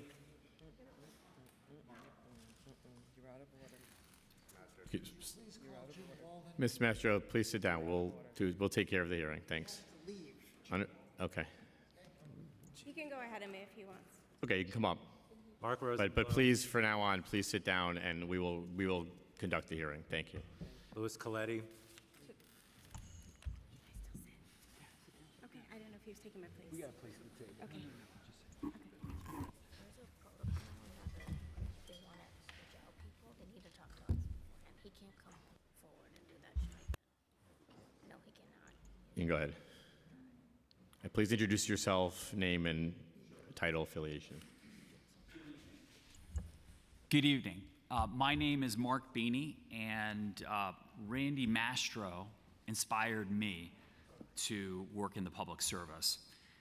As a young lawyer, I spent 4 years working with Randy very closely, and frankly, his words, but his deeds and his actions, his commitment to the public service inspired me.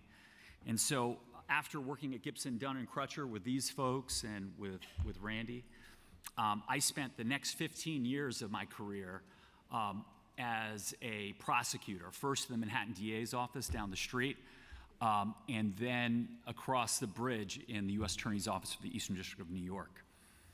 And now I work at a law firm in Midtown, but I have to tell you that Randy shaped so many young lawyers like me to be committed to the public interest.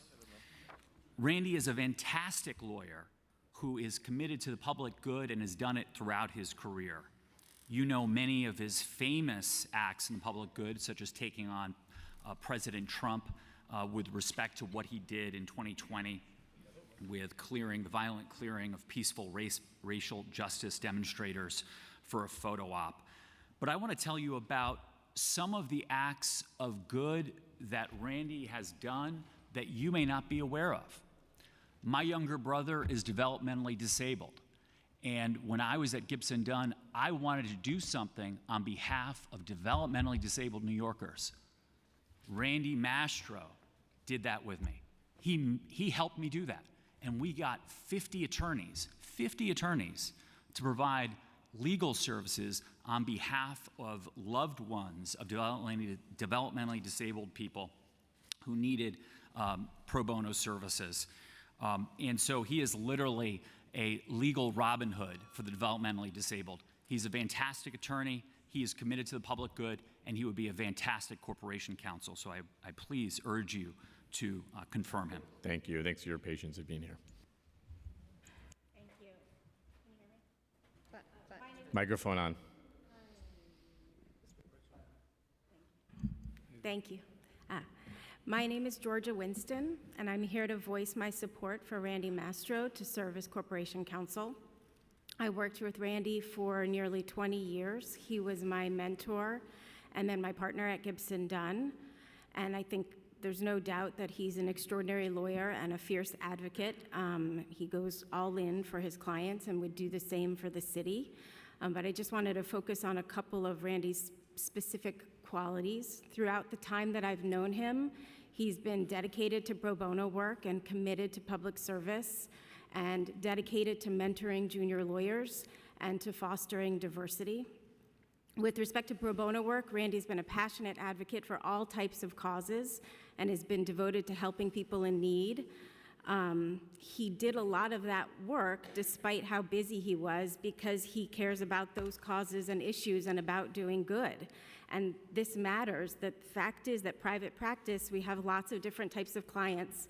They don't always align with our own personal values. It's a business. That's the bottom line, and that's the nature of it. But Randy has put in countless hours outside of that paid work, hours that could have been spent with his family or friends or sitting on the couch watching Grey's Anatomy, but instead he spent it helping people and causes that could use his help. And I think if you're looking at how to determine his values, that's something that you should look at. Madam Speaker, you spoke in your opening remarks about entitlement and specifically of women and people of color understanding that there's no entitlement to any particular position, and that those words resonated with me.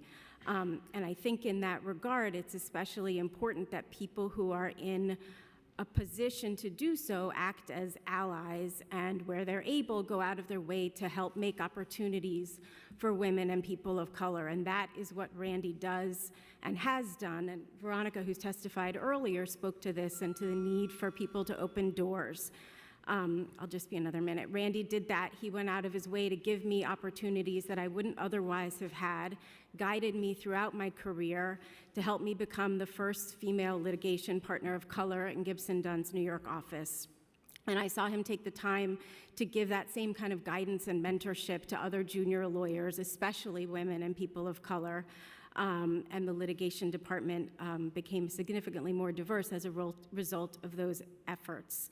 And I just add on one more thing on a slightly more personal note, because there was some discussion about whether Randy's respected by his colleagues, how he'd be to work with. He was a terrific colleague. I've worked with lots of different lawyers in my career, and Randy was one of the best to work with. He was always committed and passionate, always respectful of my ideas and input, even when I was a very junior associate. He's a person with strong opinions, but he values and respects those of others. So at bottom, Randy is devoted to serving the public interest and would do a terrific job. Thank you. Madam Speaker and Mr. Chair, members of the council, my name is Jim Walden. I count myself as a lot of things, but primarily these days, I'm an opponent of Mayor Adams. I've sued him twice. I've spoken out against him. And I have that voice because of Randy Mastro. When I became a litigation partner at Gibson, Dunn & Crutcher, I was lost. I'm a survivor of horrible physical abuse from an alcoholic father, and I went to a law firm and I had no idea what to do. And Randy took me under his wing. And Randy showed me what a legal career could be, where you're a private lawyer being able to afford New York, which I could not with 3 small children, and yet do good in the world. And what good did I do under Randy's tutelage? I didn't serve big corporations. I didn't bring lawsuits on behalf of oil companies. I protected transgender rights with the first lawsuit ever on behalf of a transgender man who had experienced discrimination in New Jersey. I brought a lawsuit with Randy's help to keep open a hospital for a marginalized community in Brooklyn that was being shut by Mayor Bloomberg. I brought a lawsuit with Randy's help against President Obama's administration for denying hearings to tens of thousands of mentally ill New Yorkers. And I sit here during a 10-hour hearing and think to myself, there is one question, and only one question, that this council should be asking itself. Do you want Derek Jeter to be the captain of your team? And instead, we're hearing misinformation, disrespectful questions, and old stories about things that Randy had nothing to do with. If you had heard from the people that filled these rooms, there were dozens of people like me whose careers were changed forever by Randy Mastro, and yet you will not hear from them. That is a shame. Thank you. And this public testimony is an opportunity to certainly hear from those folks. We have people who are here. I know it's been a long day and certainly a long hearing, and we appreciate everyone's patience, but there is a public part of that testimony you're participating in right now, which is that opportunity. We'll go to Luke Coletti. Thanks. Is it on? May I just say one more thing? Sir, Sure, we're one gonna more move, we thing, moved on. and I'll be done. Sir, your time is up. We're gonna keep, You I gave everyone understand else a you little wanna bit keep more time. talking, May I sir. We are gonna move on to the panel. Thanks. Okay, Mr. Chairman, Madam Speaker, members of the council, thank you for enduring your responsibilities through this, and thank you for the opportunity to provide some testimony on today's confirmation hearings. My name is Louis Coletti. I work for the law firm and government relations firm of Davidoff, Hutcher, and Cintron. I want to clarify something, if you'll allow me, since earlier today it was mentioned that many of Randy Mastro's supporters were just lobbyists. Number one, I don't know if you've ever seen the what do you call it, the Netflix show Suits. Well, if you have, I'm Harvey's Mike Ross. I'm not an attorney. And until September, I'm not a registered lobbyist until September 1st, because one of our clients, National Minority Contractors Association, insisted that I get involved, so I'll be involved with them. I'm here to discuss and recommend that you adopt and confirm Randy Mastro as the Corporation Counsel for the City of New York. At the beginning of the hearings today, I was very impressed, Madam Speaker, as you outlined characteristics that this council would be looking for: character, integrity, and competence. But as I sat here during the day, I began to think about what my grandmother had once told me. Don't hold the children responsible for the sins of the parents. And I hope in your deliberations, you do not hold Randy Mastro guilty for the sins of Rudy Giuliani. He doesn't deserve that. Over the years, in his roles as deputy mayor, I had numerous opportunities to work with Randy. And I'll be the first to admit that we didn't always start out on the same page. But we kept at it. We worked. You heard him mention communication several times today, and it's pretty obvious that that's something that has to be done today.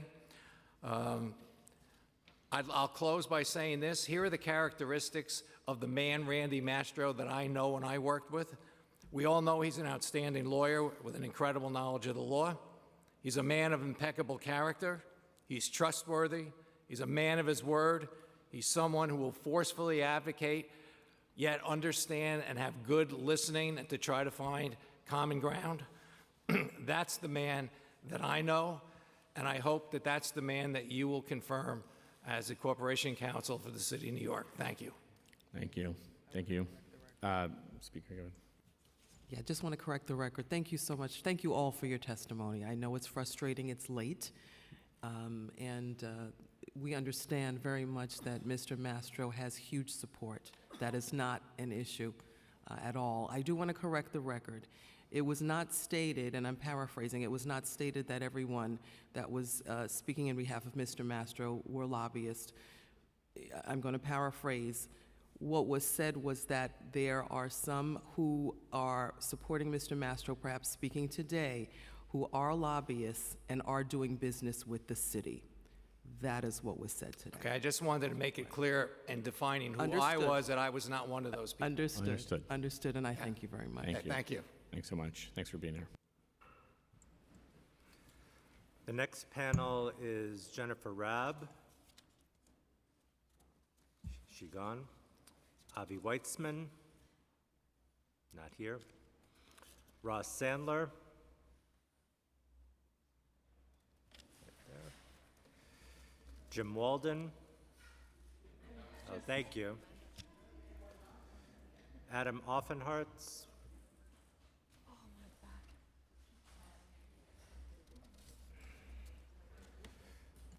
Mark Kirsch.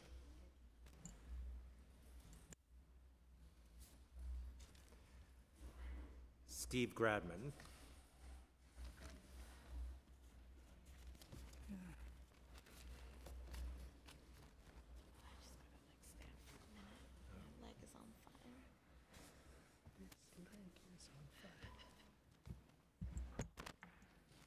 Thank you. We'll start over here and we'll work our way down. Thanks. Thank you very much, Madam Chair, council members. Thank you for being here. My name is Ross Sandler. I am a former commissioner and a law professor, and I come to speak in favor of voting for Randy Mastro. I've been in government many times, and I was thinking back that the first corporation counsel that I knew well was Norman Redlick, who was corporation counsel for John Lindsay. I've known everyone since then. And I can say about Randy Mastro that not a single one of them had the experience, knowledge of government, or the ability that he has shown now, and would hit the ground running as a corporation counsel. He would be the best I would have ever seen. And I've been listening to the testimony, which I found pretty interesting all day long, and I thought the council questions were very interesting. I also teach professional responsibility, and one of the rules of the canons, one of the rules of the ABA is that a lawyer's representation of a client does not constitute an endorsement of the client's political, economic, social, or moral views. And that's a very important rule because that protects the people who are representing the very unpopular groups, that in certain places, civil rights groups, racial groups, gender. That says that we have to have those lawyers doing that work. But the rule isn't as narrow as that. It really is about lawyers generally, and that we want lawyers to be independent, to exercise judgment, and to take on clients so that the entire justice system works. And when I heard a lot of this discussion about Randy's clients, I thought about that, and I thought about this rule and how important it is as part of the professional canons and the rules of professional conduct. And I just suggest that it applies in this situation in many, many ways, and that you should think about what it would be like if there were, say, a lawyer for a civil rights group, and people said about that person, we don't like him because of that representation.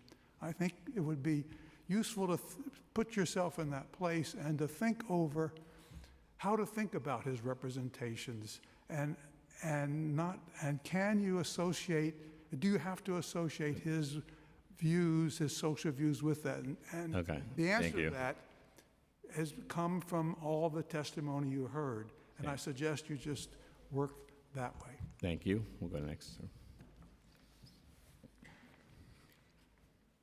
Yes, good evening. My name is Steve Gradman. I am president of Pride Democrats of New York City, which in the year of Stonewall 25 in 1998, we had the largest candidates forum in the history of New York.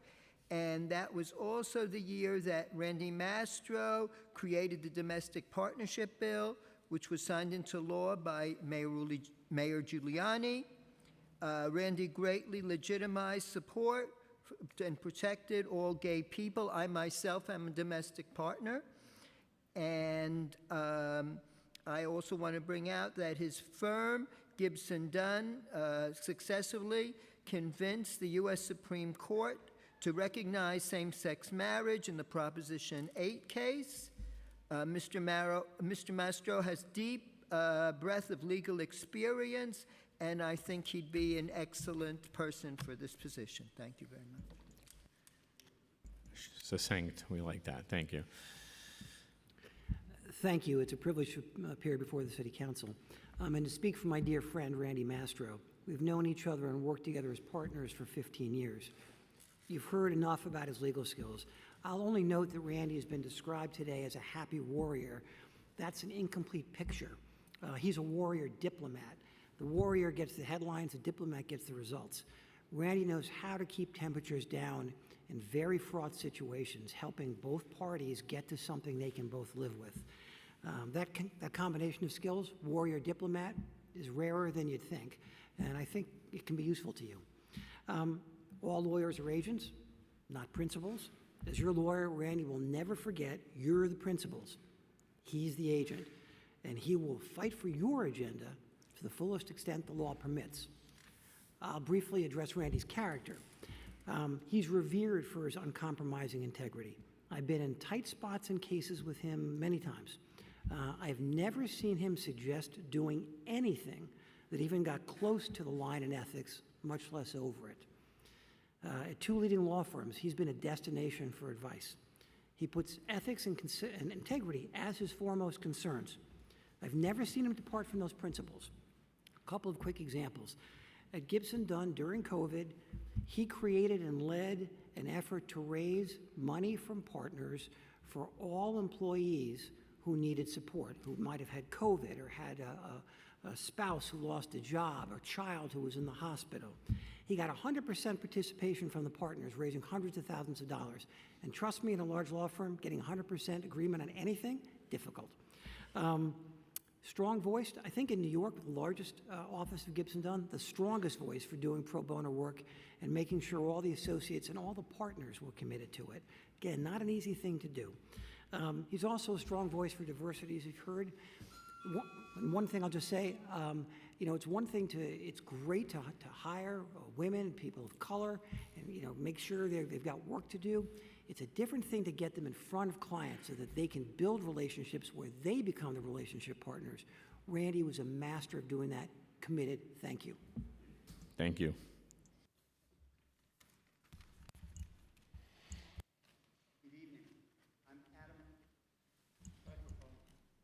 Good evening. I'm Adam Offenhartz. I've had the privilege of knowing Randy Mastro for over 25 years, and I've seen him in a variety of points of time in my life that I think go to some of the issues that have been raised today. I believe it was Speaker Adams who asked, how will you handle the Corporation Counsel Department? How will you lead? How will you deal with the vast number of lawyers you'll be in charge of? What kind of leader are you? I can tell you that as a brand new baby lawyer, Randy Mastro was the person everyone wanted to work with. And for me, that was a long, long time ago, in the early 1990s. Randy was the person that gave young lawyers the opportunity to go to court, to take depositions, to get in front of clients. When you had questions about what was appropriate, how to deal with a gnarly issue, how to deal with a difficult adversary or even client, you went to Randy. But more importantly, as one's career grew, and this is true for me as well as for so many other people you've heard from, Randy always stressed the importance of public service. There are so many lawyers, some of whom you've heard from today, probably many more you would have heard from had things, schedules worked differently, turned to public service because of Randy. Randy also pushed many of us to become involved in the community. He stressed the importance of being on boards. He, despite being the busiest lawyer I know, always found time to teach. Many of us, myself among them, have also brought teaching into our lives because of Randy Mastro. The number of lawyers that Randy has a positive impact on, who he has affected, who he has made better citizens, is countless. And I'll very quickly end with the thought that it's very important we remember the most important thing today is what is best for our city. I've lived in the city for close to 30 years. I've lived in the village, the West Village. I ride the subway. I work now near Ground Zero. The city has a labyrinth of problems. It does. It's a tough place.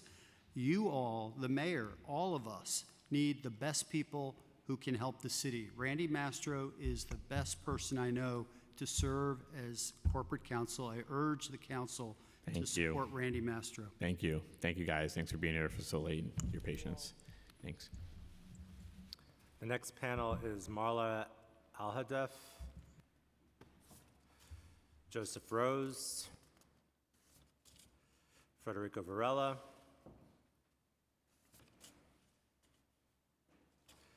Ann Champion, David Lewis, Chad Vignola, Christopher Perino,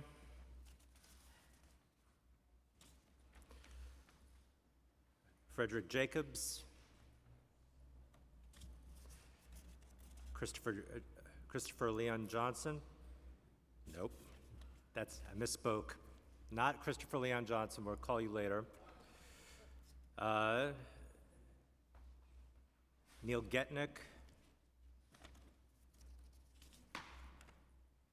And Jessica Benvenista.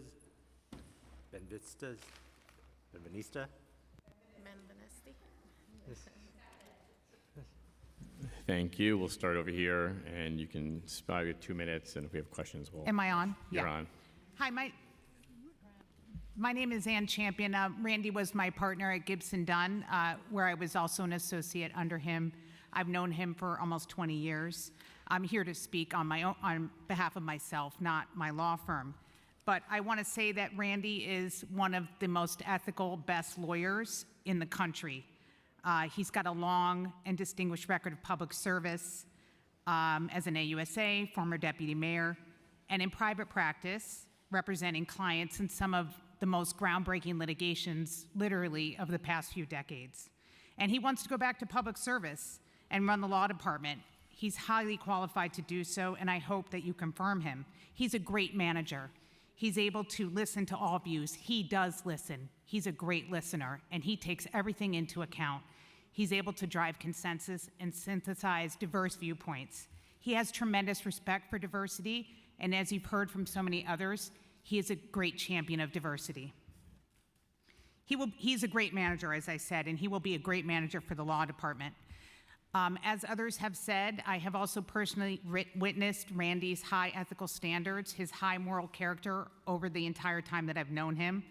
I understand the criticisms of the Giuliani administration, but I think that Randy's record shows that he was a force for good in the roles he played in that administration. As lawyers, we are required to zealously represent our clients. It is not about our personal views, as the law professor has so aptly testified today. Randy is the epitome of a zealous advocate, whether he's representing a pro bono client trying to get a homeless shelter opened or exposing litigation fraud on behalf of a major corporation. As corporation counsel, he will use those skills to represent the city. I have no doubt that if he is confirmed, it will be transformative for the better, and every single one of you will be happy that you voted to confirm him, and I hope that you do so. Perfect timing.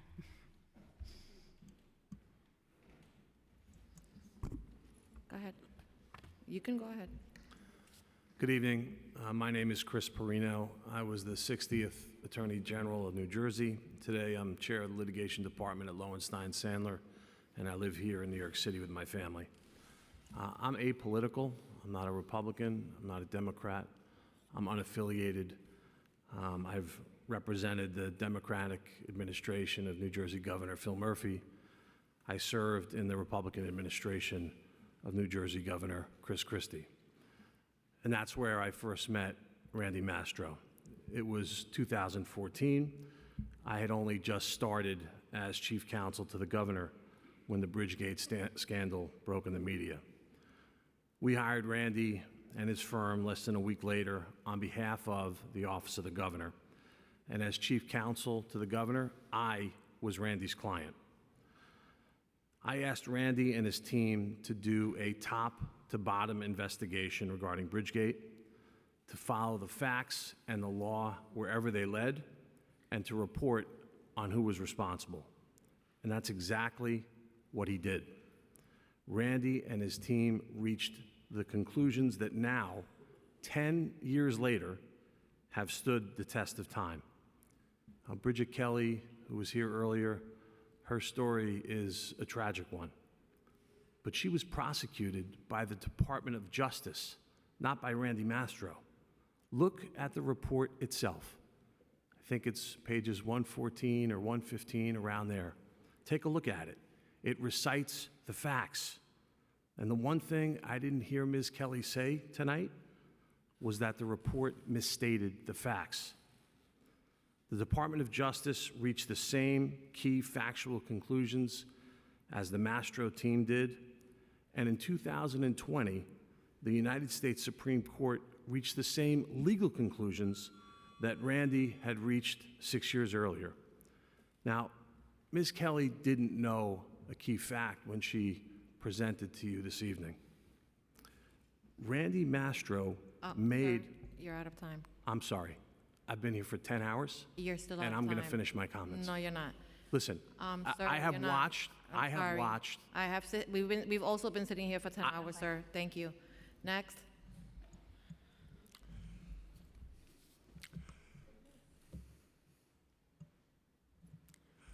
Speaker Adams, thank you so much for staying throughout this hearing. Council members who are here, we appreciate that. And I'm particularly pleased that Councilmember Brewer, you're back. I think we've known each other for 30 years. I'm Neil Getnick. I'm the managing partner of Getnick Law, a Manhattan-based boutique law firm focusing on business integrity counseling and anti-fraud and corruption investigation and litigation. And that's as much as I plan to say about myself when I came here today. But I do want to say some more things, which is that I think that you probably should love me as an attorney. I'm not an AmLaw 100 lawyer. I'm not a corporate defense lawyer. I'm not a lobbyist. I've spent my life in social and economic justice. When I was in the Manhattan DA's office, I led an investigation that resulted in proving the wrongful conviction of an African-American defendant who was 3 years into a 6 to 12-year sentence. I've used the False Claims Act to recover $750 million against GSK, 23 million of which came back to New York. I've used the False Claims Act of the New York State and New York City to recover $70 million in taxes from a hedge fund guy based in Midtown Manhattan who was sending all his taxes to Alabama. And earlier this year, I received the Southern Christian Leadership Conference Beloved Community Award in resolving a labor dispute by bringing management and labor and the SCLC into an alliance for economic and social justice, in addition to achieving a collective bargaining agreement. So why am I saying all of that for you?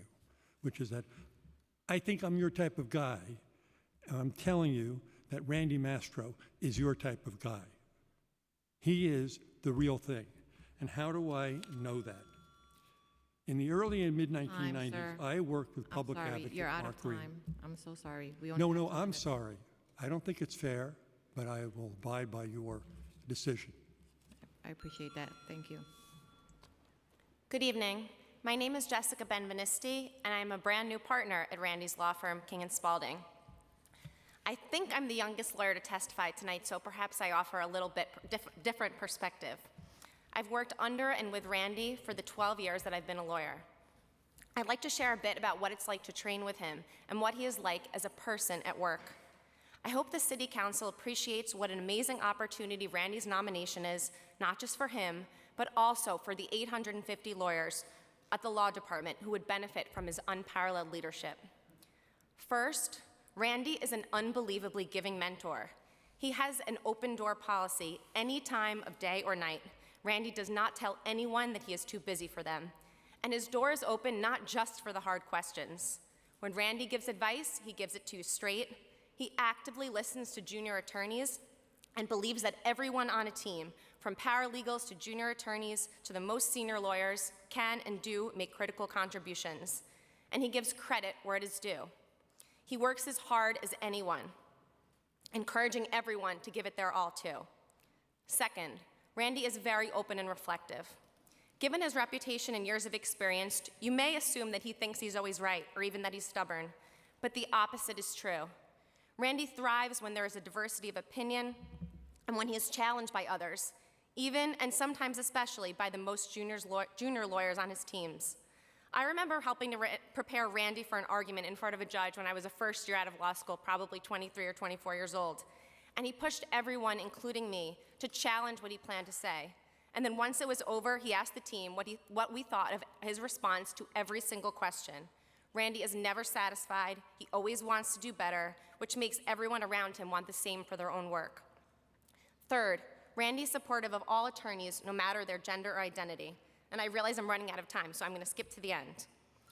Randy might not have the same background or lived experiences as the council, or certainly not all New Yorkers, and certainly not me. But I have seen time and again that he is remarkably empathic, and that is the corporation counsel he would be. Thank you. Thank you. Next panel. The next panel will be Mark Kirsch. Wait, give me a second. Are there any questions for this panel? No. Just quick, I'll do you the favor, but really make it quick. 1 or 2 sentences. What was your last final word that you wanted? You got to put your mic on, sir, but quick. It will be very quick. What I was going to tell you was that Bridget Kelly didn't know a key fact, and that is that Randy Mastro presented the legal arguments to the Department of Justice in 2014 that the Supreme Court adopted in 2020 when the case was dismissed against her. Randy has got some really unique qualities. He's a great lawyer. We know that. He's a leader. Don't let him go. Don't miss this opportunity. Thank you very much. Thanks a lot. Thank you. Mark Kirsch. Elaine Wood.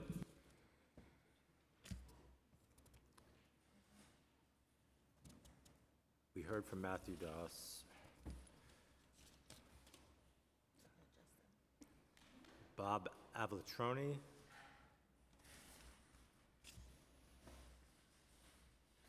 Pina Carnival.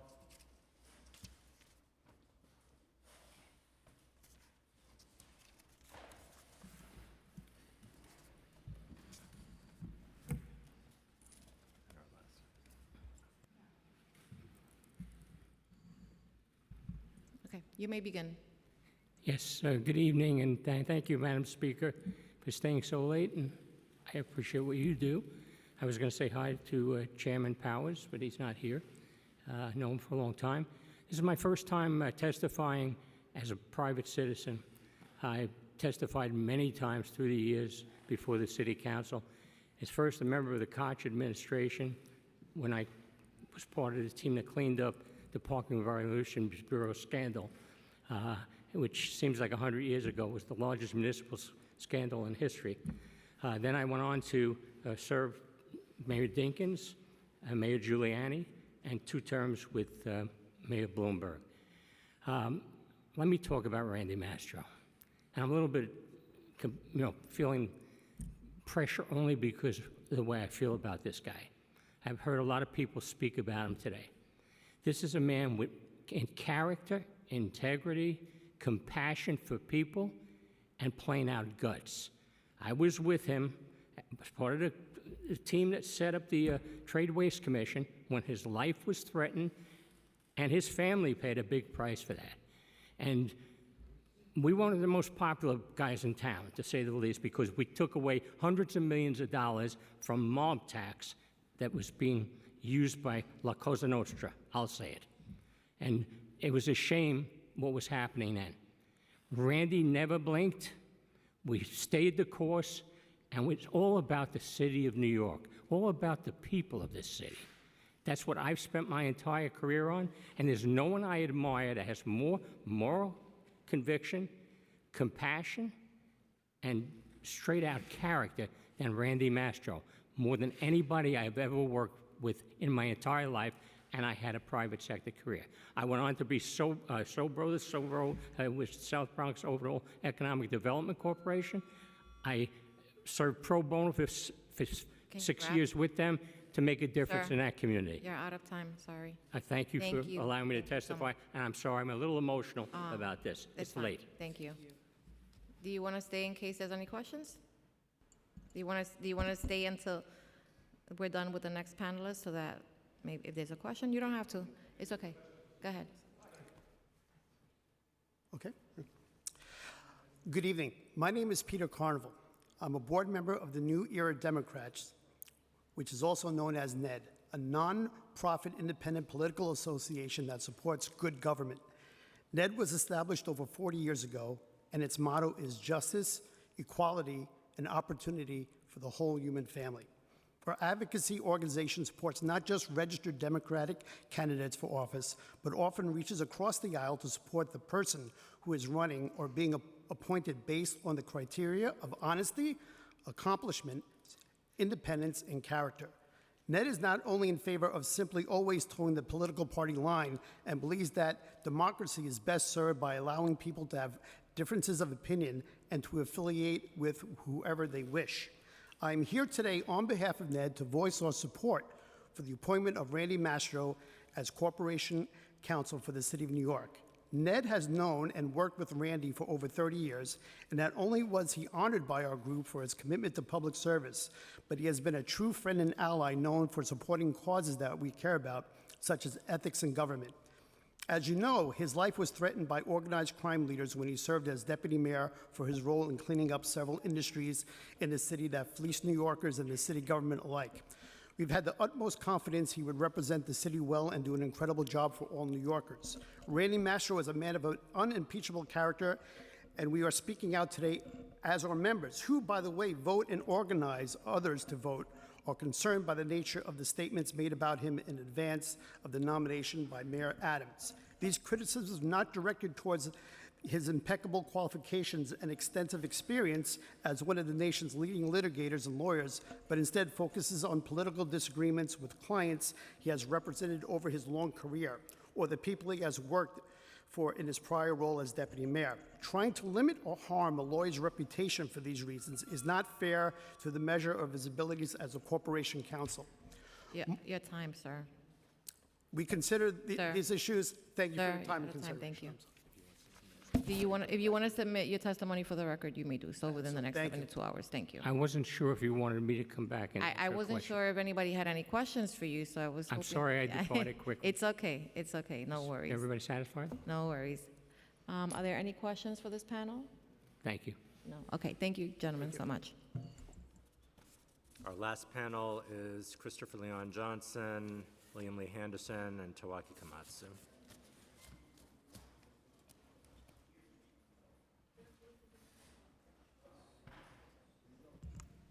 Can I go?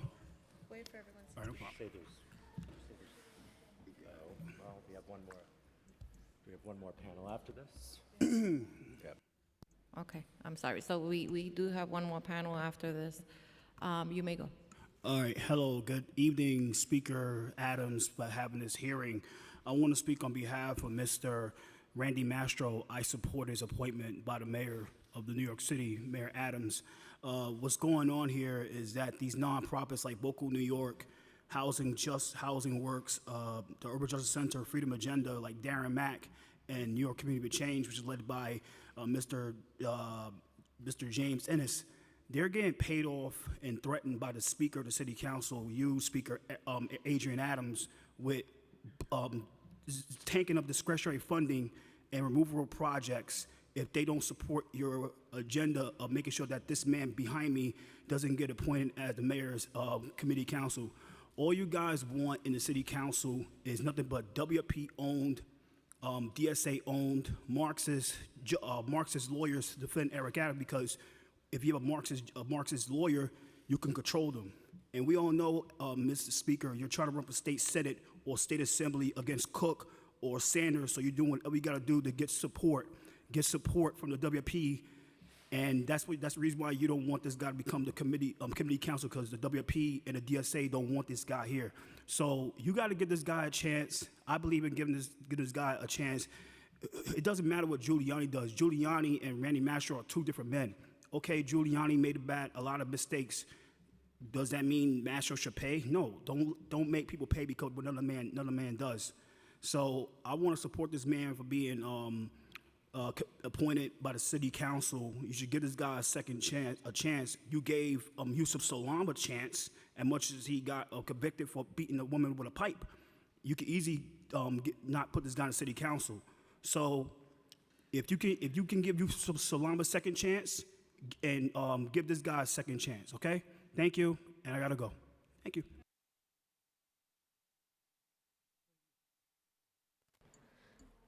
Hi, I'm Tawaki Komatsu, Ms. Ayala. I've testified to you many times. I think the last time I was here was on March 11th. I had a laptop in front of me then. I don't have it now because it was illegally stolen from me just a couple of days ago in a facility that I've apprised you about previously. While I was in this room, I was exchanging text messages with someone who also got criminally assaulted recently. If you look behind my left ear, you'll see the results of a punch that I took because people like you don't do squat when people come to a public hearing. Also, with regards to today's testimony, you illegally discriminated against the public by letting people testify without time limits. So I'm going to be filing a motion in Komatsu versus City of New York tomorrow in 24-1309 with the Second Circuit to void today's hearing. Bye.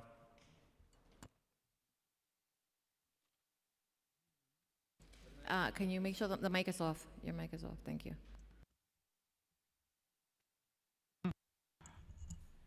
Now it's on. Greetings, the Magnificent Seven of the City Council, still here at 9 o'clock, and with no supper delivered to you? It's not right.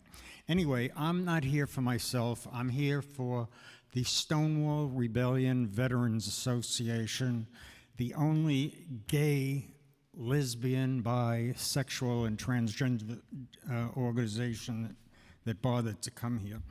Even after 10 hours, it's worth it. So I'm representing the organization and some of our honorary members. I don't mean members, but honorary public official people include Bella Abzug, Shirley Chisholm, Geraldine Ferraro, Mayor John V. Lindsay, Gayer Ed Koch. That's right, Gayer. I named him that. He said, don't tell anyone until after he dies. And the current honorary male chairperson, we just have one, Hakeem Jeffries. Here's the proof. This is us this past June during Gay Pride Month. And the relationship with Randy Mastro, who I met through Mayor Rudy, he had a, what did they call that, Gail? Type of government, you know, different parties? Huh? Fusion, exactly. It was a tip of Mike's phone. So we were honored there every year, and by Mayor Dinkins also. And Mayor Dinkins, by the way, said that the SRVA is one of his all-time favorite organizations of any of them.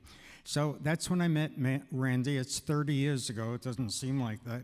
And he has been very supportive, very respectful, like the Aretha song in the Stonewall Jukebox, the original Stonewall Jukebox, RESPECT, and that's what we should have. So sorry to do this, And- but you're out of time. Oh, but everyone else talked longer, No, Diane. you're out of time. I'm sorry. Yeah. You know, I so love anyway, you, but let me just say, you can't- like the Stonewall song, ain't nothing like the real thing. Randy Mastro is the real thing. Trust me, I know. Thank you. You're welcome. And thank you. All right, we have 3 people. Here's the movie, Stonewall. Thank you. Can one of the We have officers 3 give people this on to Zoom. Adrian? It's for you. I brought it for you. It's the real thing. Roland Emmerich. Norm Eisen, Smita Milik, and Darren Mack. And we'll hear from Mark Doerr in person. You may begin. No problem.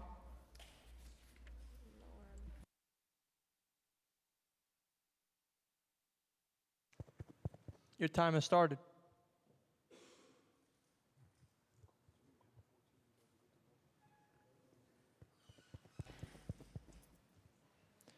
Your time has started.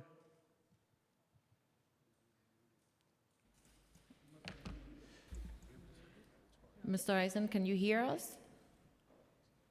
He's on mute. Can you check your mute button? Yeah, they're still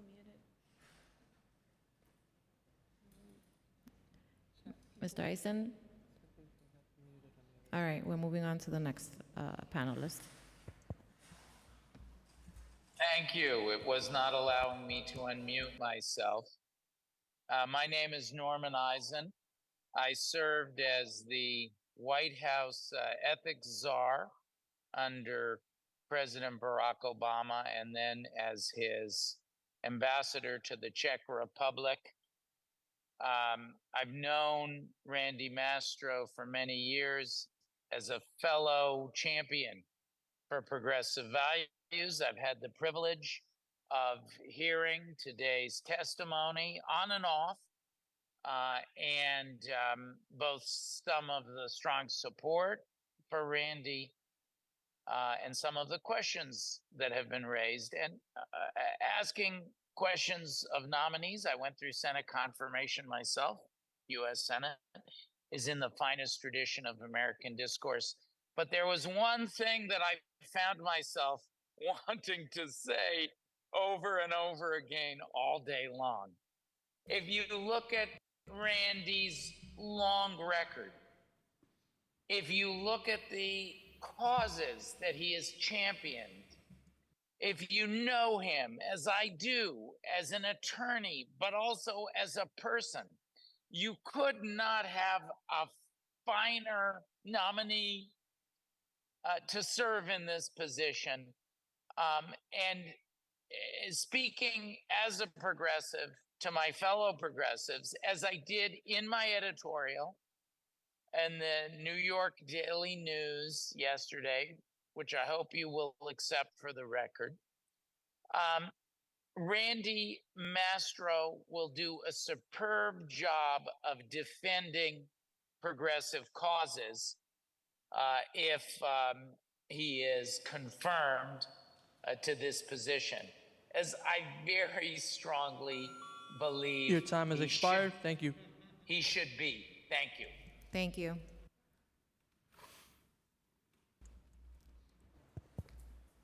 Your time has begun. Is there anybody else on Zoom? We'll also hear from Mark Rosenbaum and Mark Duer in person.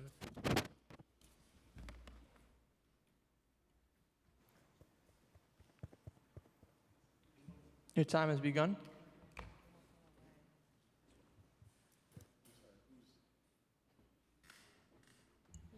Is the microphone on? Yes, it is. My name is Mark Rosenbaum. I'm a managing director at the Berkeley Research Group, which is an economic consulting firm here in New York City. I was the president and CEO of the Brooklyn Navy Yard Development Corporation in the late 1990s and early 2000. I'm also a lawyer and a former assistant U.S. attorney in the Southern District of New York. I've known Randy Mastro for more than 40 years, both as a close friend, perhaps my closest friend, and as a colleague. It's an honor and a privilege to speak in favor of Randy's appointment as the next corporation counsel for the city of New York. I couldn't possibly think of a better, more qualified, more dedicated, and more worthy person to hold that position, nor do I believe could this council. When the speaker first described the role of a corporation counsel, I thought she was actually describing Randy directly. I'm not going to repeat what you've heard and read about the astounding credits and achievements that Randy's accumulated over his government service and his private practice career, including his nonprofit and long pro bono work, all in the interests of this great city, the city that I know he so dearly loves.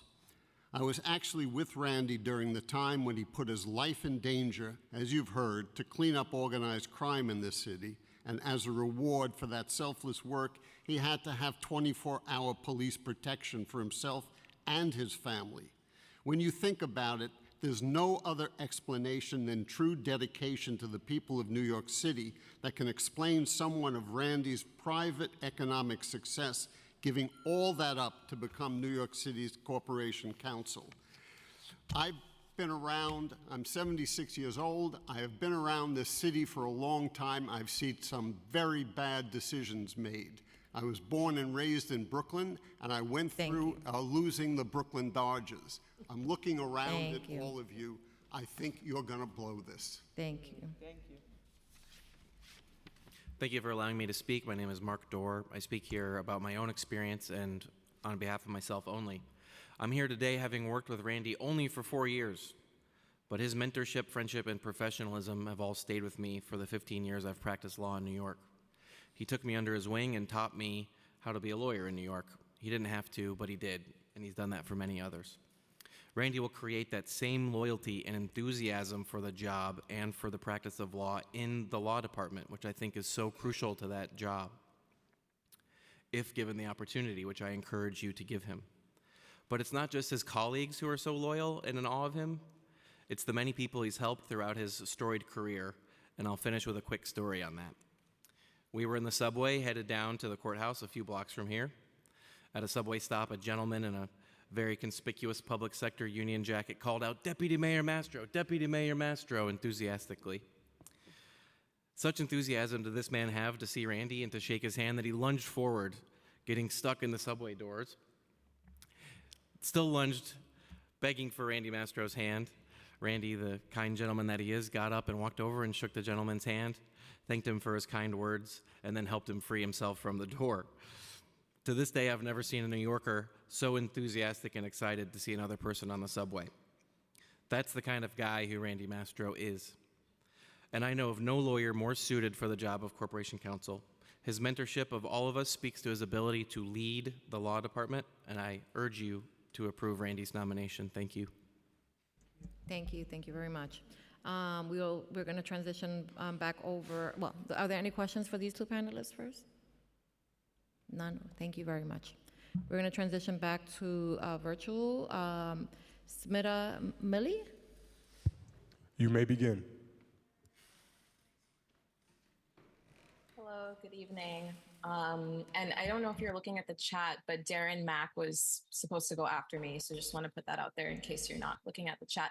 So I'm going to skip through my testimony. Just want to speak particularly to Mr. Mastro's actions on Giuliani's task force on the bilingual education, which he co-chaired, and he called bilingual education a failure that should be scrapped. Today, he said it was because the program was sending a lot of bilingual kids to special education and that he instead advocated for citywide parent choice to determine how their kids would be supported. Despite Chair Joseph clarifying that the city already provided that choice to families, I think Mr. Mastro stressed parent choice in this issue. It put the responsibility of receiving quality education on individual parents instead of the city, who is in charge of creating, running, and funding the program. Ultimately, the mayor, Mr. Mastro worked for, was a racist xenophobe who didn't even pursue the recommendations of the task force, which Mr. Mastro acknowledged today was one of his greatest regrets under Giuliani. We don't believe Mr. Mastro, who as a corporate lawyer represented Chevron when the oil giant successfully appealed an Ecuadorian court's $19 billion judgment for polluting the Ecuadorian rainforest. We don't think he should be spearheading New York City's law department. In his own words, Mr. Mastro called the company a victim of a travesty of justice. An oil giant was the victim, not the countless Ecuadorians subjected to the consequences of millions of gallons of toxic wastewater spilled into the waters of the Ecuadorian Amazon. People might say Mr. Mastro should not be judged by his clients. We believe that his judgment in taking on clients matters. Accolades are being sung of his many charities regarding his pro bono work, but the good work cancels out if the same person doing pro bono work is also the same person on the side that is causing the harm. Thank you. Thank you. Darren Mack? You may begin. Thank you, Chair Powers, Madam Speaker, and committee members. Thank you for the opportunity to testify today. Freedom Agenda is submitting this testimony to urge the City Council to reject the appointment of Randy Mastro as Corporation Counsel. Freedom Agenda is dedicated to organizing people and communities directly impacted by incarceration to achieve decarceration and system transformation.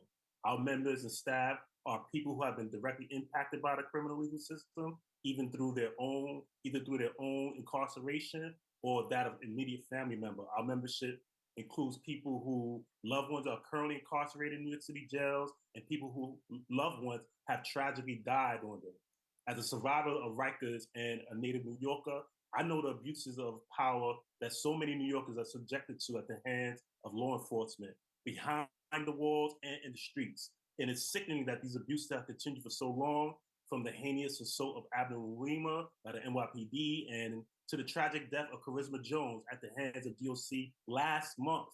The city should be working diligently to end these abuses. Instead, the Adams administration is trying to take us backward, including through a return to broken windows policing, increasing efforts to block transparency and accountability to the NYPD and for DOC, and the largest jail population increase since the Giuliani was mayor.